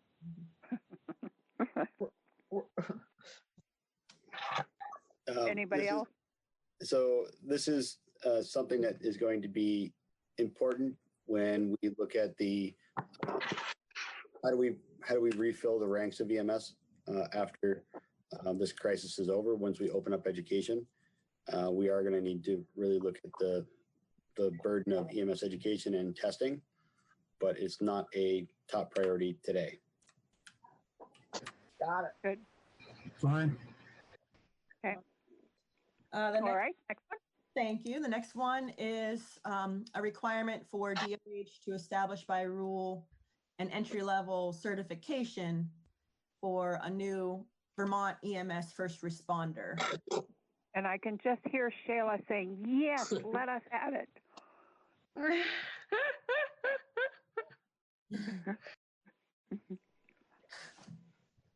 I think that's a no. Is that true, Shayla? Sorry, I guess you can't see me right now. I would again ask that we address this post-crisis. Fine with me. Sure. Under the current rule changes, we are allowing, or the state has allowed us to reach out to those people, and we are utilizing them now. So in some ways, to Senator Clarkson's answer, yes, we have had new volunteers that have emerged that are kind of filling those roles through the exemption to the 2-provider rule that we've already been allowed to use. And those will hopefully become, EMS providers of the future when this disaster is over. It's great. Okay. All right. And the next one, another one that I think Shayla really wants to do right now. The next one would require DOH to conduct sunset reviews of the continuing competency requirements for EMS personnel. There's a corresponding session law section that says DOH has to conduct its first sunset review in conjunction with its rulemaking that's required by the S-124. Next year. Yeah, again, well, that's something that actually we really don't have any problem doing and think is a good idea. It's and we just want to do it in conjunction with our rule reviews, which we do every 5 years now. So I would ask that we leave that one until we do the rule changes for all the other stuff. Fine with me. Okay. Yep. Yes. Okay. The next one is to require the current EMS advisory committee to establish from among its members an EMS education council that would sponsor or approve EMS training and education programs. Drew?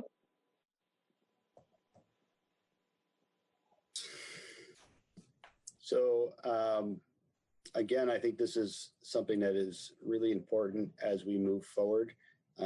It's not going to happen in the next 3, probably 6 months, but as hopefully we kind of wrap up the first phase of the COVID response, getting EMS education out to the areas that need it, identifying those areas, making sure that they're supported is going to be really important.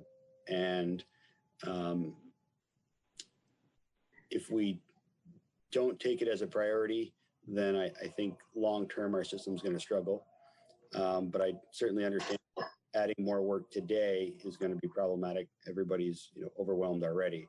So in the short term, it's not critical, but in the kind of the near future, it is going to be very important to figure out how to get this education out. Okay. Thank you. Anybody else?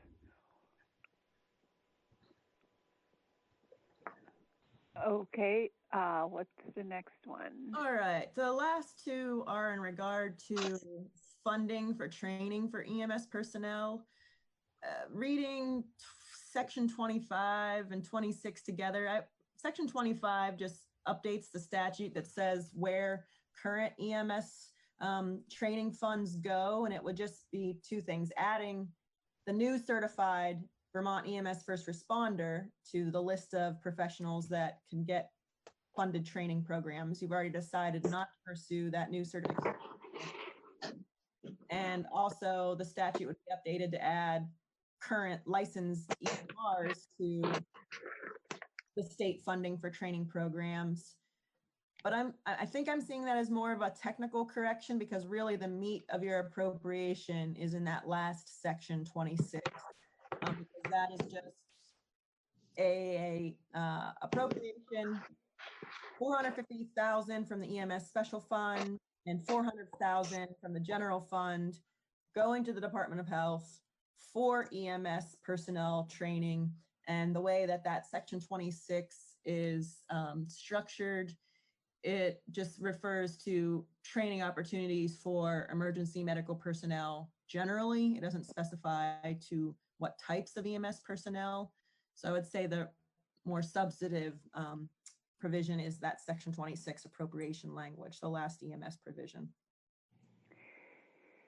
So this is a question for, I guess, for Drew and Shayla. If we've kind of suspended training at this point, we want to make sure we reserve money for training when we go back to doing it. But do we need to also address other funding needs for our EMS system? And when will we know whether any of that is going to be available through the federal money, or how we should we've been asked by appropriations to give them suggestions for how to spend money. This is Shayla. So Senator, that's a great question that I unfortunately don't have the answer to today, but I will try to get that answer for you as soon as possible. Okay, thank you. So from an EMS agency perspective, I do believe that training money will be absolutely necessary once we start running classes. We've already seen in our region services that have had people that have had to step away or wanted to step away. So our ranks of licensed personnel have already shrunk as a result of the crisis. So I think it's going to be more important than ever to have funds for education. On the other additional funding question that you asked, a lot of EMS in Vermont is small, nonprofit based EMS. So the money that's coming and being spent right now for things like additional personal protective equipment, sanitation, is coming out of checkbooks, which were generally filled based on donations or fundraised dollars. Most directly tied to a municipal budget. And even at this point, with the interruption in business that we've seen, we're already starting to see a likelihood that our Medicare, Medicaid, and private insurance payments are slowing. So if we're going to be able to kind of mount a appropriate response to the COVID crisis, we're going to need direct EMS funding to support that response. And that goes across the board from the larger services to the smaller services. Is there any way that you could, without spending a whole lot of time on it that you don't have, come up with some kind of a figure of what might be needed and for what things, so that we can see if that money is available through the federal money?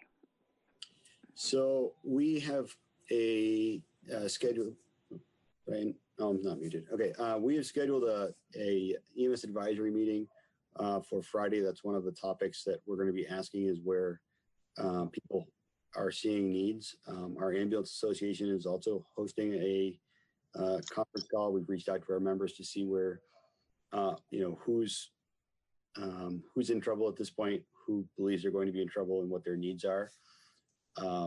And it varies based on the service. So we're in my area, we're pretty fortunate. As one of the larger services, we were able to, on the early side, absorb some of the costs associated with increased equipment and personal protective equipment, where some of the small services didn't have any cash resources, so they were left unable to purchase equipment and are currently without. But as this crisis moves forward, we are going to see increase in labor costs, increase in equipment costs. So equipment that we were paying, for example, N95 masks that we were paying $1.25 for, we're now paying over $5 for. So, we're seeing these numbers drastically increase. We're also having to buy from kind of non-standard vendors because our vendors no longer have basic medical equipment available, and we're paying much more than we historically have. So I can certainly ask all those questions and try to get back to you early next week with our projected needs, or where we're, if that's helpful. I think that would be helpful, committee. Yes, definitely. Yeah. Absolutely. May I just ask a question on equipment? Is Yes. there any interface between the National Guard and EMS in terms of their sharing some of the equipment they seem to have?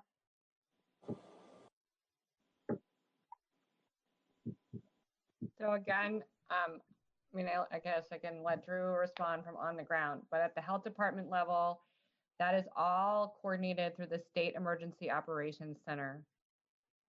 Right, I understand that, but can a group like EMS appeal to the EOS and ask for that?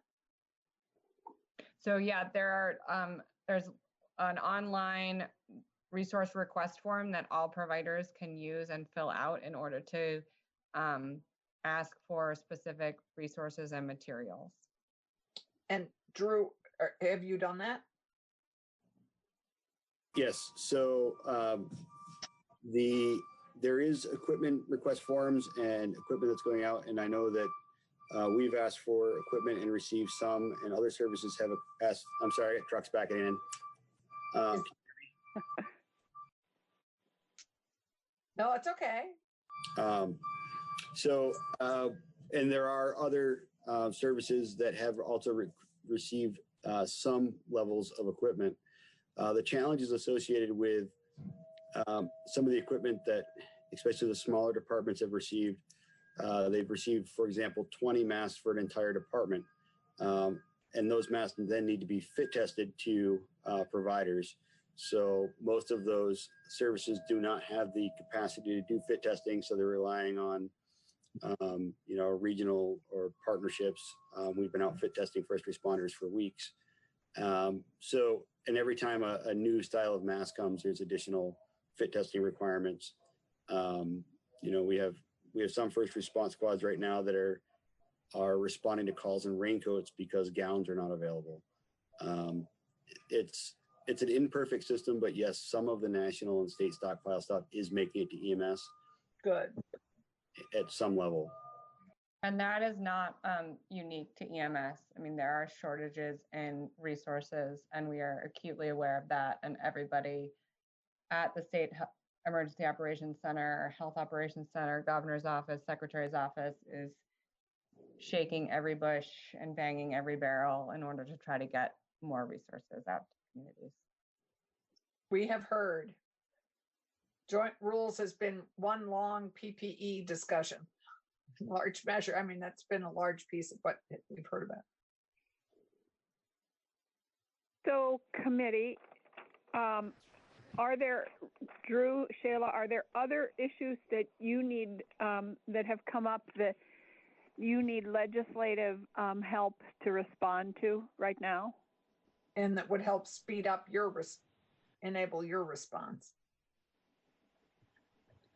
So one of the suggestions that I would that's been asked was, can we suspend or delay the provider tax payments that are due next month from ambulance services as a way to preserve the available cash that they have while we're trying to get through this? Drew, I got that. I received that request and forwarded it to Diva. You should be hearing back from Diva. Okay, so we probably don't need, that doesn't need legislative answers, No, right? that does not need legislative assistance. Thank you. I didn't think so. Excellent. Thank you. Thank you. Anything else that either of you can think of that right now that would be helpful? If you could make this whole thing go away, we'd greatly appreciate it. Yes, well, I do have a magic wand, but unfortunately, it is at the State House, and I am at my house in Putney, so I can't wave it. Sorry. Senator, I will send out a second request for any additional ideas or needs, and I will get back to you as soon as I can with any responses I get. Okay, and do the same thing, and then what we're going to try to do, I believe, is get something ready so that early next week we might be able to get something passed. So if you have anything, let us know, and we are going to meet again on Friday. We'll see if we can have time to do it. Otherwise, we might have to meet on Monday. Yes, because if we're going to meet as a body on Tuesday, which it sounds like we might, we'd want something ready to go. Yes. So what I have right now is I have the credentialing from the affiliated agencies, extending the ambulance licenses to 3 years, and the DFR making sure that insurance companies fund directly to the systems instead of to individual people, and then leaving the money in the budget, but we don't have to put that in here now because that'll I think that we'll just forward that to appropriations. Does that make sense, committee? Yes. So we're good. That was good to find 3 things we can, well, and 4 with the money. That's great. Chris? Yes. You've been very quiet. Chris is in the Senate, so he's having to be quiet. Yeah. Or somewhere. What room have you chosen to put yourself in? I'm usually in Addison County, but today I'm in the Senate chamber there. That's what I thought. You are? Yes, he has. He's put himself into the Senate chamber. We've been appreciating this. I didn't think we were allowed in the building. Well, or with electronic equipment in that room. Honestly, Chris, you violate all the rules. And my phone has been on, I leave it on mute unless I'm speaking. That's why I'm so quiet. Anthony, where are you? I mean, not where are you? We know you're with your flowers, but what do you think? Are we? I'm in the greenhouse. No, I think it's good. I think we did good. Okay. Well, Brian? Agreed. Okay, so we'll, Betsy Ann, can you write that up for us as a potential piece of legislation? Got it. Okay, and then if you can send that to all of us and we can look at it and send it to Drew and Shayla also? Yes. Okay, anybody else need to see it and weigh in on it right now? Okay, and then we're meeting again. Okay, so I guess that takes care of today, did it? Well, It I'm just did. looking at our agenda. Yes, that takes us through. We are ahead of ourselves. Okay, committee, do you have a few minutes? Thank you, Shayla and Drew, Right. Thank for you so joining much. us. Bye, Thank you. everyone. Right. Bye. Bye. Goodbye. It's been real. Madam Chair, I have a question about how you're thinking. How will this move? Are we looking for a bill we already have to return, and has something been picked out, or is there a boat that's a boat or bus being assembled to load bills on to ship them to the House again? Well, I do know that Judiciary is working on a bill that is in Judiciary. So what I'm going to do is two things. First of all, we need to get permission to vote, because we have permission to meet, but we have not yet been granted permission to vote by the Rules Committee. So we will vote on this once we get the permission and the draft from Betsy. And then the way Eric did it this morning in Judiciary is he put the Senate bill, and for a number he put XX. And then we'll leave it up to leadership to figure out how they exactly want to do it. If they want to put it all on one bill, if they want to, I'm going to have to send all of this to the House to make sure that they actually are in agreement with this, because we want to make sure, and then I guess we'll talk about it at an all Senate meeting. So the answer to your question I should have just said is I am not exactly sure how it will work. Okay. We've got Madam Chair, are you Yes. planning on requesting our ability to vote as a committee from the Rules Committee today? I'm asking them for permission to vote on Friday. I'm Okay. going to ask them today for permission to vote on Friday on whatever we come up with from today. And then if there are other things in 124 that we feel we need to do right away, and there may not be anything else in 123, but I'd like to hear if there is from other law enforcement people. Okay. And then the fire and safety, I do know that there are some things that I believe we're going to have to vote on for that. And then I don't know that we'll do this voting protocol. We're going to leave that up to the Rules Committee about whether we should or not. And then the last thing on Friday is the electronic signatures, the notaries, and the communities at risk. So I'm going to ask for permission to vote on all of them. Okay, thank you. Madam Chair, when I wrote to Rules 2 days ago, I just asked I said, this is a formal request under Rules Senate 29A to request permission for Senate Natural Resources and Energy to meet and vote, period. I didn't distinguish between meeting and voting. I also haven't received any formal reply. Did you make a formal request in writing? And have you heard anything that said we actually were allowed to meet today? I'm just checking in on how this process is working. Well, we were allowed to meet today because it was set up through Peter. I cleared the times with him. So we were allowed to meet. But this morning in Judiciary, I think it was made pretty clear by Joe Benning, who is on Rules Committee, that the permission to meet does not necessarily grant permission to vote. Correct. Okay, well, so far they haven't said anything in reply to that email, period. So I'm just wondering what your experience has been. I just sent times to Peter and asked if we could meet then. And he wrote back and said yes. And this is joint rules, not Senate rules, right, Chris? No, this is Senate rules. Joint rules doesn't give the Senate the ability to vote. It's Senate rules. Got it. It just joint rules had been the ones working on these, so I was just curious. Yeah. On whether we could meet and vote? As a body. Yes. Yeah. Joint rules is also. No, I don't believe so. Okay. So just Senate rules. Okay. I think that just Senate rules has been talking about, because the House rules are going to have to do their own thing. Right. It was just for the Joint Rules Committee is, I guess, what I'm confusing with. So that is what I had thought the way we would do it. And we may or may not have, we should have this done and ready to vote on, I think, by Friday, maybe even by Thursday afternoon.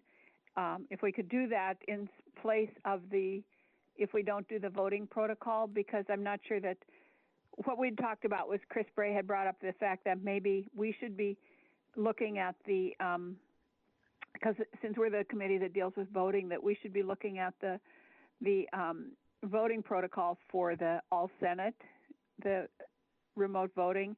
But I don't think that'll be ready by Thursday afternoon. So we'll take that off there and maybe we can vote on this part of the bill on Thursday and then do anything else. And is there a possibility that people could meet on Monday if we need to?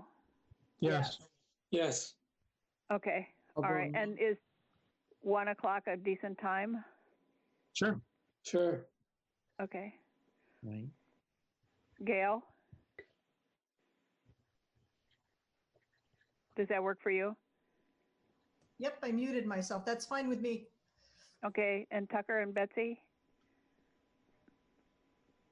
If you're Tucker's still there. gone. Okay. I was just I'll send checking him a note. on Elcar. Elcar, I think is scheduled to meet on Monday, but 11 to 1, I think is 11, right. how it worked out. So 1 o'clock for SGO should work on Monday. Okay. Well, maybe we should start at like 1:15 or something. Give people time to go visit the horse. Right. Well, or whatever. I'll send a placeholder meeting to you. Okay. So is there anything else, committee, that you can think of that we need to look at right now?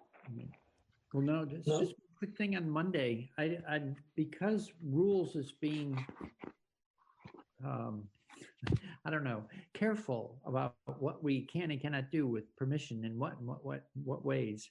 Is it fine to meet on Mondays? It's not a legislative day, right? Oh. Well, we've been asked by Luke not to meet on the weekends, which I think is very reasonable. We shouldn't be doing that. But given the fact that there are so many committees trying to meet and overlap each other, I don't know. I'll ask about Monday. I had assumed that we could. We've never had to ask permission to meet on Mondays when we get near the end of session. We always do. I mean, I don't recall it ever being an issue that we met on Mondays. Right, but there is an issue because when you come in on Monday, you're authorized to do it. You're paid to be there. So that's why the pro tem's office usually says you can start meeting or you can't start meeting on Mondays to be. No, you're not paid to meet on Monday. You get your same weekly salary. You don't get an extra day. But you get extra expenses. But we're not getting any expenses now anyway. So what difference does it make?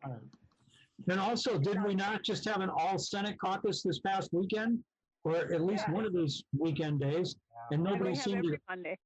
Yeah, nobody seemed to have an issue with that. Yeah. I don't think there's a problem with Mondays. Monday sounds great as long as we start after LCAR. Yeah, how about, does 1:15 work? Does that give you enough time?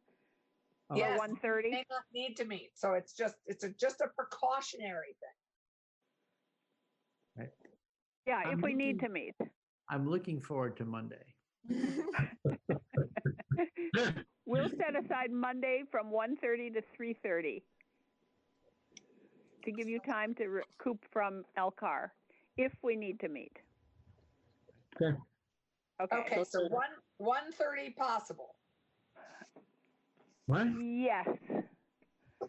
And okay. That's better. Got it? Great. Okay. All right. So thank you, and we will see you Thursday. Okey-doke. Yes.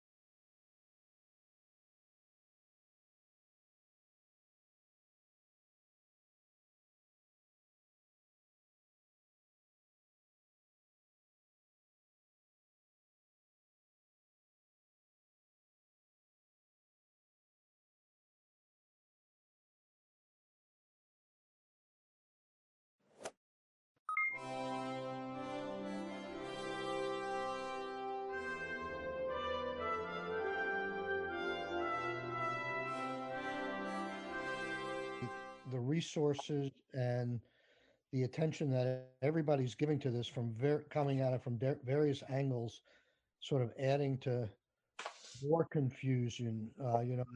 I know and just to be upfront about it, I know that we set up a new task force in the legislature to also look at this, and I don't want that to add to the confusion. So we want to work collaboratively with the administration if we're going to get something done in a timely fashion. So I'm going to turn it over to you, and maybe you can bring us the latest and greatest. Thank you.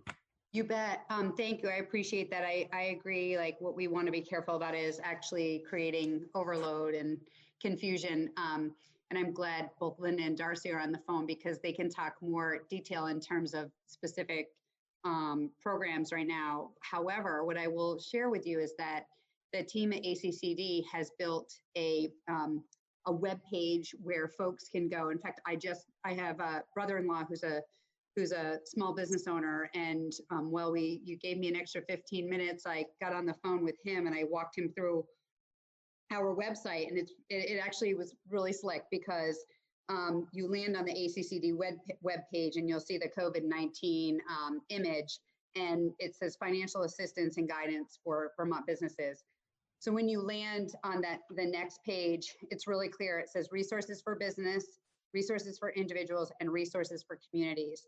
So if we want to start with businesses, when you click on that, there is another box that says financial assistance. The reason I say there's another box that specifically says financial assistance is because there's also folks who are still looking for sector guidance with respect to whether they should be continuing their operations right now.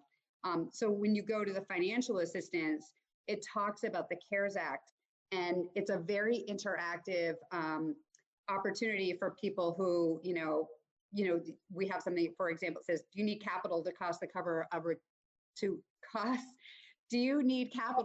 the cost of retaining employees? And there's the link to the payroll protection program. So, and it goes on to talk about like the economic injury disaster loan. And like with my brother-in-law, I was kind of taking him through, and sure enough, he said, I want to apply for this economic injury grant. And I was able to say, bam, like here, you hit this link and now you're at the application on the SBA's site. So basically what I view our team trying to do right now with respect to this part of the information is to create one stop for people to land there. And again, we're going to keep, it's going to evolve as we get more information. And as both Darcy and Linda will talk about, I'm sure, is like there's still guidance that we're waiting on. So this thing it's not like it's complete, but I think it gives people enough to give them an idea of where they should go. It also tells them, when, in what situation they should go to their own lender, or they can go to the SBA as well, or VITA. But a lot of folks find that really comforting that, if they already have a lender that they have a relationship with, they can go to them. My brother-in-law happened to mention, he said something about, he said, they sent me the payroll protection information. And I said, who's they? And he said, my CPA. And I was like, awesome. So that's good news too, right? That the CPAs are getting this information out as well. So that's kind of like the business piece. The other thing that you'll find on that page is resources for individuals.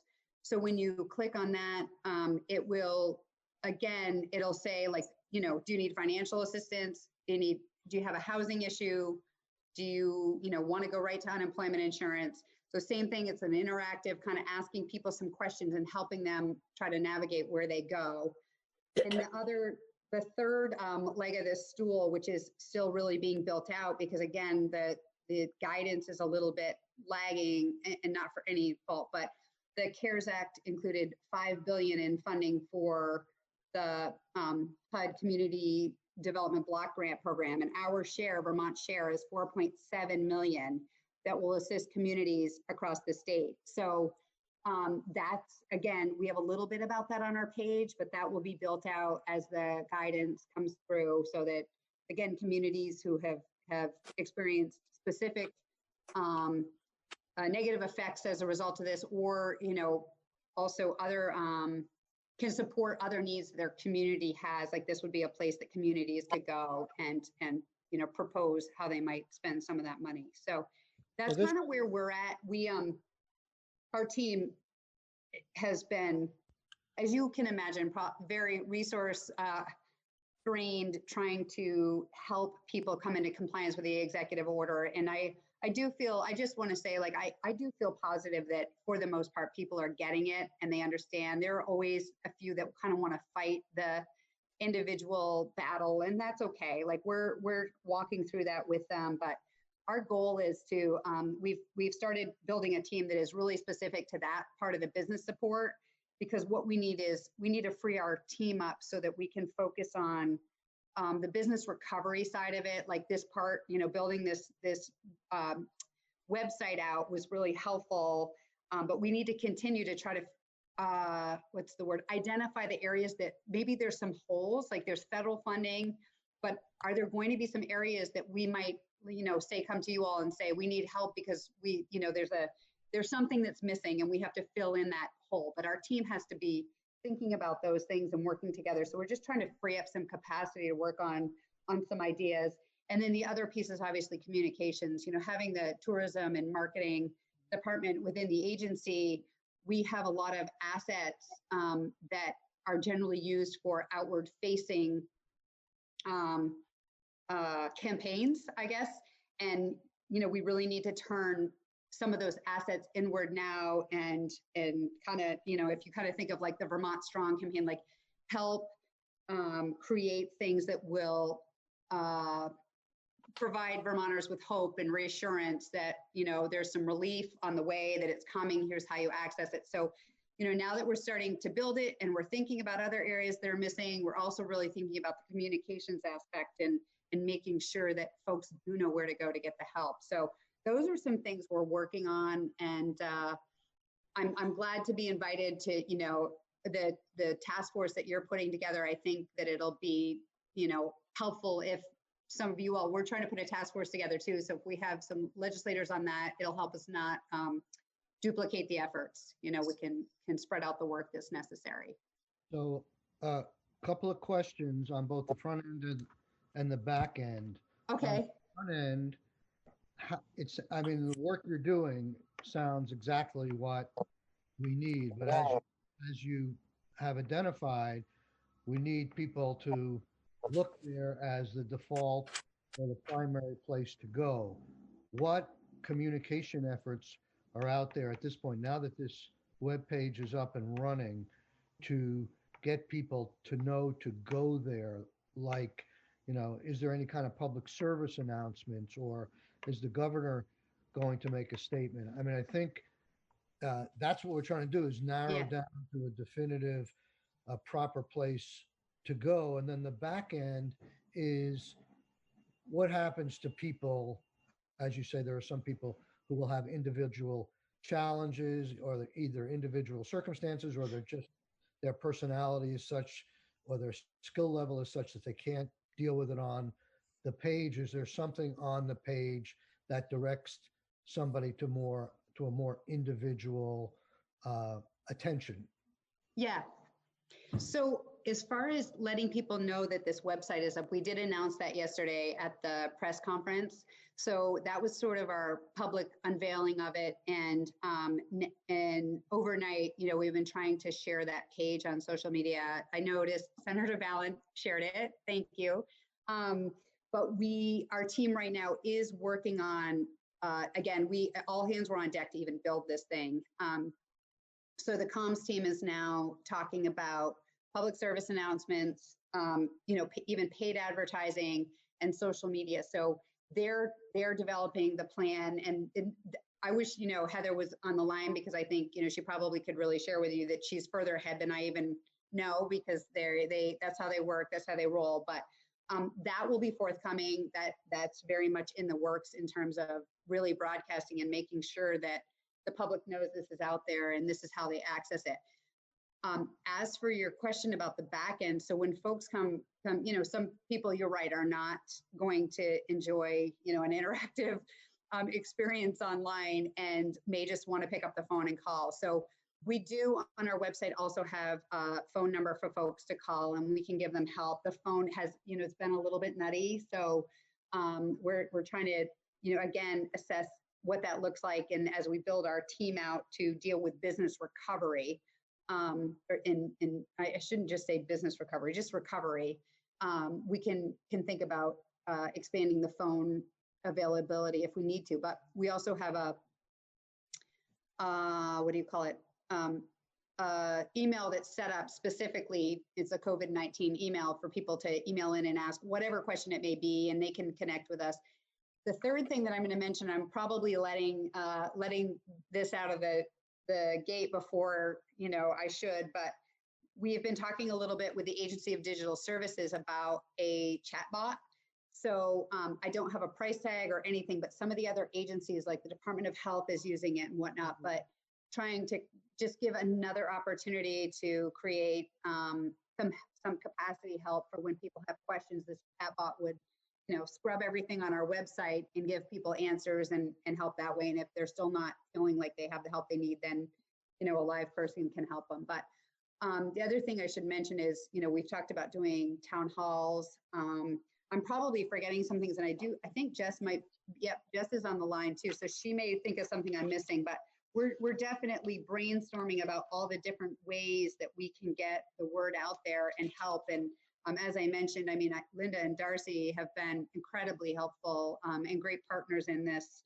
I've learned a lot in the last week. So that's kind of what's going on right now. Okay. Michael, Yes, Michael, can I just ask a question? Lindsay, thank you. And thank you for all your work. Really terrific.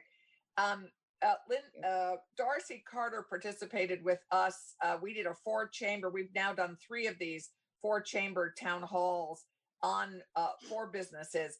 It strikes me doing a town hall that the chambers would publicize for you with you and and Darcy and Linda on the phone, and it's fairly easy for people to ask questions in a thoughtful way. I think that would be a great thing to do if you were able. Yes, and you know what, I'm actually participating with the Vermont congressional delegation tonight, and my first town hall experience with all this. Okay. A little before 5 o'clock tonight, but I'm excited to do this because it'll give me the opportunity as well to envision how our team can roll these out, regularly. Right. And as you mentioned, I know the chamber will help us. These are great ideas. I look forward to that experience and obviously joining that crew tonight. And Michael, Kyle, this is sorry, go ahead. I did want to tell you that the Department of Labor is doing a very small soft launch of a town hall this afternoon for businesses. I think it's just I think they're doing it with one business group as kind of a test. But then publicizing them. Hopefully we're going to be rolling those out and sending invites, more publicly every Tuesday and Thursday for the next couple of weeks. So I'll make sure to get this group that link and that information, but they are testing that this afternoon. Oh, great. Great. And Lindsay, I appreciate that you're keeping this up to date. I know that this is evolving and things are changing all the time. One of the situations that I heard from a constituent was that, they checked the list of, say, essential workers at one time, or their employer did, and they were on the list, and then they have subsequently been taken off the list. And I just hope that there's a way of telling people that they have to continue to check this website because things are changing all the time. I'm trying to think. I'm thinking there may be an example where there was a course correction at some point right out of the gate, and I can't remember what the exact incident is. But again, I think that and this is part of our communications that we need to get out there, is what we really want employers to use this guidance as is if they think they're critical, but they're not sure and they're thinking about closing. What I think we, did, which caused some confusion, is I think folks thought they needed to get permission to stay open from us. And really what we're asking people is, if you're not essential, please, just shut it down right now. And so I appreciate what you're saying. And I wish I could say there's no way that happened, but I do know there was an incident. It was within like an hour or two of putting the site up where somebody caught something that kind of had the barn door wide open, and we closed that loophole. But you're right. If we make a course correction, and honestly, the intel that we get because of the outreach tells us where we have areas that we need to address. We know we have some loopholes, and for the most part, even though those loopholes are open, people are willing to say, like, I probably shouldn't be doing this, but others are using those loopholes as an opportunity to say, well, they left the door open, right? I'm going to do it. So Deputy Secretary Brady and I were just talking about this morning. I mean, we have a little running list of some of the things that we know we need to tighten up or make more consistent. We've created some inconsistencies at times where we didn't intend to, and we've known like we have to keep working through this. But like with the box store announcement, we'll try to make it clear if in the box stores it wasn't necessarily it wasn't a course change. It was, we realized people were interpreting something very loosely. Well, and I think, this has put some employees in awkward situations where they've been told to go back to work and have chosen. Well, I would be interested in hearing what that industry or that sector was. So we, again, we can maybe issue some help there. But yeah, no, it's hard. I mean, I think some people are relieved when they realize like we shouldn't be open, right? It's like a relief to say, I should be closed down. I need to stay home, and others want to fight it, So Lindsay, one of the things you mentioned when you were talking about the chat room, you sort of slipped in that sort of pricing it out and do it. So one of the what I hope you guys can do, especially in conjunction with this committee and with the special task force, is come to us with ideas that where the legislature can be of assistance. I mean, we're kind of clunky and you can move a lot faster, but we have control in large part over the purse strings. So one of the then there's a lot of money coming into the state that's discretionary money.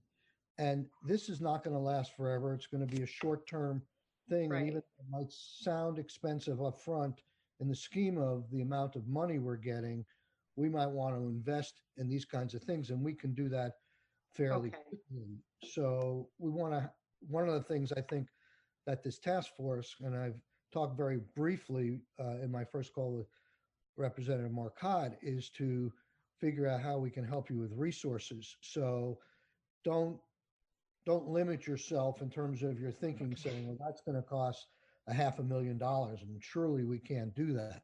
Yeah. So, Because that was actually, Michael, one of the questions that came in as we were gathering questions, which is under the CARES Act, will Vermont be reimbursed for additional compensation, administrative costs?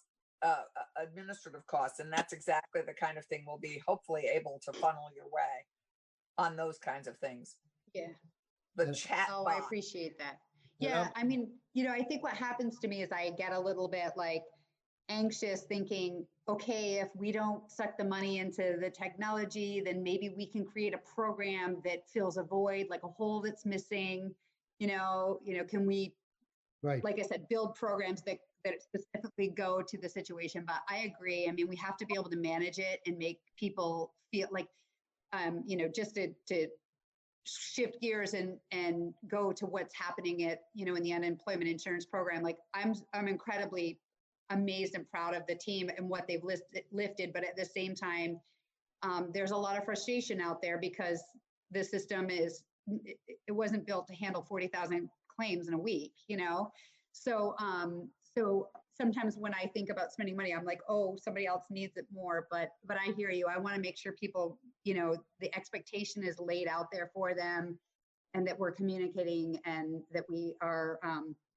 utilizing the technology that would make us communicate better. So I will keep that in mind, and I really do appreciate you saying that to me. Okay, good.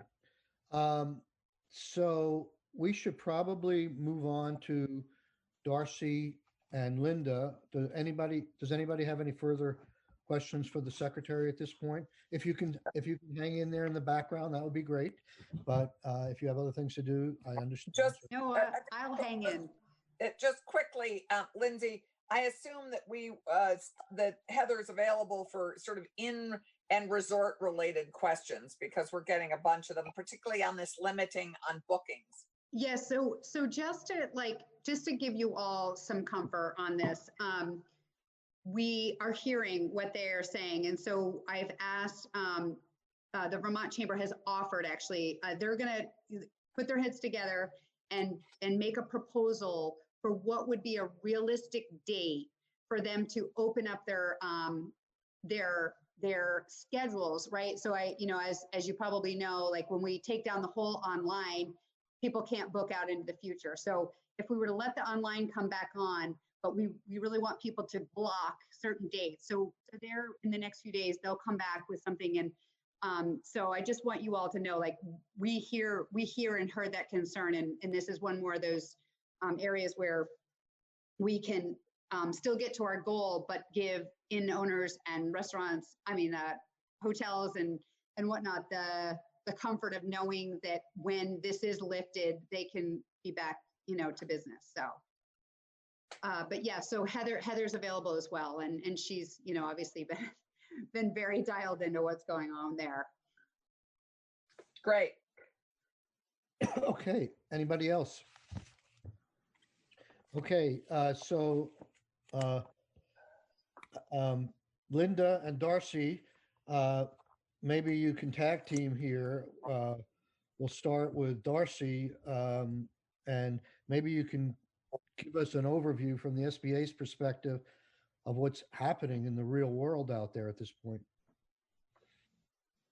Yes, thank you, Mr. Chair. I'd be happy to. Everybody has been trying to get the word out, and so the word has gotten pretty confusing for a lot of people. So I know Linda and Lindsay and her team and I, we're all spending a lot of time trying to help people decide what they should do between the two SBA programs that are available. One of them, of course, is this Economic Injury Disaster Loan Program. That's been available for a couple of weeks. It had some hiccups initially. Now it's got a better streamlined application. We were going to do webinars on it, but we kind of pulled back until the system got expanded. So we're going to start those next week, and those will be for the public. Yeah, those will be for the public. We'll just keep redoing them. Maybe you can just give us a brief outline of that program.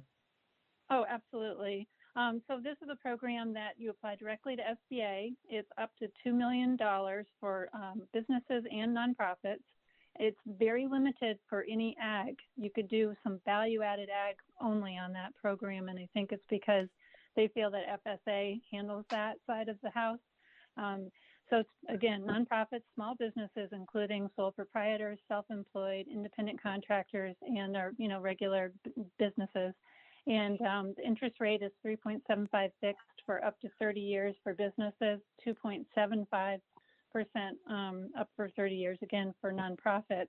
And this is to help replace operating expenses for about 6 months.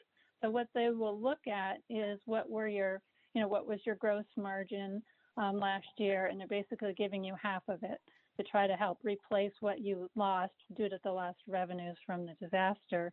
So that's a very standard program, and that was up and running prior to CARES Act passing. So once the CARES Act passed, up pops this thing that's called an advance and sometimes called a grant. So there's an ability now when you apply to request an advance. And everything we've seen, and we are still waiting for more information, is that this up to $10,000 amount would be converted to a grant. So that sounds very good, but we don't know the mechanics of it yet, and that's what everyone wants to know. So we're just encouraging people to go ahead and apply, request it. They will be calling from the Office of Disaster Assistance when they pull up your loan, and then you'll have that opportunity to find out how it all works and what you want. Do you want it or you don't want it? We have expanded our call center. We contracted it out. That was an issue. So now we have 24/7 coverage, and that's, hopefully going to get up to about 7,000 people manning that system, which will be very helpful. We've gotten, as of Monday, over 300,000 applications. Are you taking? Yeah, nationally. Are you taking applications? Are you taking applications right now? Yes, it's called EIDL. Yep. And so you go right to SBA's website. So it's like sba.gov/disaster. And there is. Yep. And it's actually working now.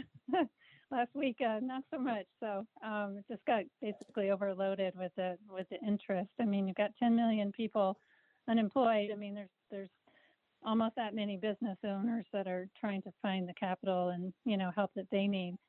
So that program is up and running, but we do encourage people to look at the newer program that came out as part of the CARES Act that Lindsay mentioned. It's called the Paycheck Protection Program, PPP, and this is helping to replace your payroll that you basically couldn't cover. And so you either let your people go or you're retaining them. Either way, it's been painful financially. So this is to help replenish about 8 weeks of your payroll expenses, which includes more than just the actual salary and wages. It includes, medical leave, sick leave, vacation time, your rent, your utilities. So it's kind of a bigger number there. And the loan can give you basically 250% of your payroll for 8 weeks. So it's a little padding in there to, I guess, some people were asking, could they, give people a bonus to come back? Because for some, positions, the unemployment is actually paying a little bit more for a bit.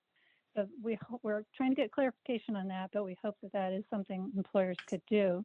And this program is open to farmers and ranchers, we've heard, and it's also open for nonprofits and small businesses, and it has a much bigger size standard available. So it's based mostly on 500 employees, and for lodging and restaurant, it's 500 employees per location.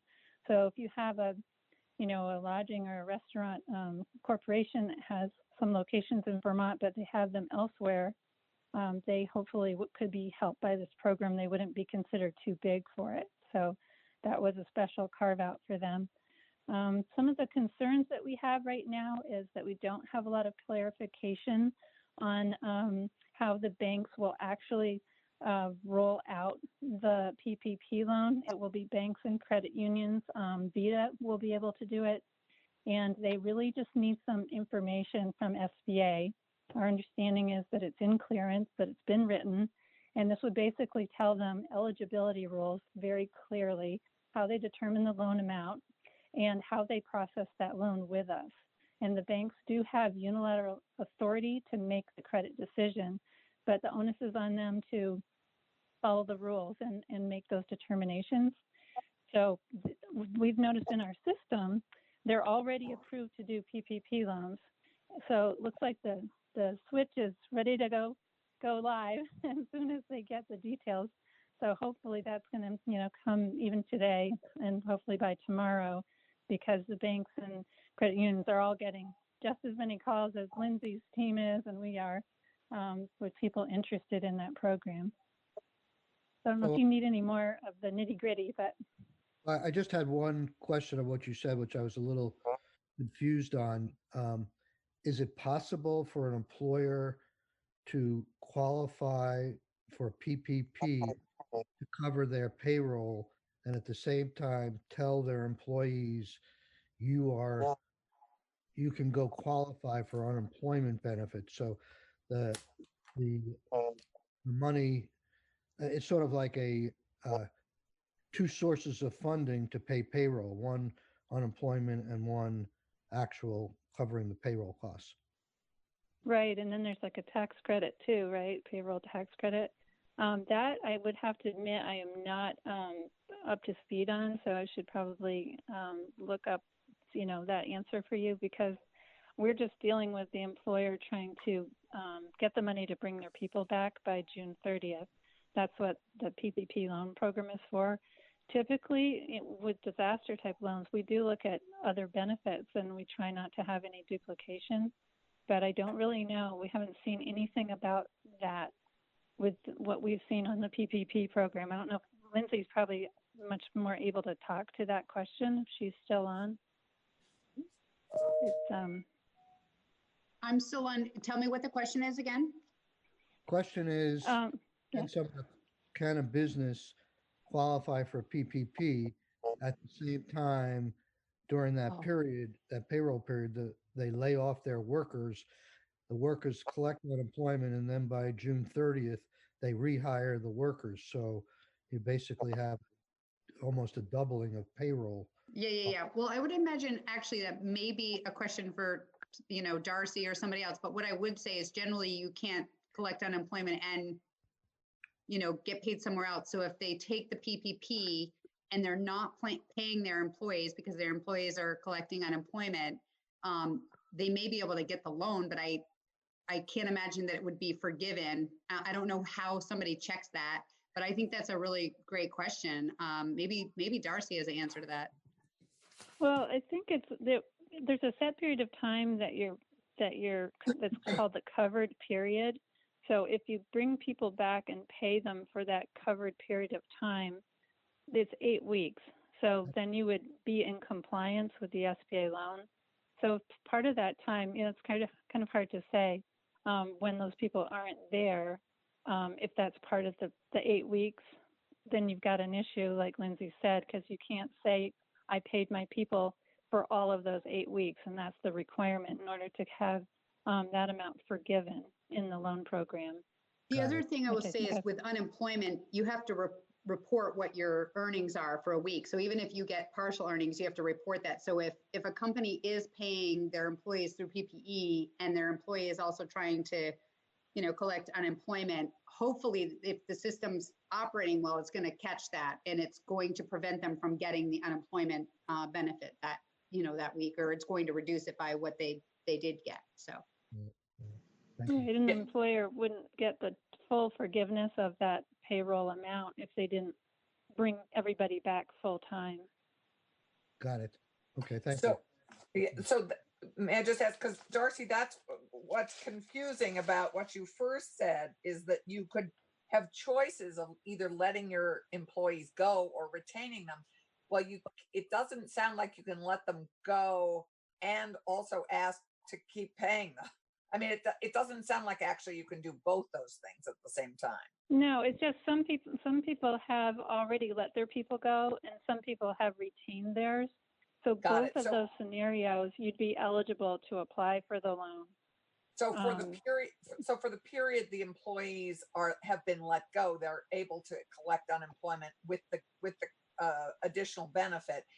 Then they get brought back on, and then they fall under the PPP.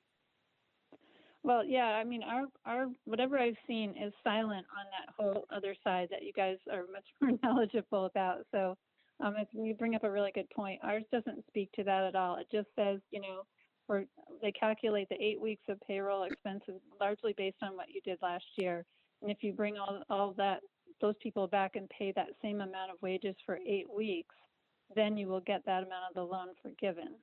So what the devil's in the details in terms of what period, which 8 weeks, what are we talking about? So I think it begins when they've gotten the loan, that then they have to count those 8 weeks going forward. And once they've done that and proved with their IRS payroll taxes or whatever documentation that they've done it, then they ask the bank to forgive it, and then the bank can ask us to purchase the loan. So Darcy and Linda, going back to the conversation we had with the commissioner, the secretary, excuse me, I know you have your own role and your own outreach and you're taking calls, but are we at a point where your federal agency is in sync with ACCD so that if they've got the best tool at this point to refer people to is on your website or on your phone call is the first avenue to say, go to this ACCD page. It's great. It works. And you'll eventually, if we're involved, it'll come back to us because I mean, I can see you duplicating that effort with different font, different typeset, different wording, and maybe even different interpretations. And I think we've gotten to the point where everybody has trying to be very earnest to try and help constituents and people. And, I think we have found out that maybe we should have tried to tell people, as the governor did yesterday, we got to be patient here. Information's coming from the feds, guidelines are coming, and we need to get our act together in one place or in one message. So I'm wondering whether we've got a lot of different silos out there where people are giving out information. So, you raise a great point. Yeah, and I'll take a stab at this. Sorry. I think, so personally, I think that our teams, are working really well together. I look at our job, as you mentioned, to be a place where an individual or an employer can go. They don't have to sort of like be thinking other than like, I've been hit, I need resources here. So they can go to our page, and we're trying to drive them as appropriate to the other landing areas. So to the SBA or to VITA or, wherever it may be. And so like I said, I know that, Linda and Darcy and we've connected, but I know they're also working a lot with Joan and the team over in DED. And so it is our goal, our personal goal, to push people to our webpage. And, if somebody thinks that is not the appropriate path, or we're stepping on toes or something, I would, I certainly want somebody to speak up. But I mean, we're about to, we'll be issuing additional press releases and announcing the page in addition to what happened, yesterday, because in my mind, like, we announced it yesterday, but it was a long, it was almost a 2-hour press conference. And I'm sure some people checked right out after 10 minutes. So we're going to be getting the word out more. But would you agree, Darcy and Linda, do you feel like we're on the right track, that we're pushing people through to you as appropriate? Yes, and we're referring everybody to your website. Okay. From day one, when we knew about it, we were sending them to the, sign up for the newsletter. This is where you need to go, because we don't cover like the unemployment, things and all the other good stuff you've got on there. Yeah. So yeah. Sure. So good morning, everybody. Oh, Allison, did you want to say something first?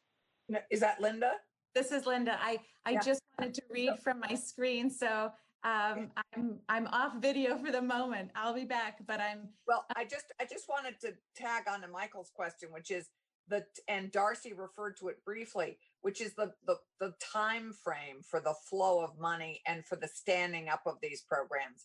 We're all saying have patience, but I thought I heard Darcy say that she felt that the PPP program would have enough federal guidance to be able to stand up by next week, and you'd be rolling out webinars for people that would coincide with that, it going live. Yes, we can definitely cover EIDL, and we can cover the PPP, all the, everything we've got now, and hopefully we will have more information so that we would have some of the clarifying information that people are looking for on that program. Well, but my sense from you is that for the time frame that the EIDL is up and going, that is live. What is not live yet is the PPP, and there's still some federal guidance being worked out, but that next week it sounds like it might be live, and you would make it live, sort of announce its liveness, its living breathingness by having these webinars.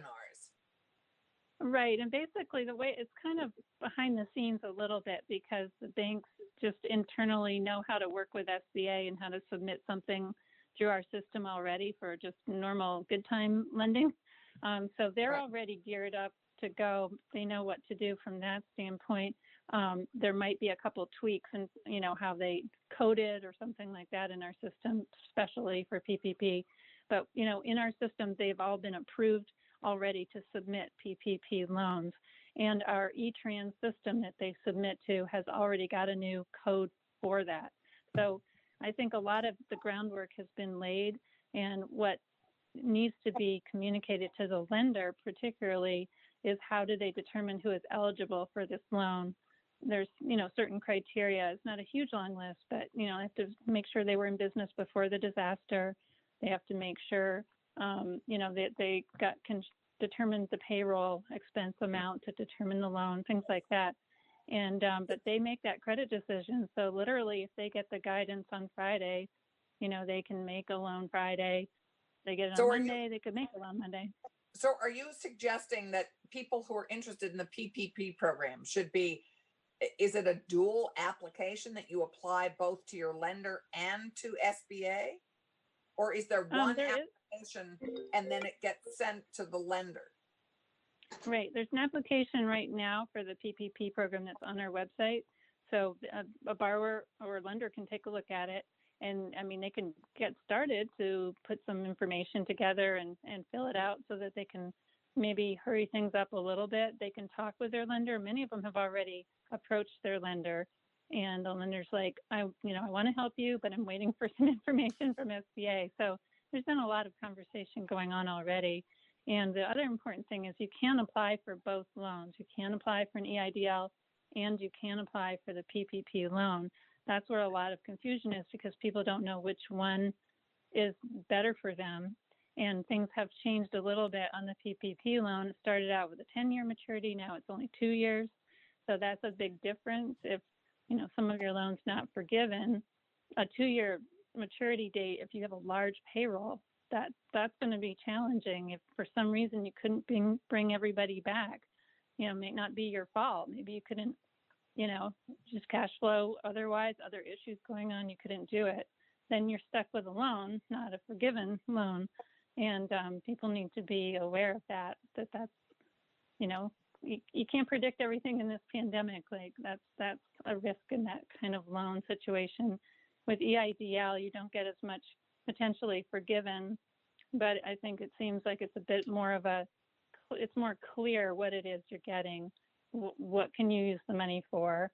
There isn't that, I've got to produce all this documentation kind of situation. And the Hey, Darcy.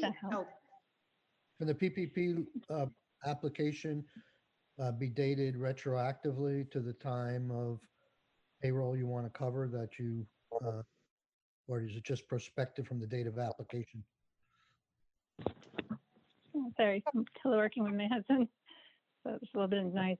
Can you repeat the question? It goes back from, your question was when does the cover period start?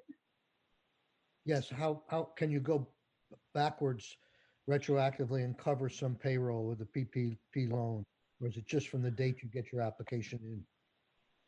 Well, yeah, it's that's where we want a little more clarity because it talks about this time period from like February, I think it's 15th to June 30th is this covered period. And that's kind of like, it's a little hard for me to understand. Linda kind of has more of an idea on it, but it's 8 weeks of payroll that you're trying to calculate based on past payroll. And that's what you're trying to replenish. And you have to bring your people back by June 30th, according to current rules that we've seen. And you have to pay them for 8 weeks in order to get that money forgiven. So I don't know if the retroactive part applies other than it could calculate what your average monthly payroll expense is, because you can use kind of the first quarter of this year if you don't use last year to determine that. So that's what's confusing for everybody. Would that complicate, whoops, am I on? Would that complicate issues as people have been sent home and then started collecting UI and then the employer decides to go with the PPP loan? Does that make that kind of double dipping an issue? That part I don't really know, other than ours would start like when they get the money is when they would count those 8 weeks of payroll that they're paying. It starts when they get the loan and goes forward in time. So I don't know, because there's going to be probably, like you said, some overlap with maybe not everybody coming back full time. So it's going to get complicated to figure some of that out, and whether or not IRS or the state or the feds, whatever, look at this as somewhat of a double dipping situation. So Darcy, can you clarify for our committee what, as we go forward and we get this clarification and things start running smoothly, we hope, what is the role of the SBA dealing with Vermonters and the SBDC dealing with Vermonters and the banks in dealing with Vermonters? Are they like portals that you can enter from any one of those three, or are you just a referral agency to say what banks are enrolled in the program or are processing claims, and what kind of volume are the two of your organizations sort of seeing now? No, this is just such a great question. So it's kind of everybody comes at every door, and we refer people appropriately. Like we have two customers. One is our lending participants, and we train them and keep them up to date on what they need to do to make SBA loans. So we're going to train them on these new programs, and there'll be some new lenders that join us, and there's quite a lot of different things they need to do to use the program. But we also do outreach to the public a lot, and then we work closely with SBDC and our Women's Business Center and the SCORE, because those are SBA programs, and we refer people constantly to them to help prepare them for their loan program, the loan package they're trying to get together for that holistic look. Is a loan appropriate for me? What else is going on in my business? And Linda will talk to this. So we're tightly, hooked together, and then of course ACCD as well. So I think you can feel very confident. We're talking with each other constantly, especially this week. We've been on the same phone call, I think, for a week straight. And we're going to refer people where they need to go. Like, I don't think people will feel that they didn't get the right, referral. So, and it is important. I'd be happy to. You have a physical office. You have a physical office in Vermont where people can walk in. Yes, we do. SBA does in Montpelier. Of course, now we can't. But okay. But in the normal course of things, could somebody? It sounds like a naive question, but can somebody walk into your office or an SBDC office, in addition to getting advice as to what programs are out there, the appropriateness for that particular business, could they walk out of there having filed an application for a loan? Not with us at SBA. I don't know if Linda does. I'll have to have her answer that.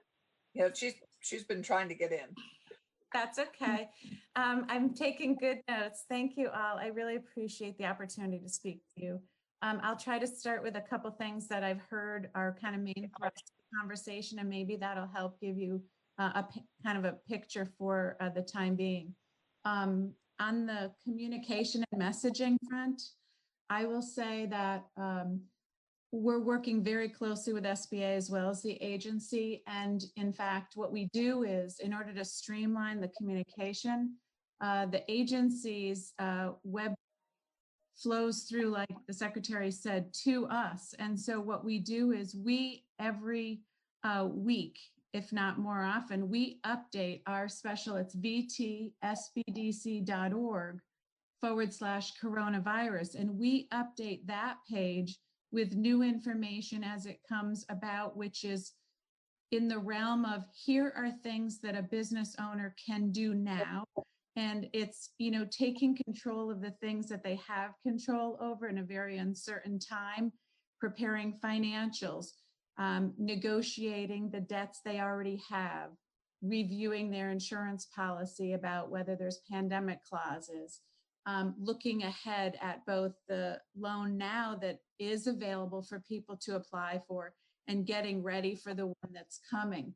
So I would say, to kind of put it in a nutshell, if it helps you sort of have a sense of the who does what, I look at SBA and all the other agencies as describing the what of the program. So a lot of the communication that happened since Friday was congressional memos and really good information how we viewed of the intent of the CARES Act to be implemented And then it needed a few days for the individual responsible agencies to then stand up their own programs and make them available to the public. So the agencies are the what of their own program, which we're staying in tune with so we know the rules and the details to give clear guidance. SBDC is all about should you, how to, and when. And a lot of that is the interrelationship between these loan programs. Many small businesses who were right on the verge of being viable or not before COVID-19 came to town are not really excited about taking on debt unless it's, you know, a grant only and things like that. So our role as we go through this is to listen to the individual case-by-case situation. And the last 2 weeks, we've gotten great insight into how those fall into several buckets of questions. And so just to kind of recap on the messaging, I think what's working very well is every time we update our page, the agency's nightly email to their massive list and their website page funnels people to our page that we're updating all the time anyway. So people who are getting through that funnel of how they're receiving information, it is coordinated. Every week. So last week we put together, and this was a collaboration with the 12 RDCs in Vermont and with Joan and Ted and the team at the agency and DED is we put together, and it's authored by SBDC. And this is just as we sift through information, here's our best guidance, things that are coming, things that are available, things that you can do now. And so we put it together. It's called Disaster Business. It was 101. This week it's 201, and we're starting on 301. And, you know, I'd be happy to make sure that your committee is notified when those updated documents are published. But I think that to your point about working with larger groups like trade associations and chambers so that we're all as consistent as possible with giving guidance on what people can do now and what, while they have to be a little patient on things that aren't ready to apply for yet, there's still things that we know they can do. We have a checklist of financials and things that we can work on with them. And so we know that the three buckets are essential businesses and workers, workforce, labor, unemployment is kind of that second, and then the access to new money. So every day we're making sure that we know more and more clarity about the available capital, loans, financing choices so that publish anything and recommend it until we feel it's sound. And I'll stop there in case you have questions, but I actually, on the PPP, I'll just say that I'm leaning towards our guidance being, please consider the PPP on the merits as if it was a loan, because you don't know now for everyone what June 30th is going to look like.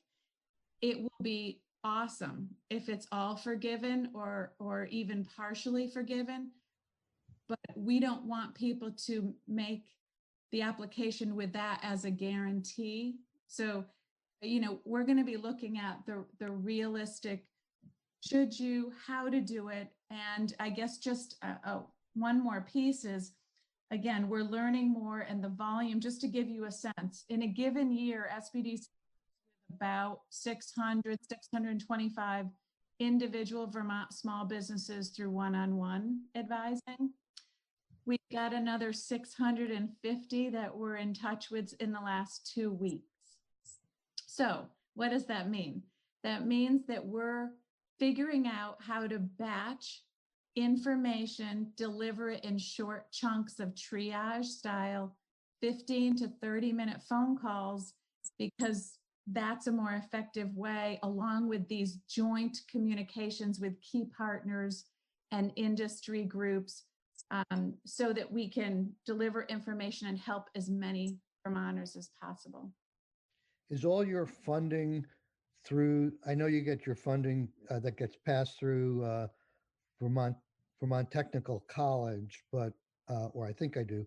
Is that all federal dollars or is there some state dollars? It's a great question. So yeah, just for clarity for folks, we are a program, a department, if you will, of the Vermont State College system. So we're education. Our funding comes in part federal through SBA and in part state through the Agency of Commerce as matching dollars. We know that SBDCs nationwide are poised to get significant dollars as part of the CARES Act. There is a process to apply for it. We know it's available. We just need to go through a process to make sure that, you know, there's performance measures and good documentation. So we expect that will be in place in the next couple of months. And that will allow us to add capacity and build more infrastructure for, I think, the longer term response, recovery, and resilience phases. Right now, this month, next month, we're working and coming up with our own continued improvement systems like everyone is, as we know what that volume looks like and what those key questions and how we can add the most value so we can give clear guidance to Vermonters. Okay. So one question, straightforward one that I was still not clear on is, can somebody come to your office and apply for